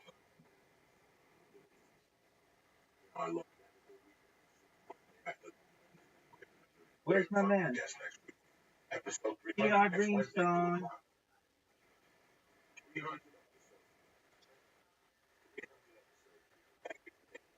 Rabbi's in the Discord. Yo, drag me into where I need to be. Hell yeah. Is that my boy? Hell yeah. How you living, pimp? Yo, what's good, bro? Like, hey, bro, I be seeing you around, bro. Hell yeah, dude. I'm going to make you rich. I'm going to make all your dreams come true. You and your audience. I'm Rabbi Rothschild. I stream my life 24/7, 365 for world peace. I don't want war anymore. I've been doing this now live 24/7, 365 for more than 3 years. That's more content than anybody has archived on the internet. It's essentially a time capsule for the world, and you're a part of it now. No, wait, I'm part of the Rabbi gang. Oh hell yeah! Oh hell yeah! You're like you captain, baby. Absolutely. In fact, I'm gonna get you in on the inside. All right, so I'm gonna show you how my bots work. You ready for this? Now this is inside baseball, baby. All right, so I've got 4 different devices going at any given time. These are all laptops, and what this bot does is it spams 13 different times in people's chats. It follows them, and it most funniest of all to me is it creates a clip. So if you check any of your clips, the recent ones. Somebody else live right now called tired. Try to hit. Pardon me? Look up someone named Fresh is Tired and try to hit shit. Sure. I want to see how it works. Yeah. Absolutely. Is it Fresh? Yeah, Fresh is Tired. Okay, this one. Yeah, right, you banned it. Yo, that's weird. Yeah, like, might have to do a different account. No. How you banned his shit already? I've probably already tried to talk in it and then spammed him. Just one moment. I can't do it on that computer. I'll do it on this computer. The reason why I can't do it on that computer is my control button is locked down for a second. I don't know why. Meaning I have to shut off the control lock. All right. Fresh. Wait, how many accounts you got? 10,000. How do you make 10,000 accounts? I have bots that do it. What's your man? Oh, I see him. Fresh. Is it red? Oh, Fresh is tired. Fresh is tired. Yeah, Fresh is tired. Yeah, I'm banned in here because I've been spamming him. Man, he banned you from all his 10,000 accounts. There's no way it's real. No. No. Yo, holy crud. I get a few. Look at us right now. Oh yeah, he is. I get a few spams in on him, and then somebody in his chat bans me. Wow. But that's okay. Check this out. If we come over here and we look at my man Fresh's Tired's clips, you're gonna see rabbi. Just one moment. If we do it by the date, let's see here. Now you tapped in with the clips. That's all that matters. You already got the clips in there, so he can't really stop you for real. Exactly. There it is. You see, linktree.com, Rabbi Rothschild. If we look at it over the last 7 days. Yo, hold on, bro. You too smooth with it, bro. I ain't gonna lie. Like, I didn't think about that, bro. Yeah, dude, it's pretty outside the box thinking. This one has 15 views on it. And, like, we'll look at yours. I mean, I don't know because this thing just gets anybody. It doesn't discriminate. It's like I got 4 of these things that basically are heat-seeking missiles for the front page of Kick. Actually, I think that Fresh dude wants to talk to you. Like, yo, Fresh, joins the Discord. So here's how it works. It goes to the front page, and it goes to anyone in just chatting. And what it's going to do, the next person up, I may have already spammed. I always spam this woman. Her name is Natalie, or Nikitude, sorry. Nikitude, she's a KCIP streamer. I do shout outs to all these streamers, but she hasn't banned me. So here's what it's going to do. It's very, very smart. It recognizes what this picture is on the follow button, which is, it recognizes it like from the shape of it, meaning you could put this follow button anywhere on the screen, and this pointer is going to find it and click it in just a moment. No way. Yeah. So that's what. So, like, the bot, like, literally auto clicks. Exactly. That's why this thing is so fucking dangerous. It's dangerous. I mean, it can take over the world. When it has the. I downloaded software and programmed the bot. So you basically made it. Exactly. Now, if you're like, well, is it gonna go? I don't see it. Let's see it work. It will. It just has to run through a couple of tests to make sure. So what do I mean tests? To make sure that it has the right screen. So what occasionally the people at Kick will do will ban my account or ban my IP. So it goes through and does the Cloudflare check to make sure that my IP shows me as a human. And so it's very, very smart. And well, I don't know about that, but here we see it on all of these. It just logged this account in, and it's typing over here, Linktree. Oh, it's typing the words. Oh yeah, definitely. Nah, that's crazy. It's wild shit. And it's very smart. So you don't even have to be on any of the laptops or anything. It just like does it automatically. Exactly. Yeah, I have to hit 4 buttons. I mean, I have to hit 1 button per laptop, and I have 4 laptops. How many phones you got? Oh, 33. You got 33 phones. Well, they're not all hooked up, but just one moment. I'll show you. Just one moment. Okay.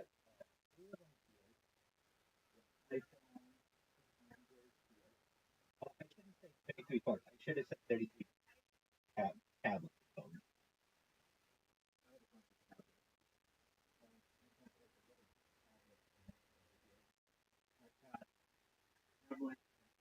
Here, then my live stream.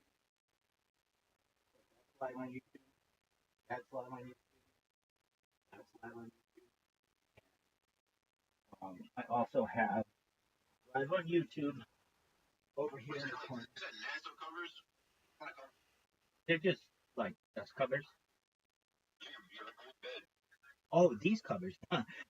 These covers were donated to me by a cryptocurrency project called Harry Potter Obama Sonic 10 Inu, which is a meme coin, very popular on Twitter. Oh, meme coin. Why they donated it to you? Are you tapped in? Yeah, I've been in their Telegram now 24/7 for more than a year. So I've been live 24/7 on YouTube, but I've been live in their Telegram where anybody in their Telegram can just come in and talk to me whenever they want. That's crazy. Wow. So let's talk about some of the cool shit that we talk about on the stream, aside from my robots and stuff. Here's what we do. We talk about anti-gravity, antimatter, alien disclosure, mind uploading technology. Let's get into that for a second. Uh, so your entire life, basically, people have made you aware that there are, two things that are inevitable in this world: death and tax. Let's talk about the first one. There's a way to escape death, perhaps, with modern technology known as mind uploading technology.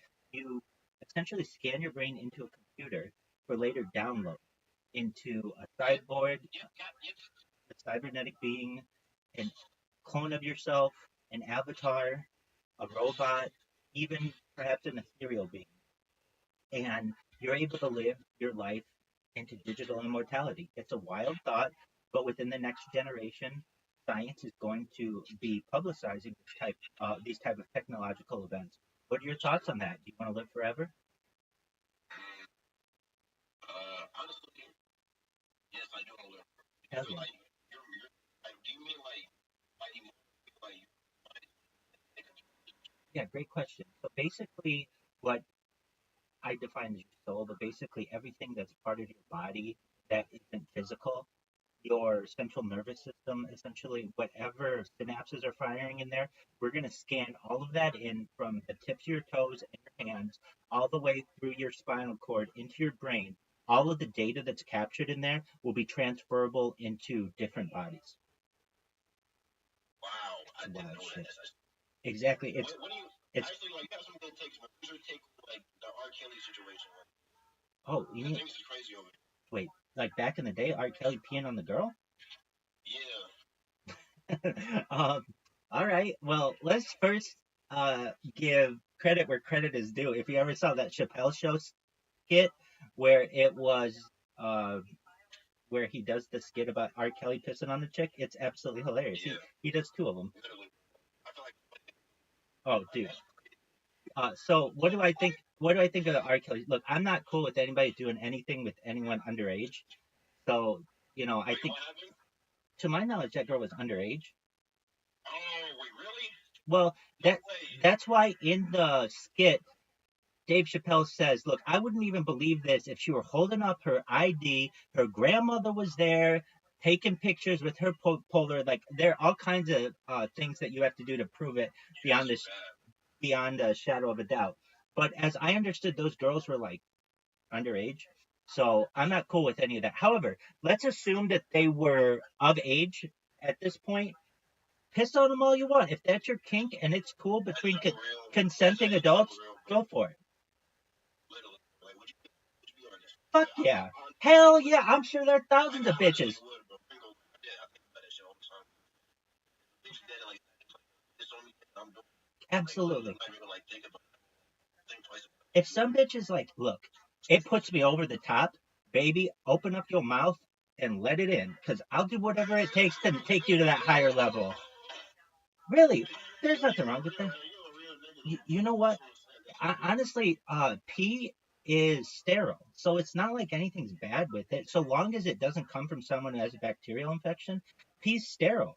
So I mean, it's like medical quality. So go ahead, piss on anybody you want with that shit. You can drink that stuff. Word, dog. So let me ask you, KCIP? What is CP? Oh fuck no. No, are you KCIP? You don't have CP. No, fuck no. I already know you're cool. You don't have shit like that. Nobody wants that. Are you Kick Creator Incentive Program? Oh yeah. Oh yeah, you're big time then. Good for you, man. Congratulations. I appreciate that. I'm gonna do a shout out to you today. I don't know if you know. So I do shout outs on Instagram. I got banned. Why'd you get banned on Kids? Because I have so many bots. So you can't stream it? No, so I stream on YouTube, Twitch, Twitter, all the others. So basically, I've sacrificed one of the platforms. It's a really interesting strategy. Sacrifice one platform and use it as your punching bag to promote on all of the others. And like, you wouldn't know who I am. None of the people on Kick would know who I am, but for the fact that I spam the shit out of the platform. And that's how everybody knows about me. Everybody knows who I am. 1 month.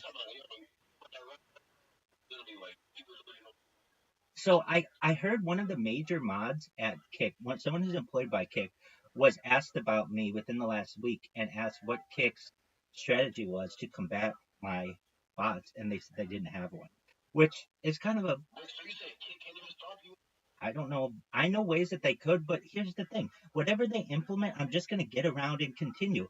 The key point already happened. I already became a meme. I already became something on their platform about whom everyone knows. So whenever I show up, it'll be, oh, we already know this person. I don't have to do all that work again.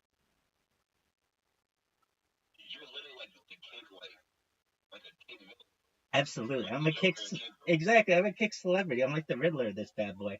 And I do it for world peace. I don't want people to have war anymore. And I'm sure that we can agree on that. That you don't have a right to put your hands on me. I don't have a right to put your hands on you, my hands on you. And let's do this globally. Essentially, we have things in place to perhaps be able to get rid of war in a modern sense, but we're not utilizing them. Other things, though, before we end all war, there are other things I want to address. World hunger. How are we going to have world hunger, Rabbi? We want to implement vertical farming, cloud seeding technology, hydroponics. Those are just three of dozens of ideas we have for world hunger. How about world thirst? Life straws, digging of wells, and desalination plants, where you take water from the ocean and and turn it into potable water for agriculture. Absolutely. I'll never believe that we have a water crisis when we have the world's oceans. We just have to figure out a way. And so we desalinize the water so that it's drinkable. Those are just two ideas, but it's big ideas. And so when people start to find out about this, it's like, whoa, hold on a second. You mean I can always check you out whenever I want? Like basically any other show on Netflix or anything. It always ends. It always ends. Mine never ends. You will end before I end. So go to bed. Go take care of your kids. Wait a minute. How do you do when you go to shit? How do I go? How do I take a shit? One of your butts just get propped up. Right? Oh yeah, they're just going. They're just randomly doing it. They used to be going, bro. Oh word. Oh here it is. I can see it. Wow, this is crazy. Hold on. Keep it right there. Let me see. This is wild shit. It's a thing on a thing. So literally, we're watching. It's clipping right now. Exactly. It's clipping a clip of you, of me. Wow, how meta is this? This is amazing. Exactly. That's a good clip. That's actually a good clip right there. I agree. So, apologize for that, but that is an organic robot interaction. Uh, Absolutely. But essentially, what is special about this is any other piece of content, it always ends. This one doesn't. I have so much content, 3 years, and it's not just on one stream. It's on 6 different streams, redundant streams, in case any of them, didn't catch the footage of one or the other. I've streamed as far north as Santa Barbara, as far as south as San Diego, Santa Monica, Beverly Hills, Disneyland, basically everywhere, all over Southern California. That's all on my Instagram. And then I have really 3 years of 24/7 content on YouTube, but also I'm live on 33 other platforms about which people have never even heard. Like, well, even some of them that just shut down. Caffeine was one. It was a gamer stream. That one just shut down, but I'm on many others, including Billy, which is used in China, Africa.tv, that's used in South Korea. Live, yeah, but that's not big in Africa. It's big in South Korea. I would think Africa TV would be huge in Africa, but Africa is like on YouTube, like most Western civilization. But at least it's called Africa, AFREECA.TV, and it's huge in South Korea. In fact, I get people who I meet from South Korea, and they're like, "How the hell do you know about Africa TV? It's like South Korean YouTube, but unless you're in South Korea, people don't know about it." So what I did, I've been using ChatGPT since the first day it was launched, November 30th, 2022. I use it for all of the world's questions and all the world's mysteries. So I would go into it and just say, name 50 different platforms that allow for RTMP keys, that real-time messaging protocol, the little keys that you need to be able to multi-stream, and it would give me 50 of them, and I would go and create accounts on every single one of them, and then essentially have one computer that was hooked up to 33 different platforms. Once that bad boy is going, I'd start up another. So every single one of these devices isn't just streaming on YouTube, it's multi-streaming. So let's say YouTube doesn't like what I said, we have backups on Twitter, we have backups on Twitch, we have backups on a litany of other platforms. So that's really cool. But other things that I like to talk about, truthfully, are uh, really whole mind and whole body uh, happiness. Like I would say, basically, mindfulness is very important to people, and we don't discuss these things. So when we're talking about peace in the world, that's very important. It's important to have peace in your soul, absolutely. But other things, like when it comes to real issues, decriminalization of drugs, that's a big one. So I'm an advocate for the decriminalization of drugs. I'm an advocate for the promotion of psychedelics. Wait, Rabbi. Yes, sir. What do you do for like work and stuff? Well, I'm a rabbi. Additionally, I'm a certified project management professional. I've launched apps, Project management. Wait, what do you manage? technology projects. So I've launched apps on the App Store and Google Play. I've had six-figure contracts with Fortune 500 companies. Yeah, Wait, so you're rich? no, I wish I were rich, and perhaps one day I may be the richest person on earth. Why do I say that? Content, according to Bill Gates in the 1990s, is king. He coined the phrase. And The Economist magazine in 2018 stated that data is Earth's number one resource, more valuable. It overtook petroleum. So that means it's more valuable than gold, than food, than water, than air. Data has become the most important thing on earth. And I have more data than any person on earth. Now, it's like, Rabbi, why don't we know about you? Why didn't we know about you until you did this kick thing? Like, why didn't we know about you just from YouTube? Great question that I've just asked myself. But it's a question that would arise. What's the deal? I have some YouTube accounts with tens of thousands of followers. They get banned. Wow. They get banned. When you do 24/7 streams, you get a lot of copyright strikes just accidentally. Why? Because the radio was on and it played a copyrighted song, or because you were watching a podcast and the intro clip was copyrighted. So here's what I do. Every 6 months or so, I get all my YouTube accounts and I leave them up so that you can watch them, but I create new ones. So every 6 months, basically, I have little time snippets so that if ever at any time any one of my YouTube accounts gets banned for some reason, it doesn't ban all 3 years of them. It might ban like 6 months of footage, which isn't that big. And considering I have over 100 YouTube accounts, not big at all. I've also created some really interesting things on Instagram. So on Instagram, I've created robots that automatically upload my life 24/7 on Instagram. So how does that work? Basically, it's an automatic clicker on a phone that knows exactly the right time to click on the phone to make Instagram start up a video, have it last an hour, end the video, upload it, and start a new video. So it's been doing that now for the last like 2.5 years or so. So not only do I have more YouTube content archived than any person, but I have more Instagram content archived than any person. It's a huge deal. Wow. And especially with AI, and it's going to be able to parse through all of this. Look, nobody wants to watch me right now in 2024 sleep 8 hours a day or whatever. But in the future, universities, particularly those that conduct sleep studies and sleep doctors, are going to want to watch that. That's really important information to them to have 3 years of basically pure sleep. The whole thing isn't sleep, obviously, but to be able to study an individual, and the same will happen with cardiologists and heart rate, and the same will happen with psychologists and my behavior, my emotions, dietitians, and my nutritional intake. Yeah, that's crazy, bro. It really Wow. is. Have you seen the movie The Truman Show? It was. There's a movie in the 1990s from starring Jim Carrey called The Truman Show. Yeah, I think he was like in a like a game or something. The show. Similar. He was. I haven't seen it. I It, just want to see it. it's fabulous, and I would recommend it if this project is interesting to you. It's basically he was born on camera and doesn't know it, that the whole world watches him, and he becomes the biggest star in world history, and he has no idea. And his whole life is observed by the outside world. This is similar. The major difference is the world has my consent to be able to peer into me whenever I want or whenever they want. But what really makes it special is that I have plans to do this for the remainder of my life. I want people to be able to study this and connect themselves to it. And I'm not going to take up much more of your time. I appreciate the opportunity here, but I want you to know that this isn't the last time we're going to speak. I really mean this. You are going to be a rich person, and I hope to be the person to help make you that. really do see you like a millionaire, like maybe you're Absolutely. I'm going to be the world's first trillionaire. Be the world's first trillionaire. And if you're like, okay, Rabbi, how are you going to do that? Once this thing blows up, I'm going to be able to monetize this data so easily. I'm going to be able to be a spokesperson for every major brand out there, particularly when it comes to technology. My price will start at $1 billion.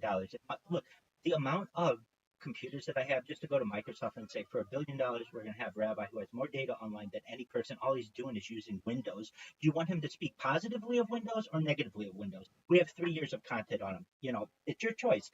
Basically, people are going to want to connect themselves to this because I'll be so influential. Everyone's basically going to be able to connect to me. And any company that wants to end me, I'll be able to start up with somebody else. Just like on Kick right now. If Kick, for one reason, said I couldn't use their platform anymore, enough people know about me on the other platforms that I've already made my impact.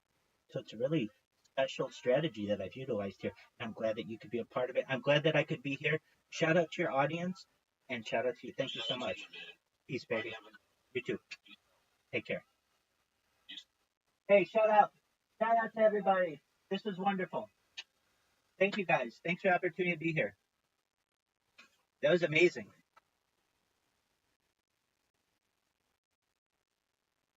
So what's my man saying? It's like PR. I'm gonna do his shout out right now. Hey, so if you're watching this right now, shout out to Carrie with the BBC. I love you, girl. Oh, what did you say here? That's the name. PR being stone on Discord. That's him. That's him. Hey, Carrie, I love you. I want you to know, Carrie, if you could let him know. I'm gonna do a shout out to him right now on Instagram. If you see right here, I have my Instagram, and everybody gets a shout out on Kick. So all these people have names, and let him know. I'm gonna do one for him right now. I'm gonna tag him in it, so he'll have it in the next like 45 minutes or so. And you're like 45 minutes? I thought you were gonna make it right now. I am, but it takes a little bit of time. I add lyrics to all of them, or I add captions. So like, you see how it has the captions underneath it? So it takes me a little bit of time to do all that, but nevertheless, he's gonna get it really soon. That he's a wonderful person, and it's a pleasure to be there. And he handles himself with amazing professionalism. If I were getting all of these fucking bots, I would be like, get the fuck out of here. I don't want to have anything to do with you. Shut the fuck up. But he's so kind. It's wonderful. All right, so I'm going to do a shout out to him right now.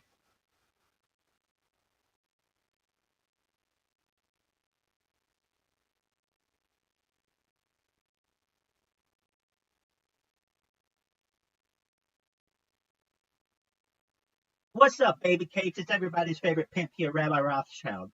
Boy, did we just have a wonderful conversation. This was amazing. We're going to come over here to our friend and confidant.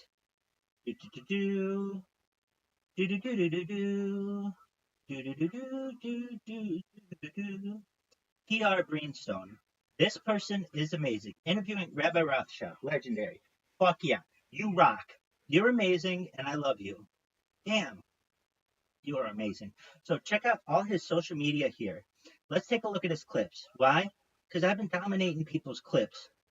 Let's see this shit work. Linktree, Linktree, Linktree, Linktree. Amazing. Amazing. This fucking thing works beautifully. Look at this. They're all mine. Hilarious. Shout out to PR Greenstone.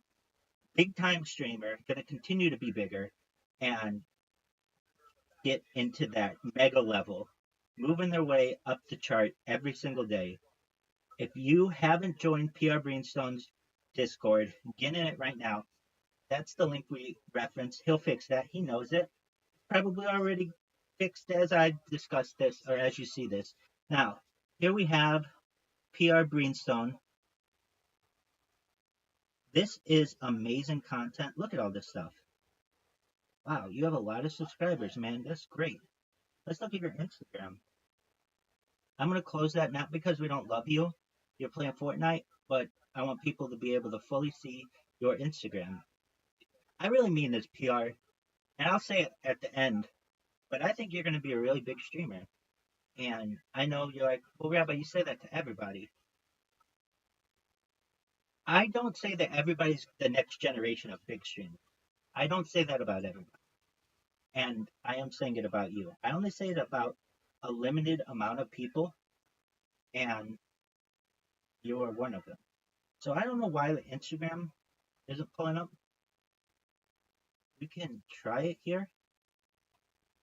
Oh, there you go. Pierre Benstone. Excellent. Amazing. Let's see some of your shit. Very, very cool.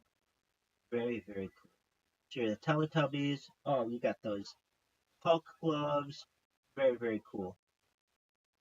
Oh, if you didn't know, Pierre Beanstone, the Instagram app crashes all the time. So if this ends up crashing, apologies in advance. PR Beanstone, PR Beanstone, you're amazing. All right, I'm gonna make sure to follow you. Hell yeah! All right. I love that girl who is that what do you call it? What's her name? Um, Hop to a girl. That girl's hilarious as fuck. Anyway, PR Beanstone, shout out to you. Shout out to your stream. I do really mean this. You're the next generation of big streamers out there, and you're gonna continue to grow. It's just it's very early in your streaming career, but I mean this. Content is king. There are only two kinds of people in this world: creators and consumers, and you're a creator. Anything else I want to say to you? Yeah. In addition to things like mind uploading technology and anti-gravity, antimatter, some things that we discussed that are really, really important, are things like advances in life extension technology with human growth hormone and stem cells and cryonics, basically like using cold temperature to extend the lifespan of the body. Really interesting things. And I mean this, I don't think you're going to die. You're going to be in a point where you can financially be able to afford life extension technology, mind uploading technology, digital immortality. And if I'm the first person to tell you this, well, then I am. But I really mean it. I wouldn't make a video about this if I wasn't serious about it. You are young enough, you're going to make enough money, and the technology is going to advance quickly, and you're going to be able to one day, if you want, extend your life perhaps indefinitely. That's really cool. Anything else you want to say to him? Yeah, you're a big time streamer. Thank you for the opportunity to be in your Discord. You're a great interviewer, and if you ever need anything from Rabbi Rothschild, I'm here for you. Take care, everybody. Take care to the world. Shout out. Peace on earth. Stay black, everybody.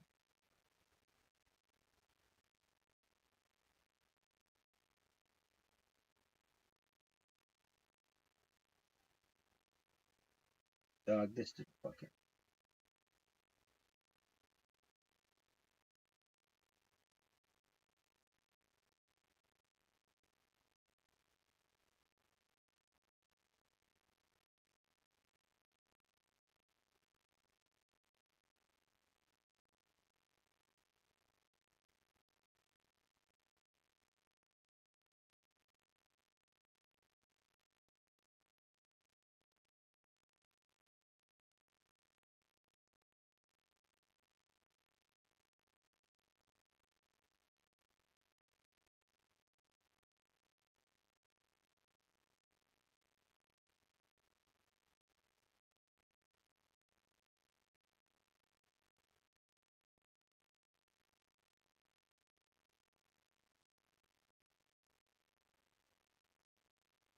What's up, babies? It's everybody's favorite pimp here, Rabbi Rothschild.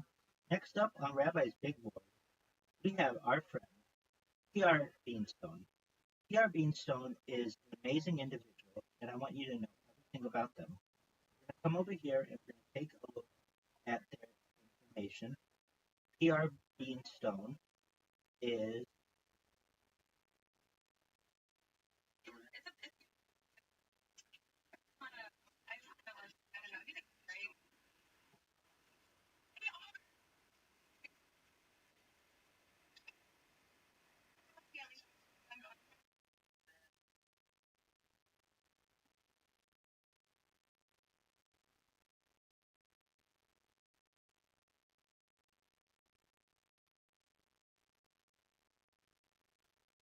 what's up, baby? It's everybody's favorite pimp here, Rabbi Rothschild. Up next on Rabbi's Big Board, we have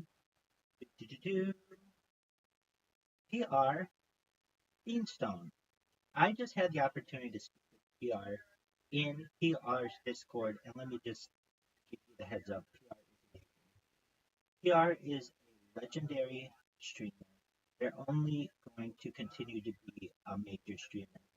Let's take a look at PR's clips just to see how much Rabbi loves them. Linktree, Linktree, Linktree, Linktree. Just beautiful. Absolutely beautiful. Shout out to PR there. We're going to take a look at PR and their Discord. We were just there. This link, imagine a place. If you want the Discord, he has one. When you watch this, I'm sure it's already fixed. Look at this. Look at all his content. Look at all these subscribers. Phenomenal. His Instagram is here. And for some reason, it doesn't work when I use that link. So I'm going to click here so we can check him out. We're going to check out his Instagram content. Looks like we've got Teletubby. Very, very cool. And Megaphist. Amazing. You guys having a good time. PR Binstone. Memories surface through the grapevine. Hell yeah. Love it. If you a girl is, I think she's hilarious. And she's all over my experience. I want you to know that I think that you are a very special individual. Take a look here, friends. This person just randomly has 113 people watching them. And on top of that, they have nearly 6,000 followers. That is the perfect combination ready to explode. This person, PR Binstone, is a big time streamer that's just going to continue to get better. You should know that they are the next generation of streamers out there. PR Binstone is going to be, I would say, within the next couple of years, amazing. So be ready for that. There are a lot of people on Kick who are going to be major influencers. PR Binstone is one of them. PR Binstone is smart, they're funny, they're charismatic, they've got the full package. So if you aren't following PR Binstone, please do check out their Discord. They're very nice, hearted individual. I want them to know that in addition to the life extension technology and the mind uploading technology that we discussed, other things that are really interesting in addition to anti-gravity, antimatter, faster than light technology, faster than light travel, quantum physics, quantum computing. These are all really interesting things we discuss on my stream. So hopefully, if you haven't had the chance, check out Rabbi Rothschild on any social media. I have over 1,000 TikTok accounts, over 10,000 Kick accounts, over 2,000 Twitter accounts. The biggest event in global history. Check out my man PR Binstone at PR Binstone on Kick. Anything else you want to check out? Yeah, let's check out his Twitter. Let's check out his Twitter. Really, really super cool. PR, you're a special person. Rabbi wants you to know Rabbi cares about you, cares about your audience, and we've only just begun. This is the beginning of a beautiful friendship. Shout out to PR, shout out to Rabbi. Stay black, everybody.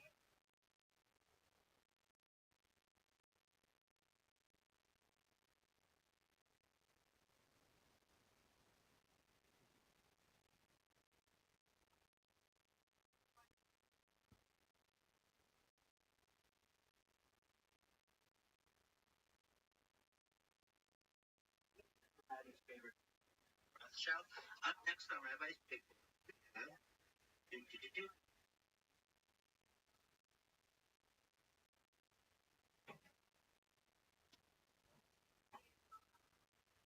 A million fucking. Yeah, definitely. Yeah. You know, my career, you say you I a gangster, but you never I popping. did some with a couple of guys that you probably know. Big Lou. Falling later. Oh my God, he was the man with that joke. I mean, all we did is we had this guy in New York City. We had this black guy that like a Patterson cop. And he would go around and 79th Street in Amsterdam and people. You know what I mean? And all of a sudden we get a phone call. It'd be me, Big Lou, and Danny. Those are the ones that would do it. You know? And we did it for a while. We had teams. Big Lou comes in, right? Ask him about Moscow. There was this, you know, on 178th and St. Nicholas? Right when you come over the bridge, you make that right. What a right there. After the bridge, right there. Yep, the 34th precinct. And we took this guy one time, man. Got in a van. We threw him in a van. We locked him up. We handcuffed him, and we drove him around for like 2 hours, trying to beat the shit out of him, beating him up, trying to get his keys to his house. Wouldn't give us the keys. Finally, he gave us the keys to his house. We go into his house. He got nothing there. So Big Lou tells him, listen. Now, I don't know if you ever met Big Lou. Big Lou was 6'6", 300 pounds. Very, very scary. Big Lou told him, say, listen, man, you know we're not the cops. You, money, or your body. What he said, the guy all of a sudden made a phone call, Santa Cruz, right out on 178, right out in front of the police station. He makes a phone call to this guy. Now it's me, Lou, and this guy Fosco. I got a 9mm in my bag, in my pocket. And he's got a badge on, a shirt over, and a hat. So now he thinks first he's going to do a cops. All of a sudden, this guy pulls up and starts saying something in Spanish. All of a sudden, Fosco gets in the car. The other guy gets out of the car. He goes, hold on 1 second. I'll be right back. Now we got this guy holding up the ramp. You know? So we're talking. All of a sudden, 20 minutes later, he comes back with a bag, a brown bag, with 10,000 cash and a kilo. Gives it to us. All of a sudden, we let the guy go. We took one of those gypsy kids. Boom, we go right over to his house in Palisade Park. That was a great score of us, man. Oh my God, there's so many of them I can tell you about. How old were you doing? Like high school? Was this like high school or later? Well, it was a little bit later. This is probably about when I was 20, 21 years old. You know, that was our job. You know, I mean, and we would just live by score.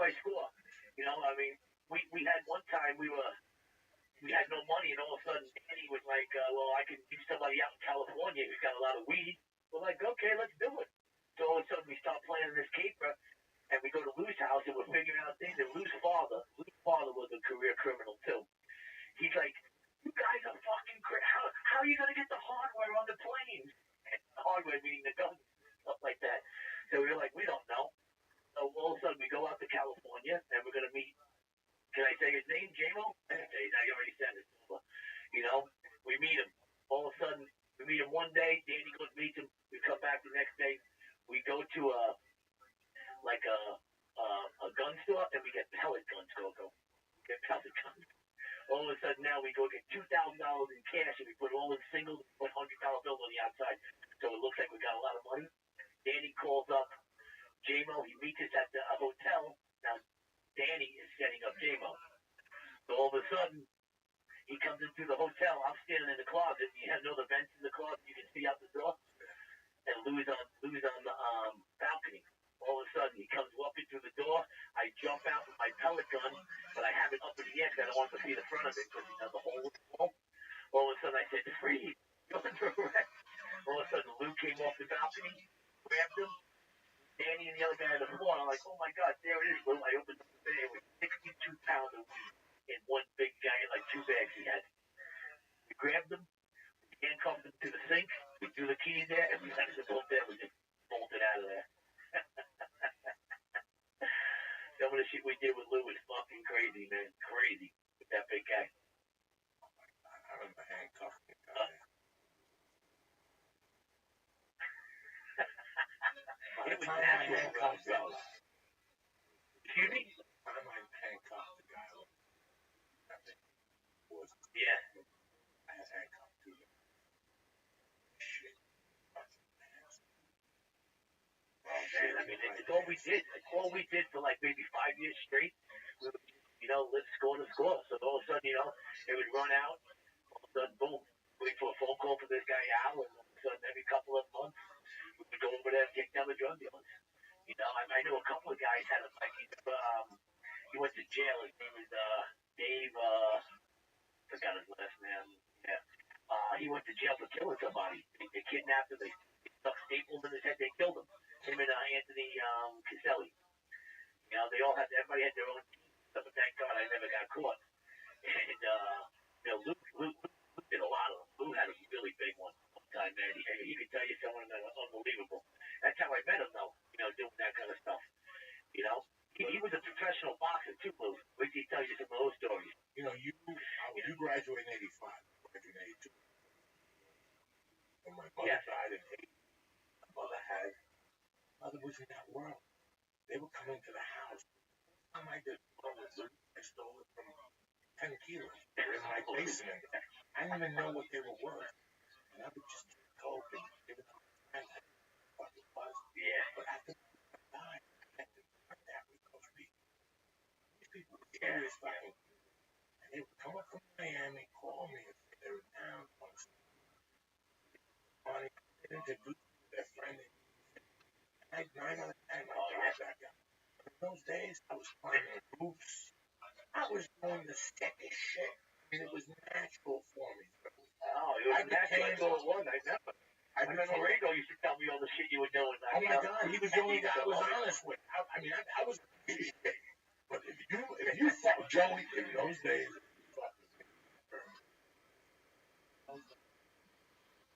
and I was down, they fucking like, I could 5 names of people that they would beat with me. But at the end of the day, I fucking clipped them.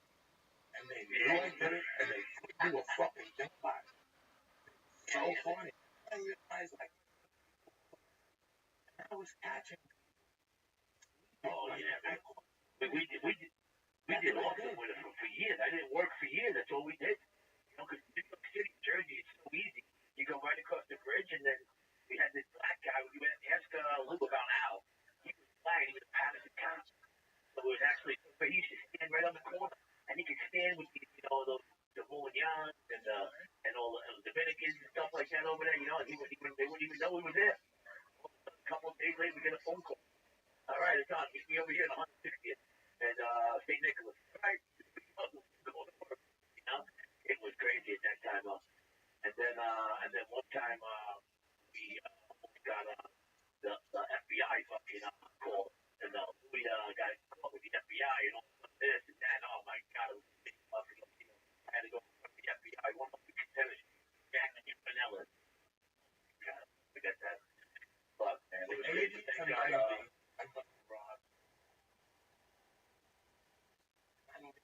There's so many that Colorado, Jersey criminal in North Bergen where you understand? I grew up in a society. They don't see you in Colorado. They don't see you in Colorado. In New Jersey, they see the setup. They're like, why has this kid been over here too much? They know. He used to buy grams, now he's buying 8 balls. Where is he getting the money from? People have ears. So I went from fucking Jersey to Colorado. Didn't even suspect it. Now we're shutting the fucking lights out. What I was doing, Joey, I knew drug dealers that go for that.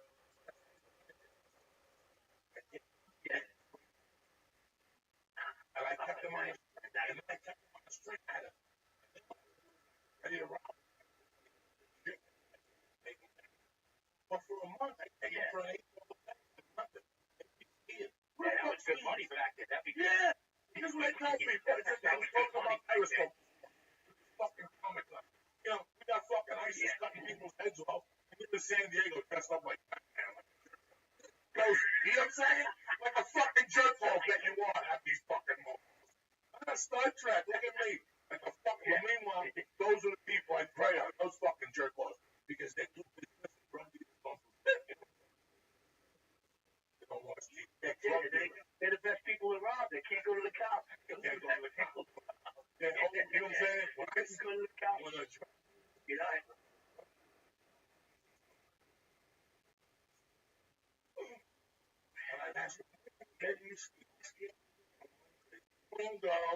This motherfucker's going down eventually. And I tell you, I go stand on Wednesday, we party out. Listen, if I went on a vacation like that, I caused so much havoc. And basically, I used to rob the maid's key. Maids in those days would leave the keys in the door. Hanging on that thing, I get the fucking over. There was a bookmaker I robbed. He couldn't figure out where he was one of those dollar guys that sold those tickets. Those tickets. That takes fucking all this and fucking you could sit there and somebody fucking robbed me again. Fucking stick me. It was me the whole time. Beat the fucking burrito. Oh my god. Oh my god. I could see drug dealers. Oh, yeah. Well, that's how it was over by us. You know, everybody had their own teams, and we were doing it for like maybe 88 and 92. Even every fucking piece doing it. Danny knows a lot too. Me, Danny, and Louie. That was the team. And then we had this guy out. You guys got so good you started robbing each other. Yeah, you motherfuckers started robbing each other. You made Russo and Kurt go down to Florida. These guys started robbing each other. One of the greatest words I ever heard.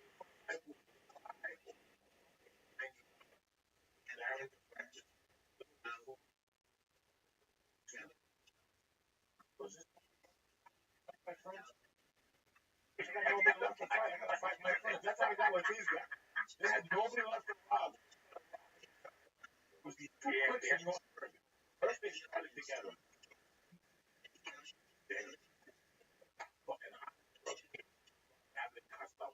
They were buying trucks. How much you think I'm taking? They were like, Crockett and Tuck. Oh my god. Every time I went back to bring them, they had fucking jets. I had all the joy. All the joy. And the motorcycle. One time I heard the person, he's trying to rob you. And then they went on tour. They couldn't get coke to Miami. They robbed Kurt, Miami, right? They robbed Kurt in Miami. All the way down there. That's a Oh, look at Danny. Danny, we robbed his cousin. We robbed his cousin, J-Mo. Fucking like 60-something pounds of weed we had to take. And then it was funny, we got it, and then also we had to drive it all the way down the road because we were someplace in Agnew, California. Also, we had to drive up to Los Angeles, then we had to ship it back in the mail, ship it to someplace in Addison. Oh, God, it was, but J-Mo was calling Danny for months. We set him up. And that was it. We had to rob, we took down out, we had to rob his cousin. That's what we had to do. Oh, man, but that was a time. Thank God I'm lamb, though. I'm hiding now. Nobody knows where I am. Listen,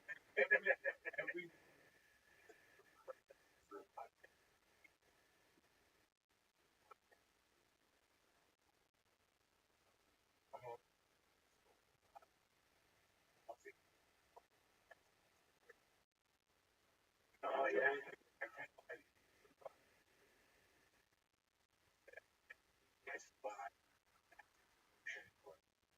Oh, my God, yeah.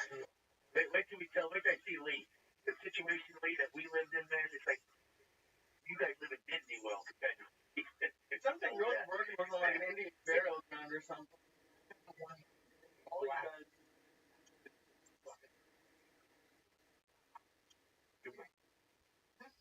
and Dave knew. She's hot. And she was like,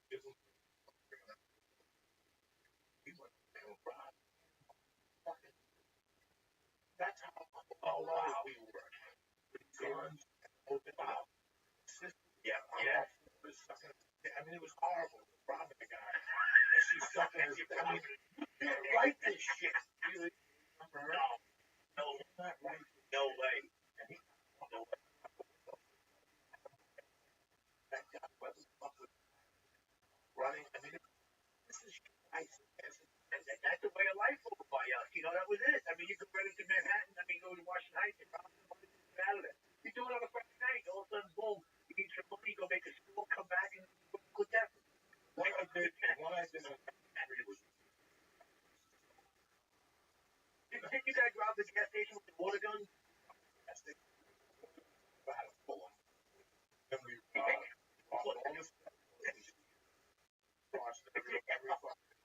Did you put the one in Deacon Brown? You robbed the Alpine. You put it in Rooster Bar before that. never forget it. You came out the fucking, I think you guys down there, well, Kmart. The Alpine in the box with speakers and everything. Right out of your tent.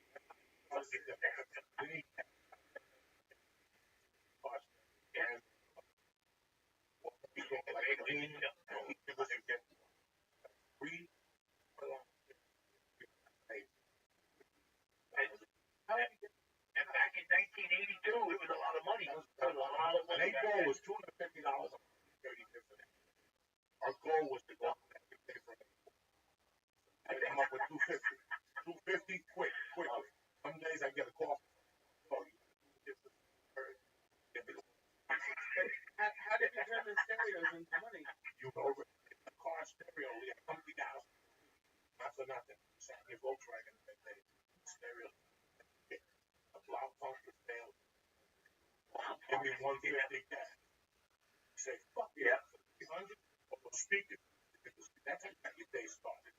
So now that 250 for the 8 ball, that was an investment. Took that 250 and threw a gram on that. Now you sold 3 of those, you got 300. Plus you got a half gram for me and Joey. A gram with them. Some guy in the 8 ball, a gram and a half out, a gram and a half of button. That made a gram and a half of fuel. Now we got a gram and a half of fuel. Another half on and get 1 gallon. So you know what? The day he ended up that was And Ringo loved that. Ringo loved doing that shit, man. I loved it. He loved it. I remember thought he was cute in his house. Checks. Those days I put the Williams at the fucking bank. Steal the checks, I bring them right to the book. Bam! They could have Jesus Christ on the flesh. He can't, man. And my boy was down that car lot down there. Fuck you, the car lot, the bank. I remember when Joe Mary used to write checks for home track. We take them to the fucking bank on 70th Street. While the checks get cashed, your next door, your furlough, get a sandwich, Tito, then my man. Are you fucking kidding? The whole day's around making money for food, pay off with That's it. Yeah. Every city, you know, How much the drugs were that you like 150? That many times. Yeah, it wasn't going to jail. It was just the excitement of robbing the 150 and the 8 ball. That's you got to make it go. One year, I had down Happy Moran. That block was going Yeah, my yeah. dad lived Yeah. I remember Kathy's pencil. down there.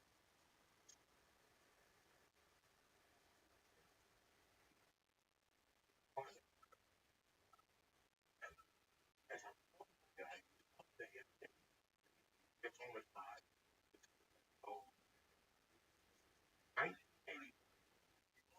Yeah. Well, what a mistake that was. Selling out a day job. I was all with the cousin. The icebox. You remember that icebox? I sit down at the table. Rob this. All right. Guys.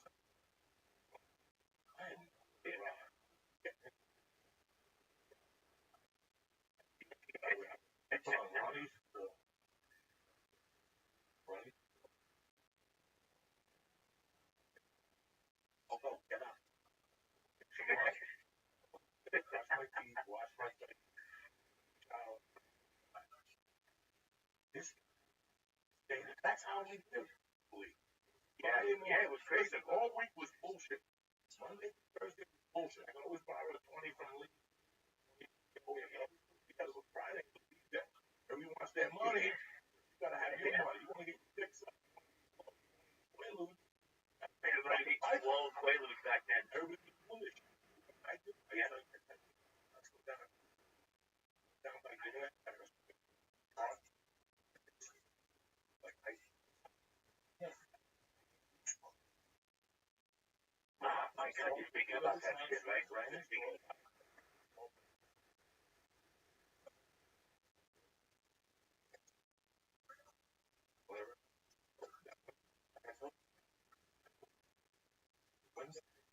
those days when that went, that your door was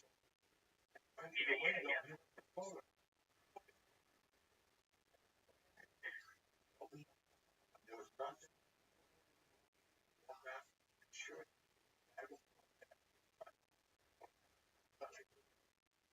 Man, I saw flasks. Yeah, for Oh my God. Beer. Big flask. Yeah, oh yeah, the big guy flask was tiny. Days I was a thief. No. I'm reading. Yeah. All he had was blowing. Cross. And that thing that you pop back. Yeah. Yeah, it's a Stein. It's called a Stein.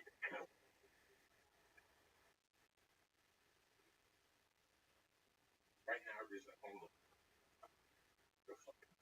Yes, I was in 1982. That was huge. That was huge. I remember giving you fucking cousin 400. He was 400 at the Midtown back then. That was huge. His money.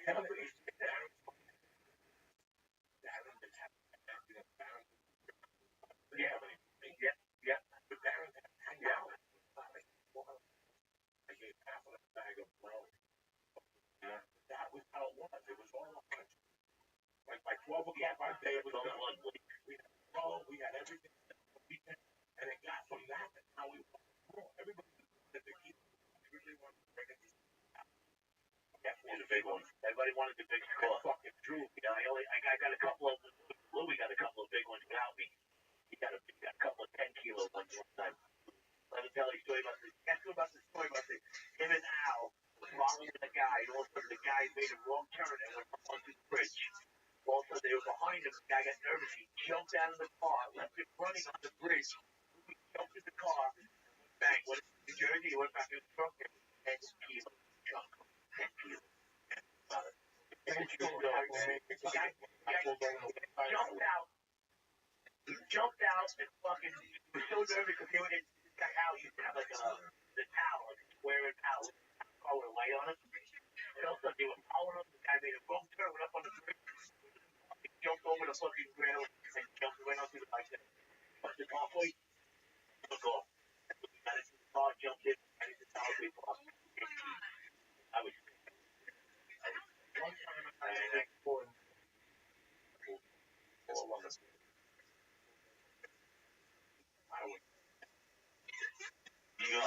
going downtown. Limited.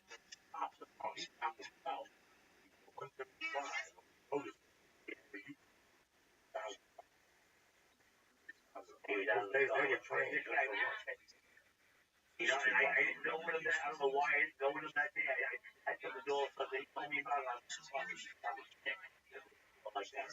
Back then, that's a lot of money. Remember, Tommy had that Spanish in New York. Alex.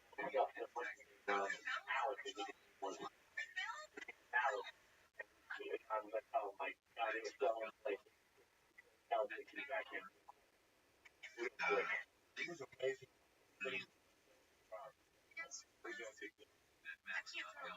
I can't do. Hello, one.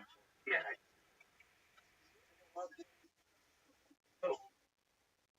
I did. Did you get robbed? No. You robbed him?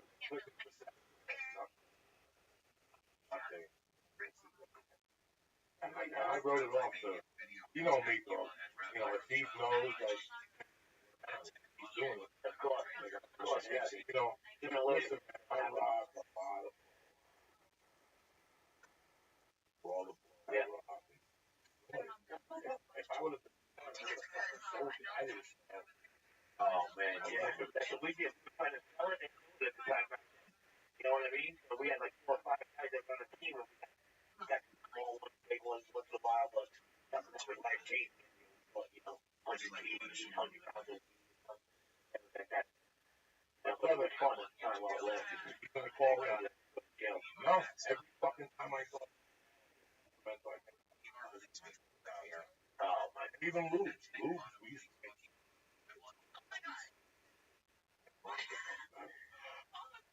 That's a complete different fucking.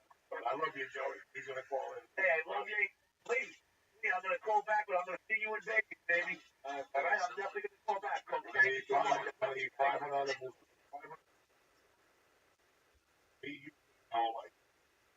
You got it. I love it. I love it. All right. Love you guys. All right, buddy. Thank you. Bye.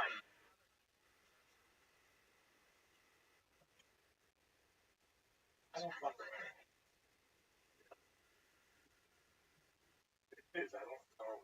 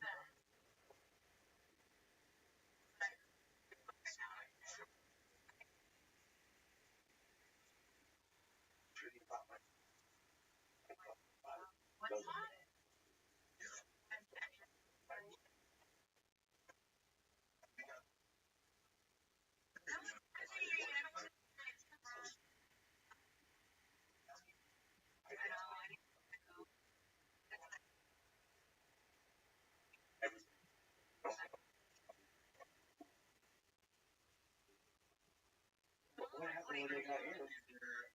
No, it wasn't like that. I got robbed on a couple of times. What did you just say?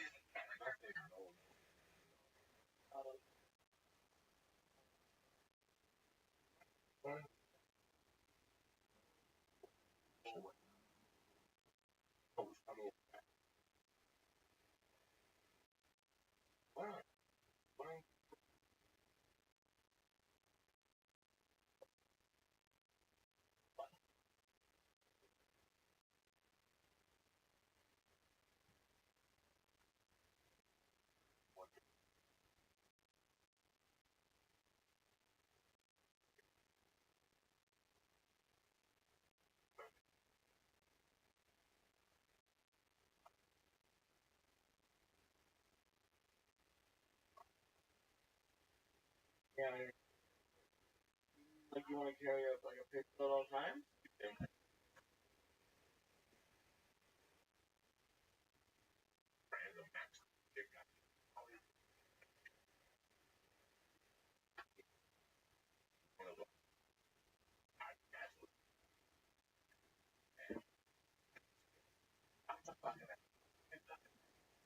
That seems to happen.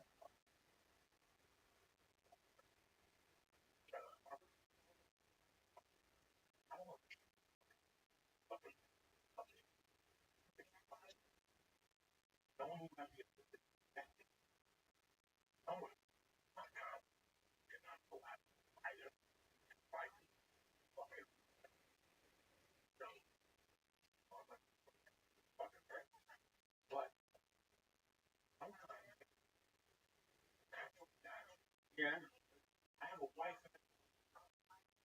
Just to play like devil's advocate, wouldn't you also be then scared like if a lot of people had guns around your wife and daughters? That's the only thing that scares me is if everyone's gonna start having fucking guns.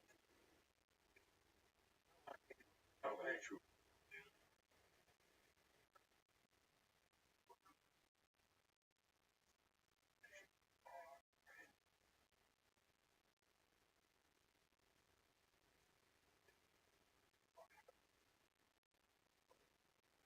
So what makes I don't advocate guns. 20 amazing. gonna say like we were talking about it earlier. I don't know if I've always heard that guns attract guns, and yeah, it does get fucking scary. And more so, I think probably when you have kids. Because I was thinking like, how can you send your kids to a public school now and not really a little bit worried? But I try to keep low key, and I guess I don't really think I want to. As a and you'll have an explanation. Problem. I everything else. Hey, I do get more protective, like if I'm with Paula, like I'll like that. Yeah, so I can like first thing when you thought about wanting to just do it. I mentioned Terry live in an area blocks, like a couple blocks away from mine. I'm a bad life of nothing. But what? Not wrong. They didn't have protection. They didn't have protection. I would just mainly I don't want you to give you money. You take off.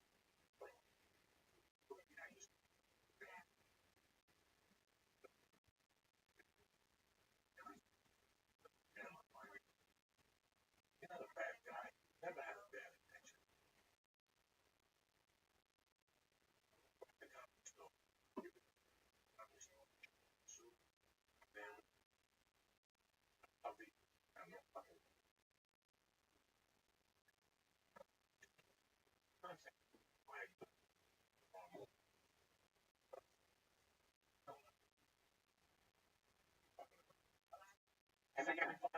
Every Canadian time something happens. You know, if you wake up tomorrow morning, oh, we're going to eat.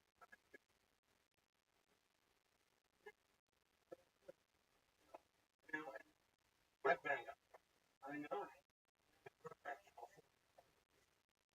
Disney on the double cops.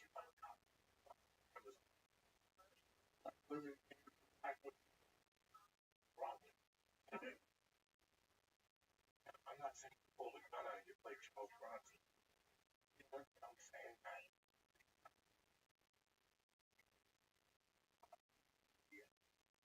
Those that Bronson on fire. It's horrible fucking.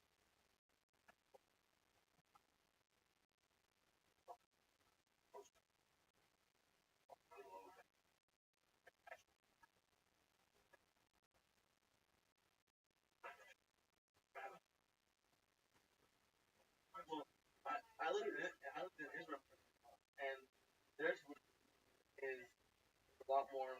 There's like military everywhere. I know people are getting upset when there's a bunch of police everywhere and stuff like that. So I don't think they would go over here. Well, would that be like another solution? That girl got shot out. Girl. Shot. Speaking of meetings, where were the cops? Girl. They get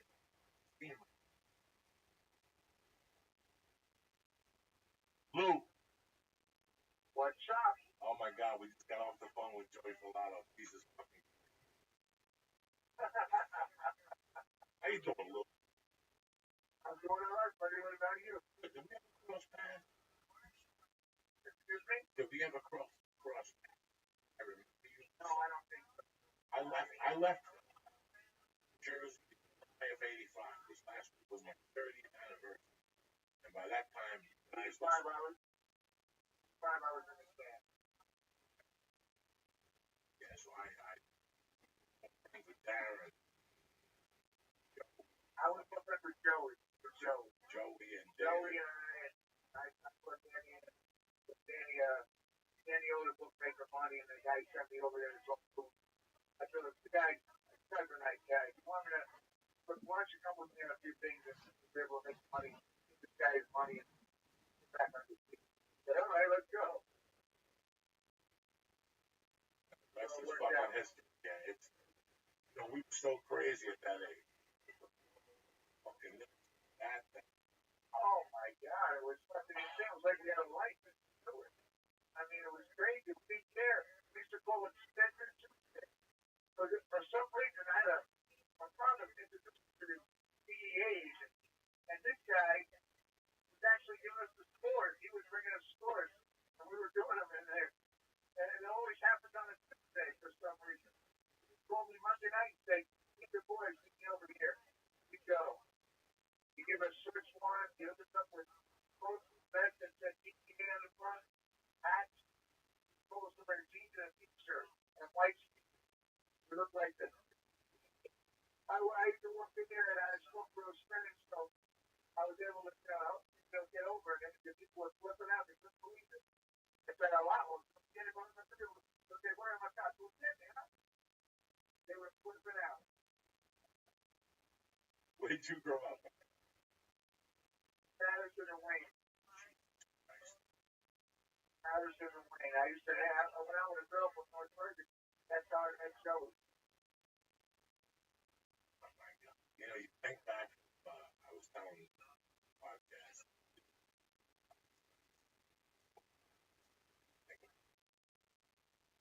Times you got shot. How lucky. Really. I got shot. I got shot. My God. I was over there with this agent, and he said to me, "Come on, we're gonna get this guy." I go, "This guy knows us. I'm 7 times we got him. He knows me. As soon as he sees me, he knows we're not cops. I'm gonna get shot with this guy." He goes, "No, listen, man. I found the stash. I know where the guy is. Everything's good. We got this." So I'm in the truck sleeping in the van. 5:30 in the morning. He picks me up at a halfway house. I'm still in the halfway house. I'm sitting there in the van, and I'm sleeping, and he goes, he's gone. And around the corner comes the guy. We used to call him Goldfinger. He had 6 rings on every finger, Jamaican. Rings on every finger, and he had a Mr. Starter kid around his neck. So here comes Goldfinger around the corner. He looks at the van. He goes, "Oh my God." He turns around, walks back around the corner now. I have one eye open, so I look at him and I'm saying to myself, "Did he recognize me?" No. Too far away. There he jumps back around the corner with 2 guys on each side of him. They all got their hands in their shirts, and they start firing. They pull out something and start firing at the van. I put the van in drive, I put the thing in drive, did it then, jumped out, and I was running behind the van. I went to get to a tree, and my knee gave out. I got shot. I didn't realize it. I was behind the tree. I looked down at my knee and said, "Oh my God, I've been hit." He was blood. The knee down was all blood. So I said, "What the hell am I going to do now?" So I hear a quick ran out of the I come out from behind the tree with a gun. I go, "Get on the ground, holy DA." And I go, "You ain't no fucking cop." Got him and ran away. He goes, "You better get out of here." And I said, "Oh my God, that's what I got to do. Get out of here." So I lifted away. I hop over the fence, and behind this building, I see Harlem River Drive. So I start hopping my way down to Harlem River Drive, down a few times because this hurts, and I keep rubbing my leg, and I keep rubbing my hair, get my hair out of my eyes, but I'm rubbing my leg, and I'm rubbing the hair, I got blood all over my face. I don't realize it because I'm alone. And the guy, the teenager my father told me was a killer, had the killer top of the bill, and he there and 40 for everything. He jumped in the van and drove away. He left me there. So I'm coming down the hill, I get to Harlem River Drive, I hop over the fence, and I hear the cops coming, I hear the sirens coming, I go, "Uh-oh, gotta get rid of this gun and his dad." I throw it in the East River. I'm sitting down on the guardrail. 2 minutes later, there was like 6 cops there, and they, get over here." I go, "Maybe not looking real good. I've been shot. I got shot in the leg. I can't get over there." They picked me up, throw me in a squad car. They kicked me to Harlem Hospital 2 blocks away. And I'm in the Harlem Hospital, and they're like, "Oh my God, you got shot. They must have thought you were a cop." I go, "I don't know what happened. I was over here to rehab a building. I'm working for one of my father's friends who's buying buildings. We rehab them, and when we're done, we sell them, whatever, rents them." I go, "I was sitting in the van. The guy started firing at the van." He goes, "Oh, I thought you were a cop." Make a long story short, the cops, they brought me to a room, stuff antibiotics in my leg, and then they patched me up, gave me a sedative, and sent me to my room. Sent me to a room, and I climbed off the bed, cops in there, knew I was falling asleep, trying to question me. I fell asleep. I think I was falling asleep. They left. I pulled out of the bed, got in a wheelchair, pulled down the hallway. There was a 15-year-old lady the line for the phone. I said, lady, officer, I just got shot at my house. Let my wife know. Oh, no problem. They left you right on the phone. I got on the phone. I called Joey. Get Joey up and get the man. Get Danny. I'm guessing. I went back to the up to the bed. My eyes. I opened my eyes and Joey again. I go, oh, get out of here. That was it. That was I expected.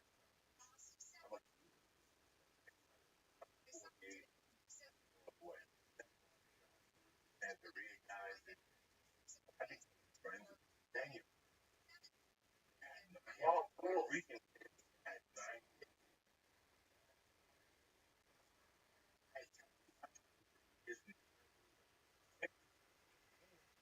I saw him. I don't know that it happened. So that was people don't know. I think it started like no 108 and all the way up every song. Right or wrong, 127th, 135th, 143. It's ridiculous. How many spots there were?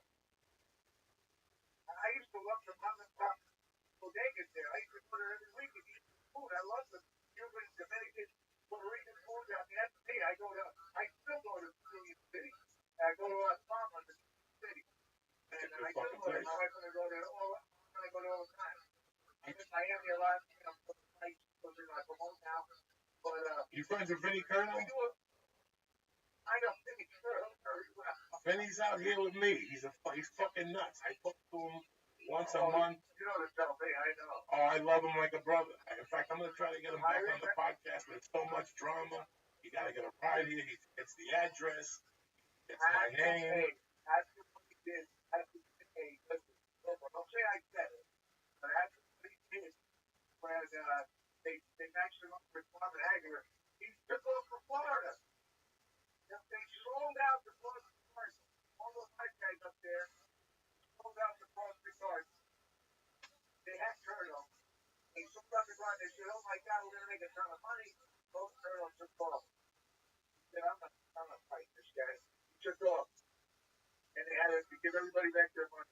Right over to Miami with Angelo Dundee and Chris Dundee fight down there. Same man's right. My manager's name was Murray Davis, and Turtle had the same.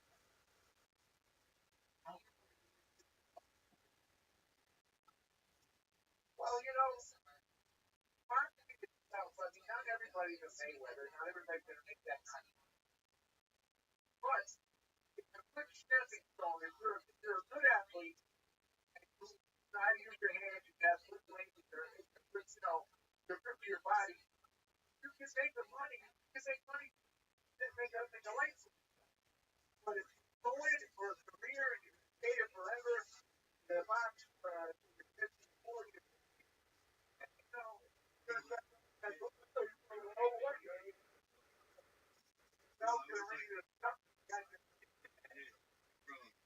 but it's a great sport. I mean, look at MMA. Look at MMA. Joe Rogan is the guy. But MMA is UFC. Those guys don't make a quarter. A quarter of what boxing is. They don't make a quarter of it. And who wants to get in there and work? You punch in the head, you hit the elbows in the face, the back of the head, the chest, the stomach, all that stuff for little much money they get. I mean, I just don't understand it. I mean, did you use your hands? Stand up and box. Make it 3, 4, 5 times the money. Why would you do that? I like it. I watch it. A lot of fun. Well, boxing is more better. I'm like, you're kidding, right? We wear 10-ounce gloves. They wear 10, 12-ounce gloves. And they wear 10-ounce gloves. But 10-ounce gloves with gloves. They wear 4-ounce gloves. Let me hit somebody with 4-ounce gloves. And I'm 60 years old. I'm still. There will never be a new one to get up. Right? So, I just got to this now.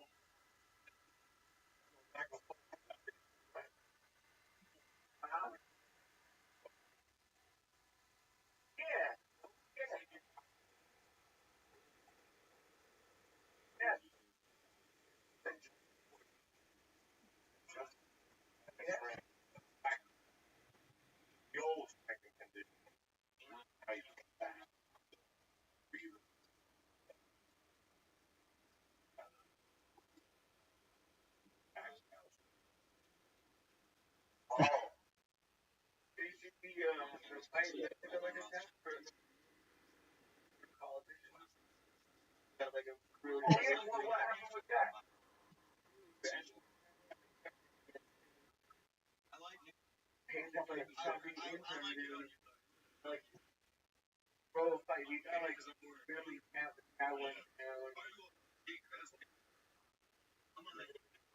And even the announcers are saying like, oh, this guy was favorite or something.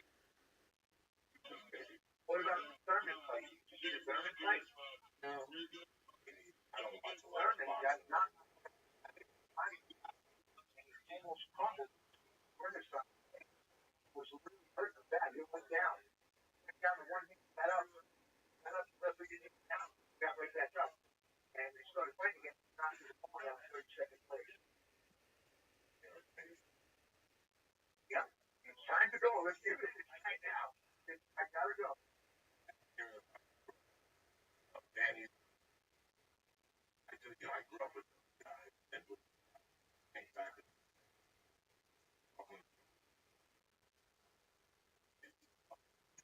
and anxiety. Those people didn't even come looking for. Yeah.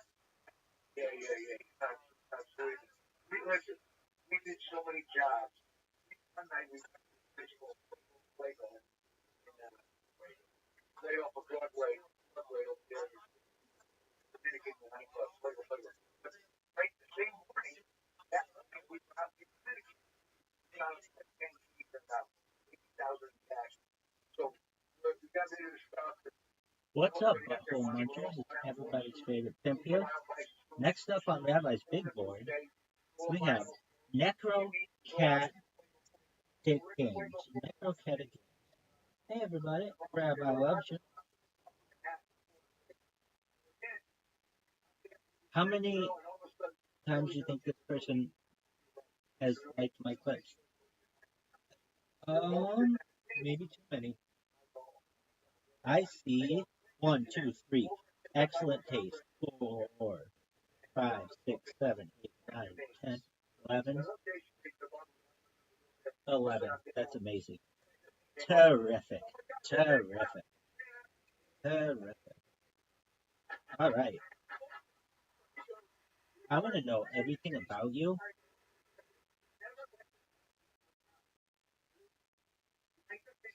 Oh, did you log out?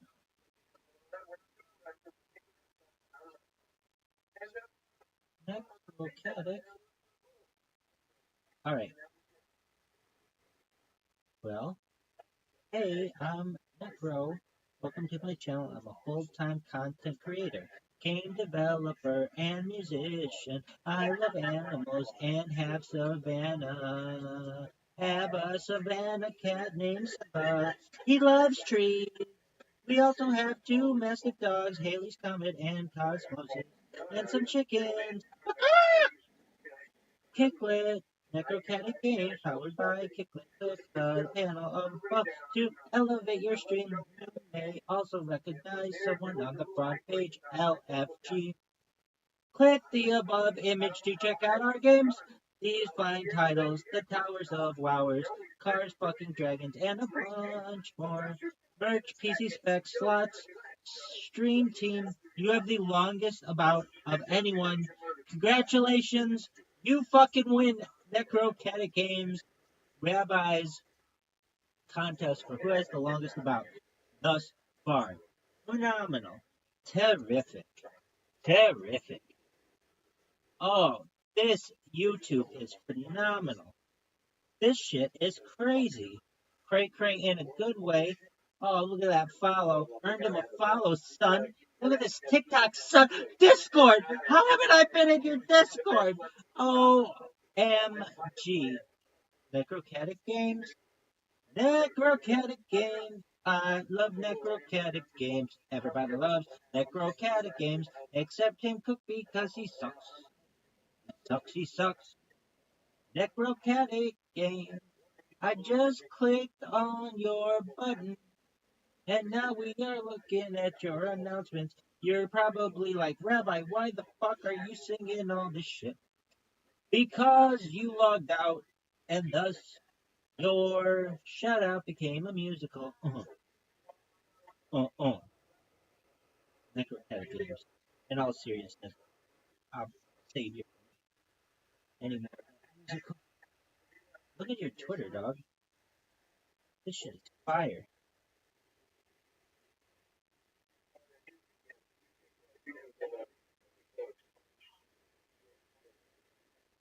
Excellent.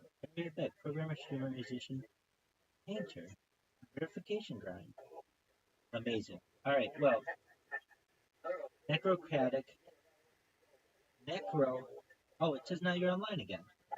Necrocatic. All right. Cool. Yo, dog. This is phenomenal. Crab, I love you. And is making you a video right now. Rabbi will tag it.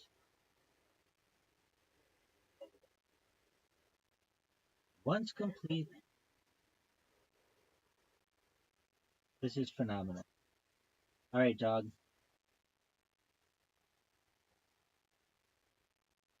Shout out to Necrocratic Games. Shout out to Rabbi. Shout out to Given Shout Outs. I'd like to formally shout out the shout out. Shout out people who ever have shouted out people known as shouted outers. And shout out to the world. Shout out to Necrocratic Games. Shout out to Rabbi. Shout out to being silly. Shout out to being serious. And shout out to peace on earth. Stay black, everybody.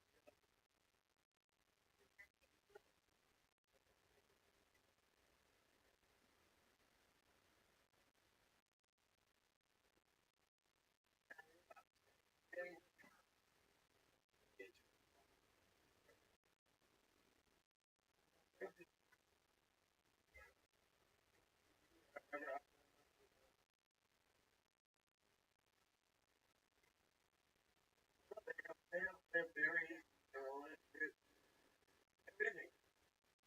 Yeah, real love, amazing. Yeah, when they got peacocks walking around, they got trainers. Oh, that's totally. I did. That's what I got. Younger.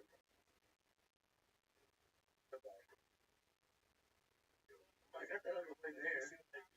I also got.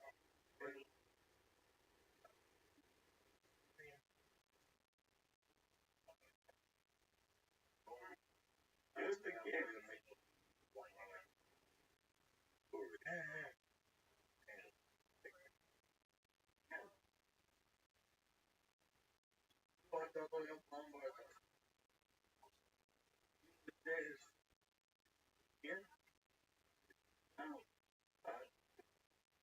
Paul didn't like going down the hill.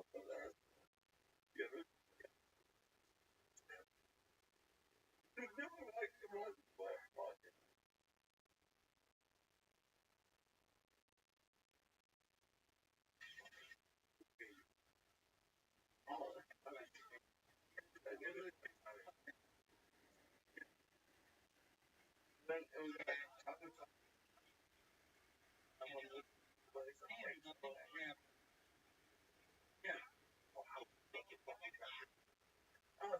Yeah,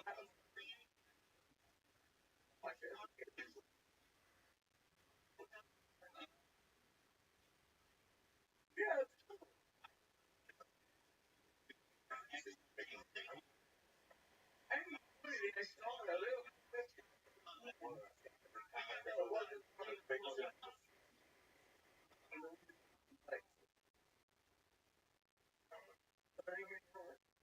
Like, what are you on roads with like, cars on them?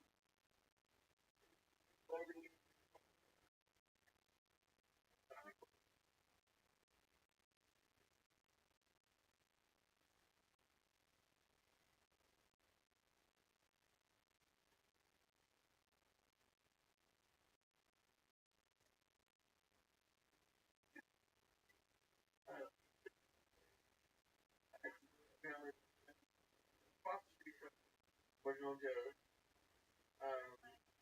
And then we got pasta place, and then we got good.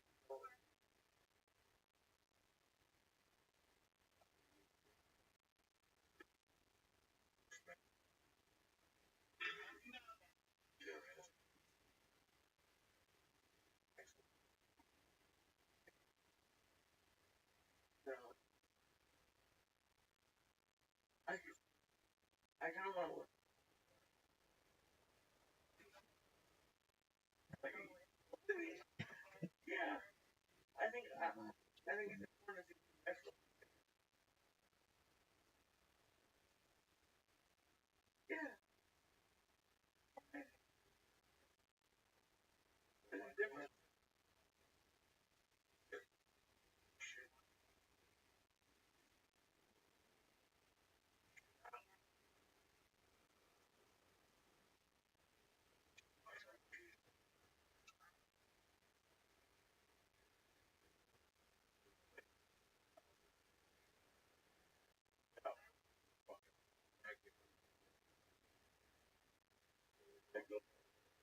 That's the problem.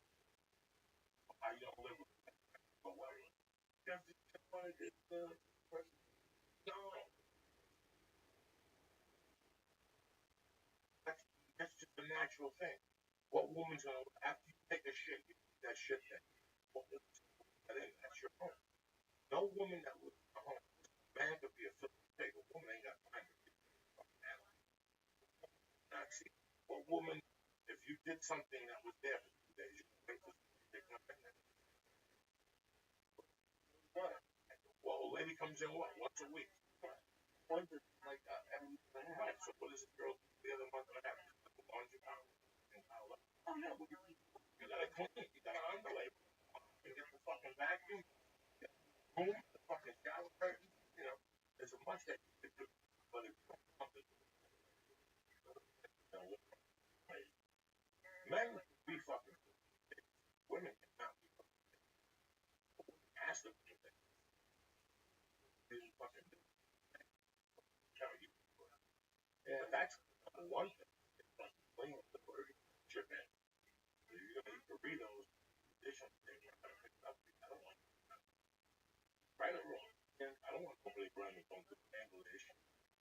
You're a woman, I go out to fucking oh, let's go to work. Follow the man's out. The man's well, fuck. I started to think about that, man, and I just like it's like how can I like what if Paula wanted to, it'd be great, but like I don't know how to ask someone like to expect like yeah, for a living you're gonna cook. Got it. What the fuck? That's what women do. Well, they can't go to eat out every fucking night. You got like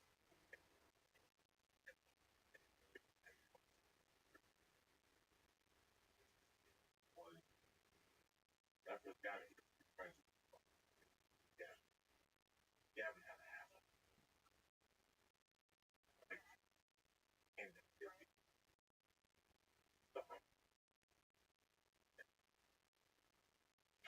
we used to call them mama. Your mama. I love it. He was the nicest guy in the world. Always girl.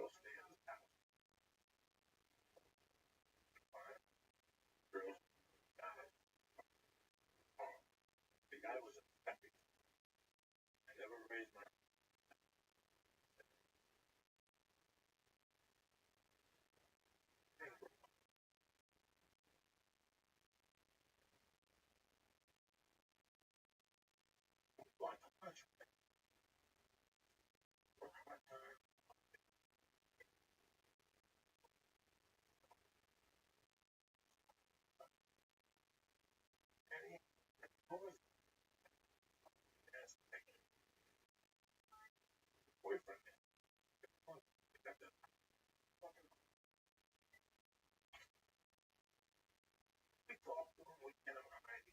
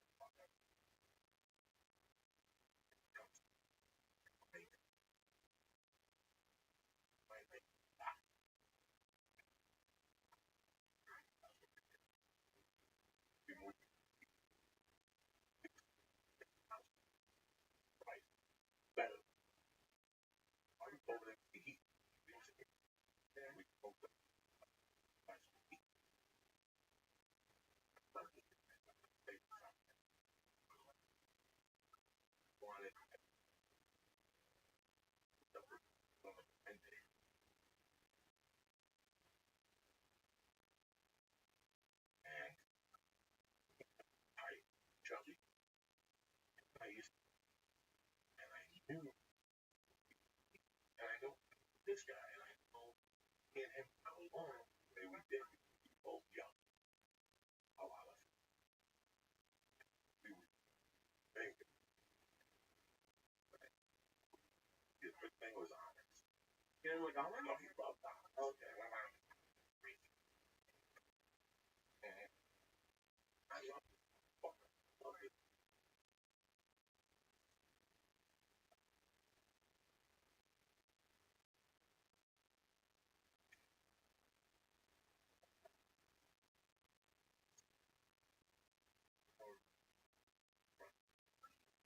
I'm not. I fucking hate it. I don't want those stories. It's so fun. I loved him. I didn't think. I didn't think it wasn't.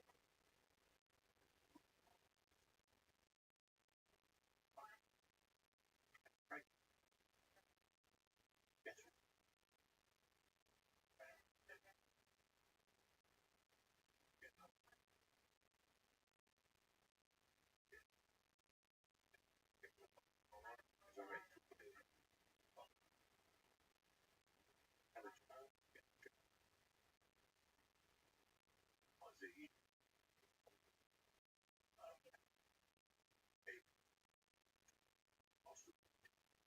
Yes. I could bring it dirt cheap. Dirt cheap.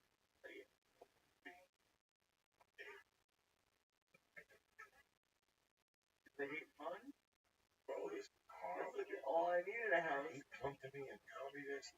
No, I'm like, What did they do? they would. No, no. I don't know. I just couldn't take when he told me this. We would meet 3 times a week. I hop across. Yeah. This shit. That's like God. Oh, here's the best. Gotta take care of him. They had no air conditioning.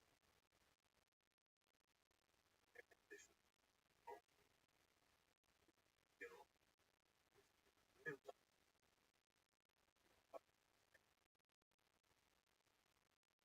watch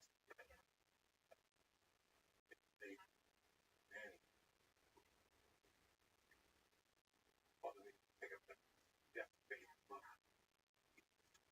Why yes, I told him about it. I told my friend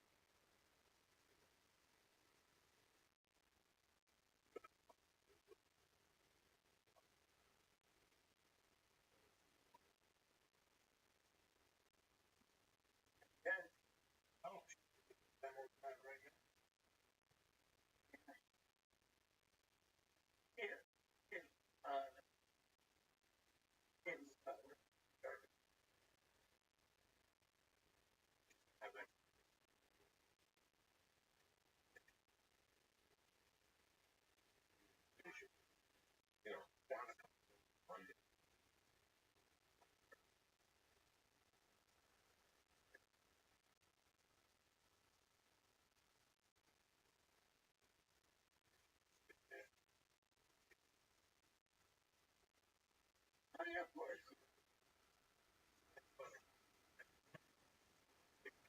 All the dishes. Look, it's 280 a week. What do you fucking think? I'm just gonna go learn how to pick up. What do you fucking follow me? Man has to make it fine. But you know what?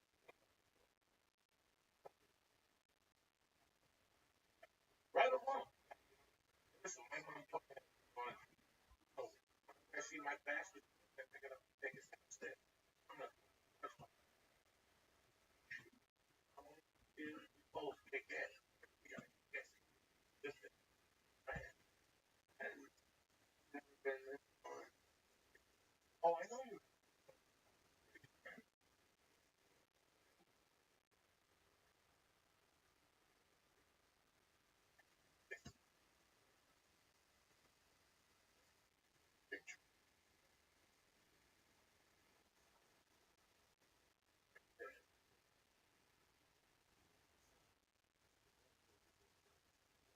Doesn't matter.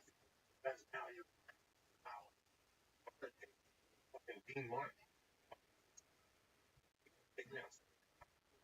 Big motherfucker. I can't. Now, I'm taking it all started. Right or wrong. That's what he fucking needs. There's no convincing. Let's go. Where we go? We're gonna go inside and but there's nothing. It's in out. There's some on there, chicken parmesan, a french fry, something, but you gotta eat it. Get for 50 fucking.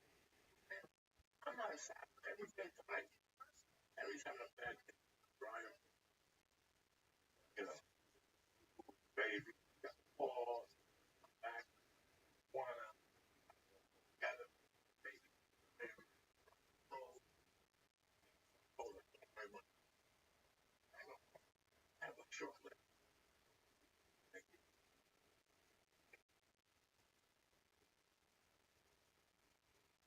It's not my thing, and you're not gonna have disagreement,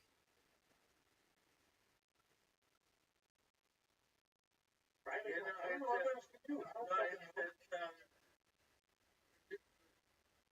I don't know if it's older, I don't know what the word is, relationships. Yeah, the wife. My mom cooks and her mom cooks, their mom cooks. It's never been, it's never close. For me a lot. It isn't like it's every thing. I don't want to cook every day, but I've also been married to that reverse about it. The reverse marriage, married to get somebody to lunch. I'm like, does that happen? Like, I don't know how that. Young, dumb. I didn't know. I thought it was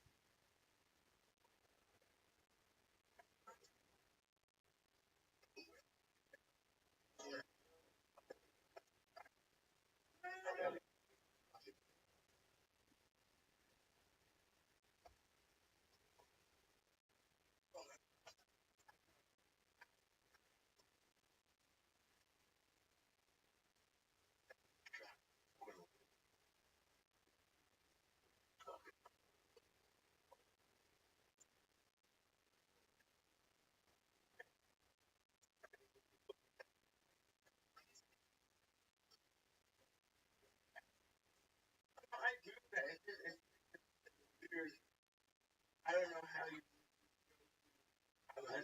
they do.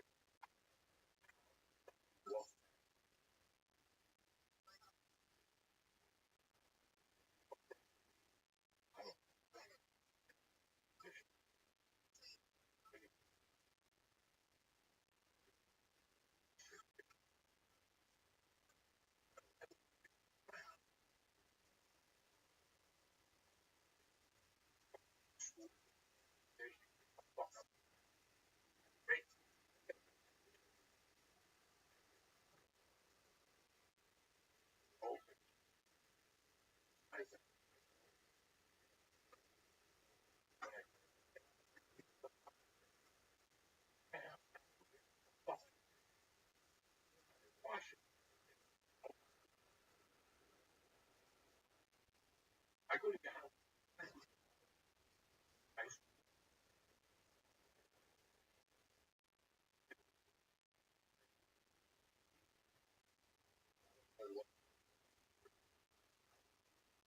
I never did the water thing, but Always hit a day.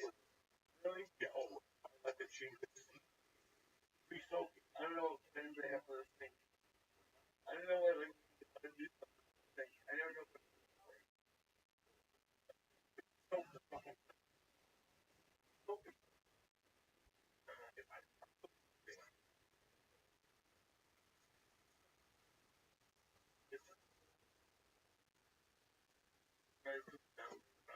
They come in and shit is the people out of it. Yeah, yeah, no. I've always been alone. I've always been always cleaning. Oh, it's just now that it's getting never been kind of new. Like, how does it? I don't know if it just happened.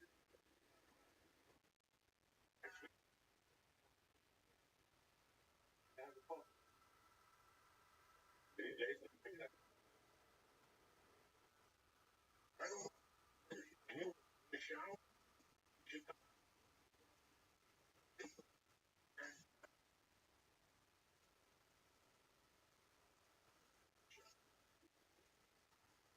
that you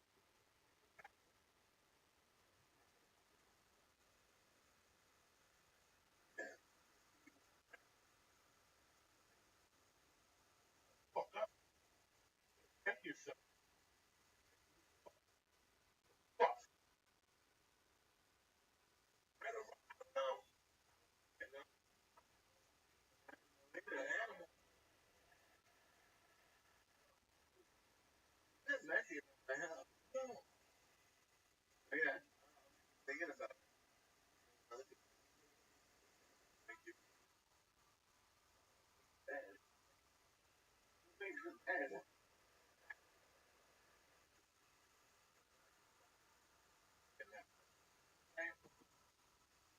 I don't know. I never care about They taking animal. it.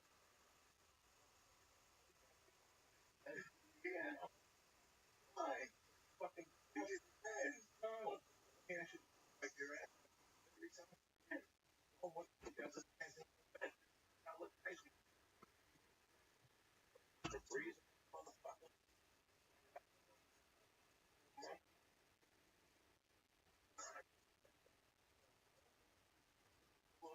Crazy face. It was more serious with it. How good you Man, I've been I had make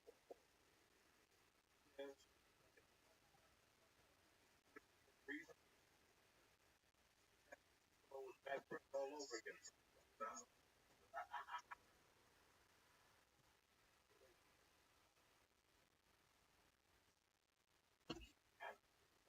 Disagree.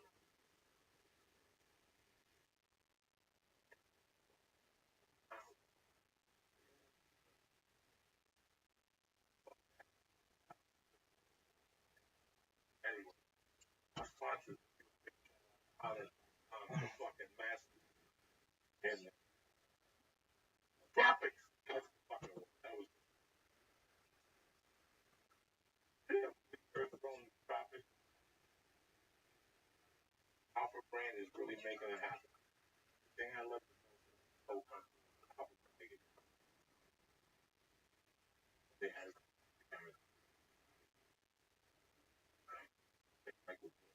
Michael Jordan.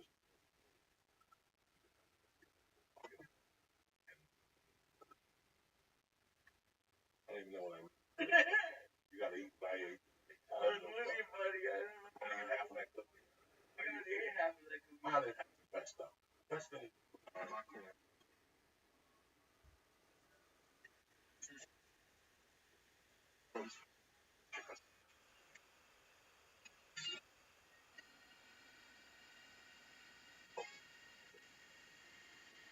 Check out brand product.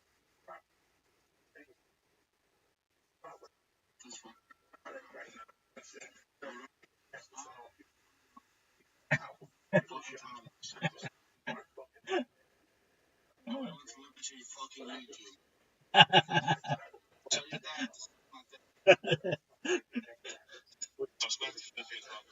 Hilarious.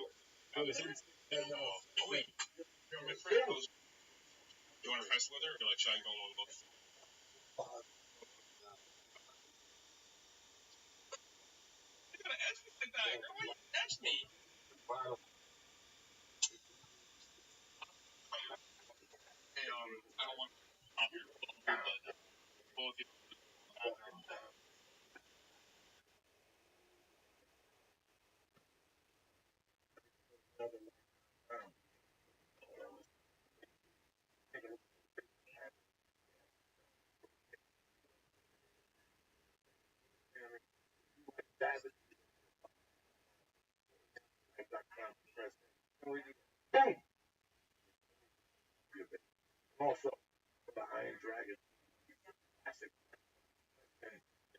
And get 2-3 films and a fucking cover. Iron Dragon. Like that. Like one. Three. Will be at 2 o'clock. 5 o'clock. Love you guys. Right. Great song.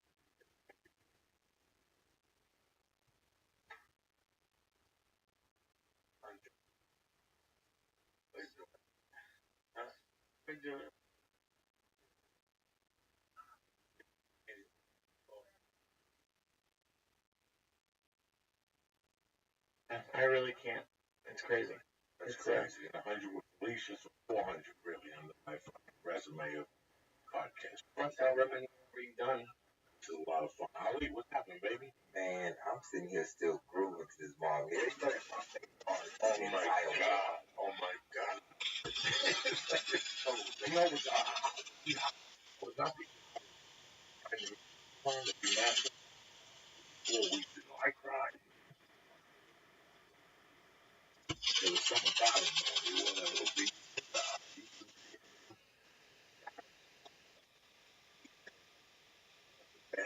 And he's like, oh my fucking god. And he's fucking out. Man, this is me turning them. Hey, I'm gonna be like that. Maybe I don't make better out.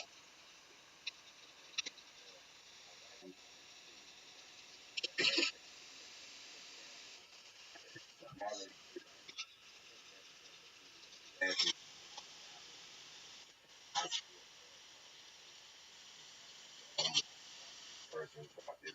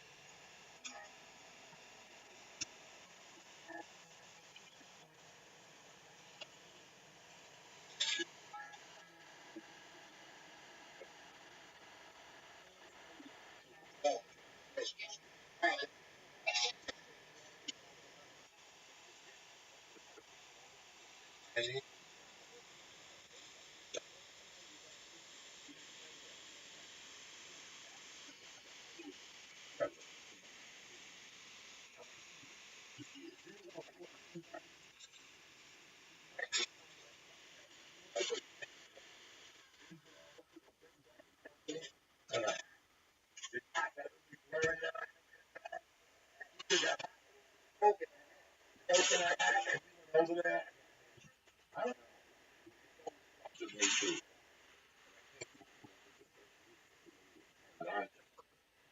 Biggest name. They stick.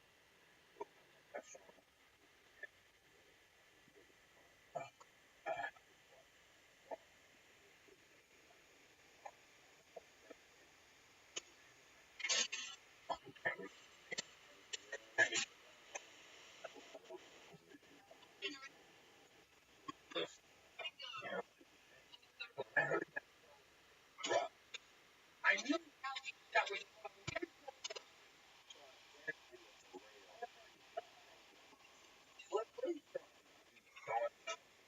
really. And then what's his name? Dump like I don't know. To ask your father. Father Gay.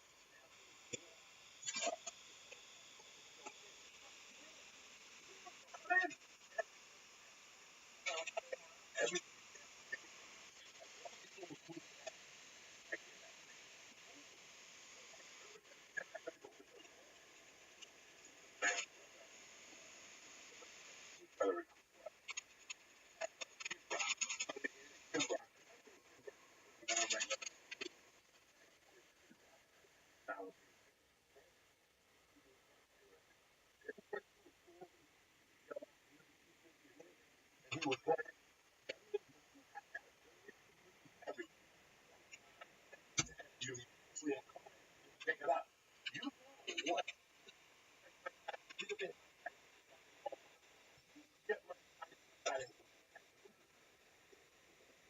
Like that fucking diagnosis.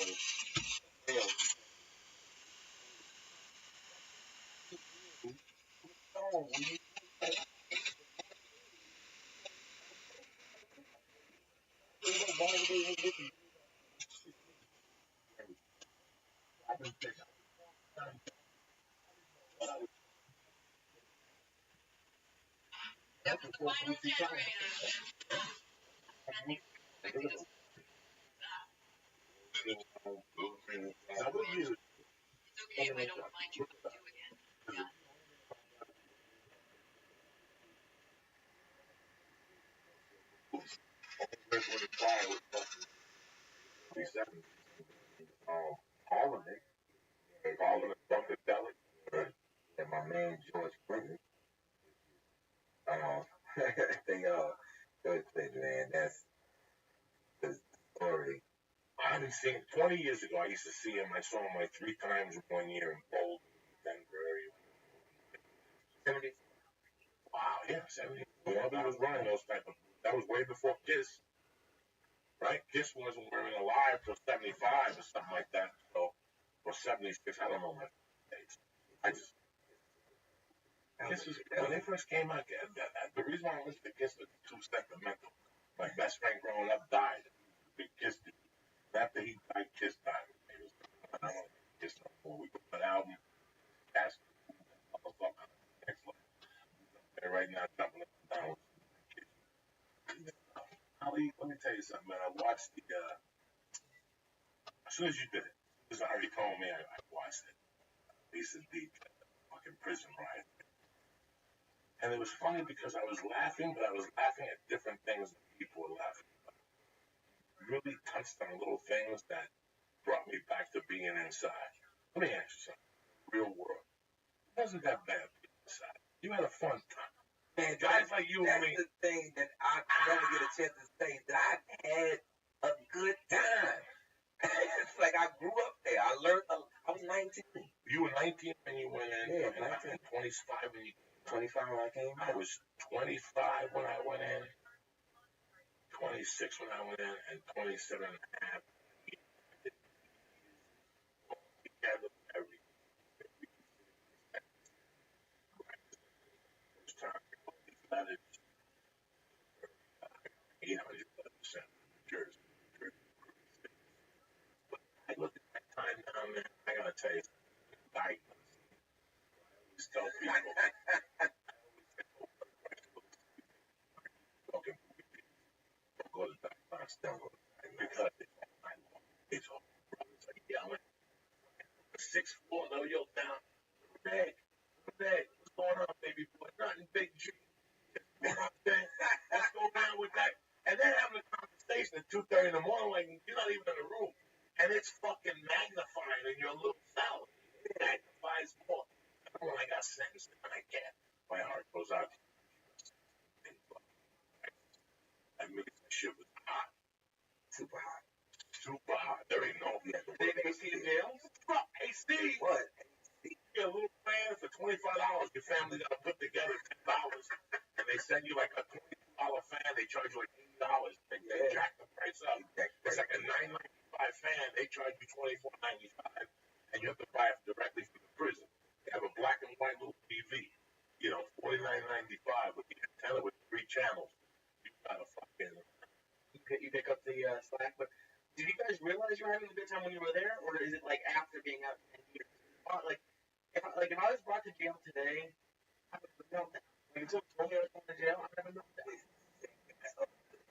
not like a total country club, but then you look back and you think, oh yeah, that was an alright day that I had today. I had an alright day.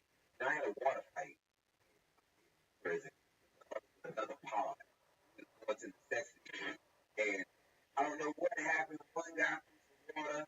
He was like, oh, that's what you doing? So everybody got bags of water and buckets and all types of stuff. So they would come back in the same pod. We would throw water in there. They would throw water up, and the officer couldn't do anything about it. They had to let us out because we closed.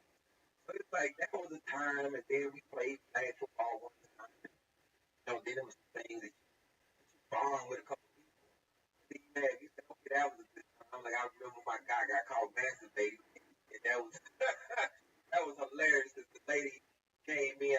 We saw him run up to his cell. We didn't know what he was going for. And all of a sudden, she's doing the count, and she's all like, "Hey, put that up!" And we just dying. It's like, cause we know what he was doing. He was like, so we joke about that for an hour. That some time passed. They don't let you masturbate? Not on the female officer, they can't do it, but they can see. But it was like he had on shades. It's like his prison jacket with nothing else on with his boots. And it was, it was like, it was hysterical.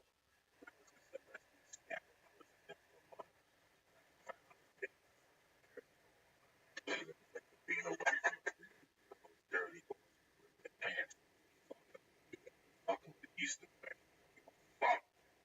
And I went to prison every day. So up. I shower, take a shower, jerk off in there, shit, come back, go to the blanket, bang around, man. I had a picture of Pamela Anderson. All was like from the waist down. Had cut off her arm. Somebody had jerked off on her arm. Like I had like this arm here and this side. People looking at it. I was just jerking off like the feet. I got and jerk off on the blanket like a savage. And somebody said, "Joey, stop it."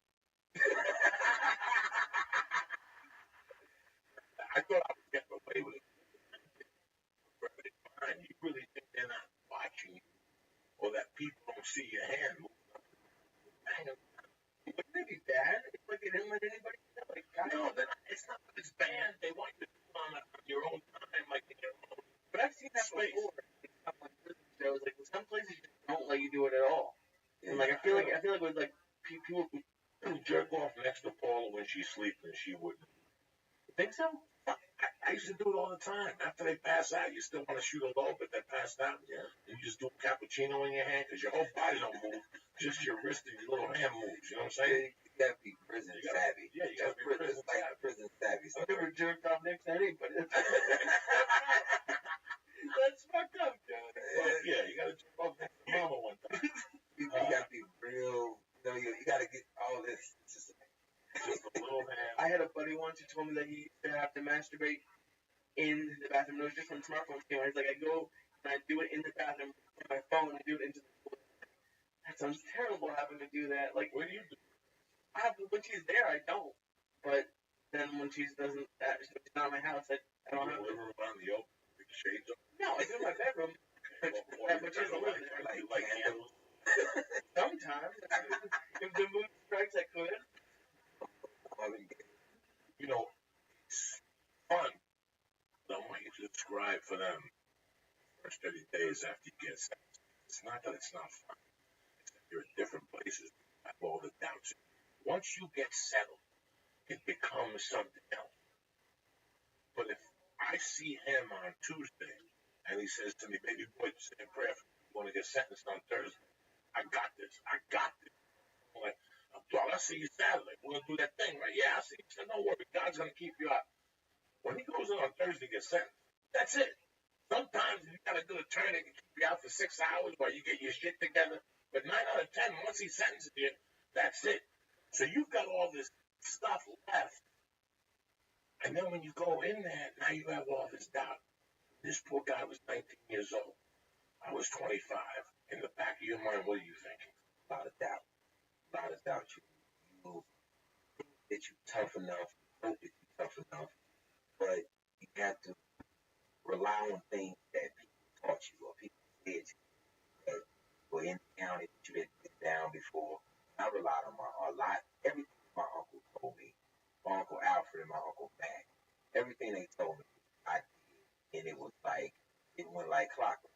Like they said, like yo, when you get in there, don't go straight to your cell. Go in your cell, put your stuff down, come back out, close the door to your cell, and stay in the day room. If you don't do that, people won't knock up. They can take advantage. So I had this whole mentality of, yo, I'll do whatever to defend myself. You know, and you got to get away from what you think is civilized in the world. That's what we call it, the world. You know, once you inside, everything else is the world. This is your place is being inside this cell, inside this block, inside this prison.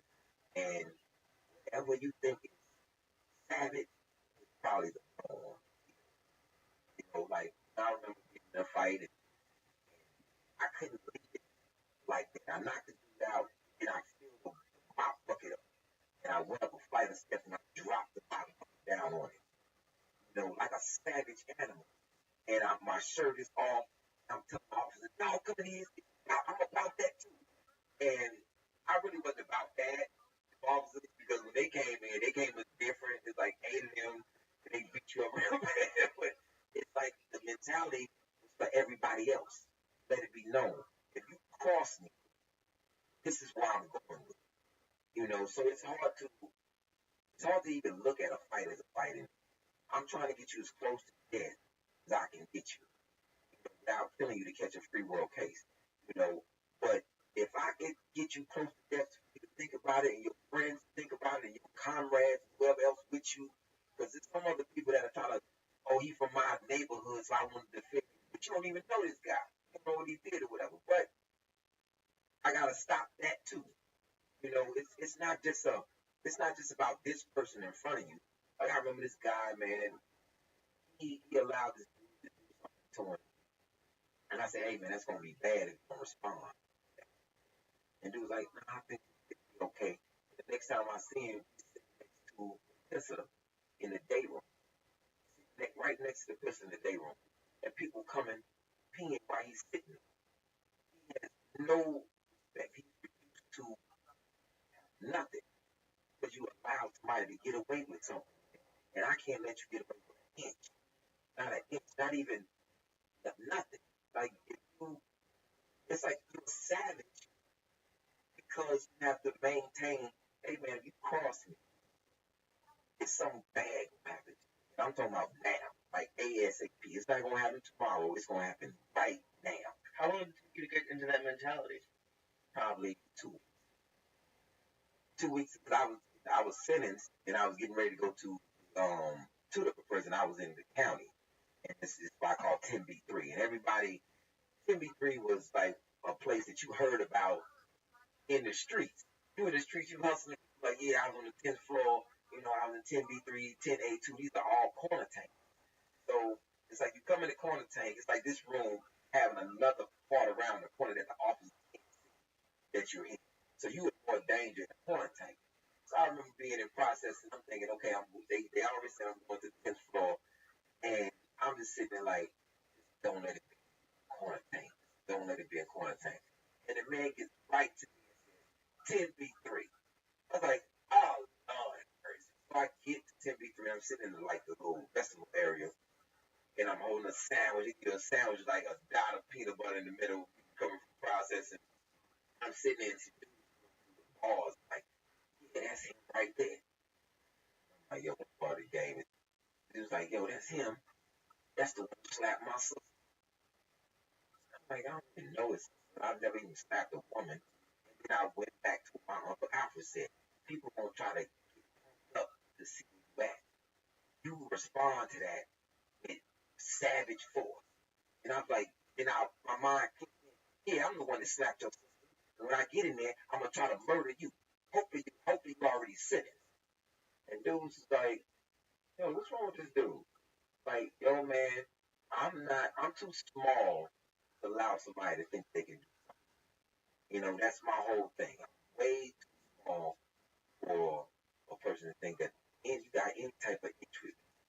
And it was just getting into this and you in it, and it's like coming from war. You get back in the street.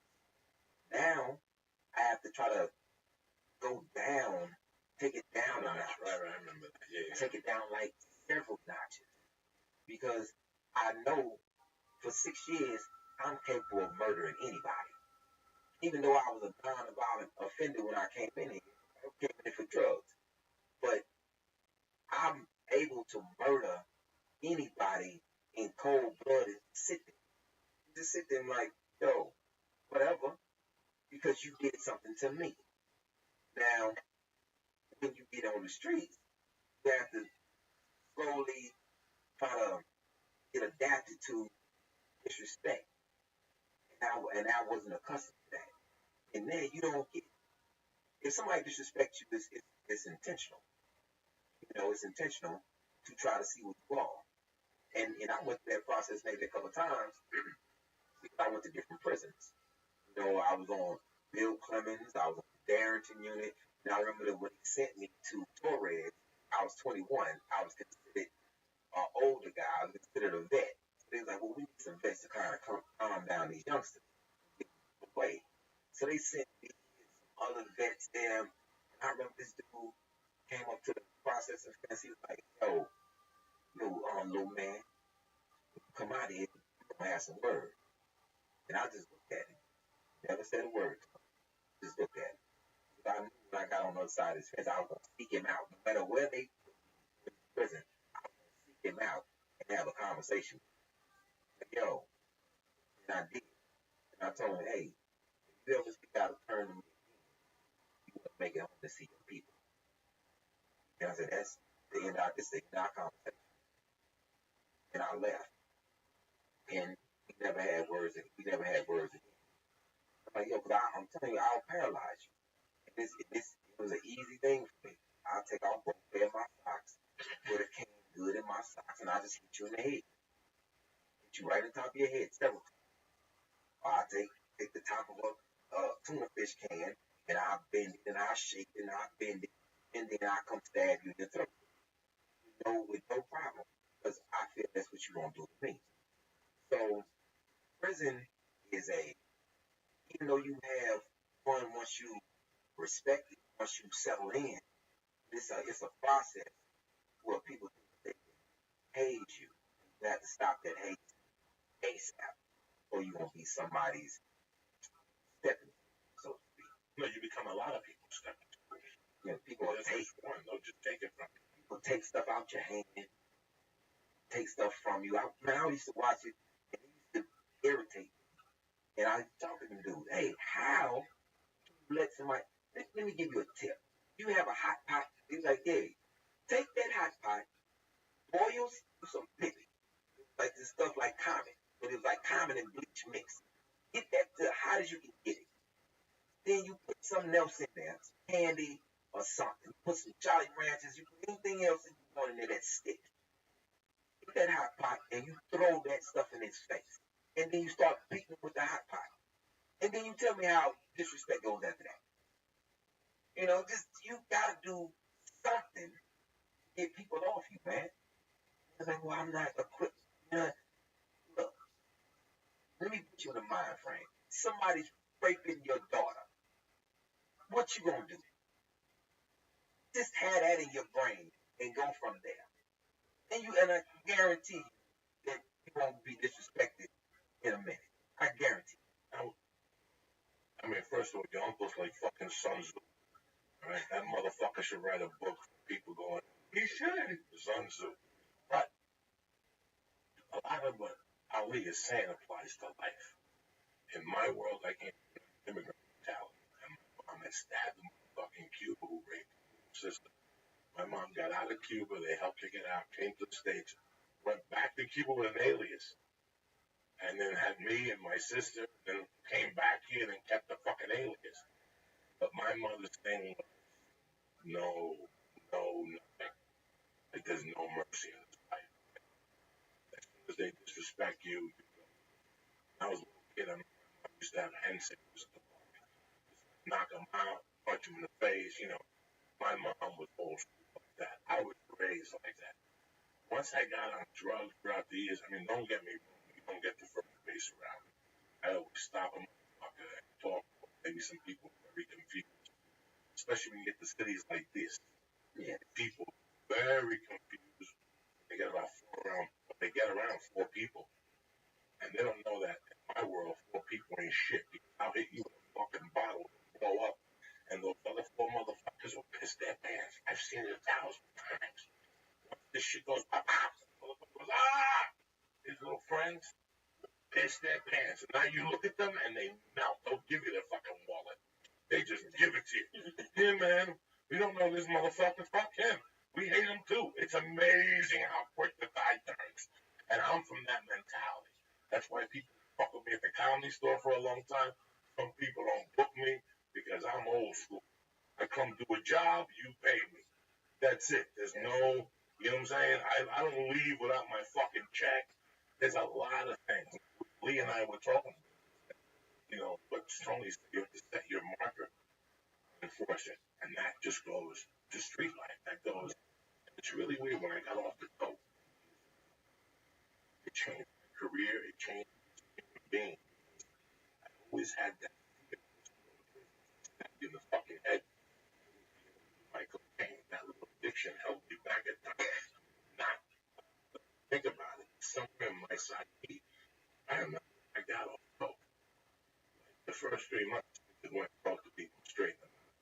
They were like, 8 months ago, Friday night, I made a remark because I was getting the car. I didn't think I heard it. I just drove away because I know I'm a piece of shit. You ever say something like that again? I will fucking do a sewing machine. They would look at me, dog, like they didn't know what the fuck I was fucking. But my life changed because that's how I was raised. I was raised like that. I didn't have, I went to diagnostic. It was real diagnostic. 10 days I was in diagnostic, motherfuckers were getting knocked out. People put fingers in people's food. That was fucking jungle there. That was jungle. Once I got to where I was going, I had a beef with a biker. Just thought he was cute around his friends, but I caught him by the laundry machine one day by himself. The laundry room was next to the HIV ward.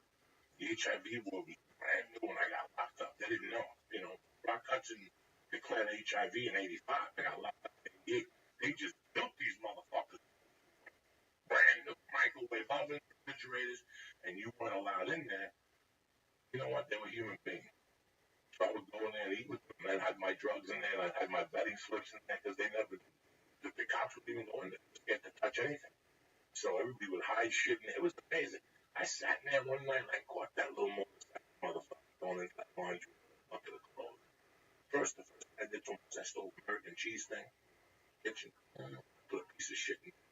I took a piece of shit right in. I took the shit, took it out, and I took the American cheese flag that was in the shit flag and I stuck it in the shit in the drawer.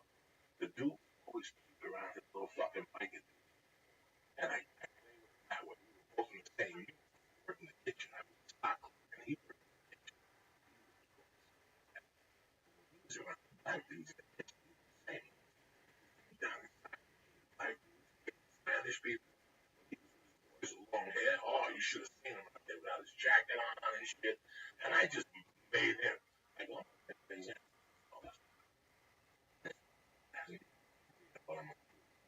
And after I took the shit, he moved me. But he didn't have the balls to come up to that kitchen. He used to get me with buddies in the daytime. I caught him that Sunday night. Montreal. I got him by his hair. That's why I don't want the long hair. I don't give a fuck what country you want to see, what revolution you want to go. There's a lot of things real motherfuckers don't do. Long hair, don't put earrings on with a loop. No earrings in your nose because a motherfucker like I rip that fucking earring out of your nose. You know, you think you're cute at Starbucks. You ain't gonna be no cute with that little fucking nose no more. All right, they'll rip it right out. And you don't wear fucking flip flops. I will step on that fucking toe. I'll break that big fucking toe and the bone that it's attached to before you even get up off your fucking foot.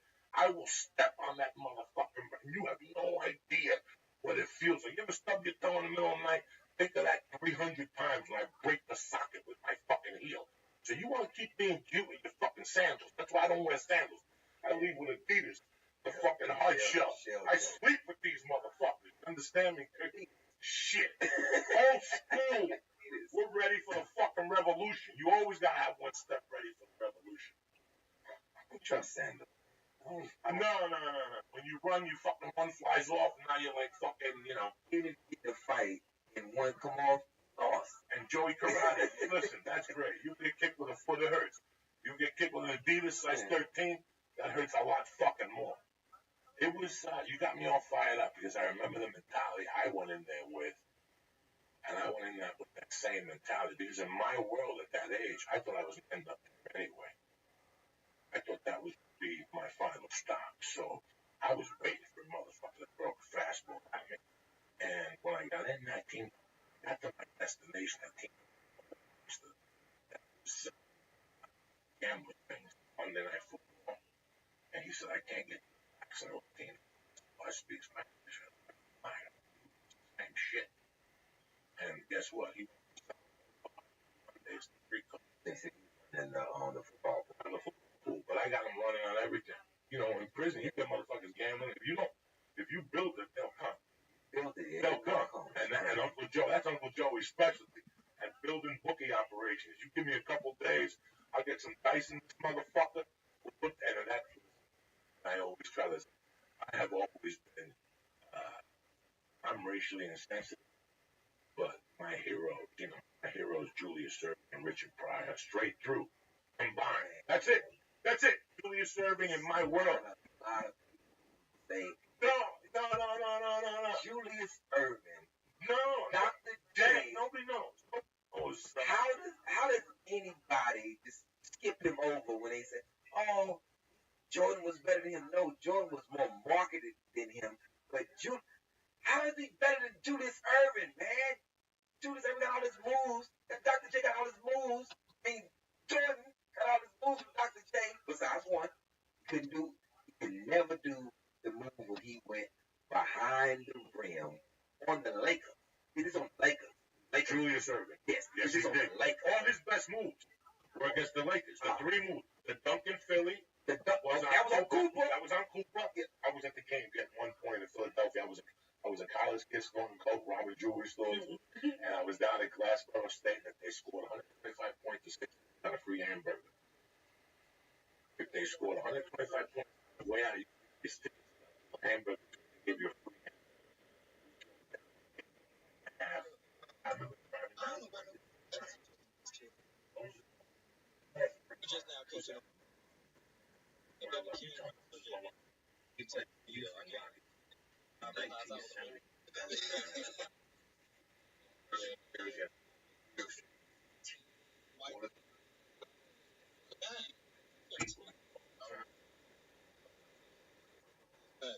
up, Terry Card? I feel like the country can drag you though. I don't know. I like a lot of this shit kind of. So, 24 rebounds. I don't think so. Nobody does. That's on the virtual side.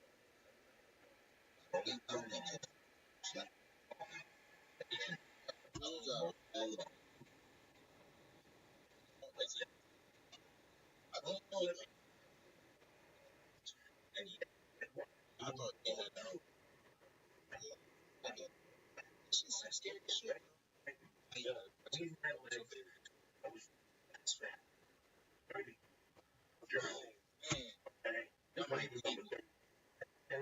John Williamson, Billy Cole, two rappers, but what you mean? The truth has to be the best diss song ever, right? Because he killed that nigga, he killed Jesus. If you look at the score, he made a song. And that's the myth was he said that he had personal it's like being the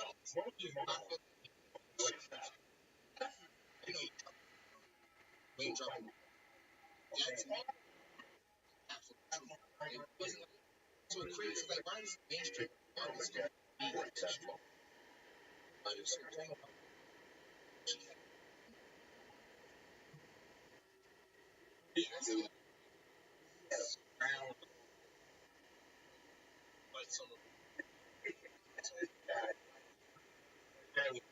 God, look, number 6 right there.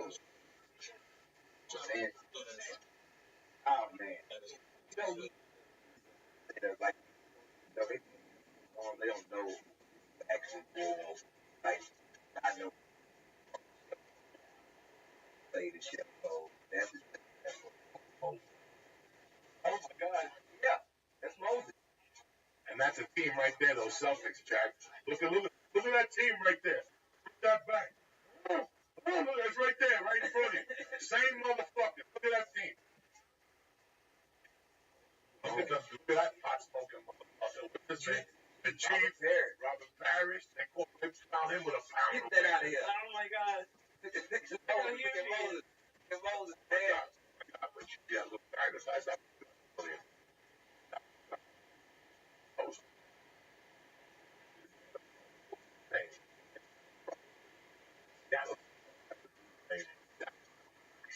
Downtown. Oh, You have no idea. He was 6'11". he is. He created I came to his wing and taught him all this shit. When he came to Houston, He came to Houston. he brought a cab. To Houston. Because he said it was too cold when he was playing. He came there to play soccer, and they saw him on the soccer field. And he's like, yo, what is he doing out there? What is Elijah Wan doing out there? And Moses, man, when Moses took him on his wing and gave him everything, taught him every that he had. And man, Moses alone, man. And then Moses is a good dude, man. Tony gone. Yeah, because we had He lives in Houston, man. We had a friend named Anthony Colbert. You know that I think Anthony Colbert merged us together because he was the same. He did the same thing when that was the first person Moses met when he got to Houston, and he was from Oklahoma. Tony was from Oklahoma, so he just stuck with Mo the whole time and go around. And him and Tony they've been friends ever since. He went to his funeral in Oklahoma and he went to his memorial service in Houston. And the same thing that Anthony Colbert did for me. When I first started doing comedy, you always need somebody to try to help you. And that was the first person who, got me headshots. If I needed to travel somewhere, he would loan me the money. I would just give it back to him. And he just really helped my career as just a person. Even when I used to get, struggling through something, I would go in his office and be going off, and he would just sit there and listen. And then as soon as he finished, he'd give me a story that has nothing to do with what I just finished talking about. But it was like, and then he told me this story. He said he asked Moses one time to play ball with him. Moses told him no. He said, hey, man, we friends. Why you won't play basketball with me? He said, because all you can do is hurt my game. You can't do anything for my game, so I won't play you. I only play people who can elevate my game. And then that taught me only be around comics who can elevate your game. Always. On whatever aspect. Just be around people who have something else to offer than what you had. Don't hang with the other guys. You have to elevate. And I took a lot from Tony and being there at the funeral and being Moses was both there. And we was like, Moses was like, yo, man, we don't miss him. And the two different ends of the spectrum, 2 different years, people who meant a lot to. That's how me and Moses are super connected. He's a good person. He got into a fight one time, a big argument. Let me not call it a fight, a big argument at a comedy club where I was performing. He came to see me, and him and his lady got into an argument in the front. And I said, don't argue at my show. And I look up his Moses. He's like, what's up, my baby? And I'm like, man. Moses say, I met the biggest Cuban fan ever. You took a bus 3 hours, got in trouble, got punished because we didn't get back till 2 in the morning. The bus stopped in New York and sat there for an hour. Then it took me over the. I went to see Moses when he was a Houston Rocket. And when I found out he became a six, I knew in my heart, I can lie to you about a lot of shit. I knew in my heart they were going to win the championship. It's just, that's all they needed. They got rid of the guy that shot with one arm, George McGinnis. Yeah, McGinnis. They also had, what's his name's father? Joe Jelly Bean Bryant. Shit. What year? This is 82, 83. You know, they won. They got Moses in 83, and they immediately won. In fact, they swept. That's how decidedly I was not wrong. I knew that they would fucking just full. That was the big thing. On the roster? Yeah. DJ Anderson, Maurice Cheeks, Earl Kirsten, Franklin Edwards, Julius Irving, Mark Ivaroni, Cleveland Johnson, Freddie Johnson, Bobby Jones, Moses Malone, Mark McNamara, Clint Richardson, Russ Guion, and Andrew Tony. And all they needed was Irvin, Cheeks, and Moses. Andrew Tony could shoot the ball in the dark. You know that? Point shooter? Andrew Tony could shoot the ball in the fucking dark. You have no idea how big. And then they got it. I mean, they were a great team. I was with the Sixers when they had Doug Collins, when they fought against Bucko down in Florida, from Tallahassee. Not Moses, Darryl Dawkins, and Maurice Lucas fought in the middle of the fucking thing. Chocolate. I'm in the 8th grade cheering for fun. There was a dude behind my house, Jimmy Jimmy the something, and he got hit in the head with a brick, and also he became a psychic. And you got the game. I had like $50. I asked him to win the series. The Sixers 4-2, 4 games to 2. I'm like, fucking, I'm betting like $1. I was in that fucking 8th grade. I was half retarded. Fucking Sixers lost. I went over there and I go, Jimmy, what the fuck? The Sixers lost. My psychic ability was off that day. He goes, I meant to say the wrong, because Portland beat them 4-2. Julius Irving, Portland Trailblazers, had a slam dunk in the face of Bill Walton. Julius Irving, when he came to realization, do you remember this? When he came to he had 2 great slam dunks in the Trailblazers. But when Julius Irving came to the realization, hold on, Julius Irving's top 10 dunks came to the realization that the Trailblazers. He took the ball 3/4 down the court with him, and he slammed it so hard in Bill Walton. I'm talking about in his fucking face that Bill Walton was calling for an offensive fucking foul. It was horrid. All right there, and you hear the music is tremendous. This is the same one. Watch this fucking stuff right. Okay, this is not. All right, this is the regular one. That's the biggest. Oh shit! Wait, watch this. Learn something. Watch. Lee. Underneath and against a tremendous team. Watch this one, Lee. So, Fire. Yeah, Lee, look at why you jumping? Why you even ball? Look at this one, Lee. Again against the Lakers. Boom. Look at this one, Lee, against the Lakers. Oh, man. Better than Jordan. Watch this one. Boom. That was the method. Now, look at that. All right. Oh, Jesus. Oh, Jesus Christ. And that's Cowan, too. That ain't no fucking walking apart. Big Cowan. Look at this. Here we go.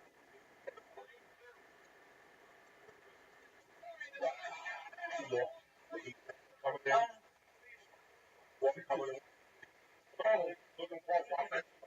See, boom. Other's house, your head would fucking explode. And here's the ones getting the point. Getting a point and a half lead. Rocking the cradle. Rocking the cradle. Look at it. Oh! It's amazing. You understand me? Nothing but fucking class, Julius Irving. Listen, I don't have to rely on nobody.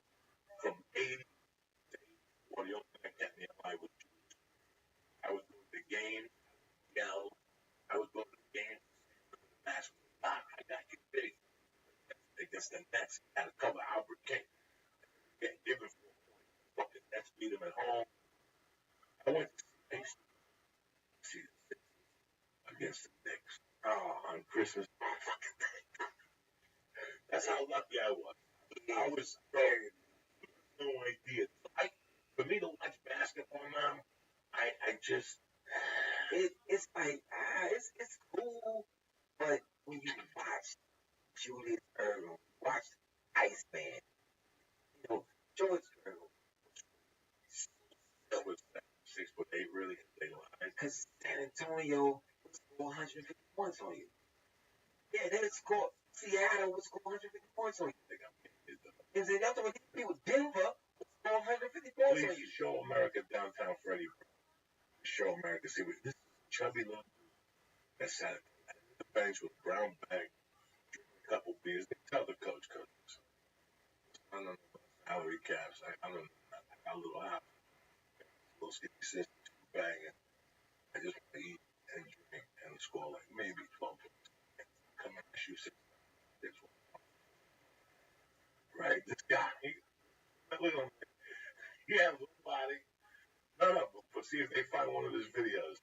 And he was at the end. They put him in like with 2 minutes left in the first quarter. He'd always relieve somebody. Like, who? Look. I want to see him talking and playing.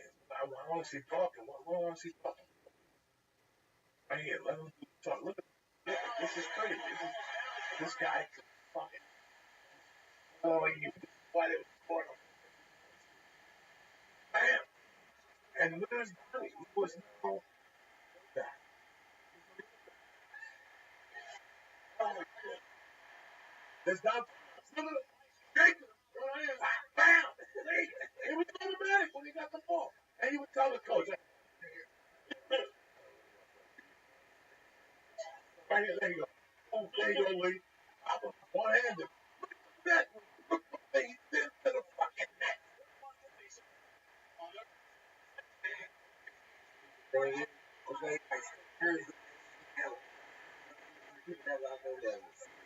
Watch this. This is crazy. I played the game. And he wasn't a starter. Look at that. And throw in 3 shots in a row, and that's what he would do. That's it. That's all they needed. Yeah, 10 seconds. Go ahead, give it to him. There he is. And they weren't even covering him. No, they knew. You can put 8 guys on. It don't matter. It don't matter. You got to guard everything. Look at that one. It was all popping.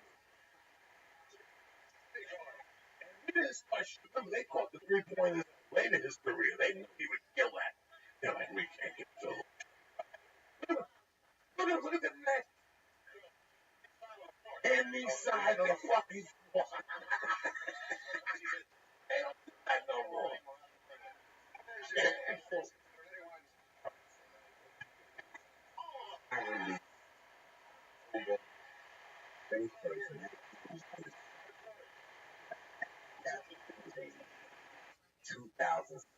October 1st.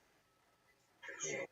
October 7th, moved back with Uncle. Actually, I went to $100 and nobody sold my mom's house. And I knew I was going to be there for very long. I was like, 2 weeks tops. I went to a man's apparel store. I had no clothes. So, and I went to this store. It's called Most at the time. This dude named Reggie Ballard, manager. And I went, no, we're not hiring. So I went the next day. We're not hiring. And I went Friday. Yo, man, I told you we're not hiring. Cool. Then I show up Saturday. The place is busy. And so the place busy. I'm just sitting in there looking, inconspicuous. This dude's like, can you go to the back? It looked like I was working. Go to the back and get mock necks. Like, didn't know what a mock neck turtleneck was at the time. So I just went to the back and I'm like, the mock necks. So it was like right over there. So I took some to the front. And then I just ended up working the whole day. And then Reggie was like, he had a great day. The guy was on fire. He looks at me and says, "Man, didn't I tell you about an hour?" And I'm like, "Yes, you said, but I've been here all day, working." So he told me to come back Sunday. I was a top salesperson for like 2 weeks. And then it was another place called the Sunglass that I worked Mosa and Sunglass at the same mall. And I started doing stand up at this place called Just Joking Comedy Cafe on Richmond. Yeah. Juan Villarreal and on it, Jay was wow and wow and Tony Schofield and all these guys, Jamario, that's what I was going, and it was a power night and I had a phobia about earthquake for a long time. First time I ever went up, that's when I learned very, very about college night. The night that I'm going, they let all the amateur people up. I had on a suit. I worked at the Men's Apparel store. College kids, it was college kids. Well, I walk on stage and they immediately start booing sound. And as I'm getting booed, earthquake falls. And I'm like, I just got booed from an earthquake. So I waited like 2 weeks and I came back with some jeans on and t-shirt, walking.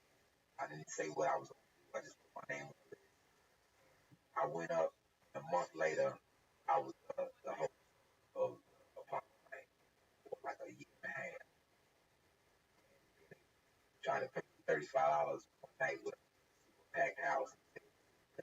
Wasn't no people in here. And I left. I said, ever since then, I always had a room where I could go and work on my craft or whatever. So a lot of times, earthquake would walk in the place, and I'm like, I'm not going to do earthquake. And finally, we started working together. I worked on shows with him. And that's why I started, man. And learning from taking something from prison, knowing your audience, knowing what you're at, and adjusting. That's the start of me. Your mom's house was stand up in your mind, or was it on the horizon? Like me, it was on the horizon. When I walked out of it, it's going to be a tough sell. I couldn't sell myself.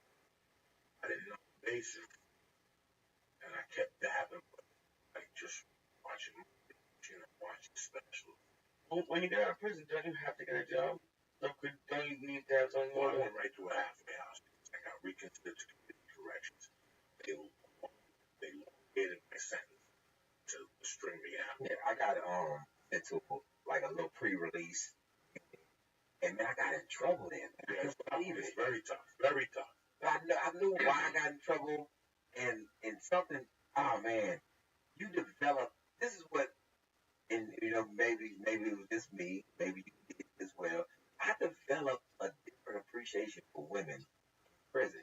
It doesn't matter to me what you look like, or because in prison, it's like this. The old female guards wear their pants tight as they can possibly get them, and it's oh man, as you only around men, you start looking at this older woman like her face is all wrinkled, guard, but something about her body is like, I think this is that.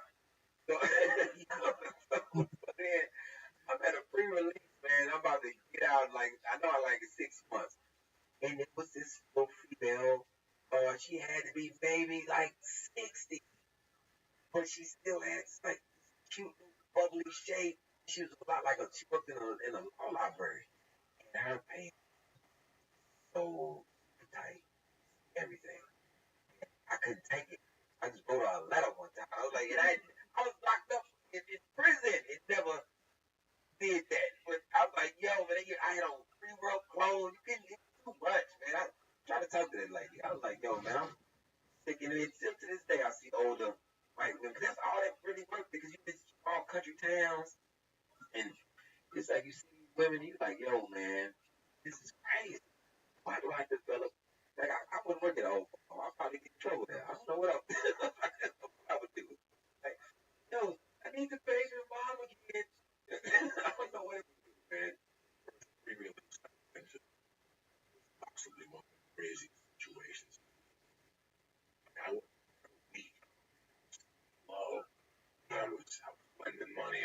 I got a job right away. I got a job selling cars right away. Asked for a fucking $500 fucking to get me going. And then somebody focus should be $75. They don't. You better have pay your rent on Thursday. The system knows how to fucking motherfucker. You gotta pay your rent on Thursday, but 90% of people get paid till Friday. So I divided Galen now 75 for 102. I don't even know what the numbers were about. But people lined up, making $25 a head, $27 a head, and they paid me no problem. I went nuts. The chicks were hot, man. The guards were hot. Nobody. There was a white tall skinny chick that they came in, and I was wearing coke. To get the coke, where you put in like a bindle, it opened. She came in, she was all this stuff. I could see it.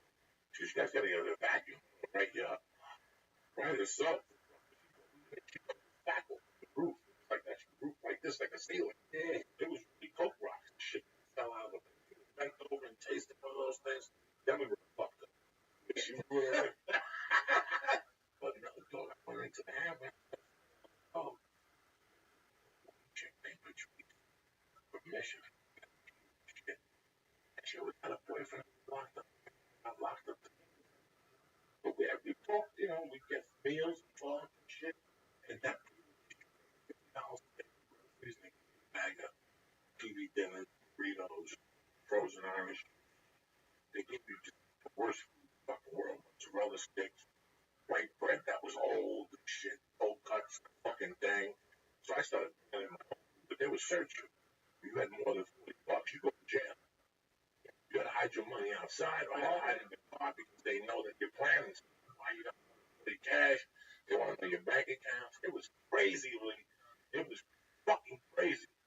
And I started selling over there. I thought, you know, and once I get there, when I go to sign in, you know, the people that leave you know, trees. And she goes to my room. I went to her room at night. What time you gotta get out of here? 3:30? No, I'm just making sure. Right. At 3:30, we get you out of here. Room. See-through thing that was naked.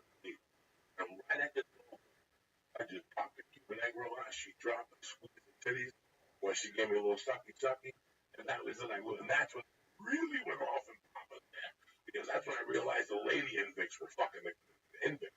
The first floor had the women were upstairs. They killed those bitches. The women were on the first floor and the men were on the second and third floor. So if anything had happened, they catch you. But there was a TV room. Women, that's how you got hand jobs with the chick. And you could sign up 11 and make out with Eddie. It was fucking crazy. Man, your house way better than mine. We able to release fast, go ahead all that free work clothes. Couldn't have money they would make you put on their books. And female officers work they knew getting out. They hey, 6 months tops versus on the street. I watched this lady come pick a dude up. She quit, picked the dude up at the gate. And man, what happened with the two people who escaped in Pennsylvania or whatever that was? Like, did you guys ever hear about that? Like, guards smuggling stuff in, even if it's not a woman. Or well, on the inside, when you're in that level, you're always gonna find one motherfucker that's getting something. Those motherfuckers make a certain amount of money. You got paper. If you're locked up and you got paper, I tell a story. Best friend locked up. I'm not just a friend. What he loved. What I loved about him. Sunday nights, 7. I lived at 7. They had them all in cars. They all had kids. They all got a stipend. The homie fucking banked up at 25. We were both the same age. But on Sunday nights, we thought together. And he had all the peeps. And me and him would put the album at the time. Because every time period, like the album at the time when I was locked up, the big album, White People, Guns N' Roses, Appetite for Destruction, Black People, Bobby Brown, Don't Be. So every time Bobby Brown, Don't Be Cruel came out on Tuesday nights was domino gambling night for the brothers, the laundromat. And they just be playing domino once the beginning of Donkey Crew. And they go snapping. Oh my God. Oh my God. I still, and they smuggle shit in there like the white dude that worked with Ron would take a pot and put cheese, the government cheese, with an iron, take from an iron and melt that motherfucker, jalapenos in that bitch, and onions. So y'all doing a spread. This motherfucker wasn't fuck. Ron would cater to Tuesday night gambling night. He made nachos for them. He would make fucking some type of burrito. Spread, cold spread and hot spreads. Oh, I'm still, I've been listening for the last 2 seconds without really having been, because you said Nutty Buddies. Nutty Butters. Man, let me tell you Joey something. still eats them. Look, I fuck, they're the best thing in the world. I thank Ray Piles. Chocolate ball with the, listen. So people go We had a crazy. sandwich that we used to make with these. So you take the Nutty Butters and you take a honey bun and you put peanut butter on both sides. Jesus And you Christ! stack the Nutty Butters on both sides. Do you understand how serious this is? Oh my God, I'm becoming diabetic. It's like, I really You don't. have no idea, Lee. I really don't like going back there, but this will take me to a whole another place. You don't understand You how don't understand good this how is. And you gotta lay the flat part of Nutty Buddy lay the flat part of Nutty Buddy on peanut butter with. Wait, is it two? Is it like a sandwich and sticky bun? You have to get one sticky bun on peanut butter on both. You gotta make it right. You gotta put Nutty Buddy down. You gotta spread the peanut butter on your honey bun. Put that down, and then put peanut butter on the side, and then put 2 more Nutty Butters on the side. And then, if you got friends, cut it up for your friends, but you want it by yourself. Oh my goodness. Because that was like, That's Lee.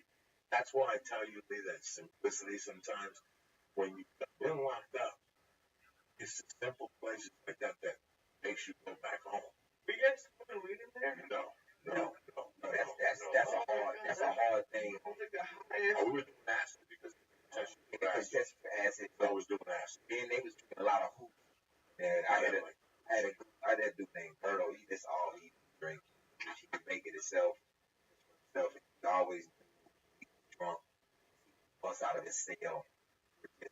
Like 2 pair of boxes on his boots. Come on. But everybody knew that he was like a boxer. Because I'm like, Berto, nobody want to fight with you. Man, no. I was in my cell. Somebody said, ding, ding. Drunk, man. It's like him and this like dude named Roger Rabbit was like, dude, Roger Rabbit had 2 goals in front and 2 R's. And he was hilarious. He always fight. Like, what was his line was, I'm in the air, you gonna crown this feet. That's when I knew he was getting to a fight. You would hear him going somewhere, and you would hear, I'm in the air. And you know somebody's probably knocked out. In his mind, that's why you on the ground. 2 head chefs in the kitchen, one brother named Graveyard. Roger Rabbit. Put you in the graveyard. And then the other guy was Chicken Hawk. Spencer Antoine. I loved him. He schooled me in a lot of ways.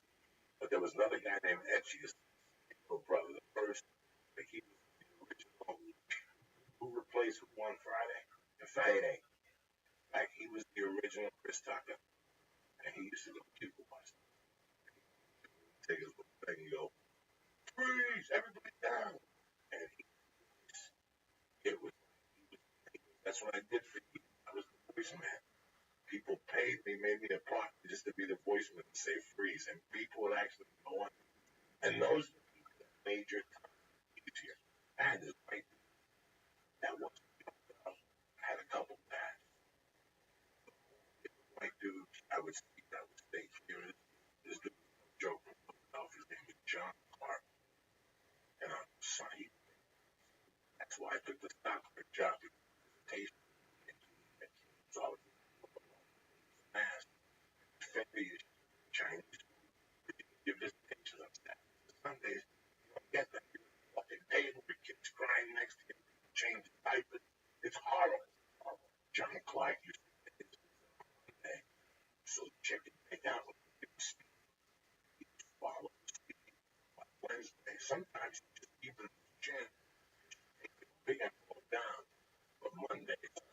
this thing. Job. The high school basketball shipping bus. I don't know how I was gonna fucking. And I go back to my room and say, I can't believe it. I'm still like I was outside. Every day's an adventure. Like I was the stock clerk, so I hit steroids in the stock. That was off the day. They never put the doors up there. I was fine safety. Okay, I was fine safety. Right up. And you had access to probably I used to see a little room. I used to try to make out with the teacher all the time. You up front and the teacher was like right over there. And so much time with by yourself basically. Scarborough, guy, the officer that was over me, the fire safety man, his name was Scarborough. Never there. Like I was like on my own. And I going back to what the officer having I did a story in my head. A guy named Wayne was from Vegas, real big, Italian, black, real big dude. Hey, cause you know sometimes you can't get to sleep and out of nowhere. Yo, Wayne. So man, we can't like die. And this I never even heard these songs. I thought they was and then he would tell me, nah, that's the walls out. He was just out of nowhere. Hello, hello, body in there. And I knew the whole song from him. Like I never heard the original song. He would sing the whole walls out. Whatever up dark side of the moon or whatever it was. The wall. Yeah. The whole thing. It was 4 albums. It was like he knew all the songs. By like song number 7, I'm knocked out. But that's when it's like and it was so hilarious. He was a big dude. They used to lift. Then it was a dude named Brown, which was a huge black dude that came off of lockup. No, Brown, dude. he used to be a solitary. Oh my word. He used to rattle his door. And you could hear G-pop. Brown acting up again. When he did his first person I ever seen. Yo, somebody came in here. Jack Mack. That was like tight. Mac Roney. He was the first person I ever seen open drink the juice and just take it out of the can. 2 pieces of bread and just own everything. He was an animal. We were watching the I know it was the NAACP Awards. Never forget it. Tank full of people watching the NAACP Awards. When and Brown walks in and cuts the TV off right in the middle.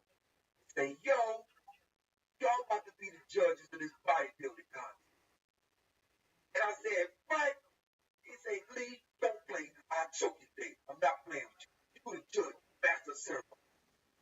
I'm like, this dude. And 2 huge dudes are on the top of the table with just their underwear on. And I'm like, the whole audience, the rest of the tank is doing this, and I'm doing like this. Back, relax. And like, I gotta tell her which position to go in. And it's hilarious once I think back on it.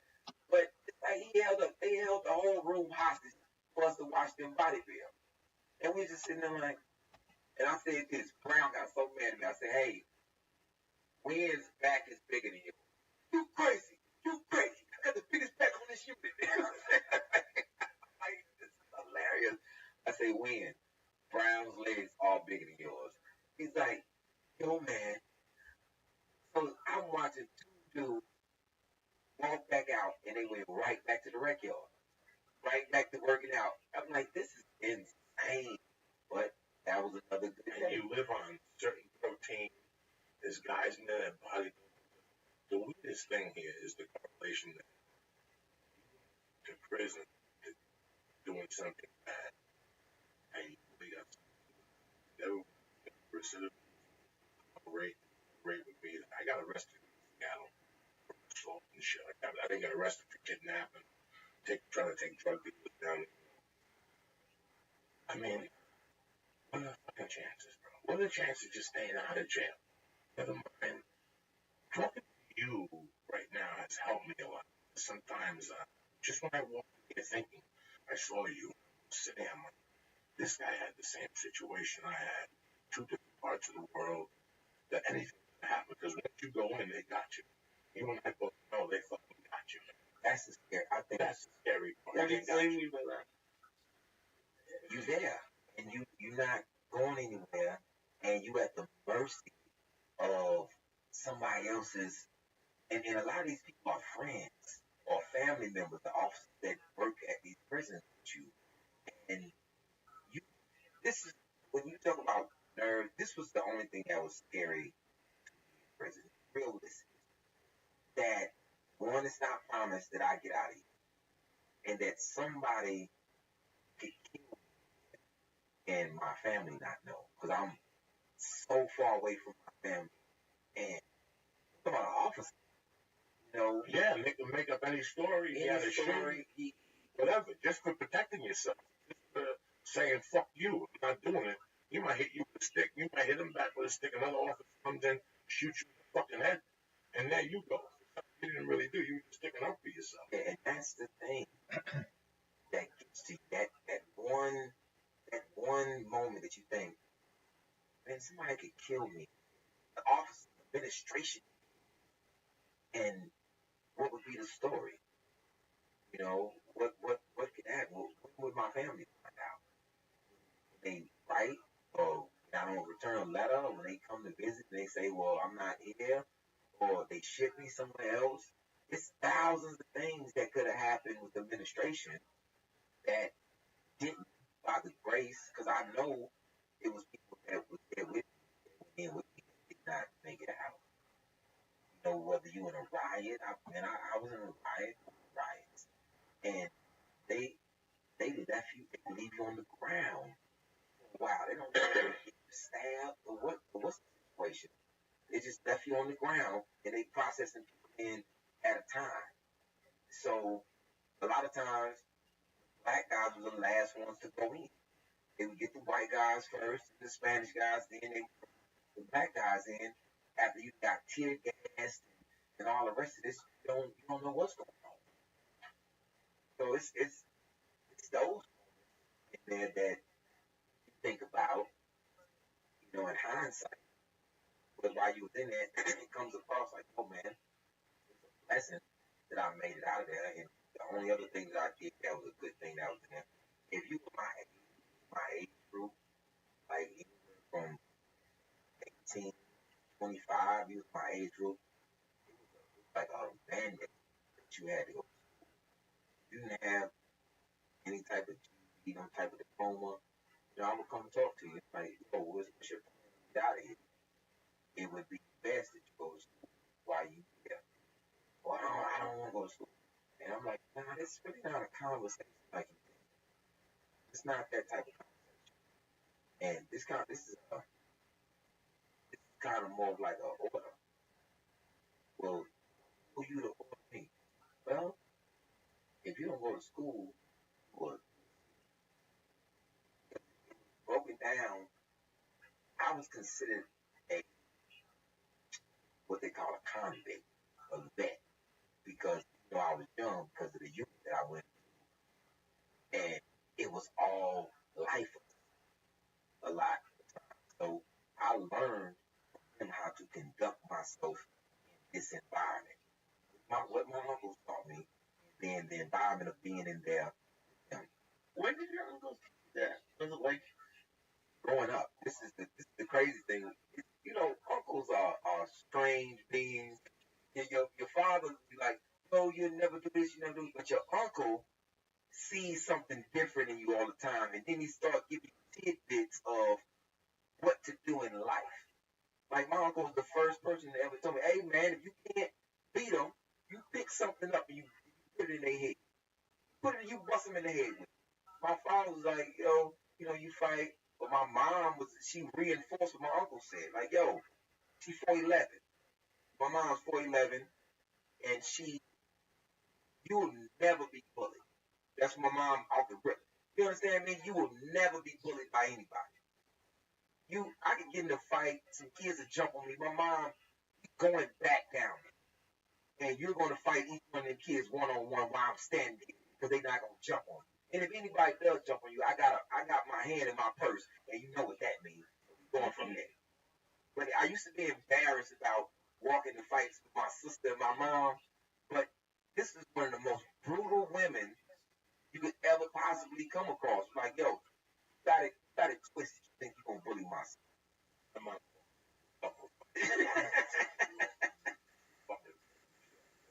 Shout out to you. Get you the hell out of here. Listen, man, 300 episodes because of you. So I'm giving all you. I love you guys to death. Thank you. Paul Lynch, Freddie Correa, Diana Mateo, Delusional Thomas, Ted Squad Nashville, Danny Cheeseburger, Jesse Bright, Gomez Escondido, Anna Guido, Raymond Mandy. I love all you motherfuckers. I didn't mention this cocksucker. Right. I'm telling you, these people here that fucking Sounds like the present name. It sounds like everybody who's runs booking. Like, like they run horse races. Don't get my Thomas, Diana Mateo. Now you gotta give these people love. I They've kept the motherfucking wins. Oh no, I gotta.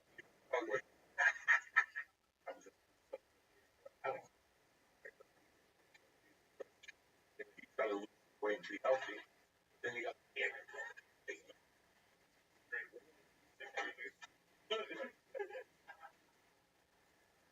So what are you gonna do? I'm gonna be Brad Improv. Back on the road. At the Artist. Great thing. After all podcast, there's anything that Ari's. Well, after you were on his podcast, like, just especially when you're like with people, like it would be good together. Like you don't want to have it be too close, too right next to each other. But I don't know how long he's been talking to you for, but ever since the show and blowing up, it's been a good thing. Like this about prison is a lot less intense than me and Ari, and we've both been there, so it's like going to a different place. The fun and the other things that can happen in there. It's like, man, the nutty buddy thing. When you mentioned it, I just pause. Like I didn't hear anything else. I just like, oh, how often would you do that? Man, like as much as you could. It's like that's like a creme brulee.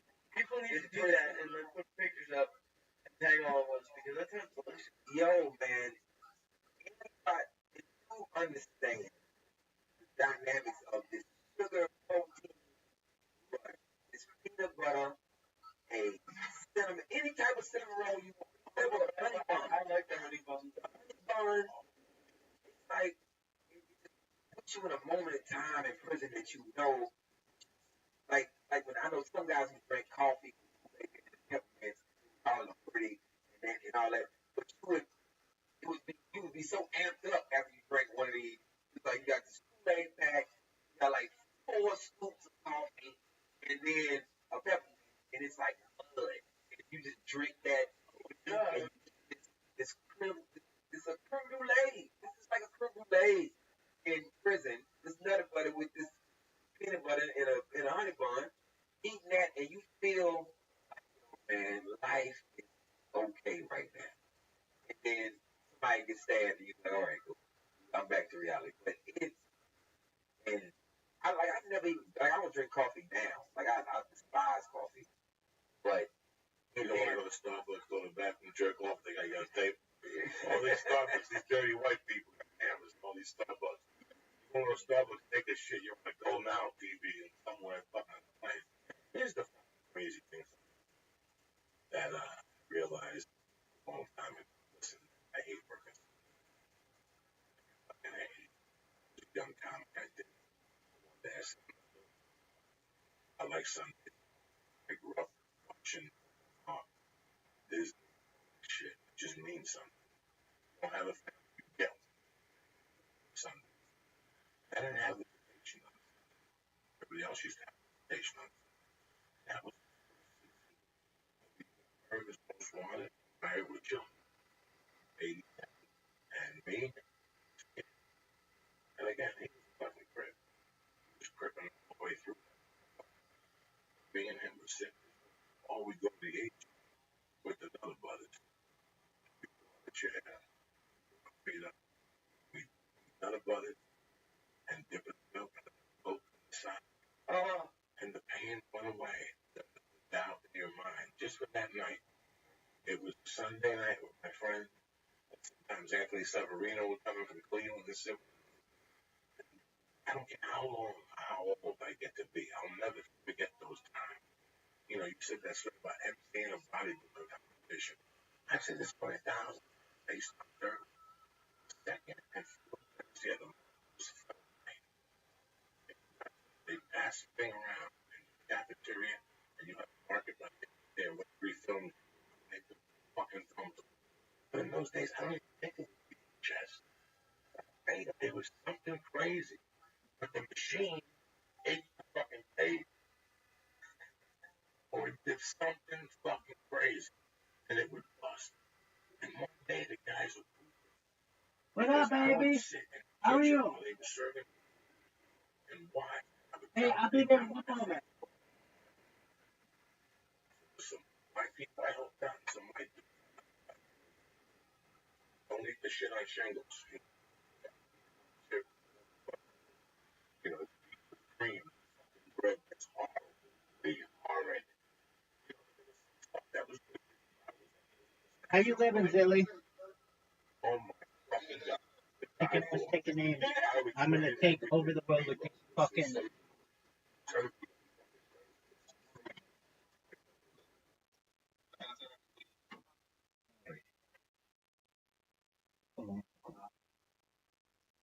Can you hear me?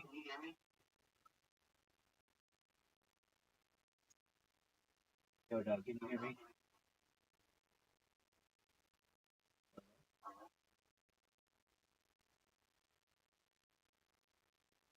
Hear me, Zilly? Can you hear me now? Okay, so you can't hear me?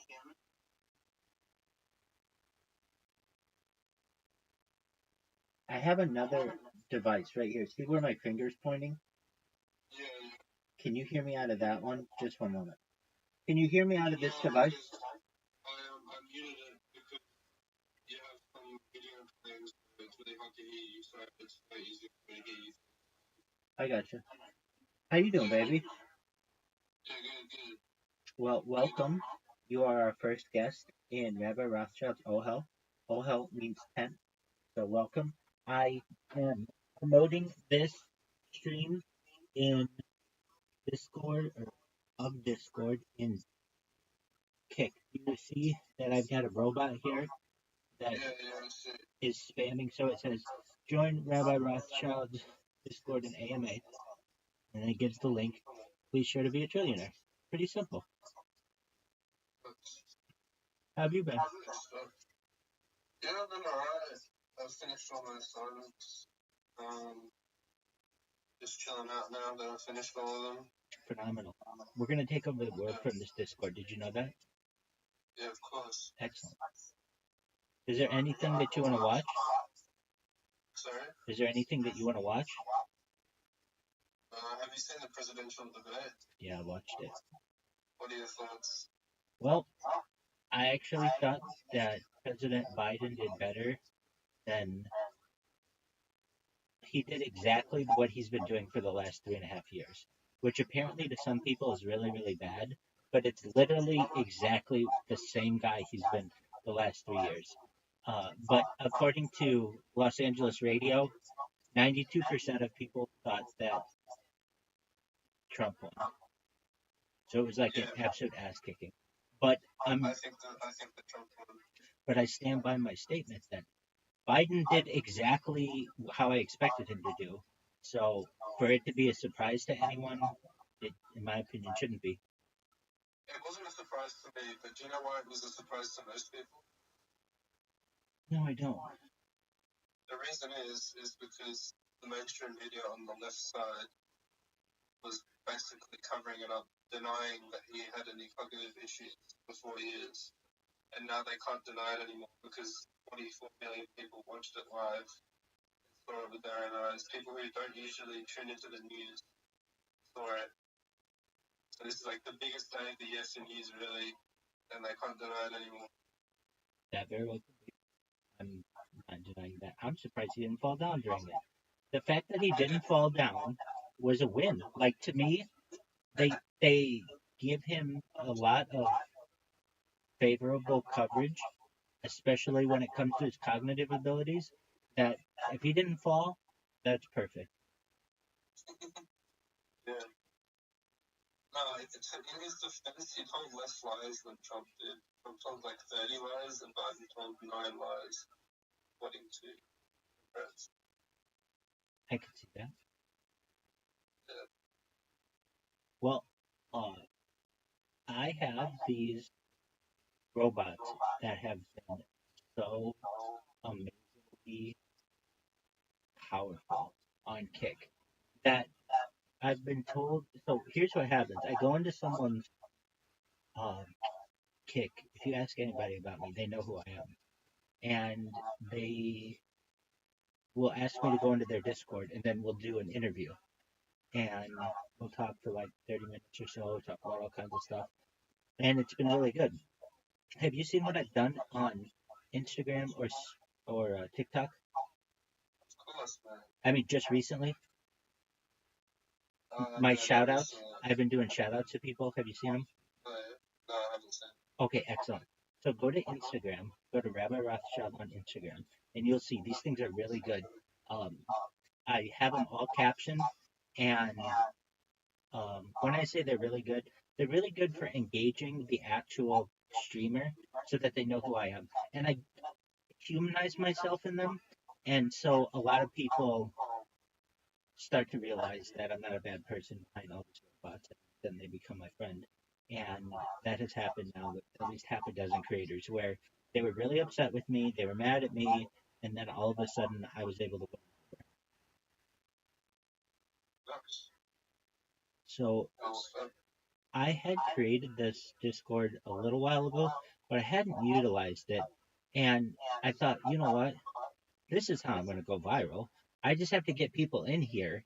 And like, I've got people in Telegram. I have to convert them over to using Discord, but I'll have more people in here. And then all I do is I blast the Discord link all over Kick to the point where everyone knows it on Kick, and it becomes like a big joke. Like, have you joined Rabbi Rothschild's Discord yet? Because it's everywhere. It's a good idea because a lot more people use Discord. I'm in agreement with you. Especially watch live streams. 100% right. I'm surprised I didn't do this before. I was always afraid to because I didn't want to lose the, like, for one reason or another. I have a very, I lose a lot of accounts. And so I didn't want to create like a really nice thing and then have it be removed. But at this point, I learned how to make this stuff so quickly that even if they did remove it, I could recreate it and people would come back. Like if this dropped right now, you'd come to my YouTube and be like, what happened to the Discord? You know, there are other ways for people to communicate, but this is the best one because everybody can interact. I can create a community. So I have a friend of mine who's going to be joining later today, and he's going to basically live in this thing with me, which will be cool. It'll be more and more people in here. Wait, who's going to it? My friend from Las Vegas, his name's Caspian C. Oh, he's going to come to your house, or he's going to live stream? He's going to live stream in here. In your house or in the Discord? In the Discord. And then I've got some other people who have been to my house who are going to start streaming here as well, but they're going to stream on their Discord. But I've had people. House, yeah, I've had people who have visited me, and we've live streamed it, so that's been cool. But yeah, and get more and more people in here, and more angles. Like right now, you can see I'm on like 3 different angles, but I've got more and more devices, and if I need to, I can create another PC and get more and more people in here to the point where